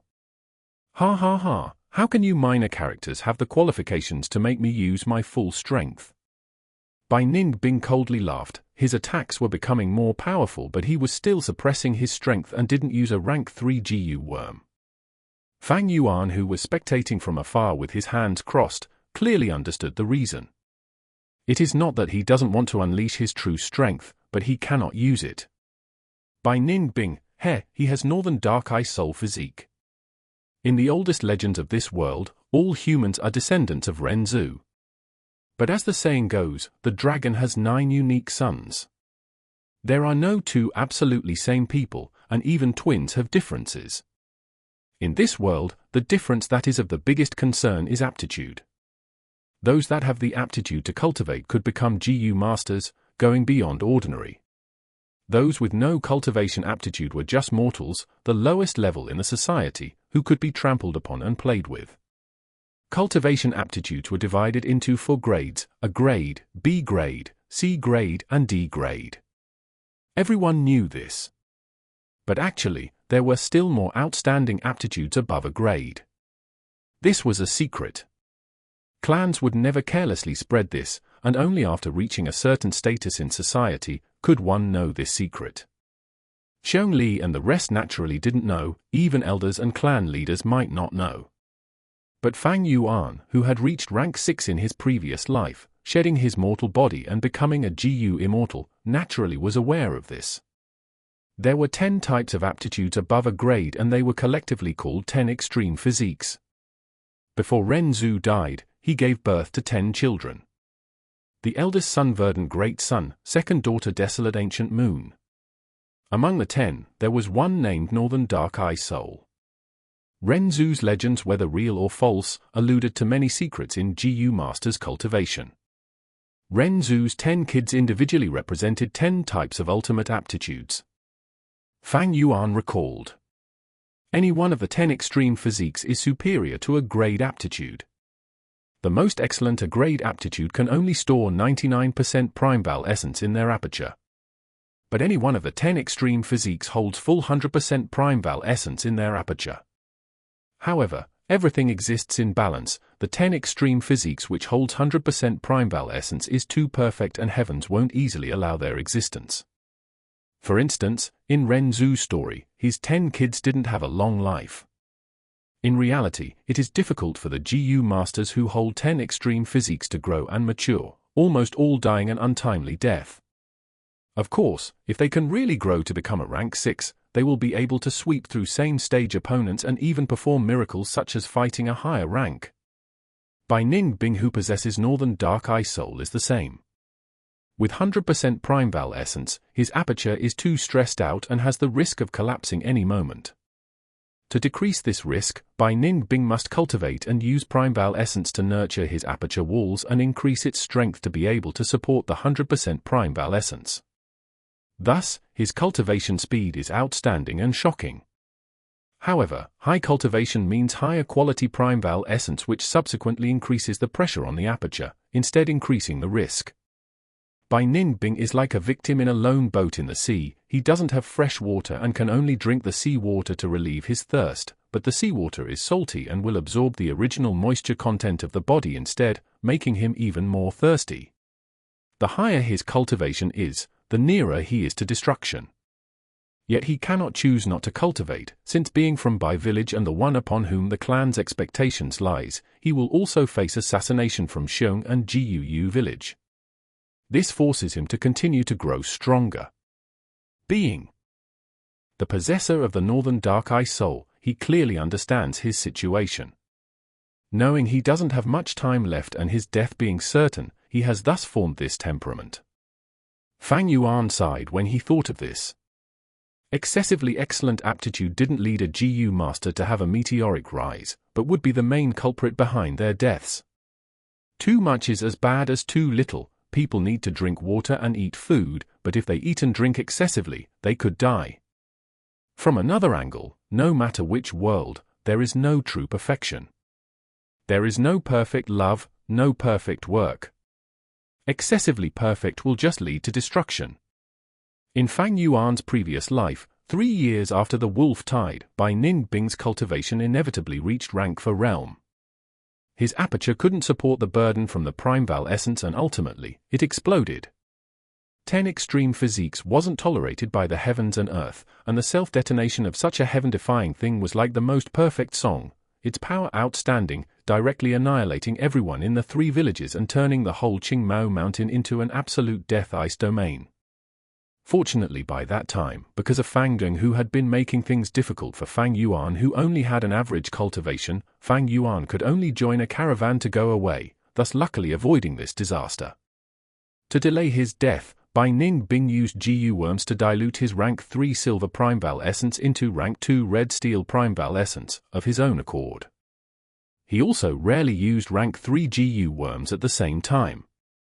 This was simply because rank 3 GU worms consumed great amounts of red steel Primeval essence every time, resulting in the strength waning if it continued. Instead, it was better to continue using rank 2 GU worms, which would be of much more help to Bai Ning Bing in battles. This was the real reason Bai Ning Bing suppressed his cultivation. If not, having strength but choosing to bind one's own hands and feet, landing in a dangerous state, was something only a brainless retard would do.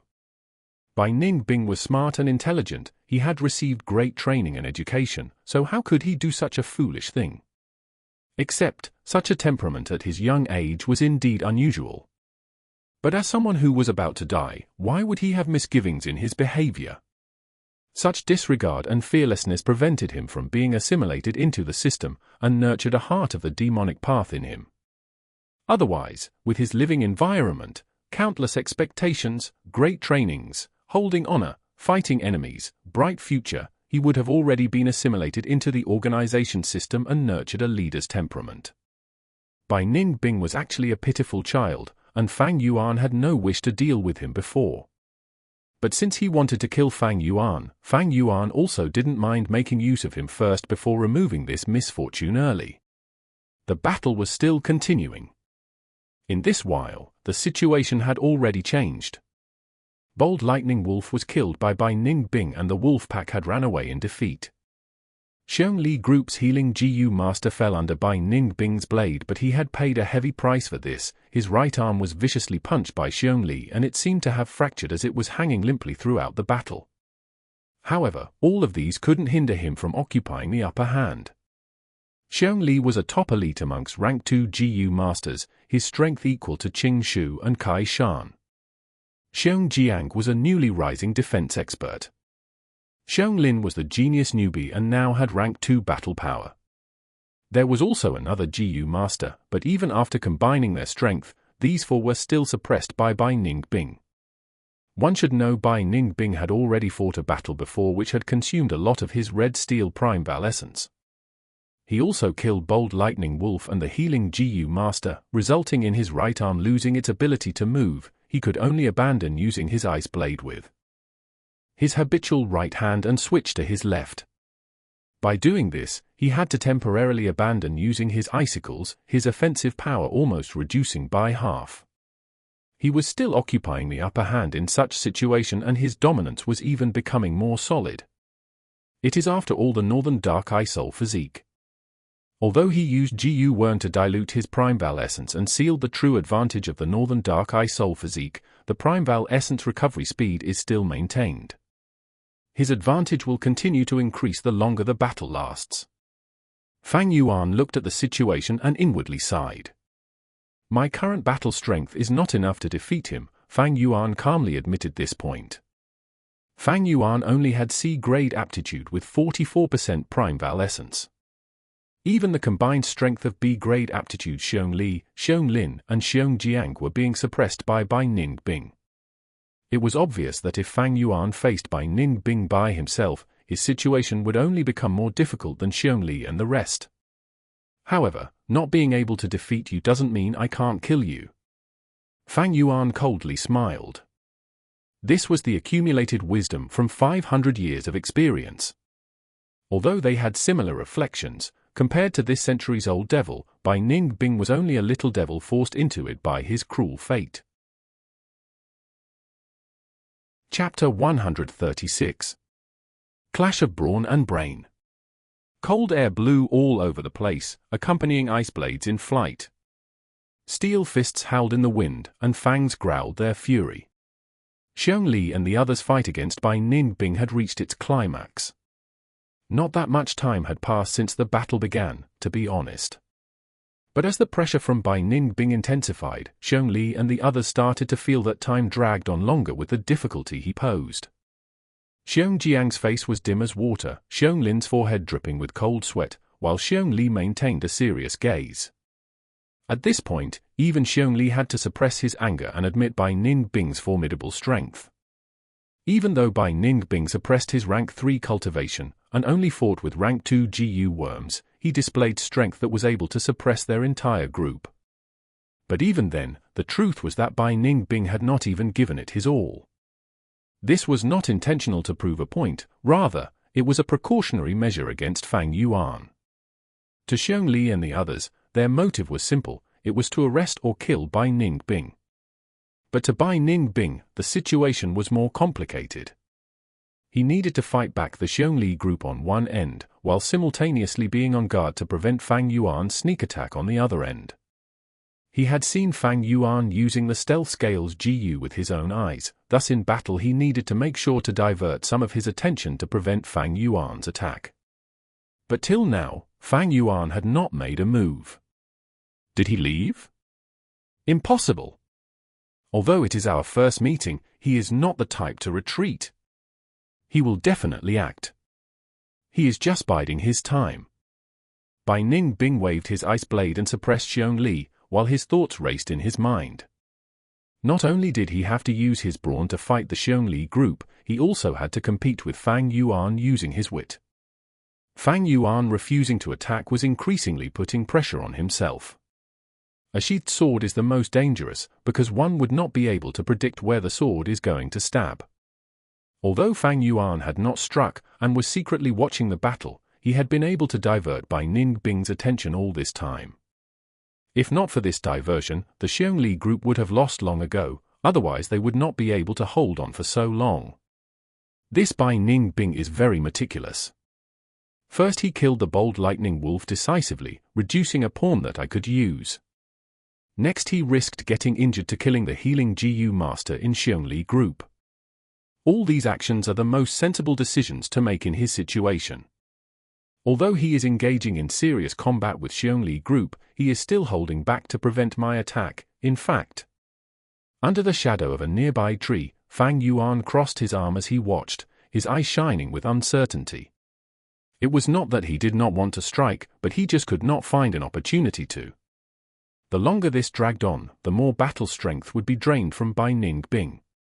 The 10 extreme bodies had a supreme Primeval essence recovery rate, much more than a grade, but it still was spent up over time.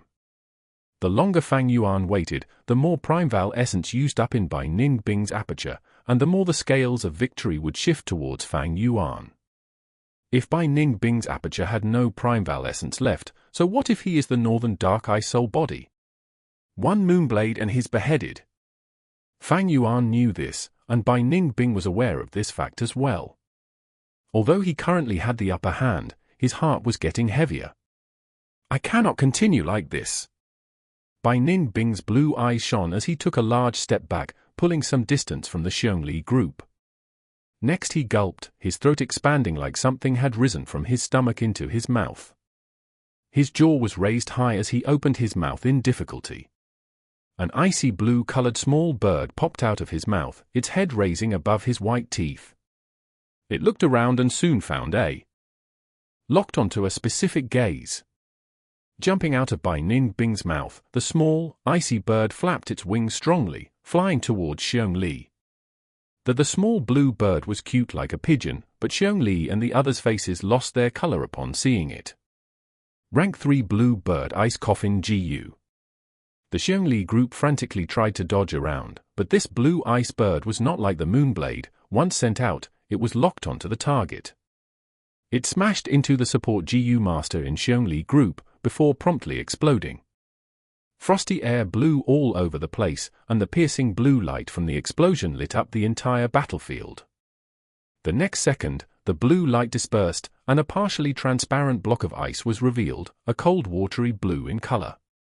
The GU master was visibly sealed within the ice block, his face still retaining the fear and anxiety before death, but he had lost all signs of life. Even though Bai Ning Bing was already a rank 3 GU master, once a rank 3 GU worm was used, his suppressed rank 2 Primeval essence in his aperture would be rapidly used up. At the same time, it cannot display the true power of a rank 3 GU worm. Moreover, once used, during the following period, the enemy can make use of this opportunity to attack. But Xiongli's group of 3 were frozen in shock instead, startled by this blue bird ice coffin GU. Bai Ning Bing did not follow up the attack, and instead turned around and left, attempting to leave the battlefield. This was a wise decision, for if he continued, the situation would become more disadvantageous for him. Bai Ning Bing, don't run if you have guts. Brother Xiongxin was killed by him, kill him, take revenge for Brother Xiongxin. Xiongli group cursed loudly, but could not catch up. Originally, the 4 of them were barely enough to form an encirclement, but now that they had one less person, their blockade was easily broken by Bai Ning Bing. Seeing that Bai Ning Bing was about to leave the battlefield, at this time, a moonblade flew out from among the bushes, and a person leapt out and quickly following after. Bai Ning Bing's ice blade waved, and dispelled the moonblade. But his abdomen was hit by someone, throwing him back by 3 large steps. During this period, Xiongli and the others were sobered from their stupor, getting close and surrounded by Ning Bing again. Bai Ning Bing ignored the 3, staring at the newcomer instead, chuckling. It's Fang Yuan. Xiong Lin's eyes shone, seeing a glimmer of hope. Fang Yuan, good job. Xiong Jiang was overjoyed, shouting. Xiong Li stayed silent, although he seemed rash, his thoughts were more meticulous than anyone else. Fang Yuan did not strike earlier, but suddenly appeared. Was he watching the battle all along? The thought of this possibility brought him unease. Fang Yuan smiled mildly, showing a victorious appearance, but his heart sank. Bai Ning Bing's act of retreating was to force him to appear. Fang Yuan was clear of his intentions, and saw through it, but so what if he did? He had to show up. Xiong Li's expression was also taken into account, and he had expected it. Rest assured, everyone. He opened his mouth. I've informed the clan, just hang in there for a little longer, reinforcements are coming.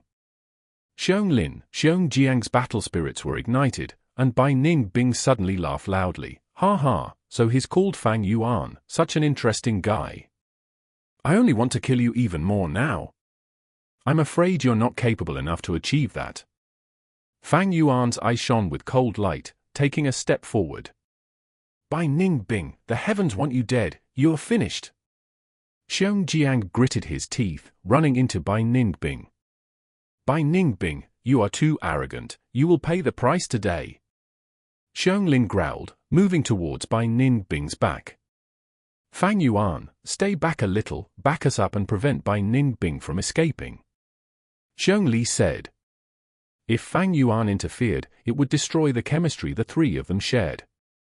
Fang Yuan's expression was tranquil while he continued to constantly attack, treating Xiong Li's words as if they were air. The Xiong Li group frowned. Outsider interference would cause the battle formation to be chaotic, and their cooperation would start to fail. But Fang Yuan's every attack was ruthless and decisive, having a strong grasp of opportunity, instead being of great help to them. At first, Xiong Li growled threateningly at him, but soon, he shut the fuck up. His frowning face slowly eased, and his brows started to raise instead, revealing his surprise towards Fang Yuan. Fang Yuan did not strike much, but each attack he made had great implications on the battle. Once his master-level methods were displayed, he instantly grasped the battle in his hands. Xiong Li's group of 5 originally were at a disadvantage when fighting Bai Ning Bing, and ended up getting 2 of their members killed. But once Fang Yuan joined in, along with the 3's combined combat prowess, they managed to suppress Bai Ning Bing into a corner. Bai Ning Bing, just go and die. Xiong Li growled loudly, jumping up and landing heavily. His 10 fingers intertwined to form a punch, slamming toward Bai Ning Bing. Bai Ning Bing wanted to dodge, but Fang Yuan appeared at that moment, and at the same time shot out a moonblade, blocking the direction where he wanted to leap. Bai Ning Bing had no choice but to endure Xiong Li's attack. From his nostrils, 2 lines of water vapor coiled around his body, forming a spherical barrier of condensed moisture. With a loud impact and a compressed pop, Xiong Li's heavy punch landed on the barrier, breaking through it instantly. But this act also caused the punch to lose all its built-up velocity and allowed Bai Ning Bing to escape death. Even so, Xiong Li took a glance at Fang Yuan, showing signs of admiration. If not for his superb cooperation, this hit would have been avoided by Bai Ning Bing. It would not have forced Bai Ning Bing to take the hit head-on, expending his Primeval essence. Fang Yuan did not mind Xiong Li's gaze, but focused on Bai Ning Bing, frowning. It was this water shield GU that alleviated Bai Ning Bing's predicament. The defensive power of the water shield was superior to even the white jade GU. But it had a weakness. He needed to form a ball shape and rely on the moving water to draw the force away, dispersing the damage in order to display its full defensive capabilities. If Bai Ning Bing was up against a wall, he cannot form a ball shape and his defense power would be greatly reduced. There are many forests on Qingmao Mountain, but even then Bai Ning Bing had been very careful, making sure not to get into a tight spot. As long as I beat this water shield GU, I can put Bai Ning Bing in a tight spot. But how? Fang Yuan was thinking, but suddenly Bai Ning Bing's mouth opened, and a new blue bird flew out. Xiong Li and the others were fearful of this attack, but Fang Yuan was not flustered in the least. He snorted coldly, shooting a moonblade. With a bam, the moonblade hit the ice bird, causing it to explode. Bai Ning Bing growled in a low voice. He was too close by, and after the ice bird exploded, he was hit by it too. The impact caused him to fly up and then fall onto the ground. At the same time, half of his left limb was frozen, losing its ability to fight. Divine opportunity. Seeing this, Xiong Li's eyes shone with brilliance, shouting "Go die," and his arms gathered to form another punch towards Bai Ning Bing. This hit was too heavy, and as Bai Ning Bing was on the ground, the water shield Gu's defensive capabilities were less than half of the usual. If this hit his head, there was no doubt that he, Bai Ning Bing, would instantly die. Chapter 137. Shadow of Death. Seeing that Xiong Li's fist was about to hit Bai Ning Bing, Xiong Lin and Xiong Jiang both showed a joyful expression. Only Fang Yuan stood far away, his eyes shining with solemnness. With his understanding of Bai Ning Bing, how could he commit such a beginner's mistake? Bai Ning Bing suddenly struck, his right hand and forearm's flesh all turned into a transparent blue frosty ice. From outside his finger bones could be seen. His fingers gathered straight, forming a palm blade and striking like lightning, puncturing Xiong Li's heart. Ugh! Xiong Li's descending body came to a halt. He stared with wide-opened eyes, lowering his head and staring at his chest in disbelief. With the sudden twist of events, Xiong Jiang and Xiong Lin could not believe it. You think my right arm was really broken by your punch? Naive! I already used the rank 3 ice muscle GU, and trained a body of ice muscles. This is the ultimate defense. The reason I pretended earlier was to give a certain someone a surprise. Bai Ning Bing slowly got up, showing disdain in his eyes, and at the end of his speech, he looked towards Fang Yuan. Fang Yuan's expression was calm, staring at him too. Bai Ning Bing. Xiong Li opened his mouth, saying his last words with difficulty. Bai Ning Bing's ice hand spread out some cold air and froze his heart, cutting off his life force. Scheming scumbag, I will fight it out with you. Xiong Lin saw Xiong Li's death firsthand, and under the extreme pain and anger, he ignored his own danger and charged towards Bai Ning Bing. Xiong Lin, calm down. Xiong Jiang acted in time, restraining Xiong Lin. Group leader is dead, we are no longer his match, quickly leave, I'll block him. Xiong Jiang controlled his sadness and said. Brother Xiong Jiang. Xiong Lin was dumbfounded, his eyes turning red. Xiong Jiang shrugged his hand backwards and took a step forwards, blocking Bai Ning Bing. The shadow below his feet suddenly came alive, distorting creepily, connecting itself to Bai Ning Bing's shadow. I have the shadow bond GU. Once I get hurt, Bai Ning Bing takes the same damage. He won't kill me so easily. Xiong Lin, you are still young and have better talent than me or group leader, go away quickly. Xiong Jiang's gaze was locked onto Bai Ning Bing as he shouted. Brother Xiong Jiang. Xiong Lin's eyes were teary, he knew the weakness of the shadow bond GU. In the previous battle, Xiong Jiang had used the GU worm too, but once Bai Ning Bing pulled sufficient distance, the shadow would split. Xiong Jiang saying this was just to console him. Especially now, Xiong Jiang did not have enough Primeval essence, he had already used up too much, and even the roaming zombie GU had stopped working. Xiong Lin's feet seems to have taken roots, as he refused to move a step.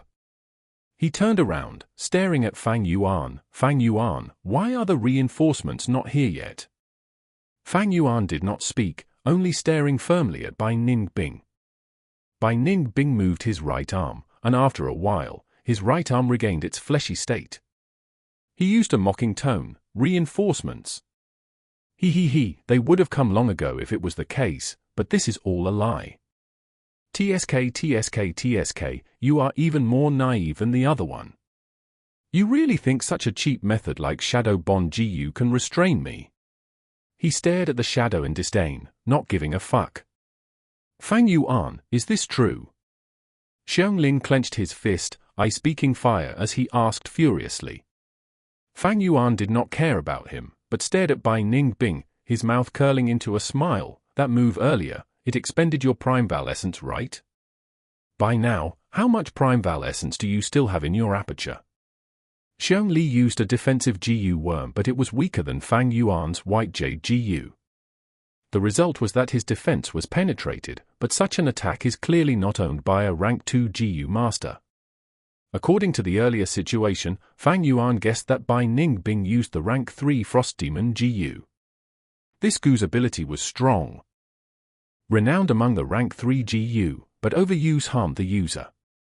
Joint problems were just a light symptom, but if serious, one's muscles could be frozen and damaged, thus it needed to be used with other GU worms. Bai Ning Bing had said earlier that his muscles had become ice muscles, and could take the cold of the frost. Thus, when used together with the Frost Demon GU, they complemented each other. This was still Bai Ning Bing using rank 2 Primeval essence to forcefully activate a rank 3 GU worm, so it had to have high consumption, but he needed to use such a method to break the stalemate.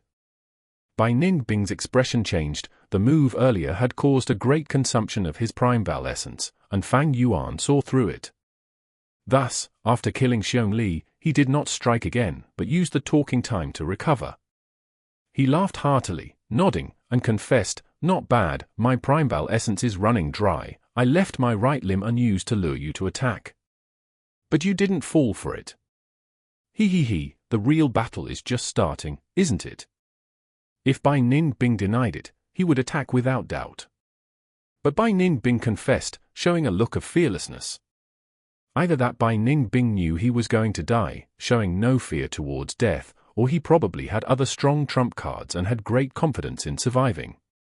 Ordinary GU masters only had 3 to 5 GU worms, even Qing Shu and Kai Shan were as such. For example, Fang Yuan, with the Moonglow GU, White Jade GU, Stealth Scales GU, for Flavor Liquor Worm, Spring Autumn Cicada, Earth Communication Ear Grass and 9-leaf Vitality Grass, he had 7 GU worms in his possession. Bai Ning Bing was the Bai clan's hope and had the Northern Dark Eye Soul body, an absolute genius. From the start of his cultivating journey, he had received the full support of his clan, his wealth definitely greater than Fang Yuan. Up till now, he had displayed over 6 GU worms. Fang Yuan was sure that he had others. And these GU worms allowed him to be calm despite being in this position of having little Primeval essence.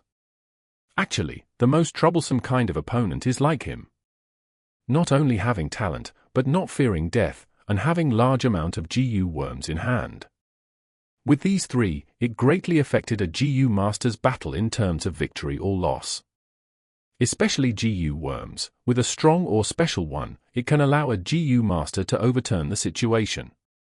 Bai Ning Bing's Frost Demon GU was a rank 3 GU worm, so even with Fang Yuan's White Jade GU defending, he could be penetrated. This is also why Fang Yuan had not engaged Bai Ning Bing personally. Fang Yuan had used GU Manxia, Xiong Li, and others to fish out Bai Ning Bing's secrets. After all, only knowing one's enemy can one be assured of victory. In comparing talent, Fang Yuan was only a C grade. Compared to Bai Ning Bing, it was a world of difference. Bai Ning Bing started cultivating earlier and had the clan's assistance, and he had more outstanding GU worms in his possession than Fang Yuan. In terms of temperament, his fearlessness towards death made him almost invulnerable. The difference between the two was that Bai Ning Bing was strong, and Fang Yuan was weak. This is the truth, he had to accept it and understand it. But battles are interesting because the strong might not necessarily win, and the weak might not always fall. Fang Yuan wanting to win against the odds, it was not impossible, but he had to use all of the methods he had, and make use of all the strength he could gather. GU Manxia was just the beginning, and Xiong Li group is not the end. Thinking so, Fang Yuan struck. With a moonblade, a head flew away, and blood spewed. This moment, Bai Ning Bing's iris shrunk to pin size, his face changing color. Fang Yuan's moonblade did not attack him, but was aimed at Xiong Jiang's head. Xiong Jiang did not expect Fang Yuan's betrayal. Bai Ning Bing's pressure was too great, and all his attention was gathered on the latter.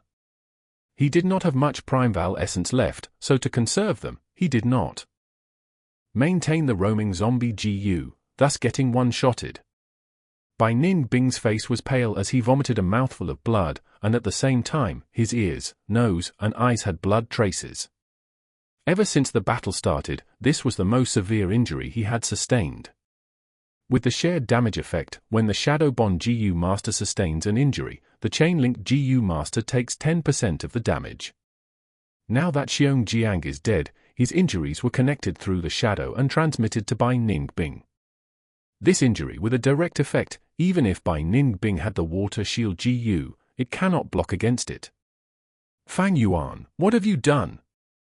A second later, Xiong came back from shock and shouted in a furious voice, heartbroken. Fang Yuan ignored him, his body glowing with white jade light as he charged towards Bai Ning Bing. Bai Ning Bing getting such an injury, his body was wavering, and his head was dizzy, his battle strength dropped drastically. Seeing Fang Yuan attacking, he retreated immediately. Bai Ning Bing, didn't you want a life and death battle? Fang Yuan chased relentlessly. Bai Ning Bing gritted his teeth, escaping silently. His footsteps were messy, but he forced himself to focus, ignoring Fang Yuan's taunting. Although he knew he was a dying man and did not fear death, he was not stupid, and with such a dangerous situation, his heart grew calmer. Xiong stood on the spot, not choosing to help Fang Yuan chase Bai Ning Bing. His heart was filled with pain and anger. He hated Bai Ning Bing, and also detested Fang Yuan. Bai and Fang moved closely, traversing the valley. As time passed, Bai Ning Bing's injuries slowly recovered, and his nose and eyes stopped bleeding. Slowly his footsteps became more composed. He did not simply run away, but during this time, used his GU worm to heal his body's injuries. Fang Yuan's pursued and his heart was secretly shocked. Previously Bai Ning Bing's Primeval essence was almost fully expended, but during this time, the amount he recovered was enough to heal his own injuries. Northern Dark Ice Soul Body, 10 extreme talents, what sort of Primeval essence recovery speed is this? The more he knew, the more determined he was to kill Bai Ning Bing. Fang Yuan sent a moonblade around the size of a face flying, it flew across the sky, emitting a buzzing sound. Bai Ning Bing heard this sound and tried to dodge, but his arm still got sliced away. An injury appeared and blood poured out, but the injury was quickly covered by a layer of frost, stopping the blood. Bai Ning Bing had obtained the ice muscles, and once this is achieved, it was like the black and white Borgu's strength increase, it required no Primeval essence to sustain. But Bai Ning Bing's heart continued to sink. Before his old injuries healed, new injuries would come, evidently. Fang Yuan wanted to slowly grind him to death. Chapter 138. Someone is actually chasing and trying to kill Bai Ning Bing. There has never been anyone who forced me into such a state. Fang Yuan, you are interesting. Once I recover adequately, I'll definitely kill you. Bai Ning Bing screamed in his heart as he ran. The killing intent from Fang Yuan had him feel suffocated. This to him was an unprecedented experience. The thick aura of death made his body shudder, and it developed a twisted sense of excitement. Behind him, Fang Yuan was chasing and getting closer. Take this! He suddenly flicked his wrist and threw a black-colored GU worm. Fang Yuan's steps came to a halt as if an enemy had appeared, but once he got closer, he found out that this was the plunder GU from Xiong. With a light sound, Fang Yuan caught this GU worm in his hands.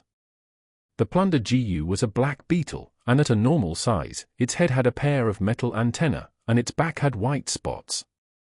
Once the spring-autumn cicada revealed its aura, Fang Yuan easily refined this plunder GU and kept it in its aperture with some use of its Primeval essence.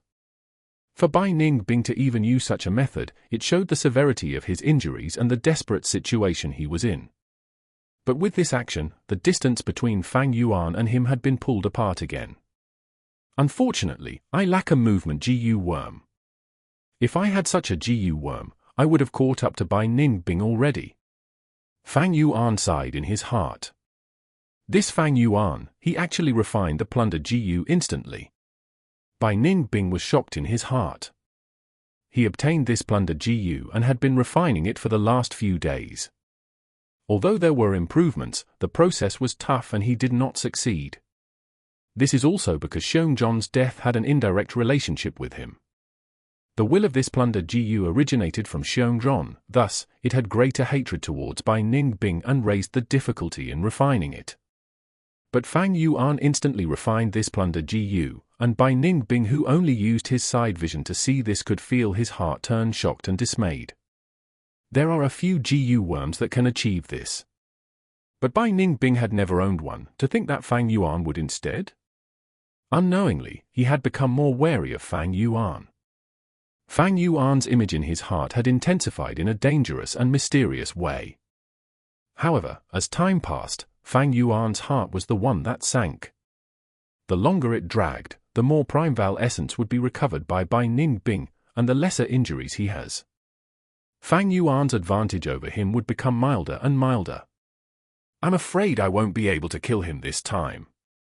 Fang Yuan sighed in his heart. According to this development, it won't be long before Bai Ning Bing's injury and Primeval essence recover sufficiently. Although Fang Yuan had been using the Moonglow Gu to intensify the injuries on him, the Northern Dark Eye Soul Body's talent is too outstanding, it can be said to be a gift from heaven.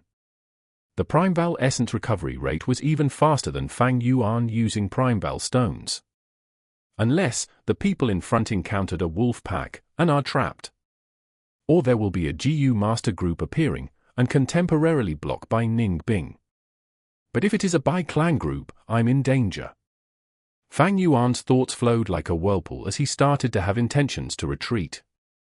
Their chase was a long road, but in the middle they did not encounter a single pack of wolves or a Gu master group. This meant to say that Bai Ning Bing, who is selecting the escape route, also has a reckoned Gu worm and can avoid danger. Qing Mao Mountain is so huge, he can escape in all directions. Fang Yuan has no way to force Bai Ning Bing to run in one direction. Against the wolf tide, the most important thing is to be united and not be isolated by the wolf tide. Once you are isolated, you are in danger, Qing Shu told Fang as they were rushing on the road. If the opponent is the bold lightning wolf pack, we can defend using terrain, and defeat them head-on. But if it is the frenzy lightning wolf pack, the first thing to do is retreat, then use the signal Gu, and wait for the surrounding Gu masters to regroup. We need at least 3 groups to cooperate to have a good chance of defeating the frenzy lightning wolf. Of course, opponents in the wolf tide are not just lightning wolves, but also Gu masters. Saying so, Gu Qing Shu paused. The other 4 knew who he was talking about. Evidently, it was Bai Ning Bing. These days, Bai Ning Bing had been challenging people all over, suppressing his cultivation and only using the rank 2 red steel Primeval essence, and found trouble with Xiong Li, Kai Shan, and the rest. From what he declared, Gu Qing Shu is his next target. If we encounter Bai Ning Bing, Gu Qing Shu continued, the best would be to avoid battling. This sentence entered Fang Zheng's ears and caused his heart to feel disturbed. In his heart, Gu Qing Shu, although mild on the outside, had a tough personality and stuck close to his principles. From Gu Qing Shu, he could feel a strong sense of kinship. Towards Gu Qing Shu, he respected and loved him, and naturally was not willing to see Bai Ning Bing being superior to Qing Shu. Everyone is discussing Bai Ning Bing. What kind of person is he? Fang Zheng frowned and asked. The 3 other people in the group became solemn. Gu Qing Shu smiled kindly towards Fang Zheng. He is Qing Mao Mountain's #1 genius. Fang Zheng, listen well. You are still young, and have a great talent. You might be able to surpass him in the future. So before you fully grow up, avoid direct conflicts with him. Remember the story I told you before? Lowering your head and raising it, sometimes, people have to lower their heads. Fang Zheng looked towards Qing Shu, and when they made eye contact, he could not help but nod and respond, I understand, brother Qing Shu. Please be rest assured. Good. Qing Shu was still speaking, when suddenly the reckoned Gu master interrupted. Not too far away ahead, there is a Gu master rapidly moving. Everyone's expressions changed. The healing Gu master Gu Yao Hong's expression was solemn. Must be a small group that got scattered by the wolf pack, let's go save them. Fang Zheng said instead, Could it be Bai Ning Bing? Doesn't he travel alone usually? It could be him, or not. But if it really is a GU master that got lost, no matter which village, they are our alliance mate. We have to go save them, GU Qing Shu said, turning direction and charging towards the GU master. The four around him followed closely. But quickly, the reckoned GU master spoke. It is not a GU master. Behind the first GU master, there is another one. It's actually two GU masters, huh? It seems that the situation is just like Sister Yao Hong had said.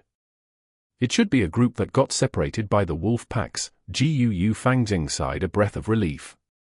GU Qing Shu's expression was unchanging, but the other three's expression became more relaxed. At this point, if one was observing from a higher point of view, they would see Qing Shu's group, Fang Yuan and Bai Ning Bing, getting closer along the mountain road. Oh. Bai Ning Bing's expression changed. He had a reckoned GU, and he felt that a group of 5 GU masters were approaching. He quickly changed his direction. Although he had a Recon-type GU worm, it could not detect the identities of the people ahead. Every GU worm had one ability, thus it had pros and cons. Taking Fang Yuan's Earth Communication Ear Grass for example, it can hear noise and is most sensitive to footsteps, but it cannot discern information like male or female. And if a GU master uses the Silent Step GU, they can conceal their footsteps and he would not be able to detect them. Not knowing who it was, to play it safe, Bai Ning Bing chose to avoid them. But this time, the situation was different.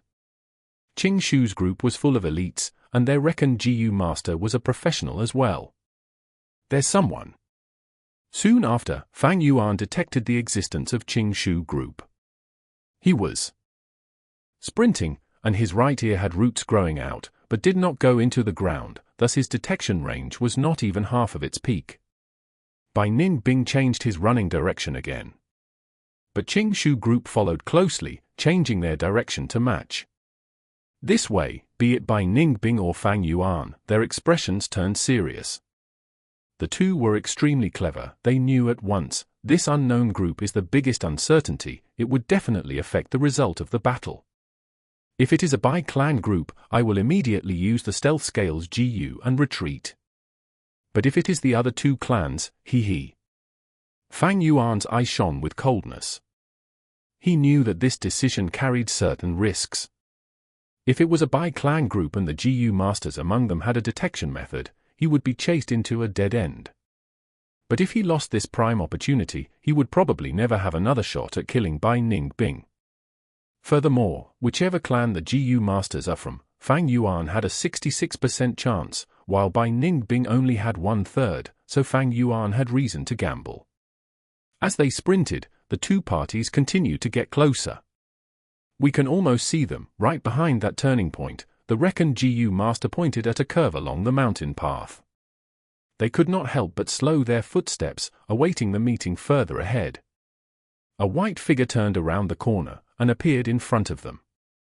Bai Ning Bing! Fang Ving shouted in dismay. He had obviously seen Bai Ning Bing's portrait before. The other four, even Qing Shu's expression sank. Bai Ning Bing is in such a sorry state, he must have encountered a frenzy lightning wolf pack. HMPH, he deserves this, traveling alone in the wolf tide. What airs is he trying to put on? Everyone at once did not go up and meet with him. Bai Ning Bing's movements and expression showed signs of escaping. This caused Qing Shu group to feel happy internally.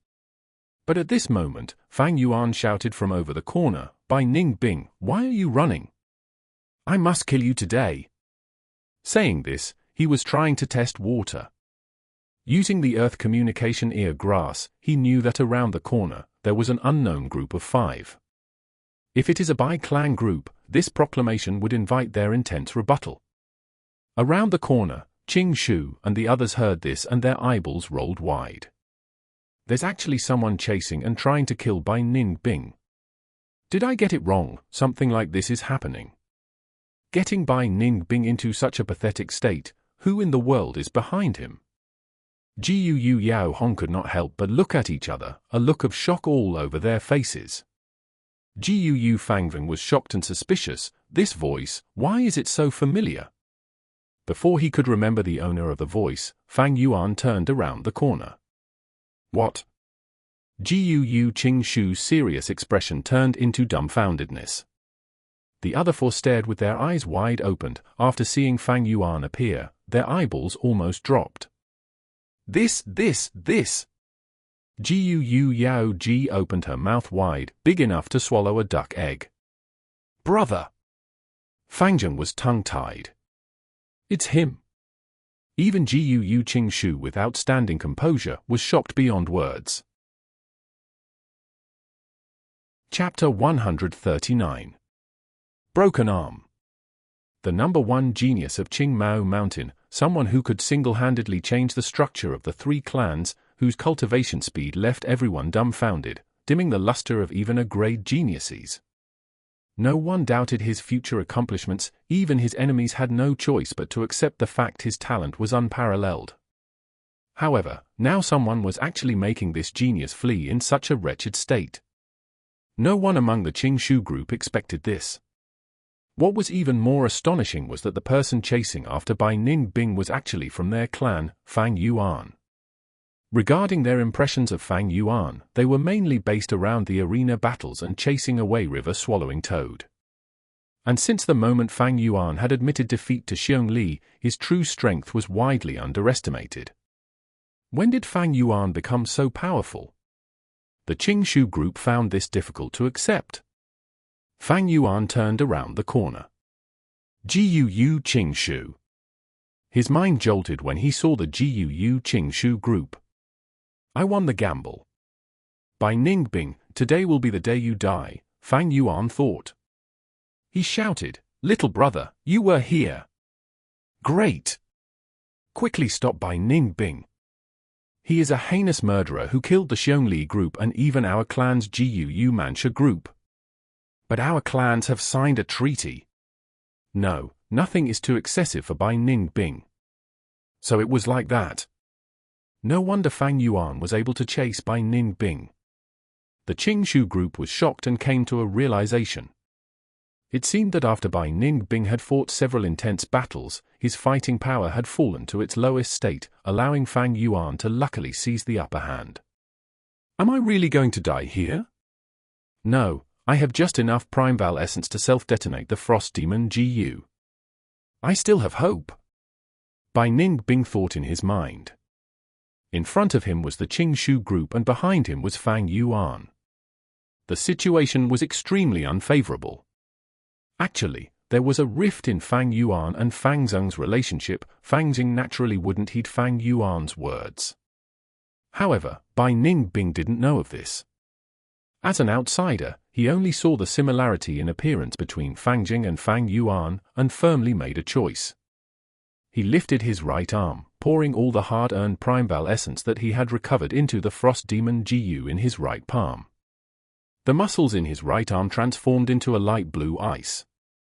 One could clearly see the white bones of his arm within the ice. With an explosive sound, Bai Ning Bing's whole right arm suddenly self-detonated. Steam and mist arose, and an intense chill started to crazily pervade the surroundings. Pure, white frost spread onto the narrow mountain path in the blisteringly hot summer, covering the soil and the trees. The temperature abruptly dropped. He sacrificed his entire right arm. Fang Zheng was aghast by Bai Ning Bing's ruthless move. Quick, retreat!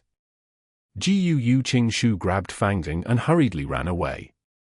Great amounts of frost rushed towards them like the wolf tide. It would be very troublesome if they actually got frozen. Fang Yuan retreated to a distance of 100 steps along with the Qing Shu group as the onslaught of frost gradually dwindled. Originally, the mountain path had been full of lush trees, filled with the fragrance of wild plants. Now, it had become a world of ice. The trees were all frozen and there was a thick layer of snow on the ground. Fang Yuan stepped onto the snow and approached the middle of the mountain path. Bai Ning Bing's whole body was frozen in ice like an insect in amber, his expression still showing the malevolent decisiveness and ruthlessness of his personality. He? Suicide? Fang Zheng muttered. The Qing Shu group had quickly followed after Fang Yuan. No.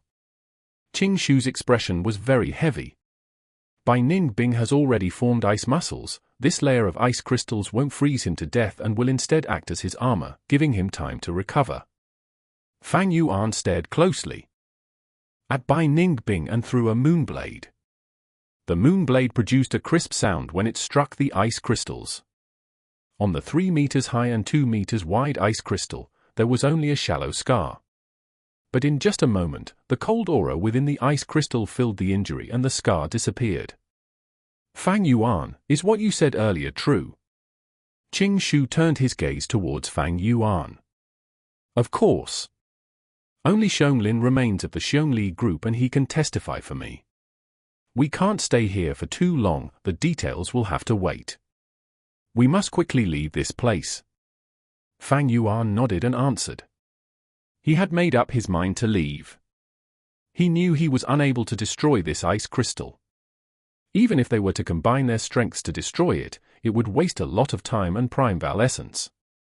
If Bai Ning Bing broke out of the ice, their fighting strength would have dropped and his fighting strength would have recovered, making it a bad situation if a battle started. Leave? Why should we leave? Fang couldn't refrain from asking in a loud voice. Bai Ning Bing has already destroyed his right arm and with the battles he went through, he is tired both mentally and physically.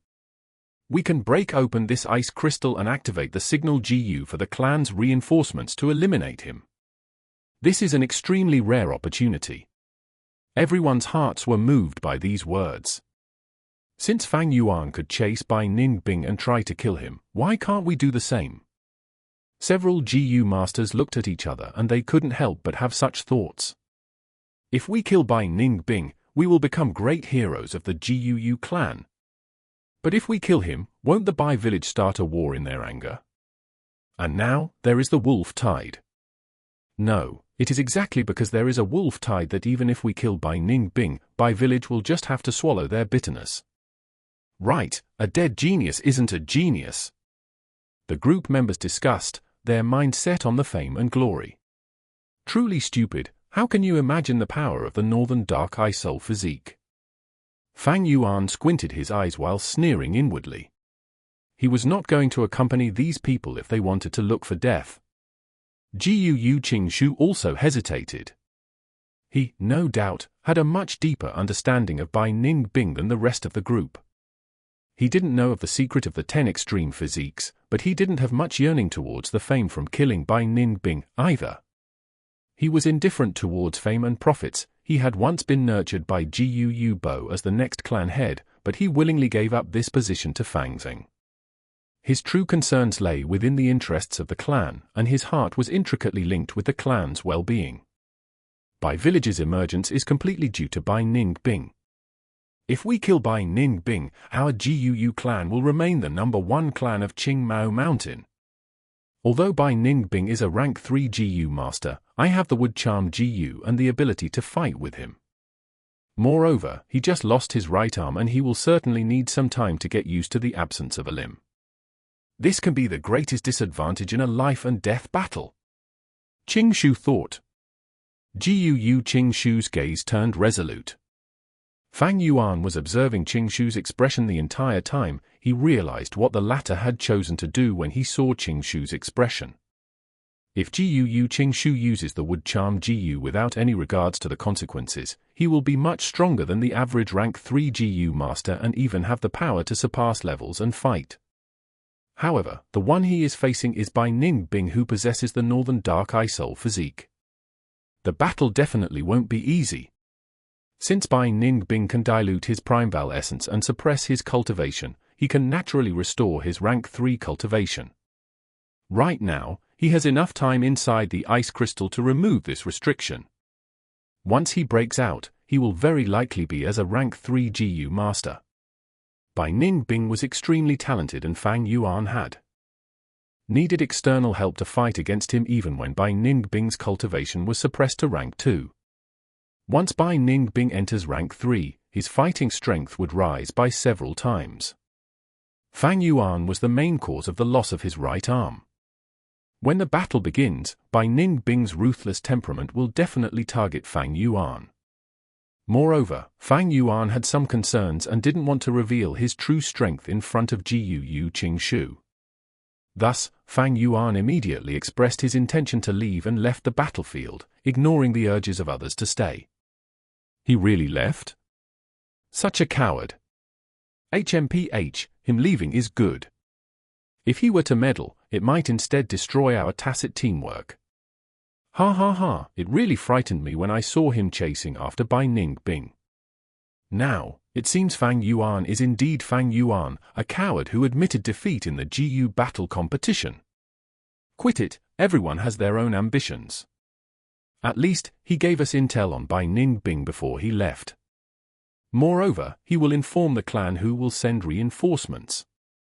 As Qing Shu gazed at the departing figure of Fang Yuan, his brows slightly furrowed. Group leader, you are too kind. There is no need to justify for cowards like Fang Yuan. Right, although Fang Yuan is Fang Zheng's older brother, the way I see it, one is earth and the other is heaven. I have already stopped talking with Fang Yuan. Fang Zheng's face grew red, he felt ashamed at Fang Yuan's running away before battle. Fang, you leave too, Jiu Qing Shu suddenly spoke. What? Fang Zheng's eyes were wide open. As the clan's only a grade talent, we can't lose you. Bai Ning Bing may have lost an arm, but the following battle will definitely be very dangerous. For the clan, we can die, but you, Fang Zheng, must not die. The other 4 members were all moved. Well said. A bright laughter echoed and an old GU master appeared. Lord Elder. Fang Zheng promptly paid his respects. He recognized this man as a very senior clan elder. The elder drew near, looking at Jiu Qing Shu with praise. Jiu Bo raised a great adopted son.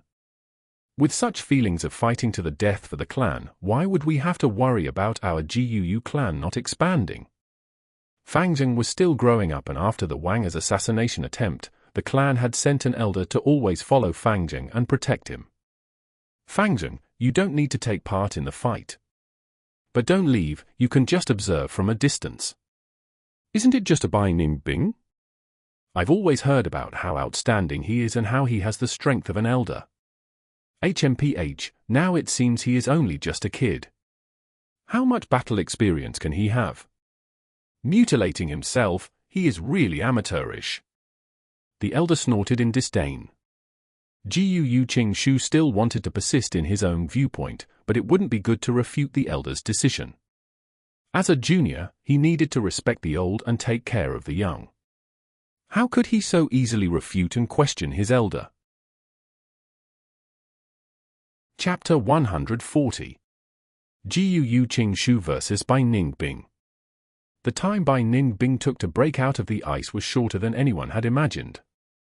With a loud crack, the ice crystal began to fracture, the cracks intensifying until it completely broke from within.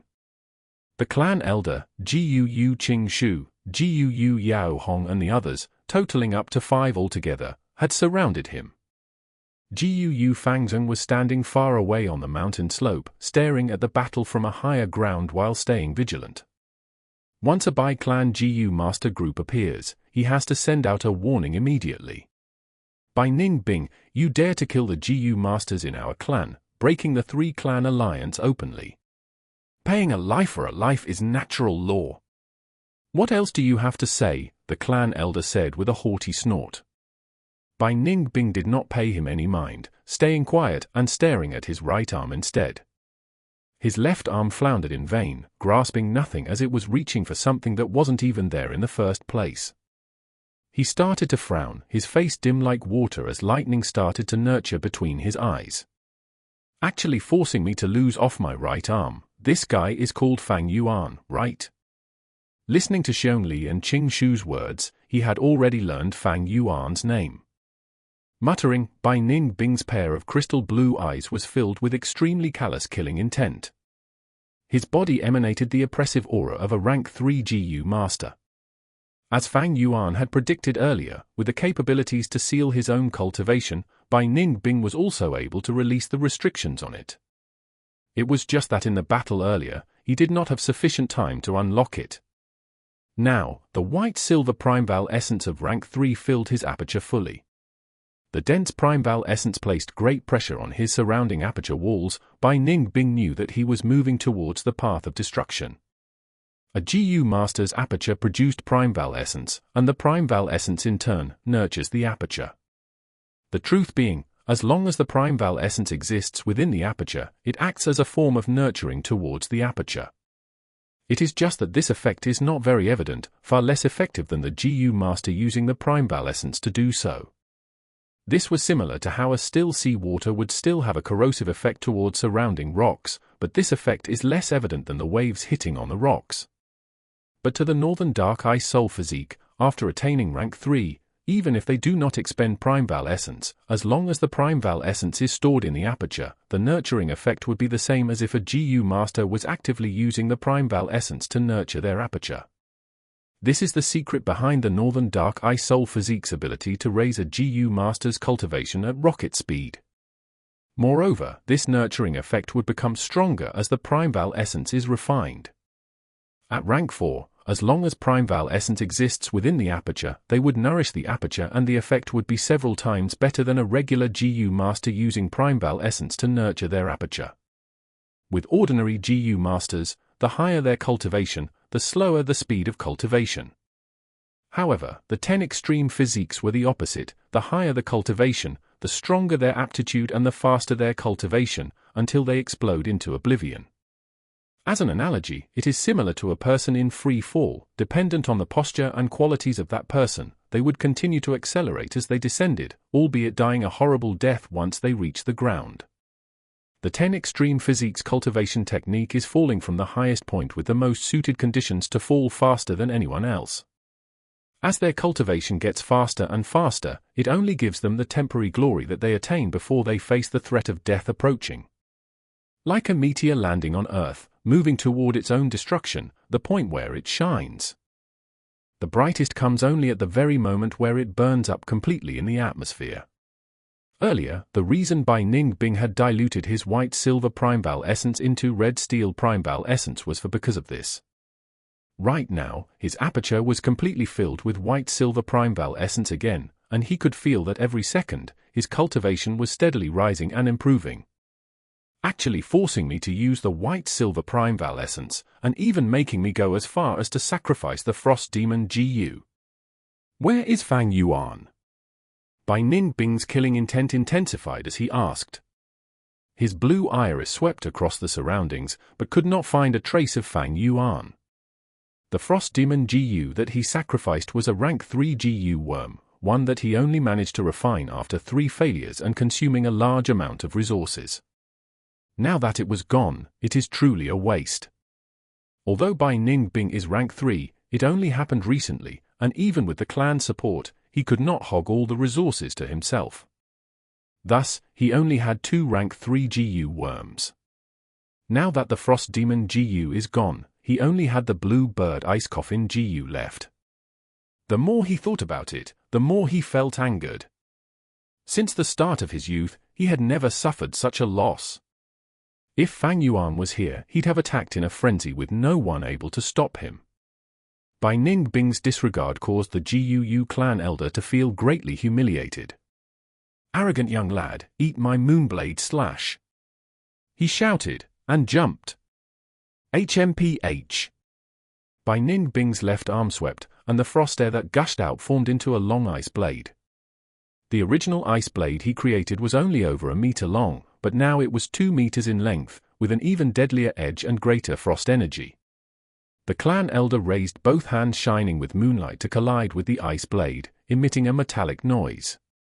The clan elder's face was full of shock, however, as he took a step back, and both his palms clapped together and slashed out. A curved moonblade, over a meter long with a golden body, emitted a dominating aura as it flew out. The golden moonlight reflected on Bai Ning Bing's pale face. He laughed as he raised the ice blade in his left hand, attacking head-on. Moonblade and ice blade colliding, the golden moon disappeared, and the ice blade broke into small fragments of ice.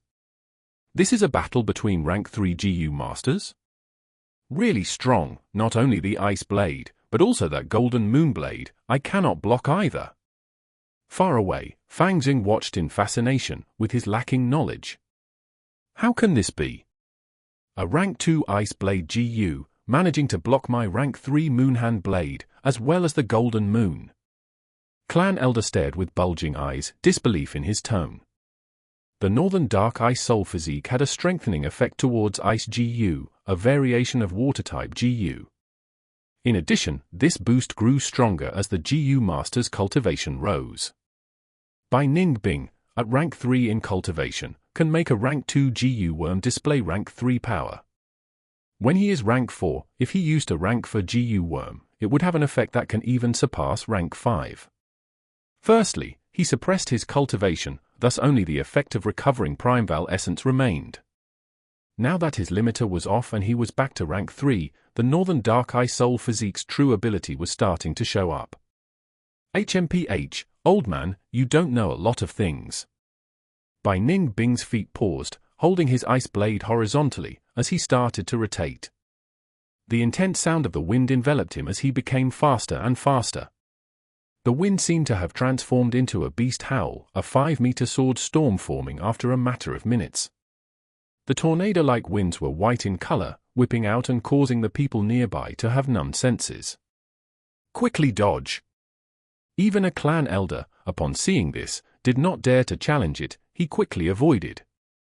But the other rank 2 GU masters could not manage to dodge in time. The ice blade storm came at once, with a speed 3 times or even greater than before. As soon as the 2 male GU masters were caught up in the storm, their cries came to a stop.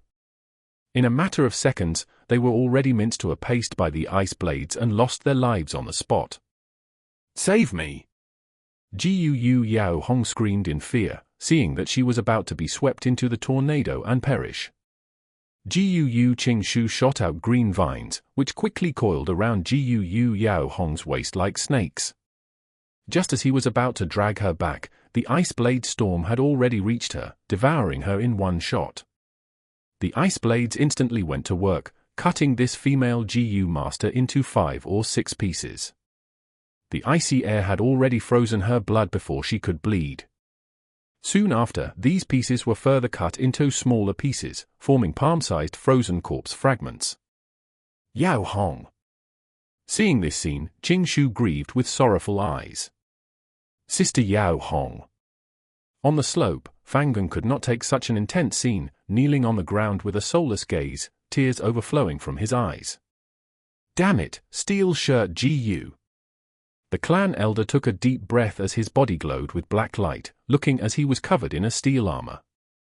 He used both arms to cover his face as his legs sprinted, charging towards the icy blue ice blade storm.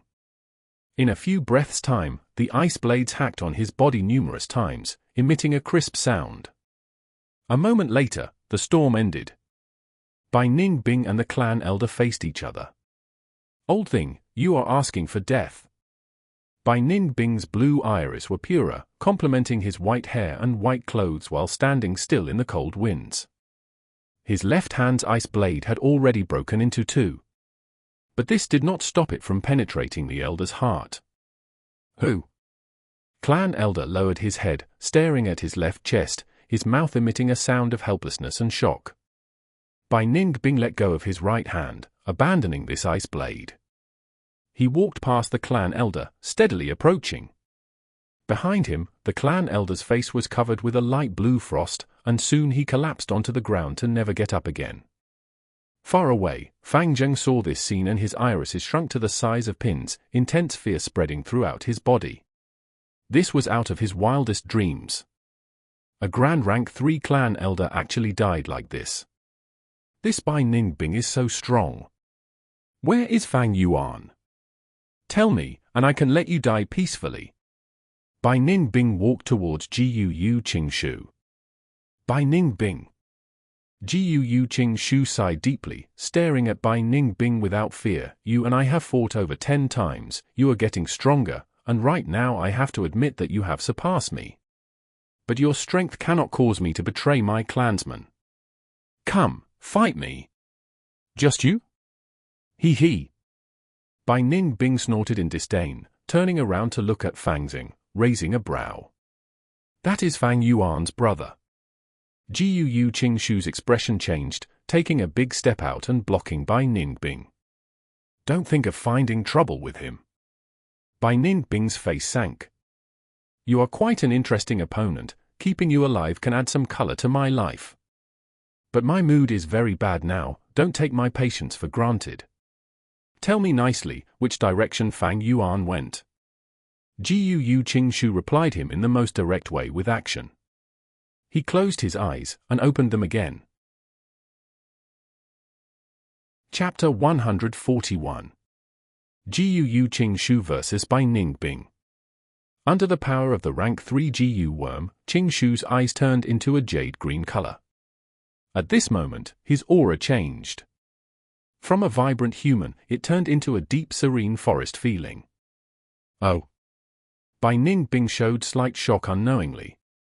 He pouted in dissatisfaction. It seems that after a long time, you've gained some interesting new skills. He willed the Gu, and 5 sharp icicles appeared out of nowhere. Go! Bai Ning Bing's ice hand pointed, and the icicle shot out. From Qing Shu's palms, 2 vines grew out. The vines danced in the air like 2 snakes, dancing agilely, easily deflecting the icicles.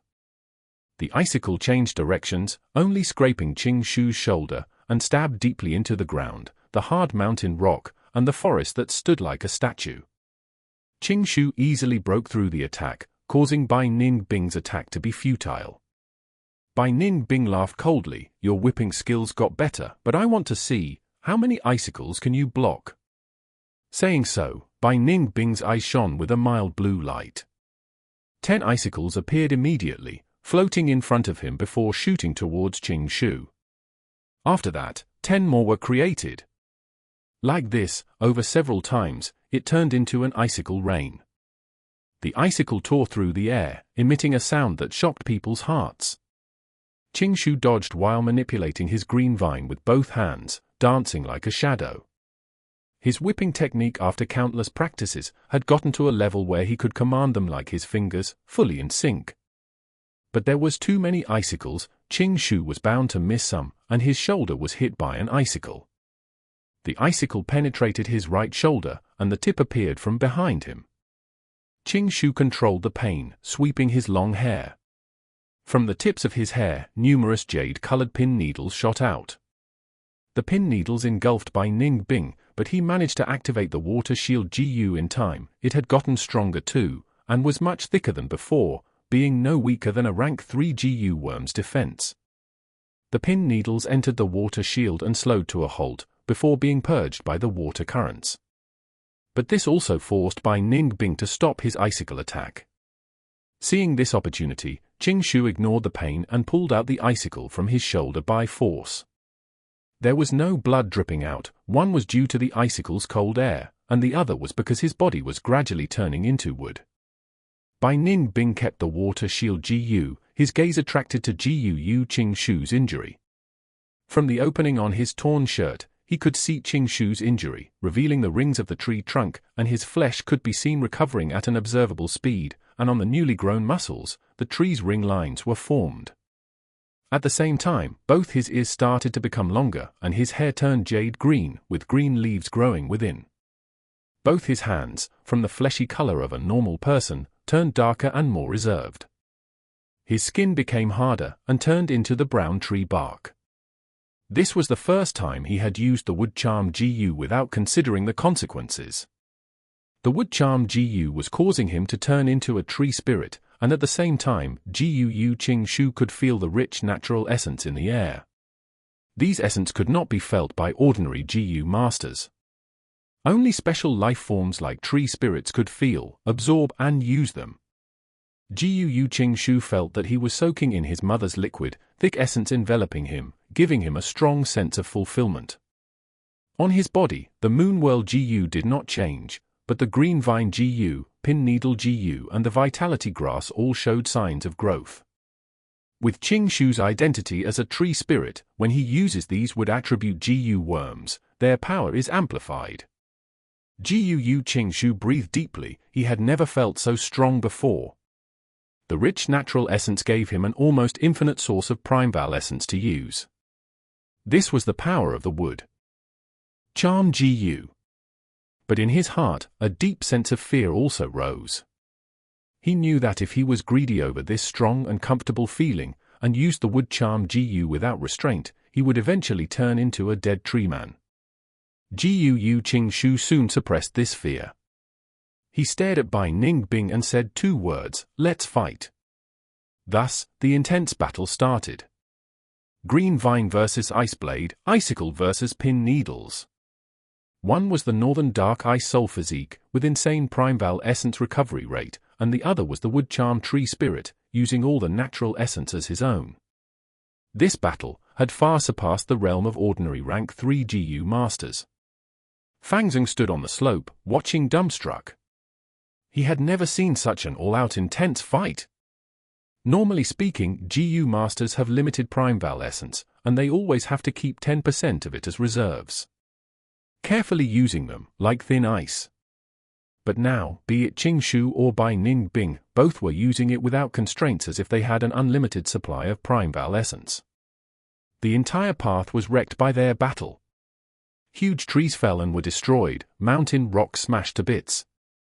Bai Ning Bing grabbed an opportunity and opened his mouth, and from within, an ice-blue bird flew out.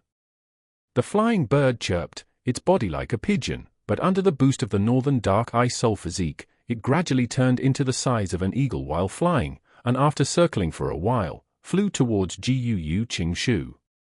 Gu Qing Shu could not dodge in time, so he faced it head-on. A sound explosion later, Gu Qing Shu was frozen in an ice crystal as large as a room. "It's over?" Bai Ning Bing sighed as he had not fully enjoyed himself. He saw the immobile Gu Qing Shu within the ice crystal, and muttered, "Thanks for providing me such an interesting experience. This battle is the most exciting one I've had thus far. Qing Shu, your death has meaning, I will remember it clearly." "Lord Qing Shu." On the slope, Fang shouted loudly. "Why are you shouting, you mere ant? The next one will be you." Bai Ning Bing snorted, walking towards Fang. At this point, the sound of the ice crystal breaking entered his ears. How can this be? He turned around and saw that within the ice crystal, Qing Shu had undergone a massive transformation. His body became bigger, and his rank 2 GU master outfit was almost ripped. His hair turned into green vines, and palm-sized leaves grew on it endlessly, turning into a thick greenery. His fingers had turned into sturdy wood, his limbs turning into thick tree branches, only having a rough form for his arms and legs. With a sound, the ice crystal broke completely. Gu Qing Shu stood up. He had already changed in appearance completely. The original delicate and handsome human face turned into a sharp-nosed, huge-eyed tree spirit face. He was 3 meters tall with a strong body, wearing tree barks as his armor, and on them were large amounts of leaves and vines. Bai Ning Bing stared at his transformation in shock. Compared to this Qing Shu, he was like a child beside an adult. "This appearance, did you refine the wood charm GU? This GU is way harder to refine than my frost demon GU." Bai Ning Bing found the answer. Tree spirit wood charm can use the essence in the air. No wonder Gu Qing Shu had such ample Primeval essence. He realized at once, but got more confused. He asked the question in his heart, "Qing Shu, using the wood charm GU like this, aren't you afraid of turning into a dead tree man? So what if you win me? You're destined to die." Bai Ning Bing. Gu Qing Shu's voice became low. "I understand you like I understand myself. You and I are both orphans, adopted by the clan leader. Yet we walk on such different paths. A tree dying in a forest is nothing, for as long as the forest exists, numerous trees will continue to grow and rise up. Let's have our final battle, my nemesis." Saying so, hundreds of green vines assaulted Bai Ning Bing like giant pythons. For the clan? What a fool! Bai Ning Bing retreated in a rush. But the green vine's speed was faster than before by several times, quickly chasing up to Bai Ning Bing.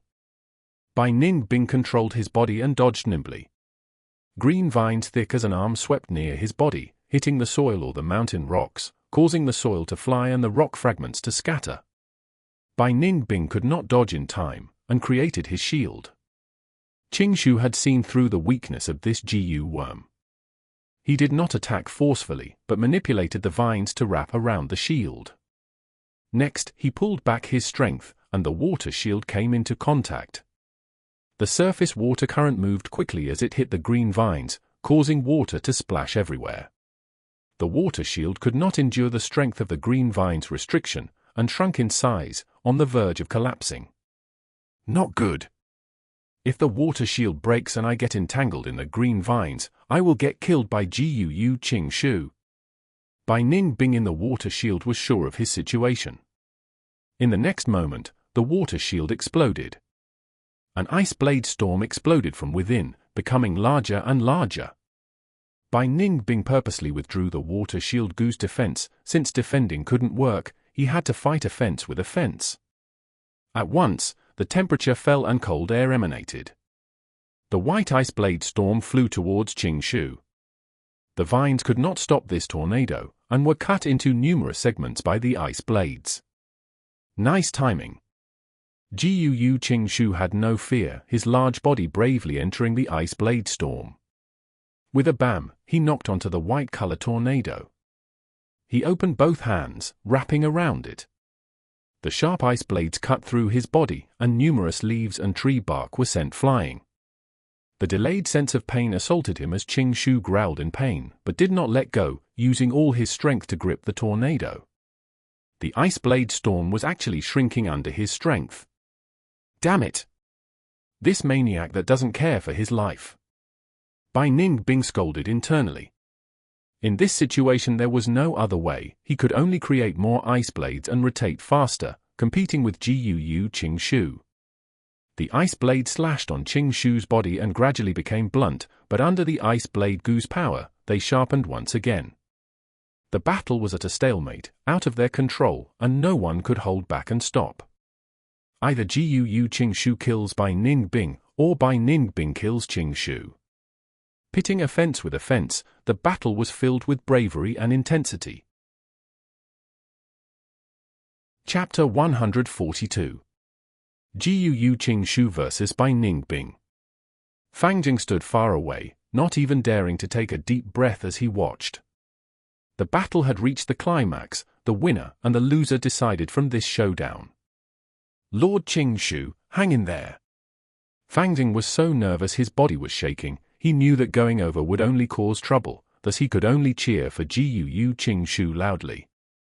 As if he heard Fang Zheng's voice, the ice blade storm got smaller, forcefully suppressed by Qing Shu. Damn it, I can actually get into a situation where my Primeval essence is insufficient. Bai Ning Bing gritted his teeth, rotating slower as his Primeval essence recovery could not keep up with his expenditure, getting into a helpless situation. The Northern Dark Eye Soul Physique's Primeval essence recovery was very fast, but the recovery speed at rank 3 was still slightly inferior to the tree spirit's ability to extract natural essence. If Bai Ning Bing could cultivate to rank 4, his recovery speed would greatly surpass the wood charm Gu. Except, in life and death battles, there were no IFS. No matter who was the victor, the results had to be accepted. Eventually the ice blade storm stopped, but Gu Qing Shu also paid a heavy price. His arms were large like a horse carriage, and at the moment on his left arm he had 2 fingers left and 3 on his right. Both his palms were sliced off by half due to the ice blades. But when his palms gradually gathered together towards the middle, new tree branches grew again rapidly from his palm, interweaving together. The 2 palms formed a wooden cage, trapping Bai Ning Bing within. Damn it! Bai Ning Bing gritted his teeth. His Primeval essence was running dry, he could only be at Qing Shu's mercy. We won! Far away, Fang Zheng jumped at this sight. Am I going to die? Bai Ning Bing shouted in his heart, his eyes widening as he saw the 2 palms approaching. When both palms clasped together, he would be smashed into a bloody meat pie. But the palm's speed became slower, and slowly stood in midair. Bai Ning Bing was stunned momentarily, before realizing that Jiu Qing Shu's body had developed problems, instantly being overjoyed. Damn, I was so close. At this moment, Jiu Qing Shu's heart was filled with helplessness. His hands had lost all senses, completely turning into wood. At the same time, he gradually lost the connection to his intestines and lungs. The wood charm goo's ability had corroded his entire body, bringing him to the brink of death. No, it cannot end like this. I can still use the green vine Jiu Qing Shu forced himself to focus and activated the green vine Jiu. Numerous thick vines appeared and attacked Bai Ning Bing through the openings of the cage. Bai Ning Bing dodged quickly, but he had undergone several battles, and his stamina was greatly depleted. Furthermore, there was little space in the cage, and he could not move much, thus eventually a vine entangled onto his right leg and tripped him. It's over. Qing Shu sighed in relief, as he quickly moved tens of green vines to follow up. At his moment of life and death, Bai Ning Bing's aperture finally recovered enough Primeval essence for his usage requirement. He used all the Primeval essence without further thoughts, sending it all into the ice blade Jiu, and formed a new ice blade. The ice blade was sharp and cut off the green vine on his right leg. Bai Ning Bing rolled in a sorry state, managing to avoid tens of vines. The green vines hit the ground and penetrated the thick earth. The soil flew around, and the green vines attacked once again. Bai Ning Bing breathed heavily as he used the ice blade to defend desperately. The green vines attacked from all directions, as if he was walking on thin ice. A single mistake by Bai Ning Bing would cause him to be instantly killed by the vines. But he was after all a top-tier genius. With the stimulation of death, he squeezed out all the potential in him, and his evasive actions became quick and clear. Although he was tripped sometimes by the green vines, he managed to avoid the danger and eventually kept his life. The green vines were cut by the ice blades, and their amount became less and less. It was not that Qing Shu did not want to activate the green vine Jiu and produce more vines, but it was because the surrounding natural essence had been almost fully absorbed by him. Although outside, there was still essence in the air gathering, the diluted essence in the air was no longer able to fulfill the green vine goo's needs. There was an even worse piece of news: the wood charm goo's strength had completely corroded Jiu Qing Shu's body, and was starting to take over his consciousness. Jiu Qing Shu's consciousness started to become dazed, and he had intermediate blankouts. The aura of death was blowing on his face. Is it going to end? No. He was indignant, forcing his mind to focus and put in the last-ditch effort in killing Bai Ning Bing. He could no longer see anything, for the wood charm Jiu had taken over his eyes, and he could not hear any longer either, his ears merely an accessory now. He only had a meager sense of touch. Relying on Bai Ning Bing's retaliation, he judged the distance and position, and attacked. His efforts were rewarded, as Bai Ning Bing was finally captured. A vine wrapped around his neck and raised him up, gradually tightening. Bai Ning Bing could feel difficulty in breathing. It was no use even if he opened his mouth. Along with Qing Shu, they was progressing towards death. Fang Yuan breathed roughly. An intense battle had ended. On the floor lay 5 corpses with opened eyes. They were all by Clan Jiu masters. Relying on the stealth scales Jiu to sneak attack, with the advantage of the moonglow Jiu and the strength of 2 boars along with his 500 years of experience, he displayed shocking abilities. Although he told Qing Shu he was going to return to the village, it was just an excuse. After leaving for a distance, he used the stealth scales Jiu to hide himself, moving around the battlefield and going to the area where Mansha and Xiongli died. He collected the Jiu worms in Mansha and his group mates' corpses, and when he got the Xiongli's corpse, he found that the corpse was missing, not to mention their Jiu worms. It seems that Xiongli collected their corpses. What a waste! I wanted to get Xiongli's brown bear innate strength Jiu. Fang Yuan sighed. Leaving Xiongli alive was not what he wanted.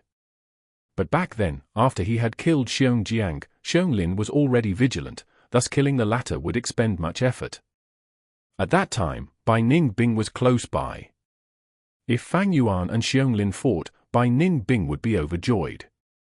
But the brown bear innate strength GU might not be on Xiongli's body. He already has the strength of a bear. He might have given the GU back to his clan already. Fang Yuan focused his gaze and escaped the mountain path battlefield. Qing Shu and the others fighting against Bai Ning Bing would cause a huge commotion, and it will be detected by the surrounding wolf packs and GU masters. Although Fang Yuan was not optimistic about Qing Shu's group, he had seen firsthand the power of the wood charm GU in his previous life. Against Bai Ning Bing, there would at least be an intense struggle. He was unwilling to give up such a chance, thus he chose to wait at the surroundings.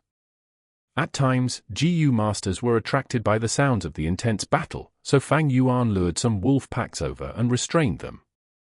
Those that he cannot stop, Fang Yuan would strike with his own hands. The mountain path battlefield's noise has come to a halt. It seems they are deciding the victor already. His right ear had roots growing out, digging into the mountain walls, allowing Fang Yuan to hear some things from the battlefield. Honestly speaking, Qing Shu's performance was better than expected. After Bai Ning Bing lost his right arm, the effect on his battle strength was much greater than Fang Yuan had expected. But soon, Fang Yuan's expression changed. He heard large amounts of footsteps from two directions, heading towards the battlefield. One direction was from Guu village, while the other direction was from the Bai clan village. Each group had at least 20 people. It was not something a bold lightning wolf pack could block, and Fang Yuan could not lure two groups of wolf over anyway. It seems the news about this battle has been found out by someone, so these are the reinforcements sent by the two clans. I have to enter the mountain path immediately. Fang Yuan's distance was shorter, thus being the first to enter the mountain path. The battlefield scenario was not out of his expectations. From the cage's opening, he could see Bai Ning Bing hanging by the vines on his last breath, but was still barely alive. The ice muscles defense are stubbornly sustaining Bai Ning Bing's life. HMPH, unfortunately, you have encountered me. Fang Yuan's killing intent surged as he took a few steps forwards, sprinting towards Bai Ning Bing. Suddenly, a flurry of pin needles surrounded Fang Yuan like rain droplets. It was Guu Qing Shu's pin needle GU, attacking Fang Yuan. What's going on? Fang Yuan retreated immediately, avoiding the pin needle rain. He focused the gaze at the large tree, realizing at once, it seems that Guu Qing Shu's consciousness had been blurred to the point where he can no longer differentiate between friend or foe. He's merely relying on his will and attempting to kill Bai Ning Bing. Anyone that intrudes the battlefield would be regarded as an interferer by him. At this moment, Bai clan GU masters appeared from the mountain path. Seeing such an intense battlefield, their faces showed a shocked expression. The lad over there, don't make any unnecessary movements. A rank 3 GU master shouted towards Fang Yuan, his tone full of warning and threat. This Bai Ning Bing is such a cockroach. Fang Yuan, seeing this scene, laughed coldly in his heart, knowing that he could not have the last strike. Firstly, Qing Shu's consciousness was blurred. A green vine was insufficient to kill Bai Ning Bing, who had the ice muscles. For Fang Yuan to get close to Bai Ning Bing, he had to break through Qing Shu's trap, but this way, it would divert much of his attention and might even help Bai Ning Bing in escaping his predicament. Even if they broke through by force, Bai clan's rank 3 GU masters and rank 2 elites were not for show, they would definitely stop him. Furthermore, fighting against Bai Ning Bing had danger as well. Bai Ning Bing's aperture had recovered Primeval essence sufficiently to at least use the blue bird ice coffin GU. Even if Fang Yuan managed to kill Bai Ning Bing, these Bai clan elites would not let go of him. They would definitely kill Fang Yuan.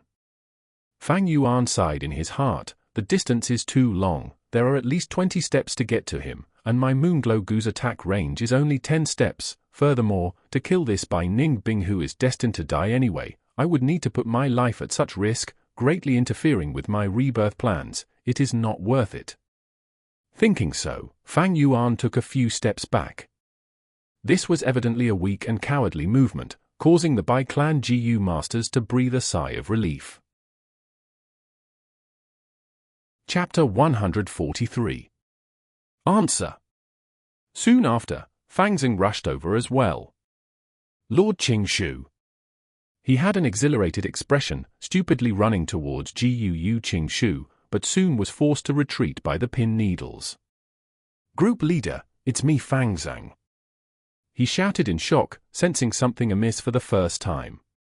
But how could Qing Shu answer him? Brother, what's wrong with Lord Qing Shu? Fang, under confusion and shock, could only turn to Fang Yuan. But Fang Yuan ignored him, squatting down and grabbing with his right hand, making a claw shape towards Bai Ning Bing. He secretly activated this GU, quickly sensing that he had grabbed something. He quickly pulled back, and a GU worm flew out of Bai Ning Bing's body. This was given to Bai Ning Bing by the Bai clan leader, but Bai Ning Bing never used it as he quickly reached rank 3 cultivation. Now, it became Fang Yuan's loot. Seeing the red steel relic GU coming out of Bai Ning Bing's body and flying away, landing in Fang Yuan's palm, the Bai clan GU masters were anxious until their eyes turned red, starting to scream. Scumbag, if you don't want to die, stop right now. Stealing our Bai clan GU worm right in front of us. It's a red steel relic GU worm.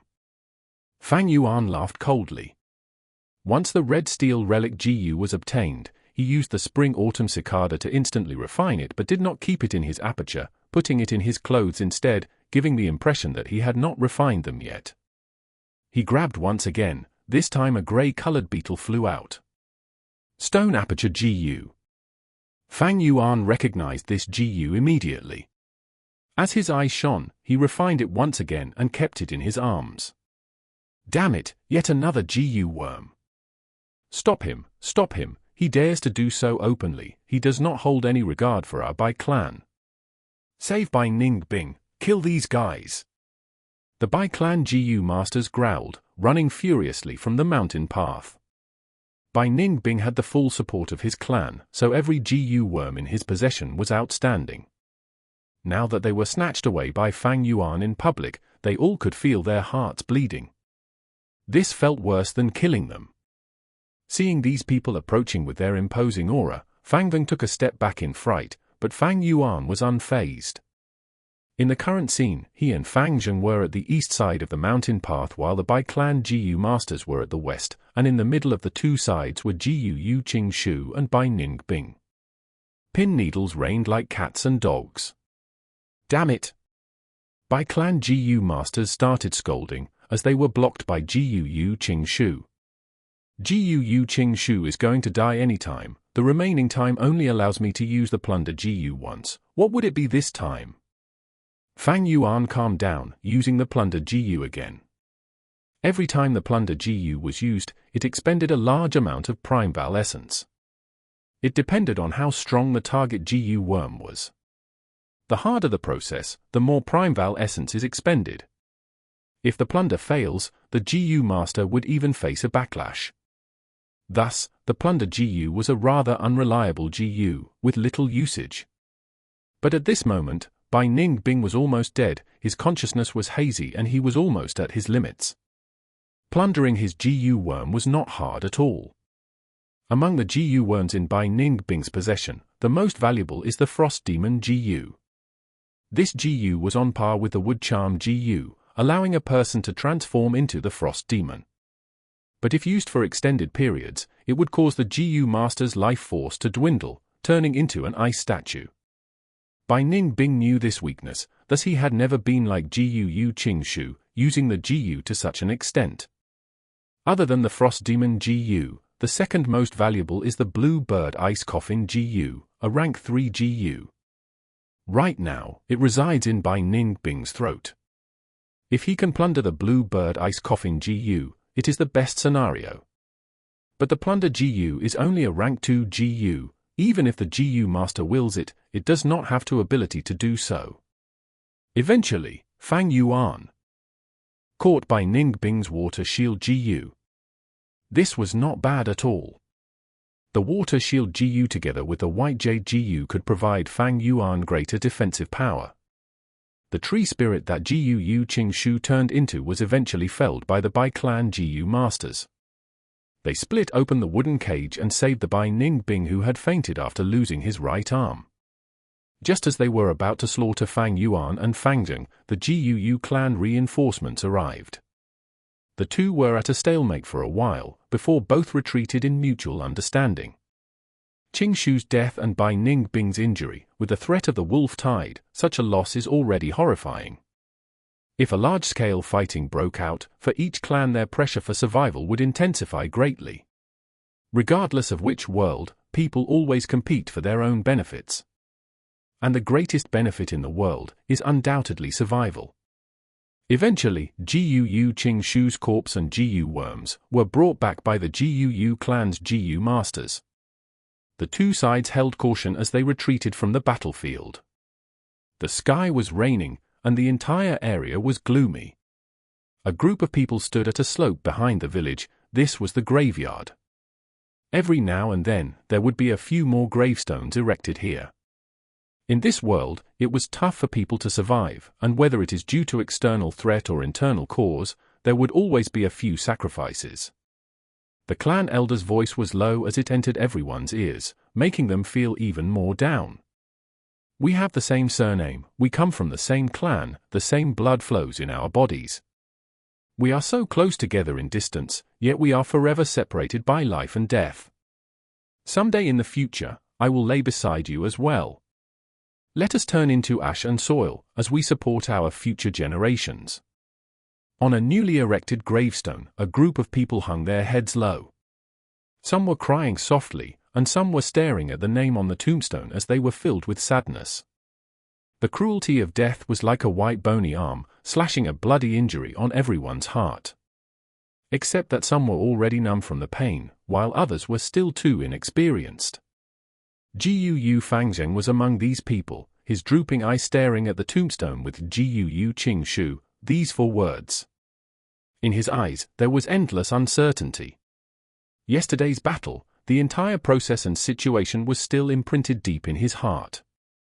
His experience was limited, he did not understand Guu Qing Shu's moving and tragic bravery as well as his sacrifice. But now that the truth was in front of him, he could not accept it suddenly. Dead? That kind Lord Qing Shu that always smiles, advises, shows concern and takes care of me, is actually dead. Why is it that in this world, good people die easily, while bad people live long? Is this a dream? Am I having a dream right now? Fang clenched his fists, and the realistic feeling of touch caused him to feel ever more upset. The discussions of the surrounding Guu masters entered his ears. Sigh, I can't believe at this time, even Lord Qing Shu sacrificed himself. Humans will eventually die, but it is too much of a pity. I heard that Bai Ning Bing still had a breath of vitality left, he was eventually saved. May he rest well underground, and bless us with the hopes of surviving this wolf tide. The crowd slowly dispersed, until Fang was the last one left. The young man's lonely shadow, facing the graveyard full of tombstones alone. Lord Qing Shu. He suddenly kneeled on the ground, his tears falling on the ground. He was lost, he was regretful, he was in pain. Bean-sized raindrops fell from the dark clouds, hitting on the ground, causing the leaves and tree branches to bend. The smell of the earth rushed into Fang Zheng's nostrils, and he wept in painful grief. The sound of his crying and the raindrops mixed together, his 10 fingers grabbed the soil, trying to retrieve Qing Shu's life, but eventually he only had 2 handfuls of soil. It started raining, and Bai Ning Bing lay upon a soft bed, staring at this rain blankly. His right arm, which was broken, was already taken care of, wrapped with a white bandage. His eyes also returned to black, but his cultivation was rank 3, he had no longer suppressed it to rank 2. When he woke up from his slumber, he suddenly lost all spirits, feeling extremely empty. He laid on his bed peacefully, his eyes opened for over 10 hours. He let the rank 3 white silver Primeval essence nurture his aperture, he couldn't bother to care about it. This rain triggered the deepest memories in his heart. It was under such a summer rain that he was officially adopted by the Bai clan leader. The clan leader's benevolent and hopeful gaze fell on him, as the surrounding clan elders gave their words of congratulations, gushing in like tidal waves. The young him stood on the icy ground barefooted, and he stared at the rain outside the window, but all he felt was being lost and lonely. What is the meaning of living? This question troubled him for 20 over years, and could continue to trouble him until the problem of his self-explosion surfaced again. Is it for kinship, for the clan? Bai Ning Bing unavoidably thought of Gu Qing Shu. From young to adulthood, he had seen such a sacrifice many times. Sometimes it is a Bai clansman, sometimes they were from Gu clan or Shong clan. He could not understand these fanatics. He was born as a cold and emotionless person. Gu Qing Shu could not give him answers, thus Bai Ning Bing thought of Fang Yuan. The first time he saw Fang Yuan was sitting by a tree, eating a wild fruit he picked, emotionlessly starting at the battle below. He was excited until his body shuddered, shivering with excitement. The reason was that he saw himself from Fang Yuan's similar eerie abyss-like iris. But now that he thought about it, Fang Yuan's gaze had something more than him. That thing is the answer to his questions. The rain got heavier and thunder rumbled while lightning flashed in the sky. What is the meaning behind living? In the dark room, Gu Fangzheng asked the same question. Gu clan leader, Gu Bo sighed. He stared pitifully at the young man who had lost his soul, and then looked outside the window, at the rain. Fangzheng's doubt was understandable. An unavoidable death always urges people to think behind the true value of existence. You know something? More than 10 years ago, there was another young man with a similar situation as you, and asked me the same question. Long after, Gu Bo started to speak. That person is your clan leader's, my adopted son, Gu Qing Shu. Fangzheng was momentarily stunned, raising his head. A pair of swollen red eyes, showing an intense urge for answers. Chapter 144. Sacrifice is common, and faith is undying. I said to him, a person has 1,001 reasons to live. Why are you alive? I cannot answer that, only you have the answer. Go find it yourself, Gu Bo said. Then clan leader, what is your answer for yourself? Fangzheng blinked in confusion, asking. Gu Bo laughed. In his eyes, Fangzheng and Qing Shu's images were overlapping. Gu Qing Shu had asked the same question in the past. Clan leader thought for a moment, recalling the past, then repeating the same answer he gave back then. An organization is bound to have sacrifices. From the moment a person is born, death is imminent. Between life and death, humans are fragile, but one thing can warm the heart and shine upon our souls. That is love. This is my answer. Gu Qing Shu is Gu Bo's adopted son, and after raising him for so many years, his current sacrifice brought great pain to this foster father. But as clan leader, he had seen far too many sacrifices. When one has the resolution of life and death, pain and grief becomes more acceptable. Fangzheng lowered his head, keeping silent. It seems he was thinking. Clan leader laughed, taking a letter from the drawer in his desk. He handed it to Fangzheng. This is Gu Qing Shu's letter. It records the answers to questions he's been thinking about for years. I am handing it to you now, you can take a look. This is his answer. Undoubtedly, Fangzheng's current heart had intense attraction to this letter. He opened it on the spot, and after seeing the first line, his tears could not help but flow out. It was Gu Qing Shu's familiar handwriting. In his words there was his unique amicable aura. The starting paragraph recorded his perplexity and pain. Next was the situations that had given him some ideas through continuously thinking about them these past years. Fangzheng looked at the letter and felt like he had experienced Gu Qing Shu's entire life. He followed Gu Qing Shu's footsteps until he finished the entire letter.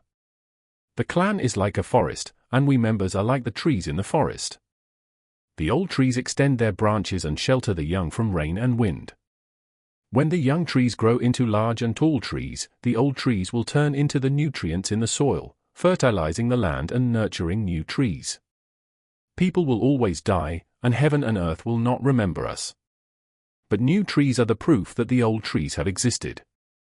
Under this continuous testament, the clan forest becomes larger and spreads further, walking towards the path of prosperity and flourishment. People are bound to die.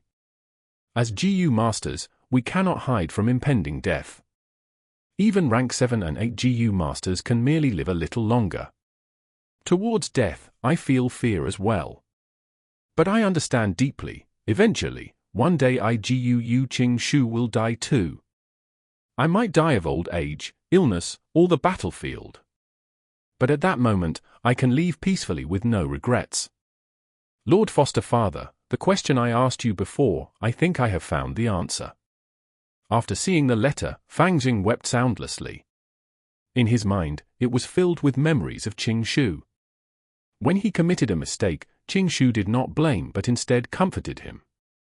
When facing trouble, the gaze of encouragement was given, and when in a loss, the hands of Qing Shu would warmly touch Fang Zheng's head. Gu Bo kept the letter and said, "In future, when you think of the answer, you can also write a letter and tell me. Go, return and have a rest. The danger of the wolf tide is not over, we need you to contribute your strength as well." "No." Fang Zheng slowly raised his head, clenching his fists. "I've found my answer." Fang Zheng's tone was filled with indescribable determination as he continued, "I want strength. To protect my family, and protect them from any harm. I want to protect the clan, and strengthen the clan. I want the wolf tide to no longer be able to torture us, I want to see the happiness of joy of my companions. This pain, I do not want it to repeat. I want to use my pair of hands, my body, my soul, to protect those around me." Gu Bo showed an expression of surprise, and at this moment, he felt that he saw Qing Shu. "Qing Shu, you did not die in vain." Seeing Fang Zheng's shining eyes, clan leader sighed emotionally in his heart. An old tree has fallen, and just as it gradually decays away in the soil, a new sprout is already starting to grow rapidly. Ren Zhu was unable to endure the heart of loneliness, thus he dug out both eyes, turning them into a son and daughter. This alleviated his sense of loneliness. But good things do not last, for his children started to crave the scenery of the outside world, forgetting all about their father Ren Zhu and always going out to play until they forgot the time, and even forgot to take care of Ren Zhu. Ren Zhu could not see anything, it was total darkness. But at time, he could see a little bit of light. To this, he felt perturbed, and asked the Attitude Gu. Attitude Gu told this to him, "Oh, this is the eternal light given out by the Faith Gu." Faith. Bai Ning Bing, seeing this, laughed and threw the book that recorded the ancient legends out. The door was opened at this moment, and the person entering was almost hit in the face by the book. "Ning Bing, what are you doing?" The one entering was the Bai clan leader. He frowned, consoling, "I know your mood is bad, but losing your right arm is nothing. In this world, there are many GU worms that can heal such an injury.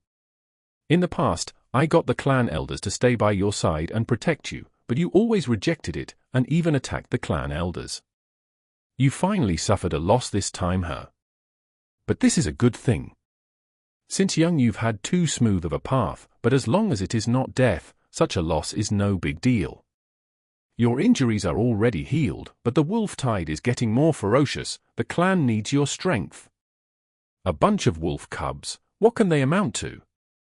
Bai Ning Bing shut his eyes, lying on the bed and answering nonchalantly. Clan leader's face showed a serious expression, the situation is not looking good, or rather, it is pessimistic. According to our reconnaissance, there are already 3 frenzy lightning wolf packs moving near the village. Your failure brought a great influence to our clansmen. I hope that tonight, you can come out and show yourself. As long as you are standing, it can greatly motivate our clansmen. I get it, I get it. It's a small matter. Bai Ning Bing responded, showing impatience. If it was any other person acting like this to the clan leader, they would have gotten heavily punished, but Bai Ning Bing was different. Bai clan leader sighed helplessly, closing the door and leaving. When the room had only Bai Ning Bing left, he opened his eyes, showing a gaze full of loneliness and perplexity. He did not tell the others about the problem with his body and the premonition of death that he was feeling. From the clan's ancient records, he found out the name of the Northern Dark Eye Soul physique.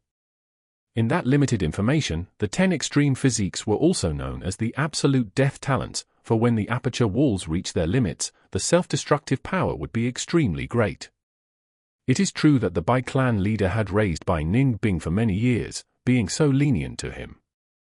However, if the matter of the Northern Dark Eye Soul physique was exposed, Bai Ning Bing had no doubt that the first person to kill him would be this Bai clan leader. What's the point of a person being alive?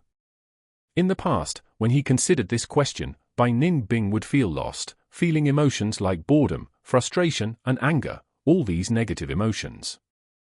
But now, his heart felt a sense of peacefulness. People would grow up, not to mention a genius like him. In the past, he knew that he was going to die, thus in his despair he longed to live, and he felt a sense of fear towards death deep in his heart. But now, after he had almost died, he had gotten over it. Allowing the rank 3 white-silver Primeval essence to nurture his aperture, he was no longer worried.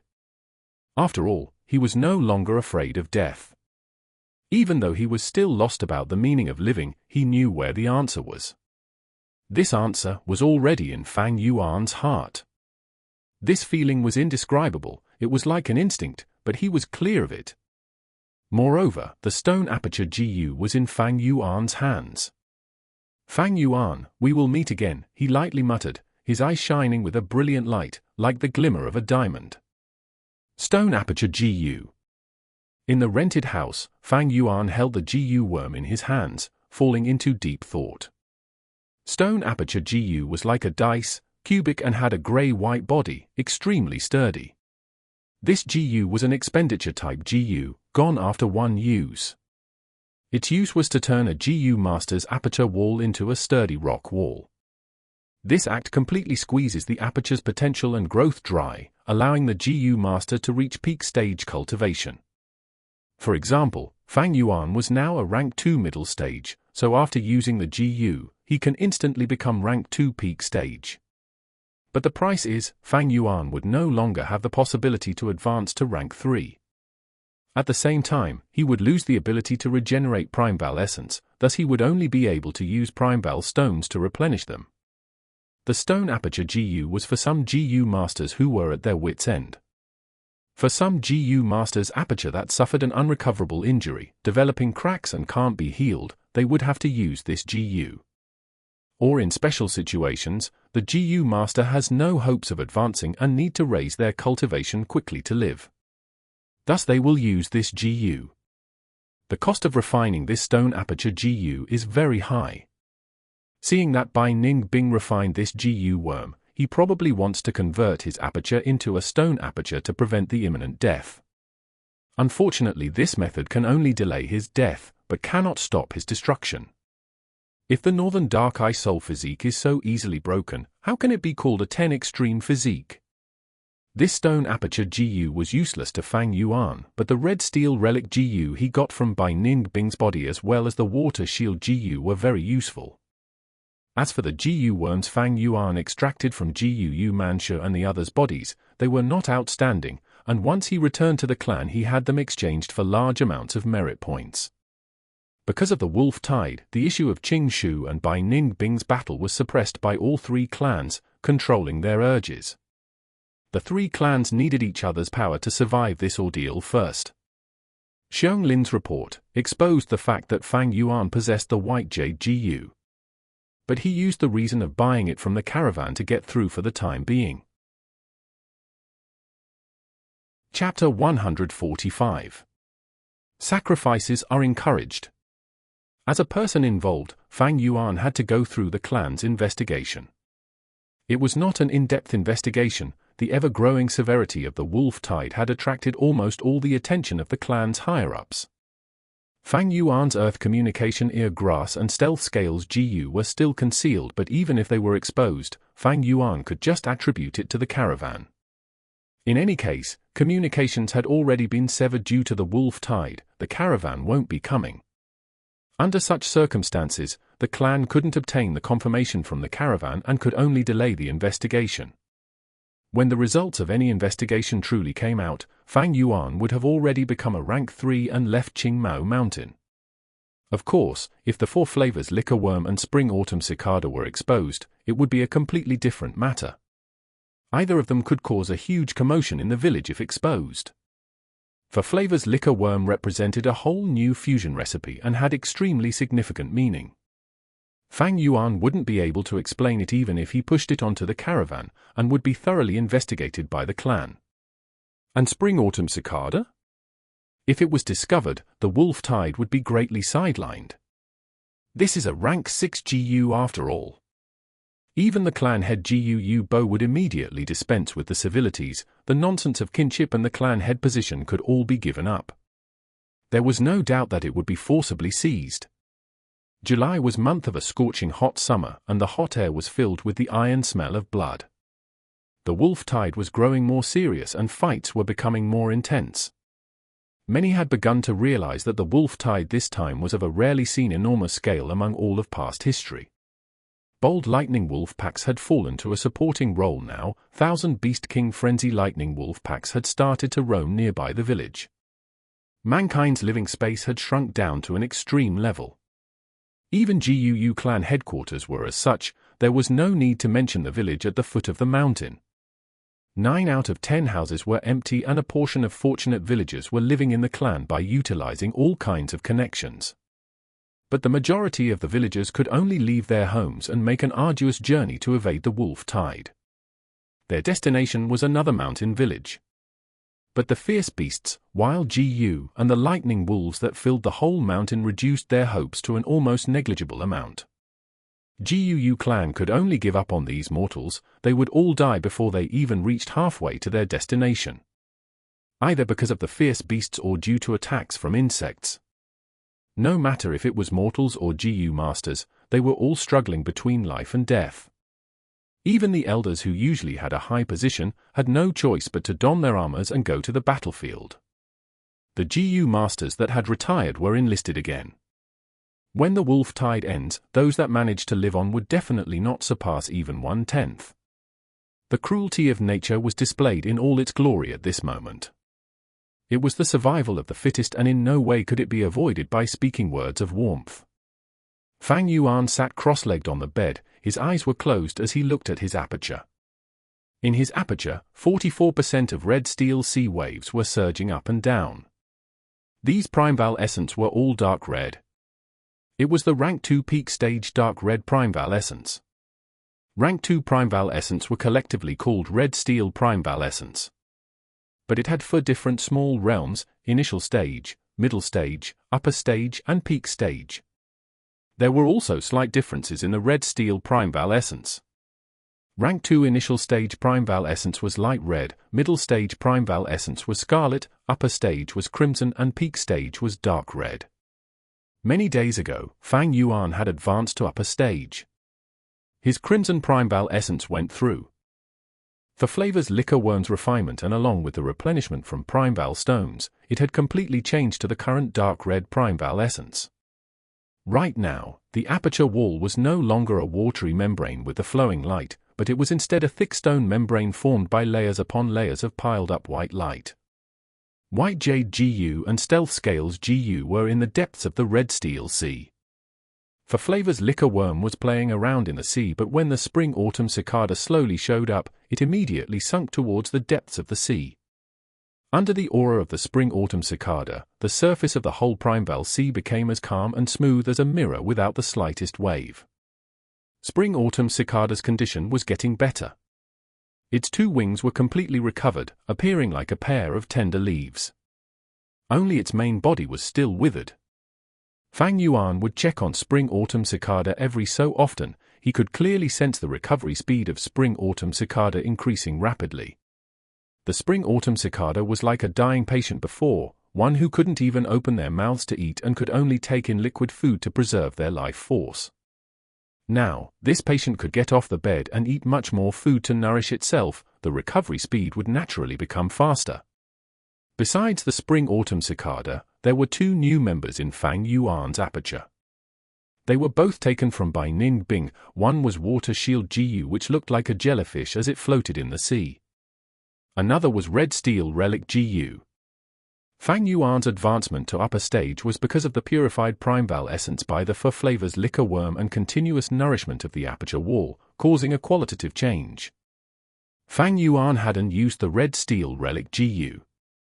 Just based on cultivation level, Fang Yuan would already be the third highest person among rank 2 GU masters of GUU clan. Xiong Li and Qing Shu were dead. Fang Yuan was in the top 5 even among the whole Qingmao mountain. As for Kai Shan and Mo Yang, they originally were at rank 2 upper stage but had advanced to peak stage not long ago. This could be said to have aroused the morale of the clansmen who were down after Qing Shu's sacrifice. Fang Yuan was progressing and others naturally were also progressing. Kai Shan and Mo Yang had been in upper stage for quite a bit of time and had continuously been pressured by the peak stage Qing Shu. The intense stimulation of death brought by the wolf tide caused GU masters to have a deep thirst for power, squeezing out their potential and leading to cultivation advancement. But if we count fighting strength, I am the number 1 among the rank 2 GU masters of the whole Qingmao mountain. Now, after I use this Red Steel Relic GU, my cultivation will rise to peak stage, and when combined with my deep experience, I can even battle rank 3 GU masters to a certain degree, Fang Yuan calculated. His low profile and patience had brought him plentiful gains now. He could advance to this stage with just C-grade aptitude. The whole clan would be shocked if they knew this. Even the A-grade aptitude Fangzheng was only at rank 2 middle stage. Naturally, even if he advanced to peak stage, Fang Yuan couldn't win against rank 3 GU masters. Bai Ning Bing was able to surpass levels and kill a rank 3 GU master because of his northern dark eye soul physique. GUU Qing Shu also could do that because he had the Wood Charm GU, a powerful and special rank 3 GU worm. In actuality, Fang Yuan had a much stronger trump card than them, Spring Autumn Cicada. However, this rank 6 GU was very special, and Fang Yuan forced himself to not use it. Spring Autumn Cicada hadn't fully recovered, and if it was forcefully used, whether it could rebirth would be a huge question mark. The Red Steel Relic GU was only effective to rank 2 GU masters. There was no value in keeping it. Fang Yuan was just about to use this GU when there came a knock on the door. Lord Fang Yuan, it is me, GUU Jiang. Ya, a voice shouted after the knocking. Fang Yuan frowned. This Jiang Ya was getting more overbearing recently. He would repeatedly look for him to ask for vitality leaves. The number of deaths and crippled people were increasing, causing the price of the vitality leaves to become increasingly higher and even becoming a situation of high demand but no supply. How many times have I told you that I don't have more vitality leaves? Get lost. Fang Yuan coldly snorted. How could he give up his cultivation time for trifle Primeval stone's earnings? Outside the door, Jiang Ya had a flattering smile on. Lord Fang Yuan, please appease your anger. You are aware of the current situation. What choices do I have? Many GU masters know I sell vitality leaves and they all look for me. It is not easy for the little me to pass my days. How about this? I will pay 10% more. Lord Fang Yuan, please be kind and give me a dozen vitality leaves. After speaking, he started begging and his sound carried some sobbing. Fang Yuan was indifferent. That is your affair. What does it have to do with me? HMPH, your guts are getting bigger these days. You forgot the agreement between us and actually brought someone else. Ah. Jiang Ya gave a bitter smile outside the door. He looked at the old GU master beside him. He had no other way. This GU master was very powerful and had stubbornly followed him here. Little friend Fang Yuan. This old GU master spoke. I am GUU Yi. I believe you have heard of me. I came to purchase some vitality leaves and hope you, little friend, can show me some respect and give a little time to produce some. Give you respect? Heh, what reputation do you have? Fang Yuan sneered. This GUU Yi was somewhat famous. He was a retired GU master but had been brought back by the clan due to the wolf tide. At his peak period, he had reached rank 3. However, because of injuries, his cultivation dropped down to rank 2 peak stage, and now due to his old age, his cultivation had further dropped down to rank 2 upper stage. Although his cultivation was the same as Fang Yuan, his fighting strength could not be compared to the latter. Gu's expression was ashen. He had long heard of this eccentric loner Fang Yuan, a lad with a vicious and stubborn temper, arrogant and rude, considering everyone beneath him. He had prepared his heart before he came here, but to think that he had still underestimated Fang Yuan. He wanted to use his reputation, but this usually successful method had no effect on Fang Yuan. He felt his face burning and his heart filled with anger. He had lost all his honor right now. This disrespectful son of a bitch. He cursed inwardly, but didn't leave. He was an experienced man and deeply knew the importance of the vitality leaves. In times, a vitality leaf could mean the difference between life and death. As one gets old, their courage starts to shrink. Back when he was young, he was hot-blooded and easily excited. He wanted to protect the clan's people, he wanted to change the world, he wanted to become a great hero. In those times, he had the resolution to view death as a return home. However, right now he was old and was much more cool-headed. He had seen through many aspects of life in these years and could be said to have reflected on himself. Especially after several of his children died, his heart had grown more cold. Any organization needs sacrifices. Resources are limited. Although they are produced all the time, they are also consumed. As such, this add and decrease limits the total amount. Humans need food, clothes, and lodging to survive. These are resources. GU masters need GU worms, Primeval stones, and food to cultivate. These are also resources. Becoming strong requires even more resources. But if you don't sacrifice, then where can I get more resources? I rather compromise others than sacrifice my benefits. Protecting, honor, family love, dreams, hot blood, they are all honorable reasons for sacrificing. There are no organizations that do not encourage self-sacrifice.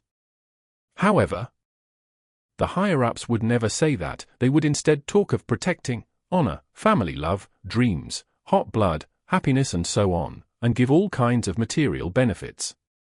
However, the material benefits are just nonsense once one dies. What could a dead great hero enjoy? He blissfully died and was buried in the soil, his name carved in the gravestone as his spirit continues to influence future heroes. Chapter 146. Oppressive. Jiang Ya looked at the Guyu whose face was grim, the former secretly feeling happy in his heart. This old man had forcefully made Jiang Ya bring him to this place. Jiang Ya only had rank 1 cultivation and was a junior, thus he had to lower his head to Guyu and bring him here. But now that he had been humiliated, Jiang Ya's heart was envious of Fang Yuan's unrestrained personality. Guyu wanted to give Fang Yuan a few tight slaps to lecture this arrogant junior. But for the vitality leaves, he had to control himself. Junior Fang Yuan, you can't say that. You are still young, you don't know the importance of human relationships, there will come a time when you need to beg others. Just think, in future when you come to ask me for a favor and I treat you like this, how would you feel? Bullcrap human relationships. Fang Yuan laughed in disdain in his heart. The so-called unity was just because they were individually weak. Human relationships, it was important on Earth. After all, there was no difference in personal strength among people. But in this world where people cultivated, things were inherently different. Human relationships were just a byproduct of strength. If one is strong, their human relationships would thrive. But for those who pursue relationships, they definitely have something to ask others of. As for not needing relationships, if one is overly powerful, they can snatch anything they want, give it away or die. Why would they need people's relationships? These were demonic path thoughts, and Fang Yuan would naturally not advertise them publicly. But since he was disturbed like this, Fang Yuan might as well do this business. Thus, he said, it's not that I can't sell it either. 1 vitality leaf for 68 Primeval stones. How many do you want? Who? Guyu outside the door was shocked by this price, quickly saying, Junior Fang Yuan, this price is too expensive. Fang Yuan snorted, then don't buy it. Among the resources provided by the clan, there are also vitality leaves. You can exchange it with merit points. Yi laughed bitterly. How would I not know that? But these vitality leaves are all sold to those with relationships. The Medicine Hall clan elder Yao Ji has complete control over it. How can I interfere? Junior Fang Yuan, sell me a favor. I will definitely repay you. From what I see, 60 Primeval stones is a just price. I do not anticipate people's repayment. You have wasted enough of my time. 70 Primeval stones. If you don't want to buy it, leave. Fang Yuan responded. Yi was furiously stomping. Junior Fang Yuan, how can you do business like this? Fang Yuan snickered. Times are different. It is 72 Primeval stones now. Every sentence you say wastes some of my time, and when I feel unhappy I will raise the price. I hope you can make the right decisions. Hearing this, Yi's face became furious. He wanted to say something, but every time he opened his mouth, no words came out. His haggard face was green and red, and Jiang who was beside him saw this and cheered internally. Finally, he gritted his teeth, saying, "Okay, I'll buy it. I need 5 vitality leaves." You can hand the Primeval stones to Jiang. As for the vitality leaves, collect them from him 3 days later. Fang Yuan said. This was overbearing. Trading goods and money was the most basic fairness. But Yi still paid the money, handing multiple bags to Jiang on the spot. His movements were slightly trembling, for this was his meager savings, the savings from him scrimping throughout the years, and now they were all taken by a shrewd merchant. Finally, he walked out of this bamboo building with an endless feeling of indignance. Lord Fang Yuan, what you did was really cool revenge. But I'm afraid you have completely offended Yi. This old man, when he was young he always took revenge on people. He would not let go of this easily. Outside, Jiang said carefully. Let him be, an old man relying on his seniority, he is bound to get eliminated by the clan. Fang Yuan opened the door, and Jiang handed him the bags. The clan wants to resist the wolf tide, so that requires large amounts of resources. With less resources, they cannot maintain the large organization structure, thus they would need to get rid of members. These old men being alive were wasting precious scarce resources. They were destined to go. The wolf packs eliminated the old and sickly, expelling the crippled wolves. In human society, they would not be so obvious, always masking their evil with a shield of light, thus they called these old GU masters to fight. So what if Yi understood the intention? Being in the system, a person in society, they had no choice. The clan uses the reason of protecting their family and clan to call them to fight and sacrifice. How can they refuse? On Earth there is a sentence, if the emperor wants the subjects to die, they cannot do otherwise. But still countless people fight for the positions of being the emperor's subjects. This was the allure and cruelty of the system. Every round of the wolf tide in the past, those old GU masters who come out to fight, how many can survive? Let's not say 5 vitality leaves, even if we give this GU 50 pieces, he might not make it out alive. Fang Yuan stood at the door, laughing coldly. When Jiang heard this tone, his heart was freezing. He could feel an aura from Fang Yuan, full of coldness and frost, like the northern winds blowing until he cannot raise his head. Fang Yuan looked at Jiang, his eyes dark and black, continuing, from now on, other than the arranged timings, you cannot look for me. If you break my rules, be prepared to face the consequences. Letting you sell the vitality leaves for me is on account of your brother. But respect is given by others, and thrown away by own self. Think over your own actions. Jiang heard Fang Yuan's lecture, not daring to speak. Thinking of Yu's sad state, sweat poured from his forehead. Also, from now on, raise the price of the vitality leaves to 70 Primeval stones. Fang Yuan said again. 70. Jiang was shocked as he gulped, his eyes shining, as if he can see an endless supply of Primeval stones.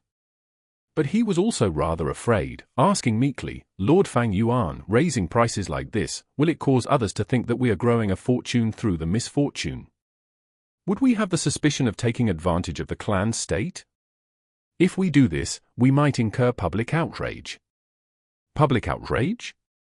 HMPH, what can they do? Do what I order, don't talk crap. If someone finds trouble, tell them the vitality leaves are sold by me. Fang Yuan snorted. Yes, yes, yes.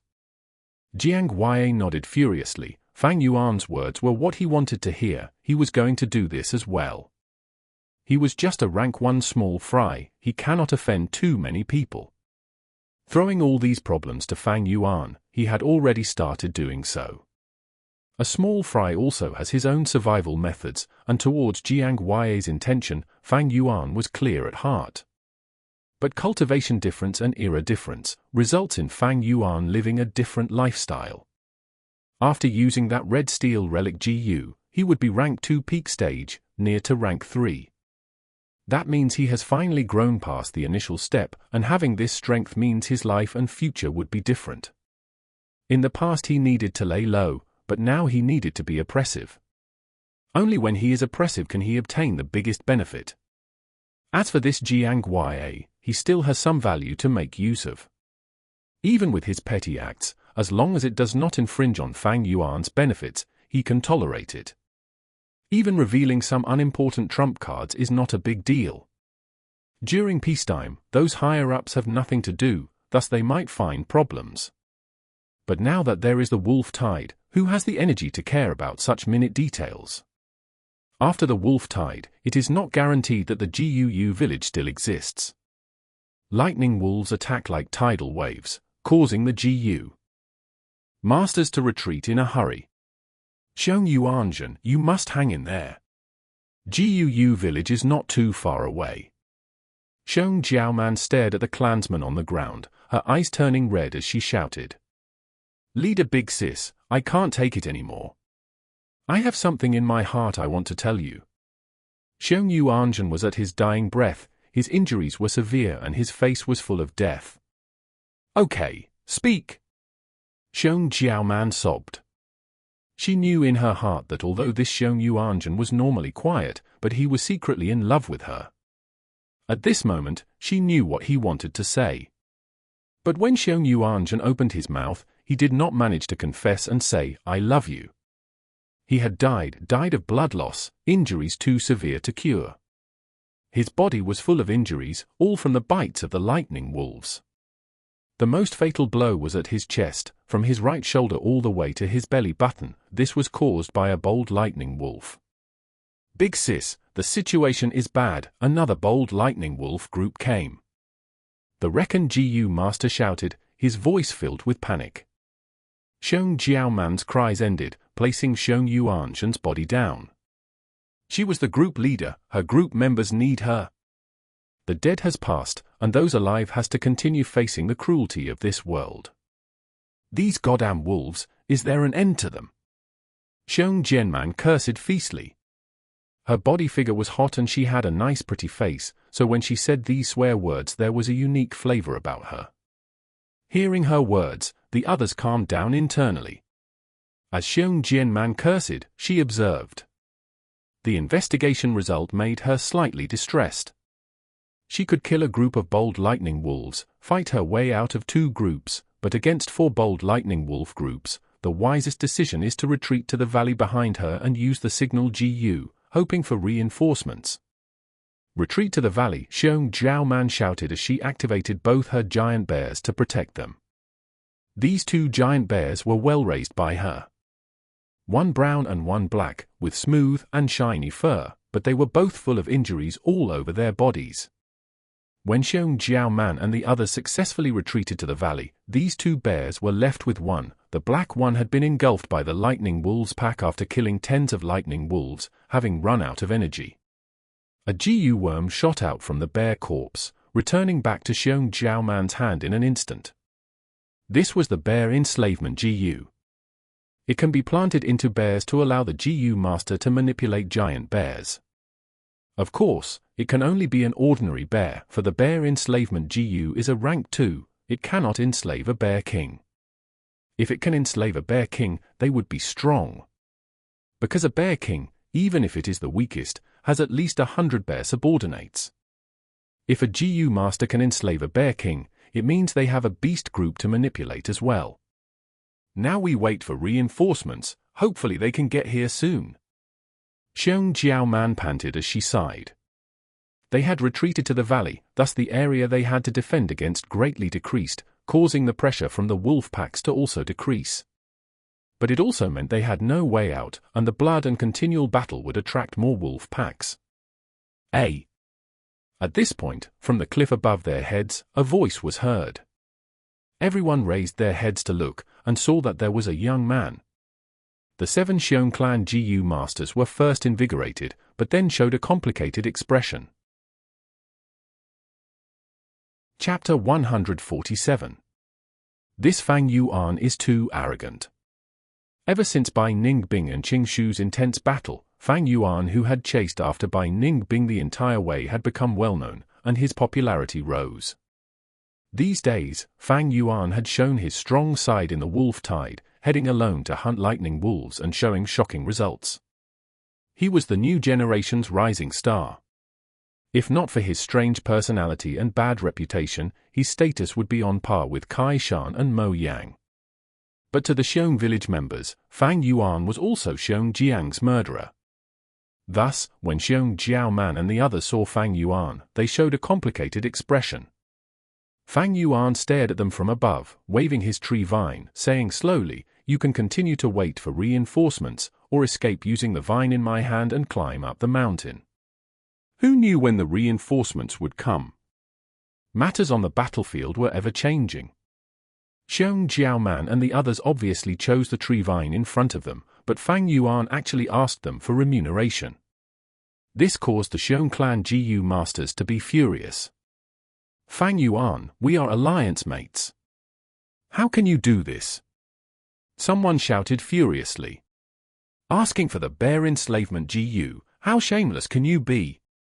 Someone sneered. Fang Yuan calmly retorted, "1 bear enslavement GU and 700 Primeval stones, in exchange for all 7 of your lives. This is a cheap price. You can reject me, and I will go back to the clan to report your circumstances." But when will the reinforcements come? Will they encounter a wolf pack on the way here? That I cannot guarantee. All right, I promise you. Fang Yuan, you really live up to your reputation. Finally, Xiong Jiaoman chose to give way for the sake of everyone. Her words were full of spite towards Fang Yuan. Fang Yuan shrugged nonchalantly. The result was as expected. He threw down the tree vine, and laughed coldly in his heart. These bold lightning wolf packs were lured here by him. He wanted to wait for them to die before retrieving their GU worms and get a huge amount of merit points. But their signal GU had attracted the attention of the surrounding groups of GU masters, and they were all rushing over to help. To not waste his effort, Fang Yuan could only act as a reinforcement GU master for once. Xiong Jiaoman and the others used the tree vines and successfully escaped from the wolf pack. Not long after, 3 GU master groups arrived, and one of them was the Kai Shan group. This caused the 7 GU masters to become even more upset. Xiong Jiaoman was extremely regretful. Not long ago, she had withdrawn her consciousness from the bear enslavement GU and cooperated with Fang Yuan in refining the GU worm, thus even if she wanted to go back on her words now, it was impossible. "Fang Yuan, I will remember you." Xiong Jiaoman stared at Fang Yuan fiercely in the eye. "Remember or not, that's your business." Fang Yuan laughed plainly, turning around and leaving. "Miss Xiong, we meet again." At the other end, Kai Shan group arrived, speaking with a courteous tone.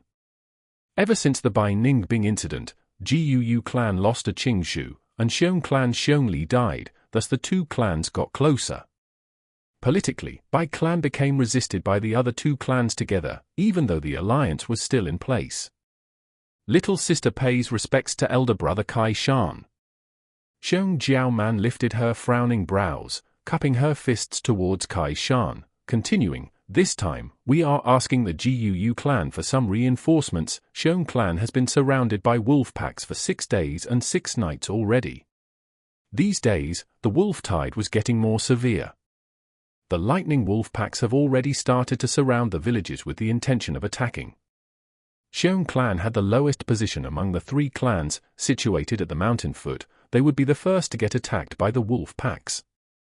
In fact, this is the 3rd time they had gotten surrounded, and they needed reinforcements. With the coordination of offense from the outside and inside together, they would then be able to scatter and defeat these lightning wolf packs. The matter about reinforcements is not issue. Didn't we cooperate well the last 2 times? But this matter, I have to report to the clan leader first. Come with me, Kai Shan said. Xiong Jiaoman and the others followed Kai Shan group, coming to GUU village. GUU village already had layers of defenses. The outer walls were strongly reinforced with dozens of towers. Below the village walls were trenches dug and filled with sharp bamboo poles. The village walls had been planted with the steel vine GU and poison flower GU. At one glance, the walls were covered in sharp vines and the beautiful poisonous flowers were all budding, over hundreds or even thousands of them. Entering the main door, one could see that the surrounding buildings, whether it was a residence or tavern, had been all transformed into temporary forts. Xiong Jiaoman and the other 6, after leaving the Xiong clan, their journey was filled with difficulty. Traversing through wolf packs, they all had different injuries. Thus, they were led into a bamboo building to receive treatment. There was over 10 healing GU masters in the bamboo building, mostly rank 1 GU masters, but also a few rank 2 GU masters. But what caused Xiong Jiaoman and the others to be shocked was, the person in charge was not a rank 2 healing GU master, but a young girl. Put this unconscious one on the vine chair. The one here has a fracture on his leg. GUU Qing, come here and give him treatment. Superficial injury. Fang, come here and stop the bleeding. Qing, come here and apply the disinfectant. Xiao Hua, go place a fracture board on that leg fracture, then come here to bandage the injury. The young girl had black hair, a peach-like small mouth, both eyes shining like crystals, and her face was slightly chubby, with an alluring voice. But when she handled the patients, she was very experienced, causing others to look in amazement. Xiong Jiaoman suddenly thought of one person, asking, "This little sister, are you GUU Yaolo?" Xiong clan sister Jiaoman, hello. To think you know of my name. After assigning the GU masters to their stations, GUU Yaolo walked over and introduced herself. Sister Yaolo, you are a famous character. Inheriting Lord Yao Ji's benevolent heart, and also extremely talented in medical skills, even with your rank 1 cultivation, you are known as the top 10 rising stars in Qingmao Mountain. Even at the Xiong clan, there are numerous people admiring you, sister. Seeing her strong background, Xiong Jiaoman politely praised as she was on a trip to ask the GUU clan for help. I'm flattered, Sister Jiaoman. GUU Yaolo is still young, and her face turned red as she looked down in embarrassment after being praised. At this time, a Xiong clan GU master complained, although you're both the top 10 rising stars, that GUU Fang Yuan seriously cannot compare to you, little sister. Don't mention Fang Yuan, my blood boils thinking of him. Times without heroes, lad gains fame. Sigh. This person's morals are lacking, to think he is also a top 10 rising star, and even the number 1 position. Thinking about it makes me want to vomit. This sentence immediately attracted the attention of the people nearby, including the GUU clan's GU masters. GUU Fang Yuan? What did he do this time?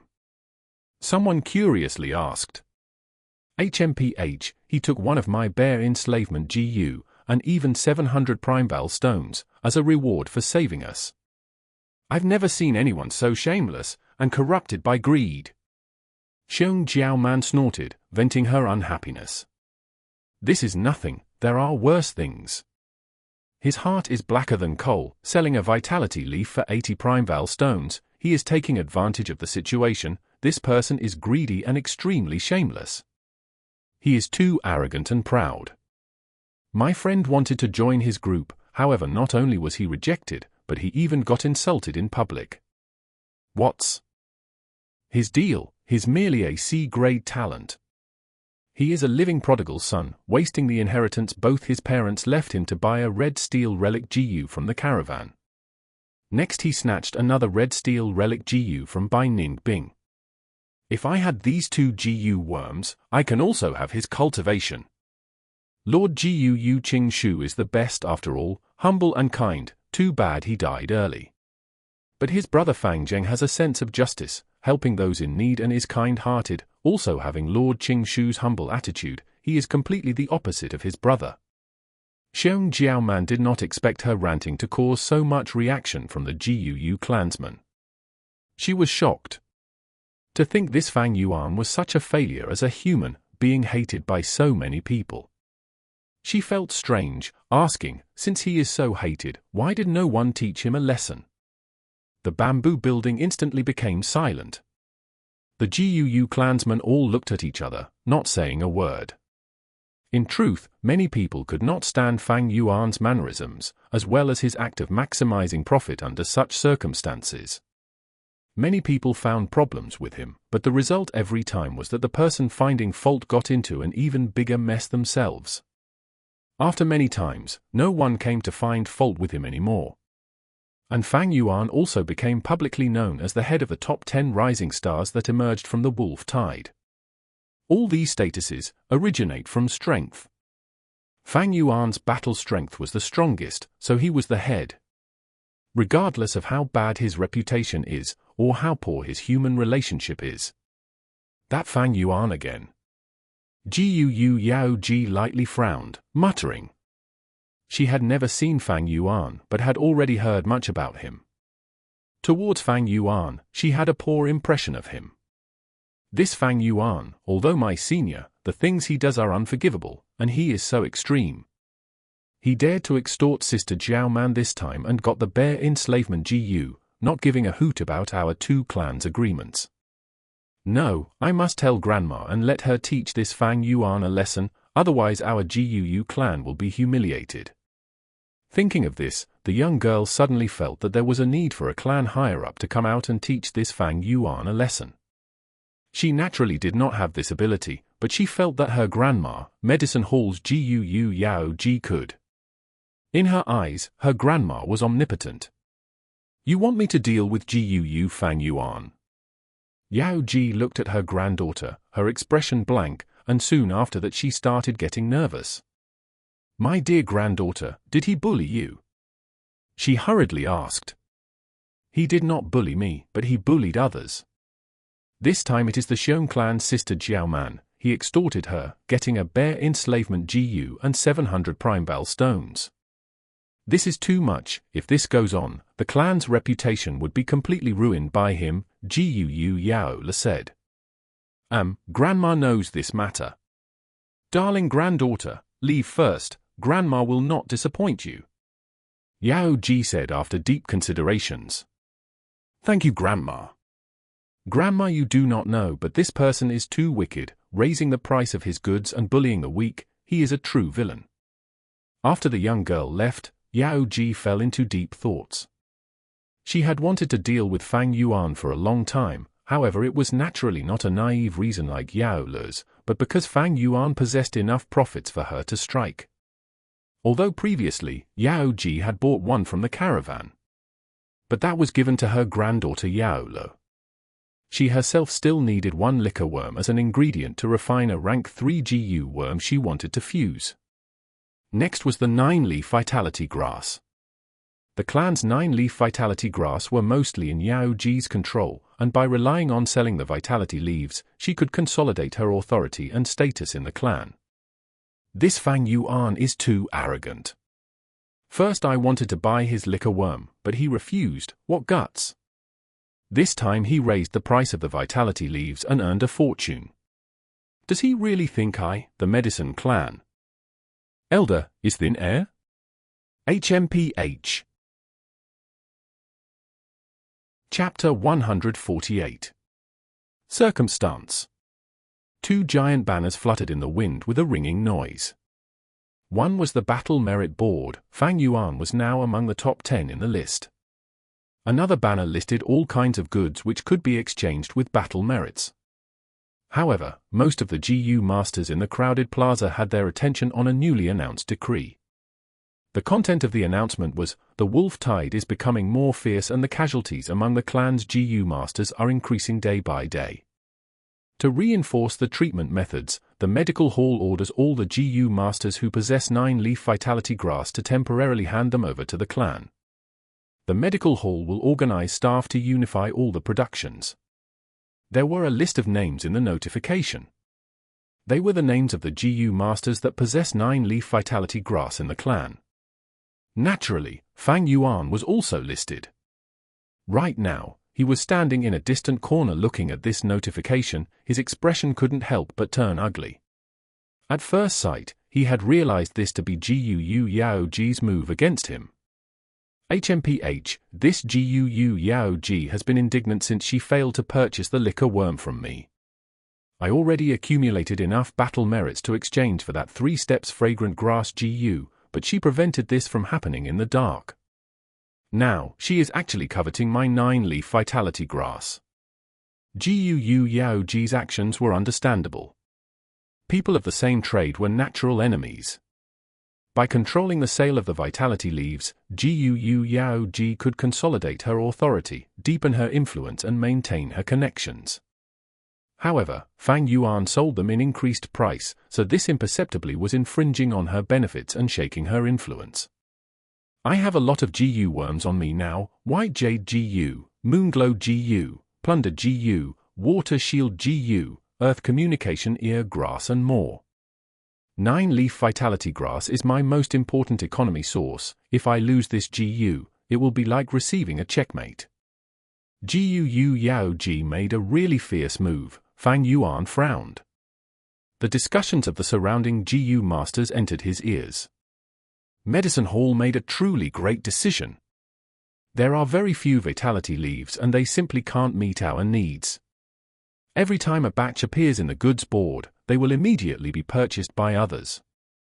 Elder Yaoji is truly gentle and kind. Look at the name list, it includes several GU masters from both Kai and Mo factions. She has no doubt offended many powerful elders with this action. Elder Yaoji is thinking for the clan. She is worthy of respect. Only Lord Yaoji has such courage. If it was any other elders, who would dare to take such action? Look, the notification contents have changed. Kai and Mo factions GU masters have handed over their 9-leaf vitality grass. 9-leaf vitality grass being consolidated and unified production meant the availability of much more vitality leaves. This was a great news to the crowd. Fang Yuan watched the notice with rapt attention and sure enough saw, beside the name list of these GU masters, there were new words handed over. His own name had thus become conspicuous. His heart felt increasing pressure. Gu Yaoji was an old veteran with deep schemes. With this move, she was borrowing the momentum to pressure Fang Yuan. If Fang Yuan resisted or disobeyed, that would be attracting even bigger troubles. Giving people a hold over him, it was absolutely not a sensible act. This was the power of the system. If the clan wanted you to sacrifice, it won't directly say so. Instead it will drape a shiny cape of righteousness, and give you no choice but to submit. An example was the recruitment of those retired old GU masters and making them sacrifice their lives. How could they resist? The current movement of collecting the 9-leaf vitality grass was asking Fang Yuan and other GU masters to sacrifice their benefits to satisfy everyone, and was basically to Yaoji's benefits. Anyone that dared to disobey was going against the clan and alienating themselves. They were traitors and rebels. To resolve this, small schemes like delaying tactics won't work and will instead put oneself into an even more passive state. Yaoji's move carries righteousness and the public opinion. Any small schemes will be destroyed. Only by using an even bigger momentum, fairly fighting back and defeating her momentum openly will resolve this. Fang Yuan already had a solution. This plan was simple but grand: advance to rank 3. Rank 3 and Rank 2 GU Masters had completely different status. In the clan, any GU Master that advanced to Rank 3 would immediately become an Elder and join the decision-maker's circle. Even the clan head couldn't lightly infringe upon their benefits. Don't think that the GU Masters of the Mo and Kai factions obediently handed over the 9-leaf vitality grass, seemingly sacrificing their own benefits. Behind the scenes, GUU Yao Ji should have already completed secret transactions with GUU Kai Lian, GUU Mo Chen and other elders. This was political transaction. However, the majority couldn't see this truth and were hoodwinked by Yao Ji. If Fang Yuan was a Rank 3 GU Master, even if he had to hand over the 9-leaf vitality grass, he would definitely obtain enough compensation in other aspects. Why was GUU Yao Ji so anxious to deal with Fang Yuan? On the one hand, it was because of benefits. Fang Yuan's actions infringed on her benefits, and similarly she wanted some GU worms that was on Fang Yuan's body. On the other hand, Fang Yuan was already at Rank 2 peak stage. If she didn't make any move now and waited for him to become a Rank 3 Elder, there would be no more opportunities. Advancing to Rank 3 is a must. The clan can sacrifice Rank 2 GU Masters, but Rank 3 GU Masters are its pillars and each loss would incur a huge damage. Moreover, I have accumulated too many troubles. Qingshu died, but the clan didn't do a careful investigation. I have the Water Shield GU, Plunder GU and other GU worms, but the clan has turned a blind eye to it. My cultivation is advancing so fast, the higher-ups clearly know about it, but are enduring it and haven't examined the secrets on me. Fang Yuan was very clear on his current situation. On the surface, he looked to be strong and well off, but he was actually surrounded by danger. The clan didn't move against him because their attention was completely on the wolf tide. If they can't resist the wolf tide, the clan would be destroyed. In front of such pressure, Fang Yuan's situation was only a minor detail to them. However, once the wolf tide is gone, the clan's higher-ups would regain their energy. How could they not look for him to settle the account? Before in the academy, the clan elders didn't move against Fang Yuan because he was too weak. He was taking small steps and didn't infringe upon their benefits, thus not attracting their attention. Fang Yuan's cultivation was already at Rank 2 peak stage. If he took one step further, he would become an elder. Simply this cultivation had already touched the elders' nerves. His every movement was observed and noted by the elders. Any newly advanced elders could influence the whole political situation of the GUU clan. This resulted in continuous suppression of Fang Yuan. What's more, Fang Yuan hadn't joined the system and entered any factions, thus these made the suppressions become even more intense. Neutral faction was also a faction. No one could tolerate the current Fang Yuan, someone who was roaming beyond the clan system. If I advance to Rank 3, the suppression will definitely be much lower than now, though they will still be there. Rank 3 is a point of qualitative change, a threshold. Stepping through it will bring one to a whole new world. Similarly, with Rank 3 cultivation, I can freely move about. At worst, I will simply leave the clan. Fang Yuan was clear on this. However, advancing to Rank 3 was not an easy thing. Especially considering Fang Yuan's C-grade aptitude, it was almost an impossible barrier. In his previous life, he had stalled at Rank 2 peak stage for over 100 years. Until afterwards, he paid a painful price to obtain a GU and promoted his aptitude. Only then could he step through this difficulty. In a GU master's cultivation, it was easy to advance through small realms. They only needed enough time and patience. However, every large realm had a barrier, and the higher you go, the harder it is to cross. Especially the difficulty in advancing from Rank 5 to Rank 6 was beyond imagination, harder than ascending heaven. Fang Yuan already had a lot of difficulties in advancing from Rank 1 to Rank 2. Now, to advance from Rank 2 to Rank 3, there was no possibility of success by following the traditional route. Fortunately, in Fang Yuan's 500 years of life experience and vast memories, there were 2 to 3 methods. Saying it nicely, they were alternative paths, but saying it coarsely, they were demonic practices. This option was very suitable for Fang Yuan's current situation. With this option, advancing to rank 3 required one to refine a peculiar and bloody GU, man-beast life burial GU. An ancient devil path sect leader had made painstaking efforts and invented this recipe to strengthen his subordinates' cultivation. The man-beast life burial GU was specialized for rank 2 GU masters to break through to rank 3 realm. In his previous life, Fang Yuan explored unknown places and coincidentally found this recipe. It had made a deep impression on him and he had firmly kept it in mind. The crucial point was that the materials required for the fusion were not rare. If it were normal times, Fang Yuan might need 2-3 years to collect them, given his circumstances. However, the wolf tide gave him a great opportunity. He had already collected sufficient Primeval stones and GU worms. The only remaining thing was to wait for an opportune moment. Everyone, quickly look at the notice the medicine hall has just issued. They want to collect 9-leaf vitality grass and unify the production of vitality leaves. In the bamboo building, a group of GU masters gathered near the notice pasted on the wall. They were all filled with delight when they read it. Ha ha ha, I reckon Fang Yuan is close to tears. HMPH, serves him right for selling the vitality leaves at such a high price, exploiting our hard-earned money. I really want to see what expression Fang Yuan has now. It would definitely be very ugly. Many people were taking joy in the misfortune of others. This really lets us vent our resentment. We really need to thank Miss Yaola for this. If she didn't persuade Lord Yao Ji, how could there be such a day? Right, we are really grateful to Miss Yaola. Miss Yaola is not only beautiful, she is also kind-hearted, upholding justice and fairness for us. She has the demeanor of Lord Yao Ji. As she heard the continuous praises, Gu Yaola shyly lowered her head. She felt happy. Little sister Yaola. Right at this time, Xiong Jiaoman walked in through the door. I came to say my goodbyes.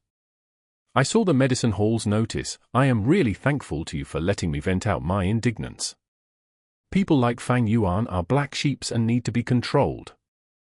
Big sister, you are leaving. Gu Yaola threw a concerned look. Xiong Jiaoman put one hand on her hip and pointed the thumb of her other hand to a group of GU masters standing outside the door, saying, I have already asked for reinforcements, I must hurry back. Let's meet again next time. Yaola's heart was filled with grief. Xiong Jiaoman had 10 GU masters when she had left her clan, but there were only 7 left when she reached here. Now, these GU masters were going to step into the cruel battlefield again. How many of them could safely return? Chapter 149. Wolf Pack attacks the village. Yaola sent Xiong Jiaoman and the others to the door with her gaze as they got further apart. But this separation was extremely short-lived. Merely 15 minutes later, Xiong Jiaoman and the others returned to the bamboo building. We are unlucky, there's a wolf tide, Xiong Jiaoman laughed bitterly, explaining. When the GU masters in the bamboo building heard this, their expressions tensed. Xiong Jiaoman's group had great numbers, yet they were forced to retreat to the village. It showed the intensity of this wolf tide. Everyone get ready, the lightning wolf pack is about to assault the village, Xiong Jiaoman said. Once she finished her words, sirens resounded in the entire village. The village went quiet for a moment, then in the next instant noise erupted. This alarm, there is a large-sized wolf pack attacking the village. Quick, quick, gather all our group members here, there's a huge battle incoming. Damn it, I just got back, I wanted to get a good sleep. GU masters cursed as some showed a cold expression. At once, in the bamboo building and on the streets, GU masters could be seen moving quickly, gathering towards the 4 doors of the village as well as the outer walls. On the interior side of the village outer walls, there was a large wooden ladder at every interval for GU masters to climb up. And the many defensive towers were made higher than the outer walls, like brave courageous defenders of the village. Fang Yuan was among the crowd, arriving at the base of the outer wall. A GU master was treading on the wooden ladder, and as he was about to head up, Fang Yuan pulled him down and ascended himself. Which bastard? That GU master was about to scold out, but saw that it was Fang Yuan and immediately shut up. Fang Yuan climbed up the wooden ladder, then he expedited the white jade GU and peeked at the front lines. Just outside the village, there were roaming lightning wolves everywhere, thousands of them. Taking a glance, there was an endless number of glimmering green wolf eyes, causing one to break out in cold sweat. These wolves were all starving, and some were so hungry even their bodies were shrinking. The lightning wolves' amount was too much, it became a moving disaster.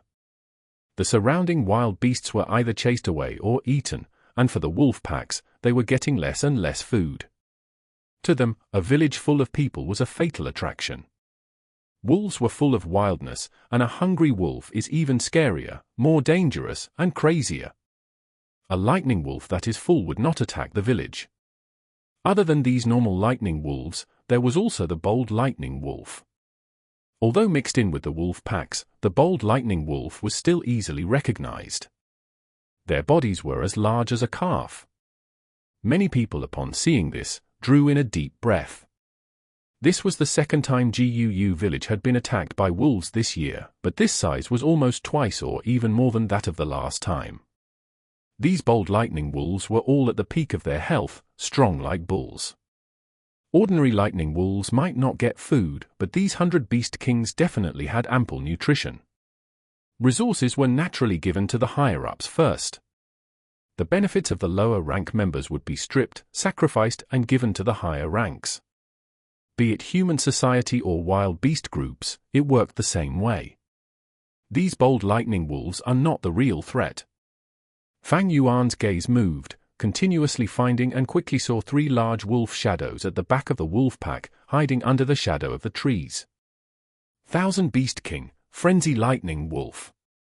Each Frenzy Lightning Wolf was as large as an elephant. When Fang Yuan saw this, his pupils shrunk slightly, but went back to normal immediately. He continued observing, only finding even more bold lightning wolves coming in from all directions. Fang Yuan did not see the lightning crown wolf. Fang Yuan breathed out a sigh of relief secretly, for without the lightning crown wolf, the village was relatively safe. In his memory, the lightning crown wolf appeared at the end of August. It caused great damage to the GUU clan, and if not for the clan leader and elders joining forces to block them relentlessly, along with GUU Qing Shu sacrificing his life to raise his strength, GUU village would have gotten wiped out already. Ever since his rebirth, Fang Yuan changed many things. GUU Qing Shu had already been sacrificed prematurely, so Fang Yuan dared not be careless. There was even a possibility of the lightning crown wolf appearing now. Thus, he rushed to the site to observe the scenario. 3 frenzy lightning wolves raised their heads as they howled long and loud. In their cries, numerous lightning wolves received their orders and started to attack the village. On the village's end, the GU masters had already prepared themselves, getting into formation. Rank 1 GU masters were all at the wall's corners, both hands supporting the cold walls. Rank 2 GU masters, some climbed the wooden ladders while others gathered at the top of the towers. Right behind them, the temporary forts that were remodeled from buildings were filled with GU masters, some were support teams, some were healing GU masters from the medicine hall, and reckoned GU masters were moving between them providing the battle information to the back-end staff. Some clan elders were at the back end, some ascended the tower buildings, and others watched at the sidelines, reserving their strength and being a pillar of mental support to the clansmen. They're here. Fang Yuan stood on the wooden ladder, his eyes glimmering. Lightning wolves moved from the entire mountain, forming into a tidal wave and assaulted the village. They first fell into the pre-dug pitfalls outside the walls, their bodies penetrated by numerous bamboo spears, like dumplings inside a pot. Some died on the spot, while others had some life remaining, crying out pitifully. The wind blew, and the smell of blood entered everyone's noses, while wolf cries entered their ears. The wolf packs attacked in a frenzy. Not only did they not stop, they were in fact stimulated by the blood and attacked even more furiously. Lightning wolves fell into the trap one by one, using their lives to pave the way for the others, stepping on their companions' corpses and crashing up onto the village walls. At once, thudding sounds were heard. A lightning wolf was powerlessly against the wall, but with the endless hordes, the impact caused the outer wall to shake. Rank 1 GU masters below the outside wall held in their tremendous fear, and risked their lives injecting Primeval essence into the Steel Vine GU and Poison Flower GU. The village wall's numerous thorns stabbed into the lightning wolf's body. The Poison Flower GU gave these steel vines a poisonous touch as the poison invaded the lightning wolf's body. Lightning wolves scratched and attacked the village walls, opening their mouths and biting, but as their injuries intensified and the poison accumulated, their movements gradually turned sluggish. Rank 2 GU masters stepping on the wooden ladders, along with those at the tower buildings, shot out moonblades. The moonblade shot into the wolf packs, and instantly blood splashed everywhere, and wolf limbs went flying. The bold lightning wolves began to enter the battle, immediately bringing injuries and deaths to the GU masters. A thin long blue lightning current moved about and hit onto the village walls, instantly penetrating and creating a hole. It electrocuted an unfortunate rank 1 GU master inside as well. That bold lightning wolf that killed a GU master quickly received heavy attention. Numerous moonblades flew towards it, but it dodged left and right, relying on the surrounding lightning wolves to provide cover, thus suffering only minor injuries. It opened its mouth, and between its sharp teeth, sparks flew, quickly forming an electric current that flew through the air towards Fang Yuan. Fang Yuan snorted, and from his nose, 2 lines of light blue water vapor flowed out. The water vapor expanded, forming a water ball shield, protecting him. The lightning current hit the water shield and caused it to shake, almost breaking. Fang Yuan kept the water shield, and from his wrist, 3 moonblades shot out. The moonblade's angle was tricky. The bold lightning wolf dodged the first, but its right front leg was hit by the second, causing its movement to slow down, and the third hit its head, causing a severe injury that crushed its left eye. It cried out in pain, but other GU masters saw the opportunity and quickly, a flurry of moonblades enveloped it. This bold lightning wolf was instantly pelted, its body bathed in blood, and injuries were so deep its bones could be seen.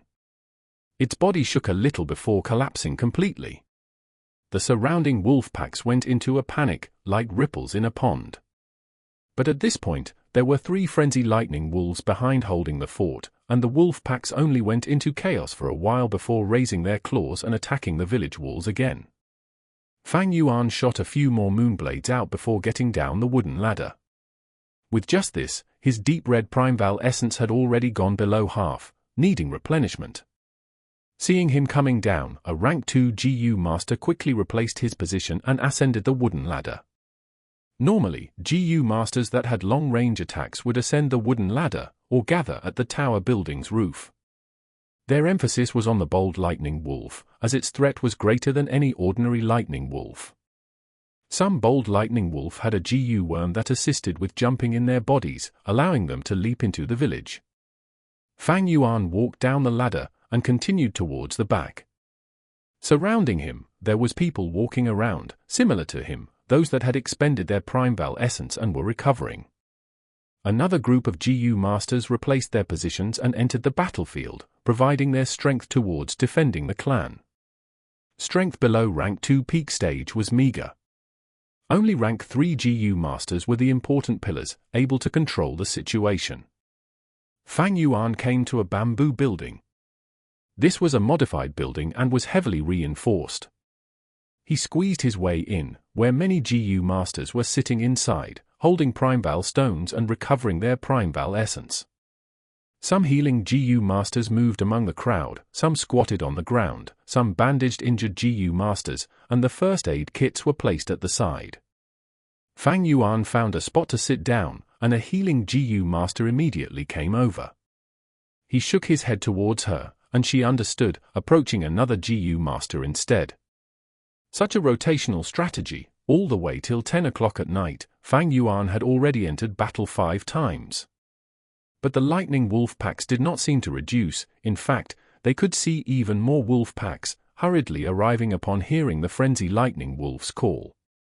It seems this wolf tide will sustain through the night, said a clan elder who stared outside the village, his face full of worry.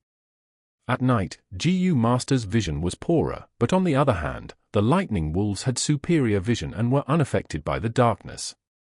This is only the second wolf tide this year, and it is already so intense. The situation is not optimistic. Another clan elder sighed. Gu Yao Ji's face was sullen. She was the Medicine Hall clan elder, leading the healing GU Masters. First-hand injury reports would be sent to her. On that thin piece of bamboo paper, it recorded the injuries and deaths of the day. Yao Ji held it in her hands, feeling solemn.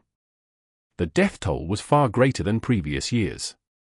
But she understood this was not due to the decline of quality of GU Masters, but because the wolf numbers were too great and too ferocious. 9-leaf vitality grass, how's the acquisition? Seeing the blood-red sun setting, Yao Ji sighed, asking faintly. Her subordinate quickly reported 3 people had not given up theirs yet, and Fang. Yuan was among them.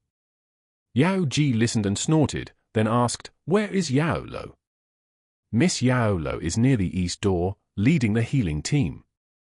I've advised her many times, but she refuses to stay at the back, insisting on going to the front lines to battle. Saying so, he kneeled down in horror.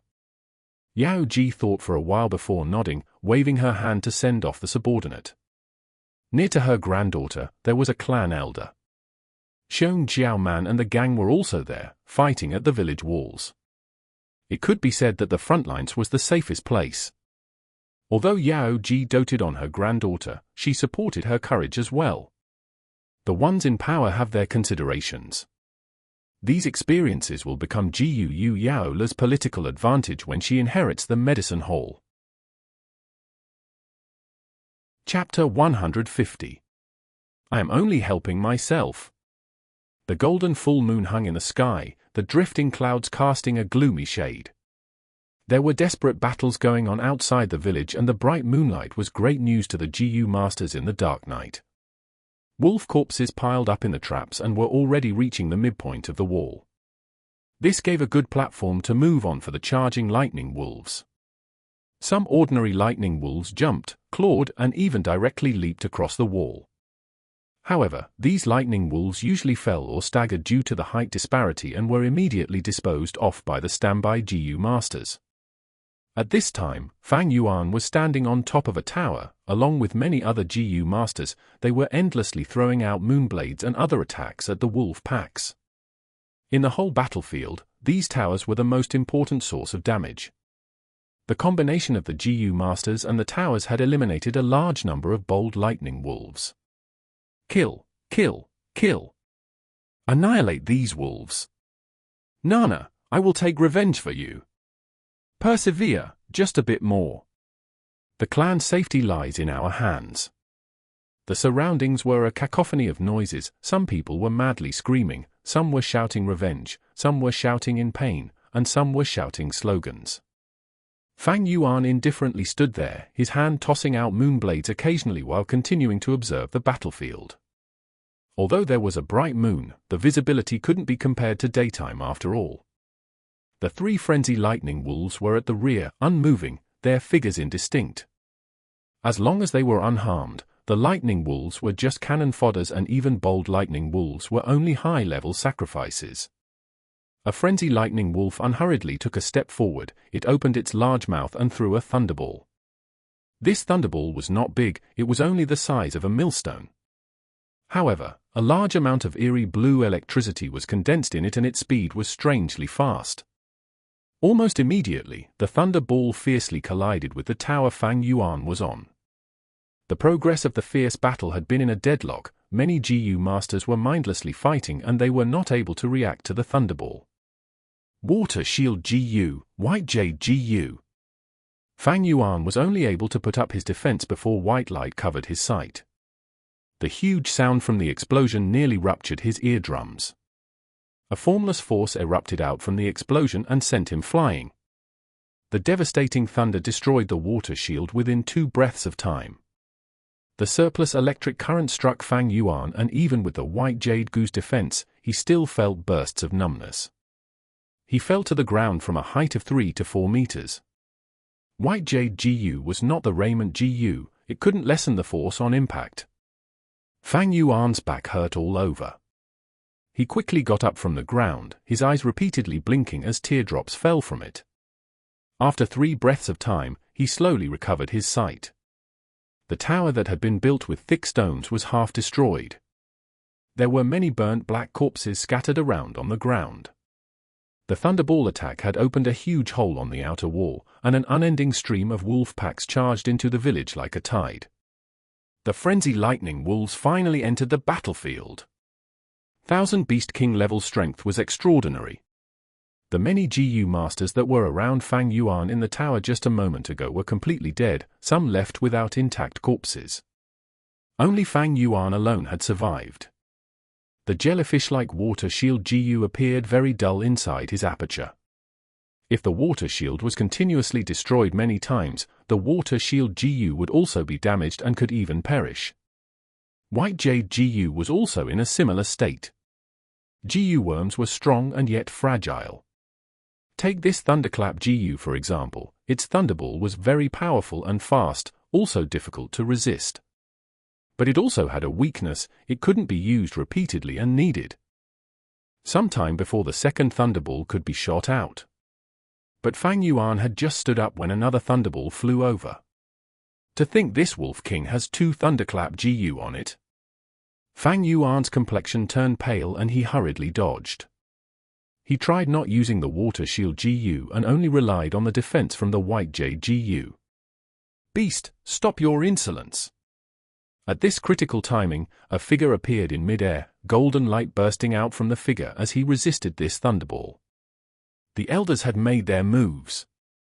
However, one elder was still not enough. Soon, the elder was joined with 2 other elders. A frenzy lightning wolf needed at least 3 groups with great teamwork to join hands, or at least 3 rank 3 GU masters to face it. The frenzy lightning wolf took heavy steps forward, emerging from the indistinguishable wolf packs as the surrounding wolves gave way. It gradually started from a slow run, and then got faster and faster, charging at the village wall with its head lowered. Seeing this scene, all the rank 1 and rank 2 GU masters fled in terror. Only those 3 elders still remained on their spots. Everyone tacitly vacated this part of the battlefield and left it to them. The intense battle between the 3 elders and this frenzy lightning wolf unfolded. Not long after, the other 2 frenzy lightning wolves also charged towards the village, opening another 2 battlefields. 9 elders and 3 frenzy lightning wolves formed into 3 great battlefields. Thunder and lightning burst out everywhere, destroying the bamboo buildings. Most of the GU masters or the lightning wolves who were caught in these 3 great battles didn't have a good end. Lighting wolf packs were still charging towards the village, but Fang Yuan didn't fight anymore and moved to a corner of the battlefield, observing the 3 great battle stages from a distance. No doubt, the attacks from these wolf packs had reached the climax. 3 frenzy lightning wolves, one has 2 Thunderclap GU and has high offensive power, another has Thunder Wings GU and can fly for a short moment, giving it very high flexibility in the battle, another holds the Thunder Roar GU and can kill its enemies with the sound waves. Fang Yuan slowly got the details on these 3 frenzy lightning wolves after observing for a moment. 1000 Beast King usually has 3 for rank 2 and a rank 3 wild GU worm residing on it. The GU masters could give proper response as long as they were clear on these GU worms. Once the frenzy lightning wolves suffered targeted attacks, with their low wisdom, they wouldn't change their monotonous attack styles, and the battle outcome was certain.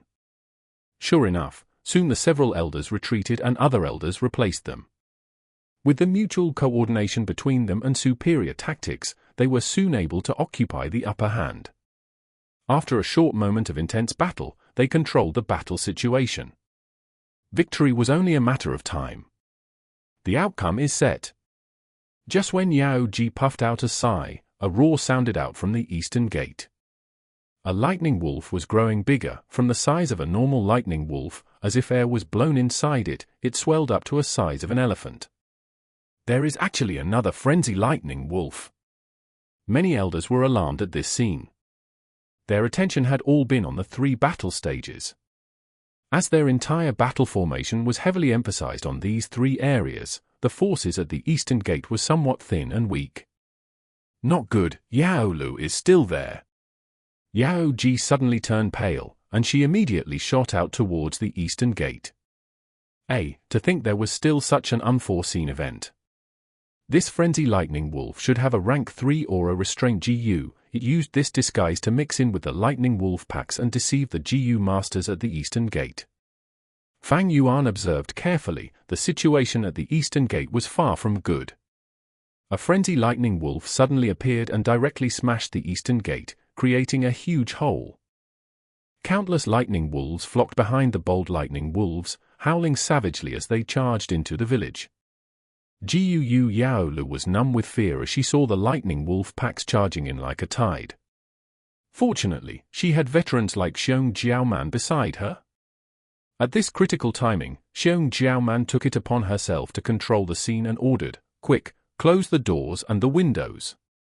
We need to defend this place till the reinforcements arrive, and only then will we have a fighting chance." She had just finished speaking when, bang, the roof of the bamboo building collapsed under the attack of the frenzy lightning wolf. Jiu Yaolu screamed. The abrupt twist in events had caused her to lose her composure. She was after all too young and only had rank 1 cultivation. She had stubbornly stayed here because she felt safe and had never thought she would fall into such a dangerous state. "Brute beast, stop at once!" Jiu Yao Ji shouted while frantically running. She helplessly looked as the frenzy lightning wolf rammed into the bamboo building. Her beloved granddaughter was in a dangerous situation, but even though she had the power, she couldn't help her because it was beyond her reach. At this dangerous moment, it was again Xiong Jiaoman who stepped forward. She willed in her mind and her remaining brown bear charged towards the frenzy lightning wolf with a roar. The frenzy lightning wolf swatted with its right paw, sending this 400-kilogram over brown bear flying. It opened its mouth and bit the brown bear's head to pieces. How could an ordinary wild beast resist 1,000 Beast King level strength? Xiong Jiaoman took this time when the frenzy lightning wolf was tangled up with the brown bear to rush out with Jiu Yaolu in tow, managing to pull apart a small distance. The frenzy lightning wolf roared. It naturally wasn't willing to see its prey run away like this. It leapt and crossed a dozen meters at once, landing in front of Xiong Jiaoman. Suddenly seeing this frenzy lightning wolf appear in front of her, Jiu Yaola's legs went soft. Xiong Jiaoman dragged her but didn't dare to rush forward recklessly. She could only change her direction and run towards the outside of the village.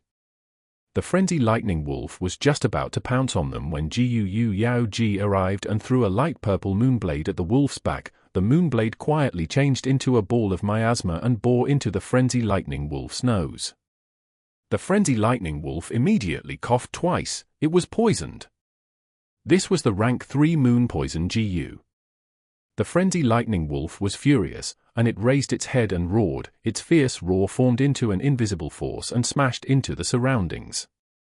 Thunder Roar GU used the vibration of the sound waves to kill, but this was not Thunder Roar GU, it was the sound wave GU which formed invisible pushing force. Xiong Jiaoman and Jiu Yaolu were sent flying into different directions by this pushing force. Xiong Jiaoman struck a bamboo building. No more movements could be seen from her, whereas Jiu Yaolu was sent flying past the broken eastern gate and out of the village. The fall stunned her, and as she tried getting up, she saw a lightning wolf opening its bloody mouth and trying to bite her. She gave a shrill scream, and at this critical juncture, a moonblade flew over and killed this lightning wolf. She hurriedly stood up and saw the benefactor who saved her. He was a young male GU master. The lower half of his body had been buried under the collapsed wall. The male GU master vaguely smiled at her with his blood-drenched face. The next moment, his throat was ripped open by the swarming lightning wolves. Tears flew down Jiu Yaolu's face, and she cried as she ran. This part of the battlefield was extremely chaotic. Because of Jiu Yaolu's identity and background, there were GU masters who helped her out from time to time. But they were powerless to even protect themselves, much less help her out of this predicament. Jiu Yao Ji was also tangled up with the frenzy lightning wolf and couldn't attend to her. Gu Yaola was perplexed and fully at a loss within. There were only the images of claws and teeth of the lightning wolves in front of her. In her frantic state, she suddenly heard a voice speak, "Move a step back." She subconsciously followed the voice and was able to luckily avoid a lightning wolf's bite. "Roll to the right." That voice came again. Yaola's consciousness was still blank, but her body had already made the move. There was a snapping sound of a wolf's mouth. She had escaped the bite by a hair's breadth. The voice arrived unceasingly and the young girl meticulously followed them. There were mistakes made sometimes, but at those times a moonblade would fly over from seemingly nowhere and get her out of the trouble. Only when there were no more lightning wolves around her did Yaola discover that she was already safe. It was only when she had unconsciously drifted far away from the village and was in a remote forest. A human figure appeared in front of her. Her eyes immediately opened wide. "Gu Fang Yuan, you were the one who helped me." "No, I am only helping myself." Fang Yuan grinned, revealing an evil intent.